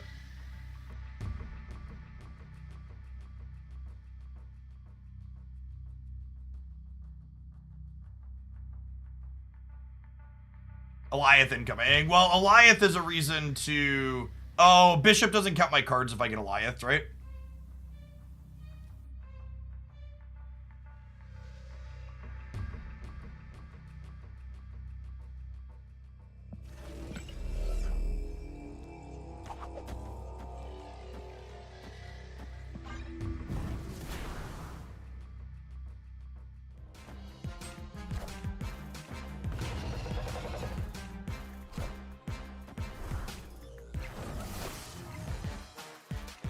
I just don't understand why my cards don't even get to count. Like I played the cards. Why don't my cards get to count for how many cards I played? I still played them. Like they were staged. And the extra confusing part is Hit Monkey. No, but that's not true, Steric, because Hit Monkey counts cards that were destroyed by Eliath as played. When Hit Monkey flips up, if I had a Hit Monkey here, these cards would get counted towards Hit Monkey. That's one of the super inconsistent things about the game. Is if it doesn't count for Bishop, it shouldn't count for Hit Monkey. I don't care about your technicality. I understand how they are technically functionally different. I am saying from a player expectations and intuitive standpoint, they should function the same. So I'm not arguing with you about how they work. I understand they're functionally different right now. I'm saying they shouldn't be functionally different. I'm saying if Bishop doesn't get triggered by it, Hitmonkey shouldn't count it and vice versa.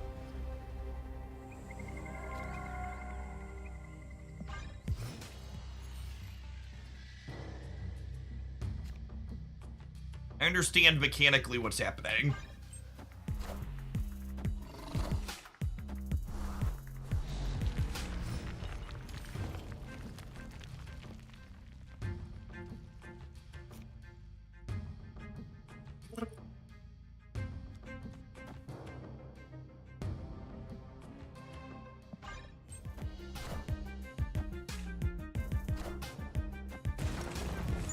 Alright, they have a 1-5 blade. It's very good for them, obviously. Honestly, playing Strong Guy here was probably a mistake. Because I can't Enchantress my Lizard now.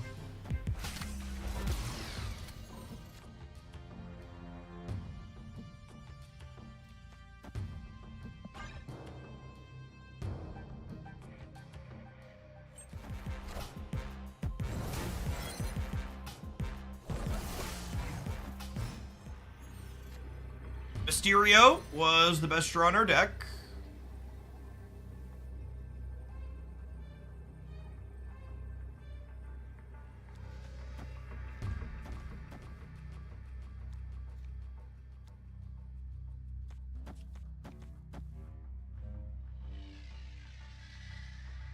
Feeling okay? Feeling pretty good? This is fine, says local man about to die to Eliath.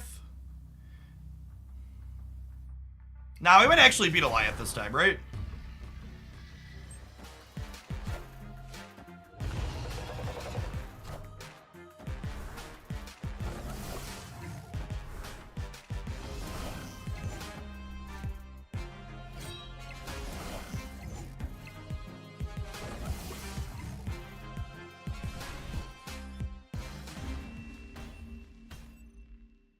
Victory.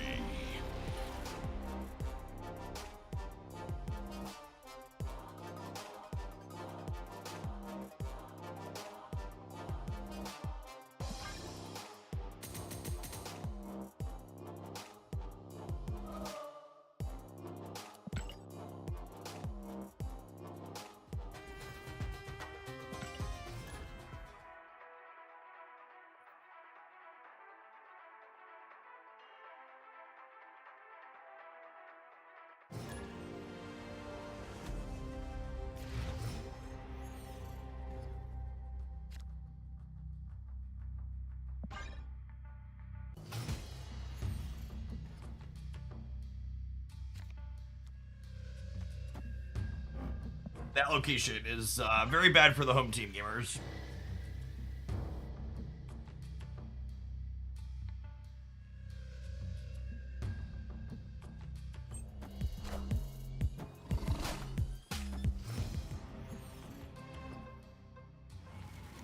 Insert into their Angela pass, a little bit of an oof.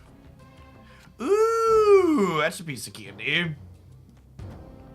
Definitely Bishop into their Angela path, so we can try and contest that.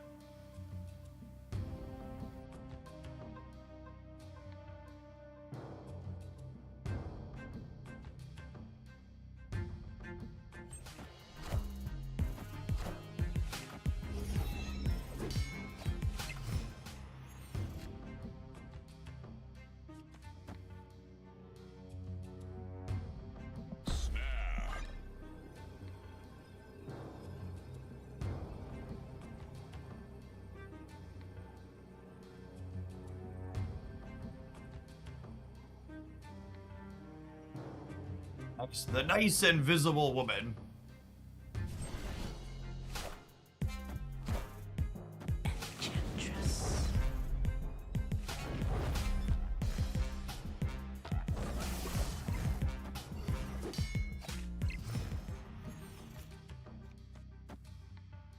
Ooh, Silk's actually quite good here because that gives us an avenue to bounce points into Crimson Cosmos we otherwise wouldn't be able to. Their deck probably also isn't very good at getting into Crimson Cosmos, though, so not super worried about it.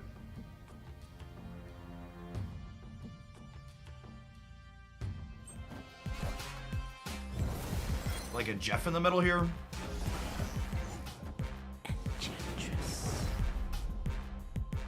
Ah.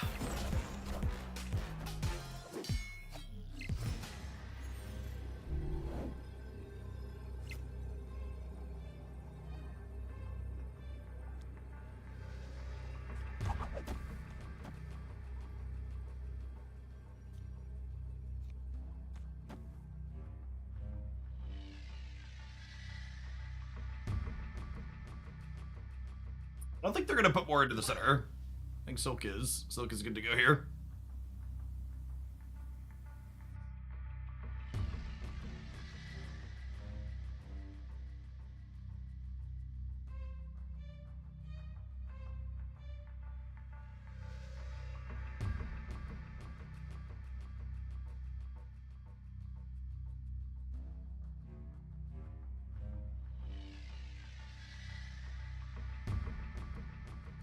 Meaning 1, 2, 3, 4. We're getting 8 over here up to 21, and then we'll go to 9 in the center, and we'll have only 3 over here, but I think that's fine.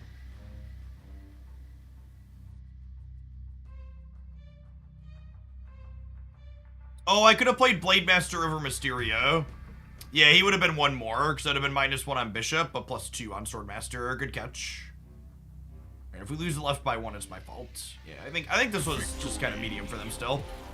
Like I said, I think they can't get more into here, similar to us. We just have Silk that lets us win that, and then we have enough points here that they can't win.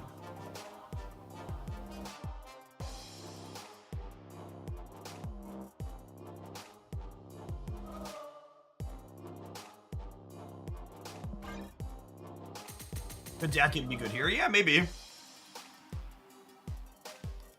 You decide, like, Rogue plus Enchantress is overkill for, like, opposing copies of Mobius and ongoing stuff. You could probably play Dakin in one of those slots. Possible that the Wolverine slot could be fine as Dakin also.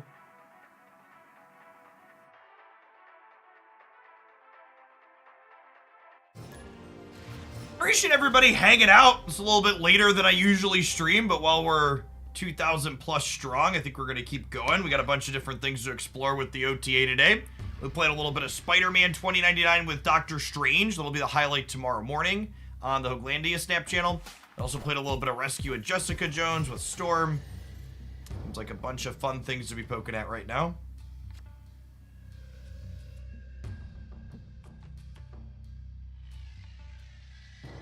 Oh, that's interesting. Maybe I almost want a Mysterio this turn before the Bishop.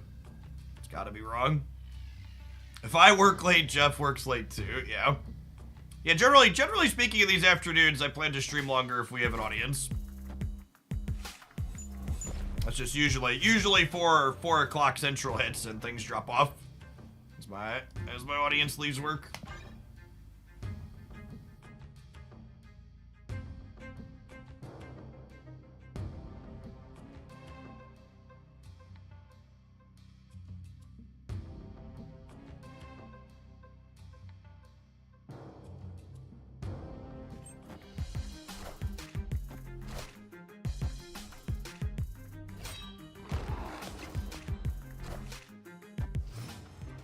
I honestly wasn't expecting them to ever adjust Shang-Chi. I felt like I titled him the Golden Boy in today's video for a reason. Like, I felt like he was just untouchable.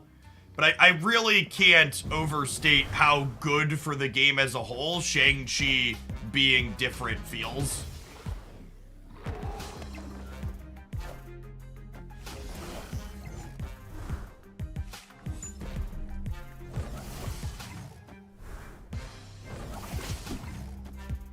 Perfect.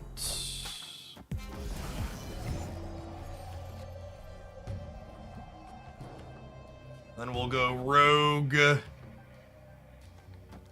Colleen Blade here. We'll pass him an empty hand.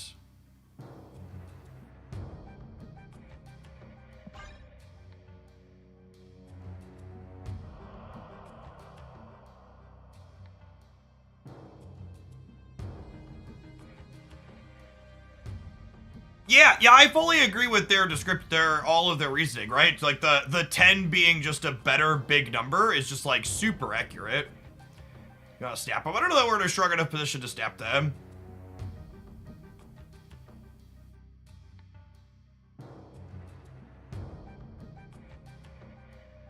Remember, they can play stuff into Altar of Death to kick Silk out, so.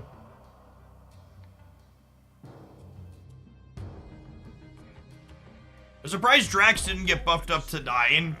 Well, Drax has seen some play, while Jessica Jones and Rescue have seen none, is the thing. Yes, they can also move Wolf into the altar. But it is a super sweaty tryhard. Keeping us until the last possible second.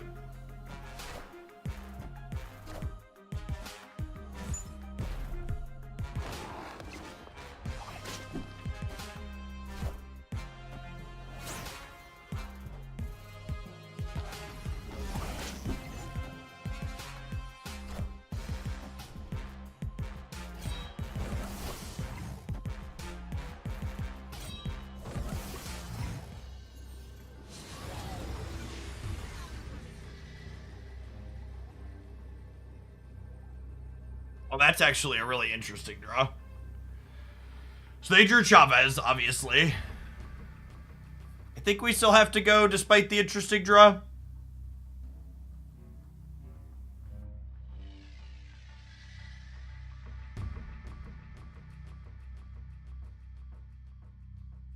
Because, like, let's say we go to 9 here, and then Silk lands here. We're still only at 16. We lose to Chavez middle, even if the real Mysterio isn't here. Lupin Liddy, thank you for the entire year. Get you a sword to go with that shield. Welcome back.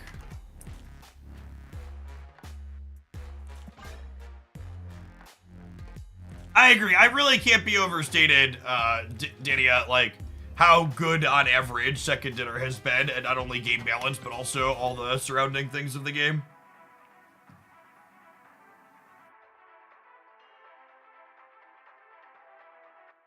Don't beat yourself up about rushing to Infinite. The season's only been going for a few days. Like, I feel like a lot of people get their views skewed on seeing content creators, other people that just only play Snap constantly getting there quickly. You also have to remember that a lot of content creators, and this includes myself, are in what I refer to as bot MMR, which makes our reclimbs back to Infinite easier than the average players. Like, it always makes me chuckle when I see content creators posting about their crazy win rates and stuff, right? Like, I mean, with their crazy pre-Infinite win rate stats. Just because, like, they got there from farming bots in part.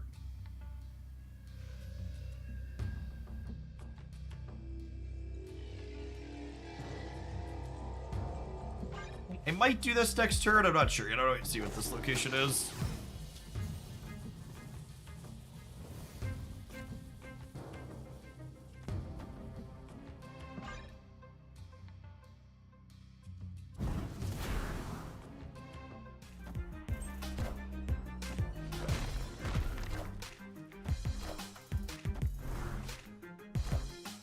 They do not have any intentions of ever doing a full MMR reset, no. They normalize the MMRs at the end of each season, meaning they squish them together a little bit. Opponent snapped. But they don't ever intend to do a full reset. I'm gonna leave just because they're a Shang-Chi deck. The board being super condensed is bad for us too, but never staying into a Gamma Lab against a Shang-Chi deck.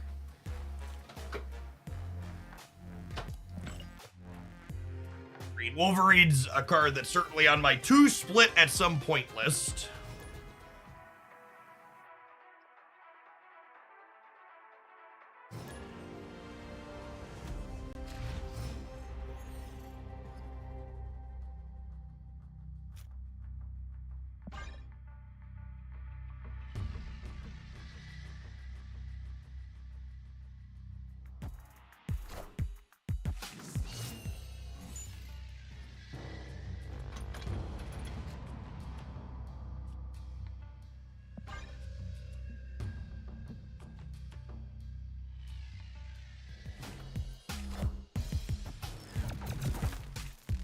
Oh,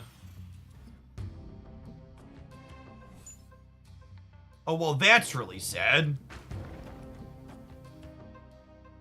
Oh! Wait, I've seen how this works before. Our next card draw is actually going to be Strong Guy here. They're going to bird, right? Yeah, they're just stopping the Oscorp Tower. This is a interesting / weird interaction. Oh, wait, the time theater's off, though, now. So maybe not? Yeah, okay, that was... Yeah. Got it.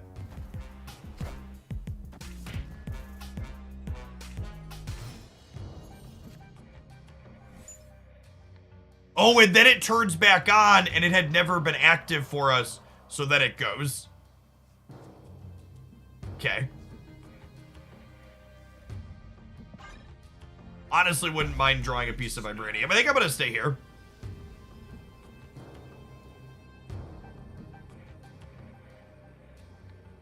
I mean, it makes sense when you think about it. It says, copy the last card you drew instead of drawing your next card, and I've never drawn my next card, right? Mother of God.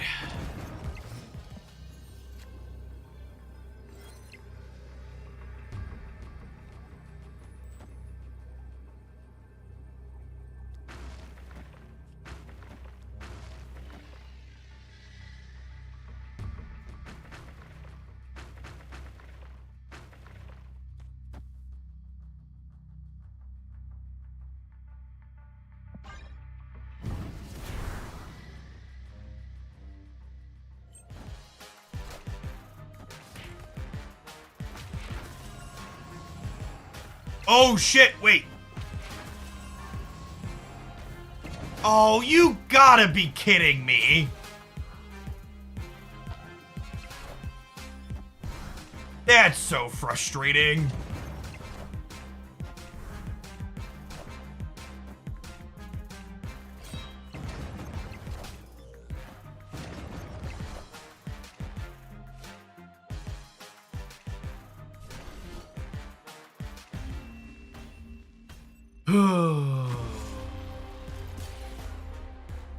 Very lucky break for them.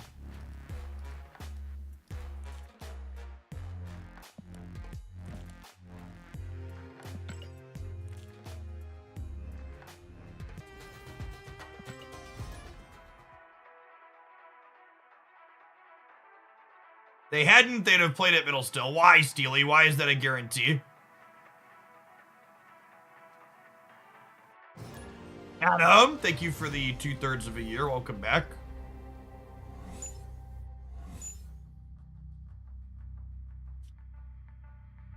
Why did I play Wolverine that last game? Because I wanted to guarantee where his power was going instead of getting +2 on him randomly on the board.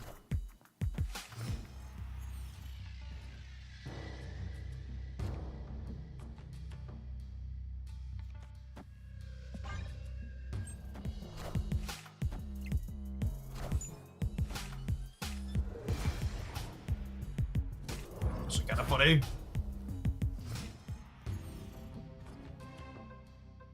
In a bad sort of way? It's actually terrible for us, right?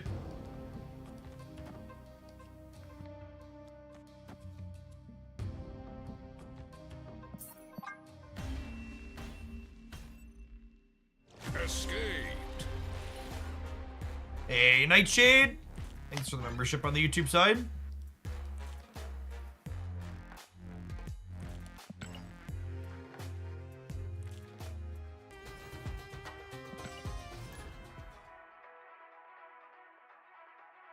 Going on, Dennis. Thanks for the 5 months. Welcome back.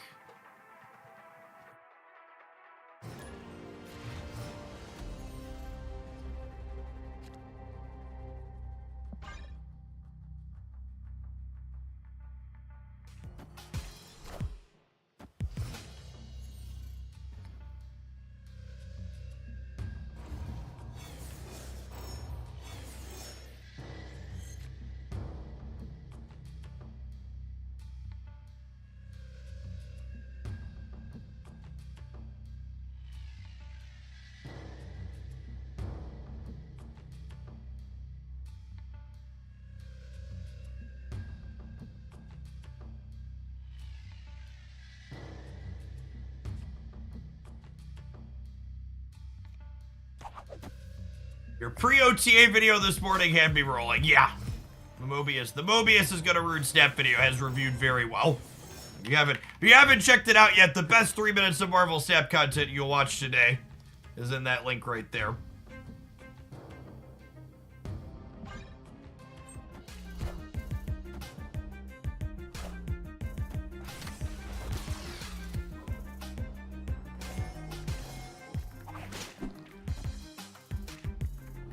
Coin flip in my life, gamers.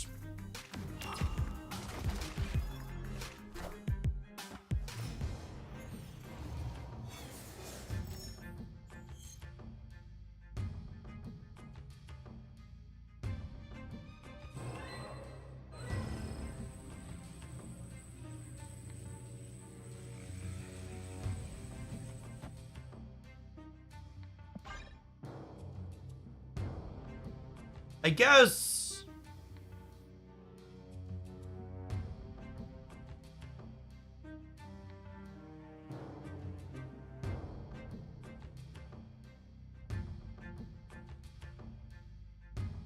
Yeah, get that sweet double bishop action.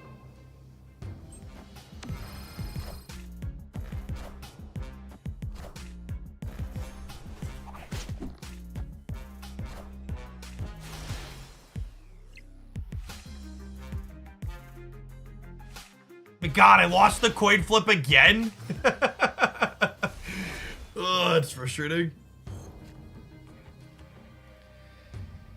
Oh.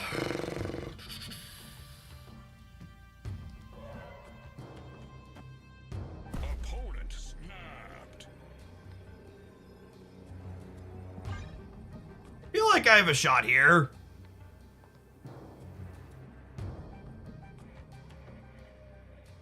They're gonna like X us left, right? And the Enchantress gets him.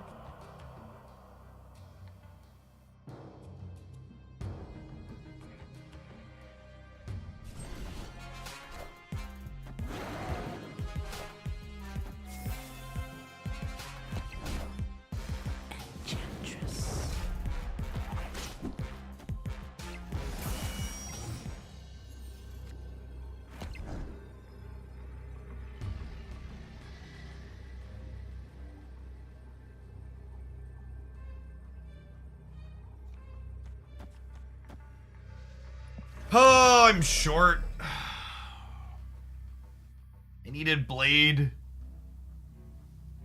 Needed Blade, not Colleen Wing.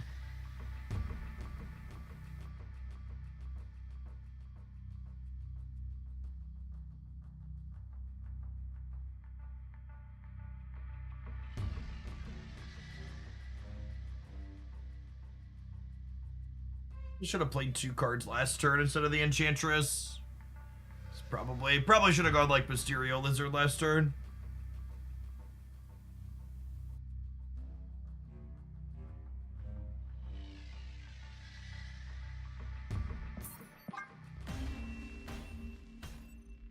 Is there a difference in the money you make from YouTube memberships versus Twitch? No, I get 70% of the paid memberships on the YouTube side and the Twitch side.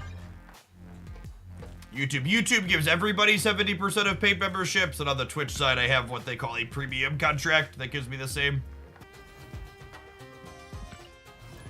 Appreciate the membership, also.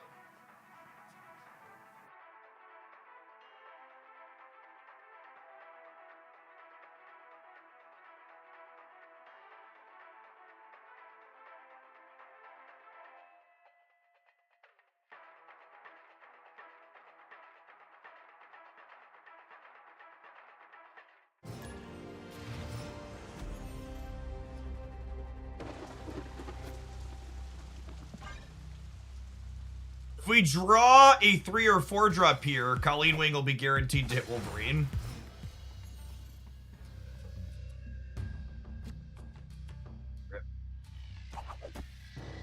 That's fine, though.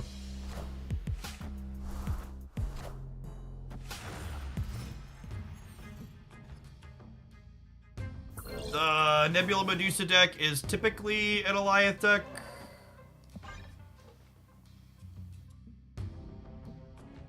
Opponent snapped.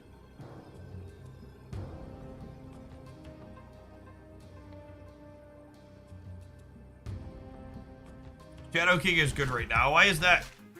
What exactly makes Shadow King good? My hand.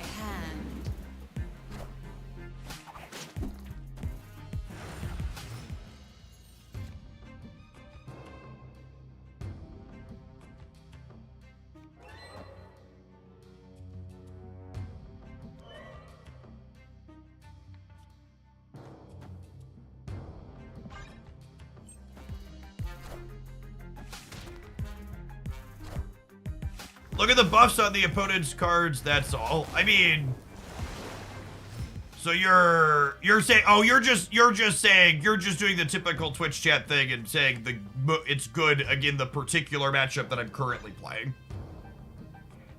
We're not talking generically about the format. Okay. Yes. Yes, dear Twitch chatter. Shadow King is good against the current cards that are in this game. And by that I mean they're good against Murray Isle, I think, question mark.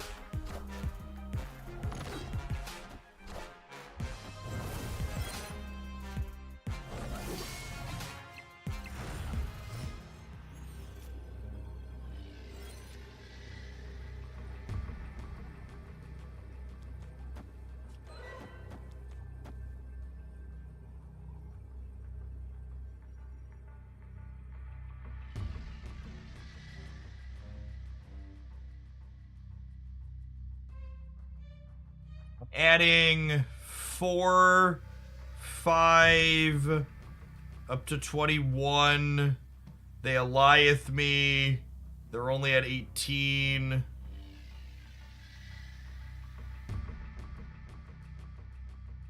They Eliath here and I lose because of Silk moving. Yeah, I counted the bishop buffing. Yeah, I just don't think you could play this style of deck anymore. It's just unplayable into all this Eliath bullshit that people are playing. It's sad, but it's the reality, I think.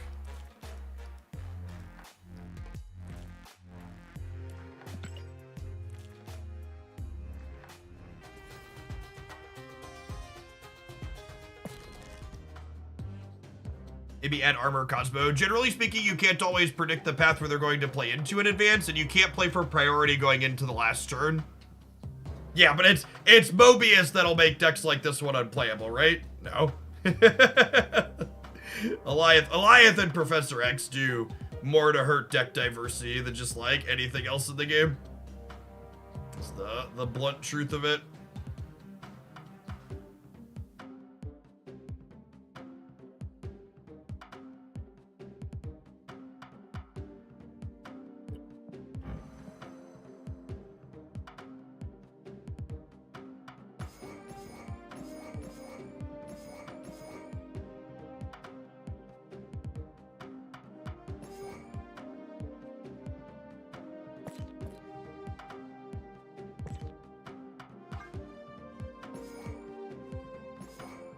Gambit.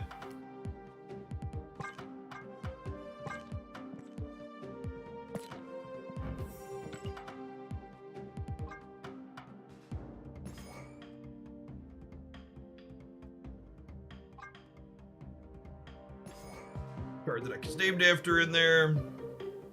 I don't know if Cowling Wing's a card I'm interested in playing in here, right? Because like, yeah, do I want to play armor in my Gambit deck? That's a good choice. A good comment.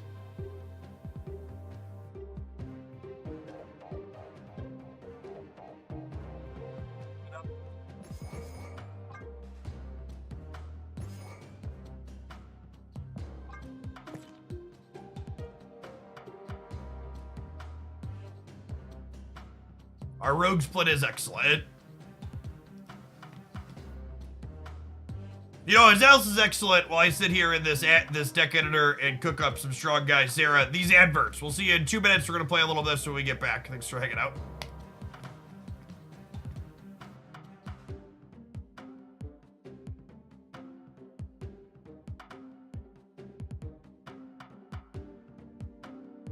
I kind of feel like I need some other 2s that I could just like play on curve.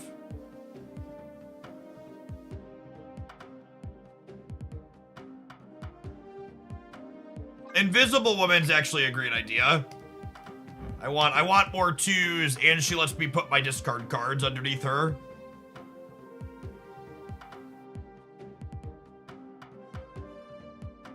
Which is wonderful. It's exactly what we want.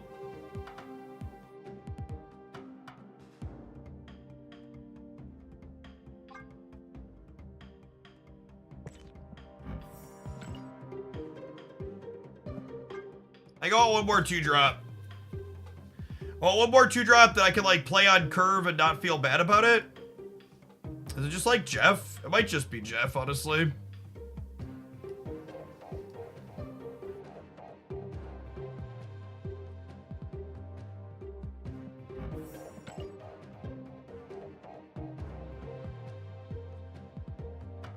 Whatever density of ads you get is whatever Twitch has sold in your space. Like, all I can do is click the button to tell it to serve up based on my interface. Lizard or Jeff. Yeah, I don't know that I want to play Lizard. I don't know that I have enough ways to mitigate his downside. Luke Cage never disappoints. You know, honestly, that's true.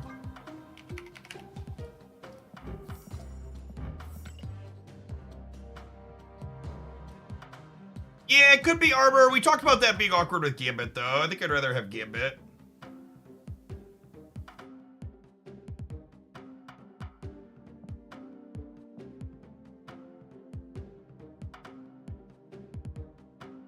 Play Colossus to beat Alliance turn 6 with priority. Ick.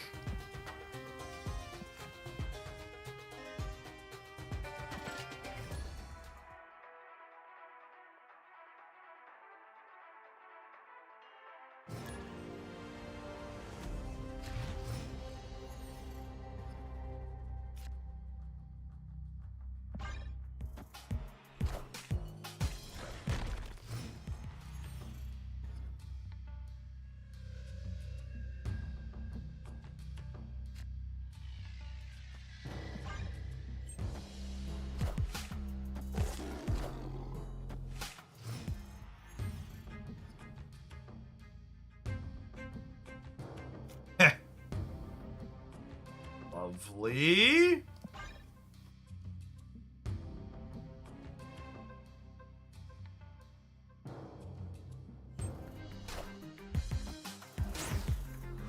Spud.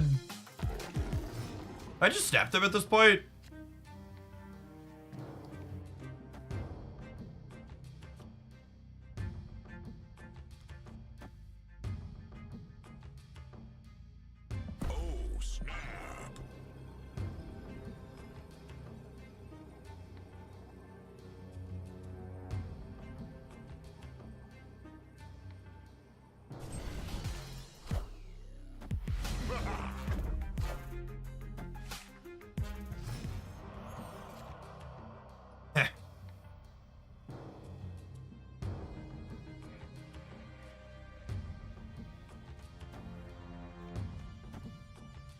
I do this, which is guaranteed to discard Sarah, and then I go Swordmaster middle, Silver Surfer right?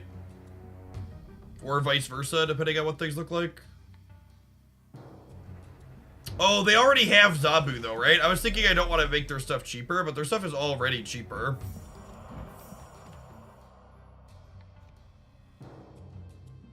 Oh, I can't play Sarah because he's Goose as well. Rip. Okay.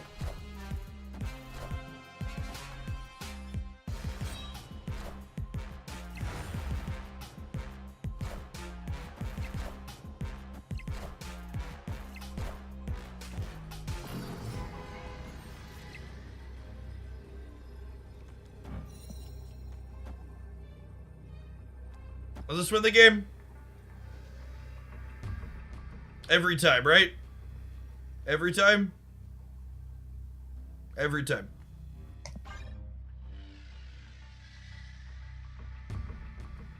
Oh, I'm not discarding the Invisible Woman.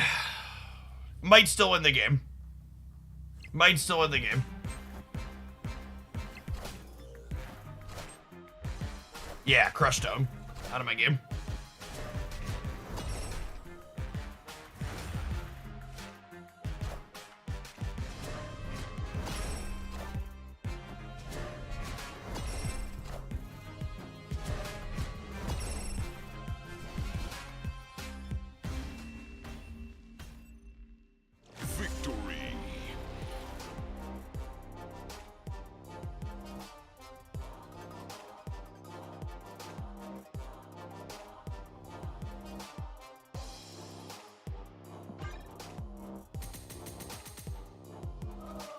Is this deck all series 2 and 3, by the way?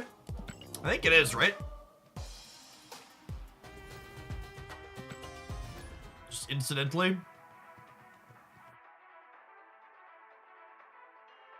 You know what's actually, oh no, Mobius is series 4. Okay. Yeah, you're right. He's S4. What's funny / amusing / sad on the YouTube side is if I tag or call out a deck as being series 3 only in the title for it, it actually gets less traction because people have a mental block in thinking that series 3 only means the deck is worse.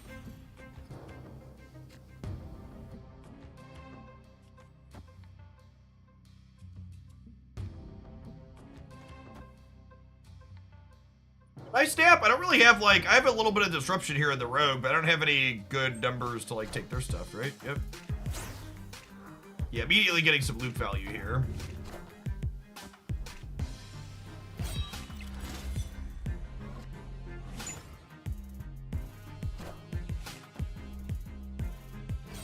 Enough said, bub.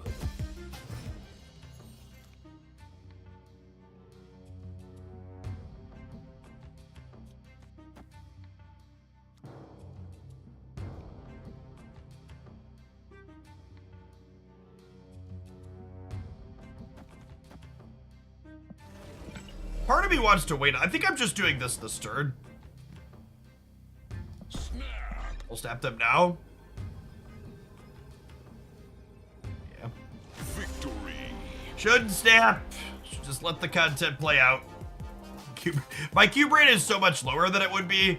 I'm just gonna go, since we need to get games with things in, I'm just gonna go back to my I'm just never snapping rule, which hurts our average cube gains, but it means that we'll actually get to play games meaningfully.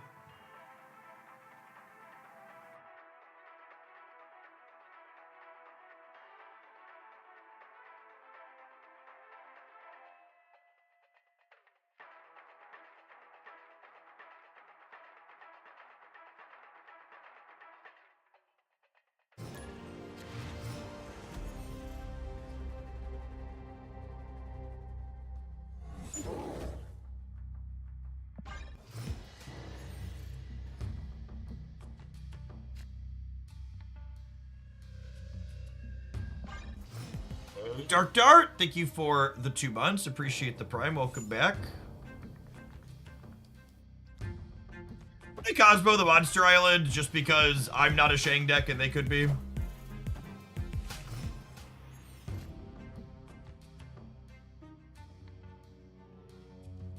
But, Mobius, just in case they wave, and they almost assuredly have 6 energy cards, right?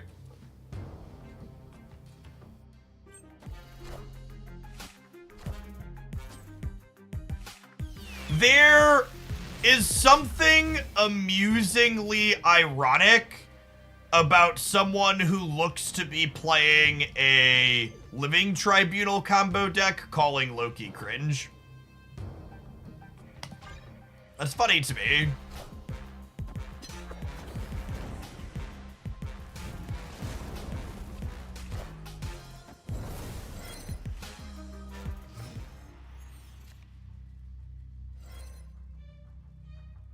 Not the rogue I wanted for Christmas, chat.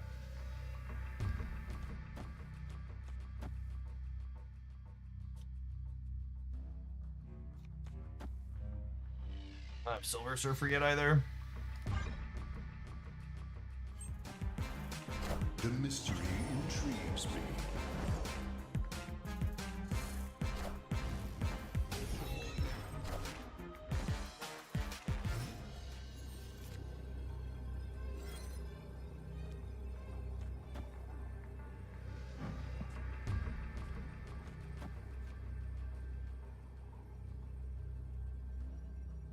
Ha! That's actually interesting / awkward. Gambit doesn't get to blow anything up here because these discarded and my hand is empty.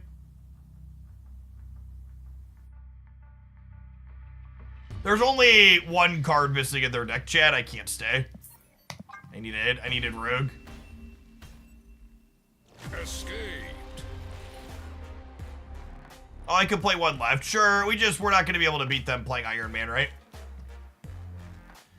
Iron Man here would be, this is 17 times 4 is 68, 78, 80, 83 divided by 3. We're just not getting anywhere near that big.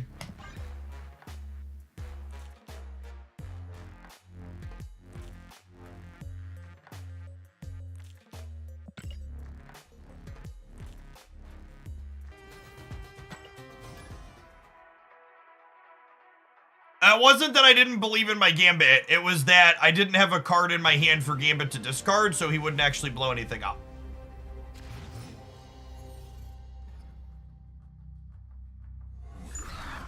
What's the problem?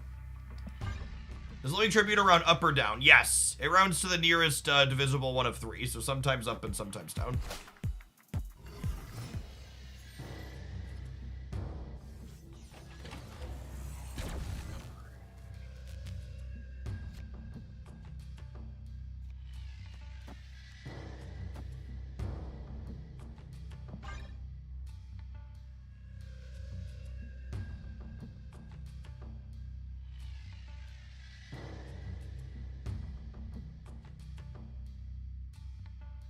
Turn 2 Sarah good. Maybe. I was wondering if I'm supposed to play Mobius. They have Quinjet out.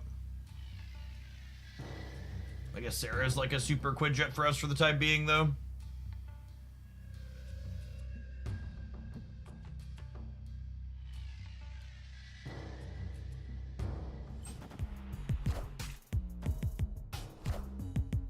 Yeah, it was like a 2-9 though, Duck, because I could have hit the Gambit as the what's it called as well. I missed that I could play into Cosmo though. By the time someone had pointed it out, it was too late.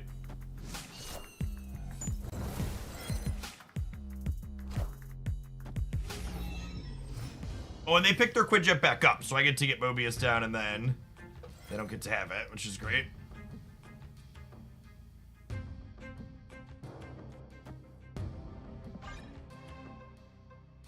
But a Mobius not on the same path as my Sarah.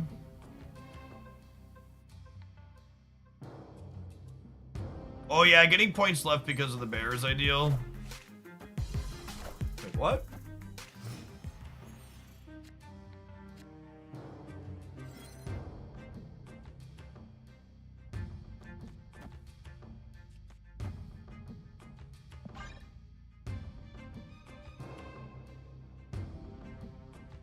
I'm gonna play strong guys to not only potentially act as a distractor if they have Rogue over there, but also so they can't bear me there.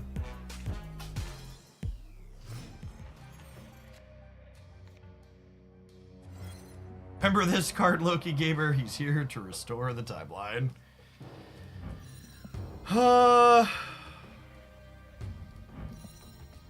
Just chill here.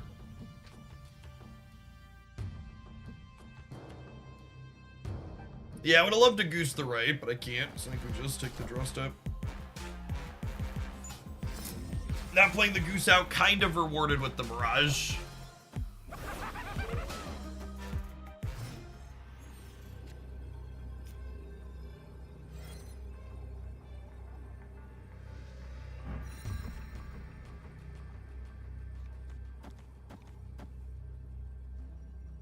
Sure. Sure. Okay, I think we can limp here.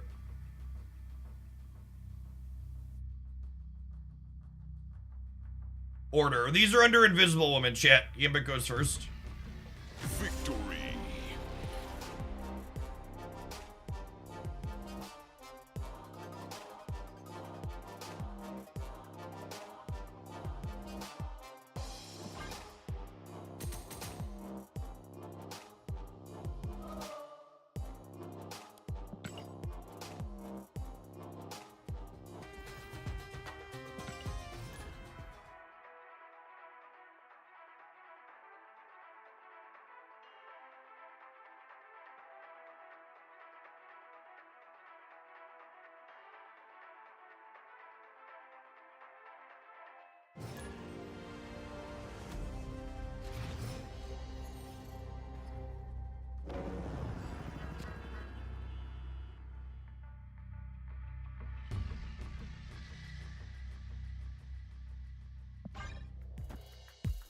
Hey, Schrader, thanks for the 5 months. Welcome back.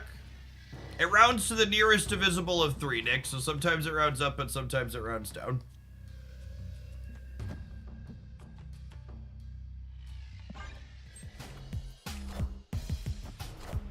Oh, you know what? Playing Invisible Woman is wrong because I probably want to be able to Cosmo their destroy path.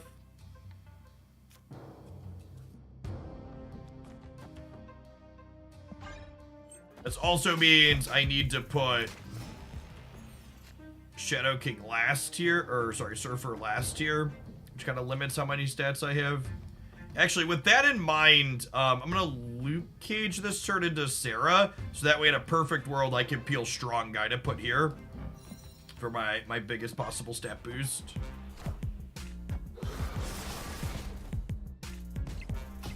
Enough said, bub.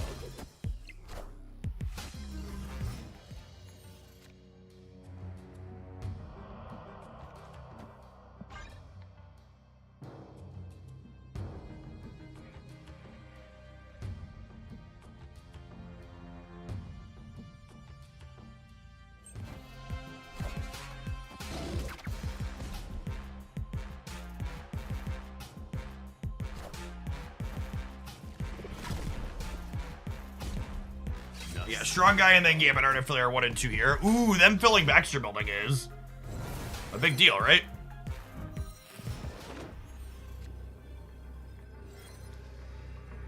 Is enough to win this here?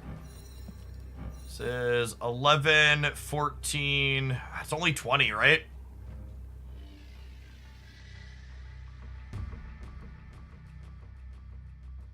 Edge. Okay, so this beats Null over here, and then I do this middle and hope for the best. Limp for cube. Guys, gals, and non-binary pals, we got 'em.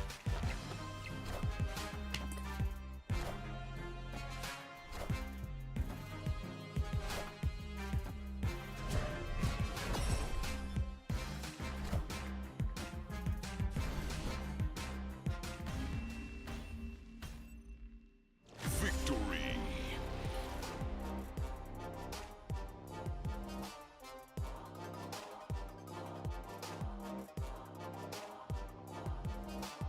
Hey, Stevie Sashi. Thank you for the 16 months. Did we rescue? Rescue and Jessica Jones both felt legitimately good. 9 points of power, not dying to Shang-Chi is a real game changer.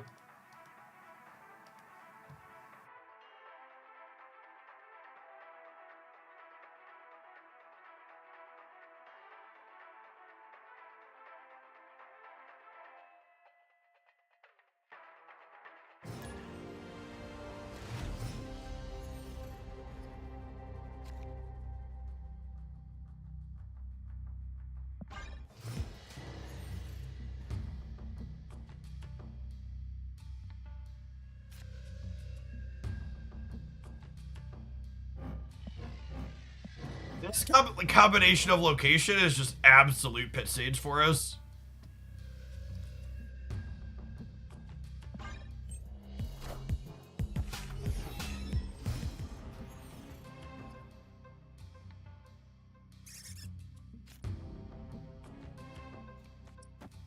Yep.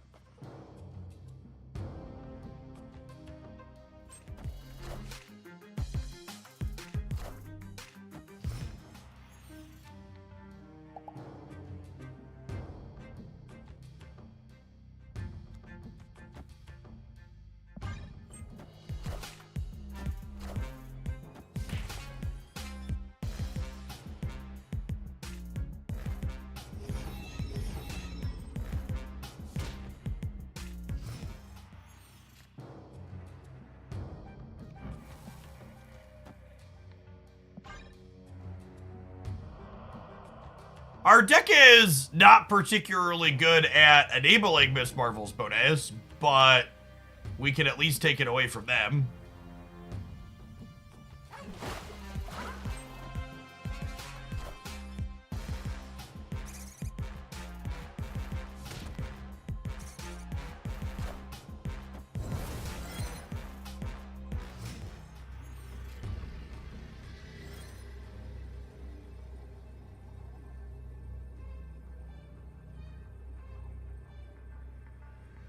Doesn't matter that it turns off Miss Marvel chat.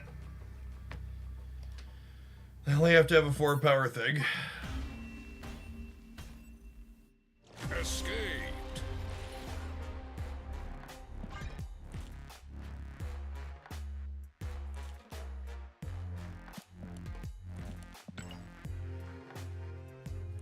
I don't know, like, Legion's novelty just wore off really hard for me. Like, all of the things that are legitimately good to do with Legion basically just end up being another version of Professor X or something even stronger. Like, every meaningful competitive play with him is just like, you play this card and then suddenly your opponent can no longer play the game. That's basically what it works out to be most of the time. Looks like be the next highlight video. No, I think tomorrow's video is going to be 2099 with Doctor Strange.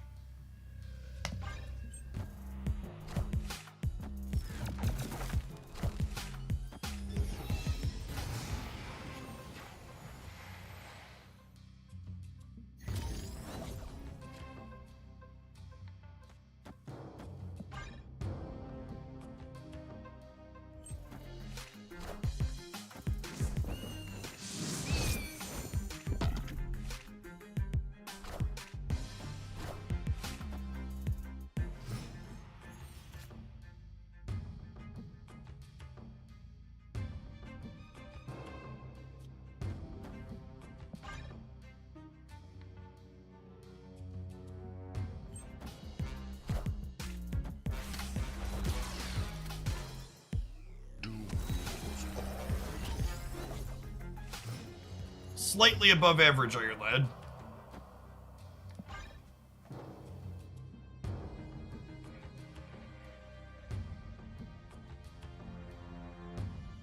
We need to draw Swordmaster, Lady Sif, or Gambit next turn in order to get our hand empty.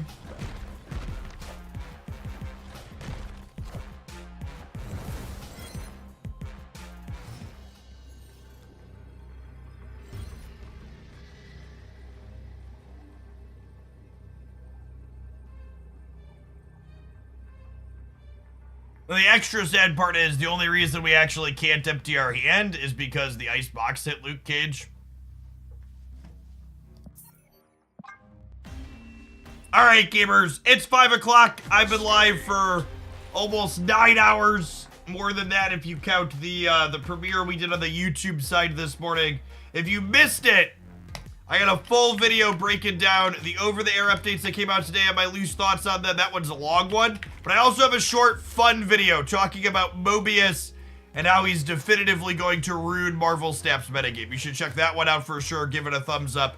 The Mobius video actually has, I think it's approaching the highest number of dislikes I've ever had on the channel. Because there are some salty motherfuckers out there when it comes to being presented with data that, pushes up against their biases based on just fucking feels, so, you know. Alright, I'm gonna give Yipes a raid. They're someone that hangs out here with some frequency. They're streaming some Marvel Snap. Be sure to check them out. I'll be back tomorrow morning for another big full day checking out a bunch of stuff. If you're a subscriber who has some fun deck ideas on things I should consider checking out tomorrow, drop them in the decks channel in the subscriber Discord server. I am off for the day. If you're watching on YouTube and you haven't tapped the like button, consider tapping the like button before you bounce out.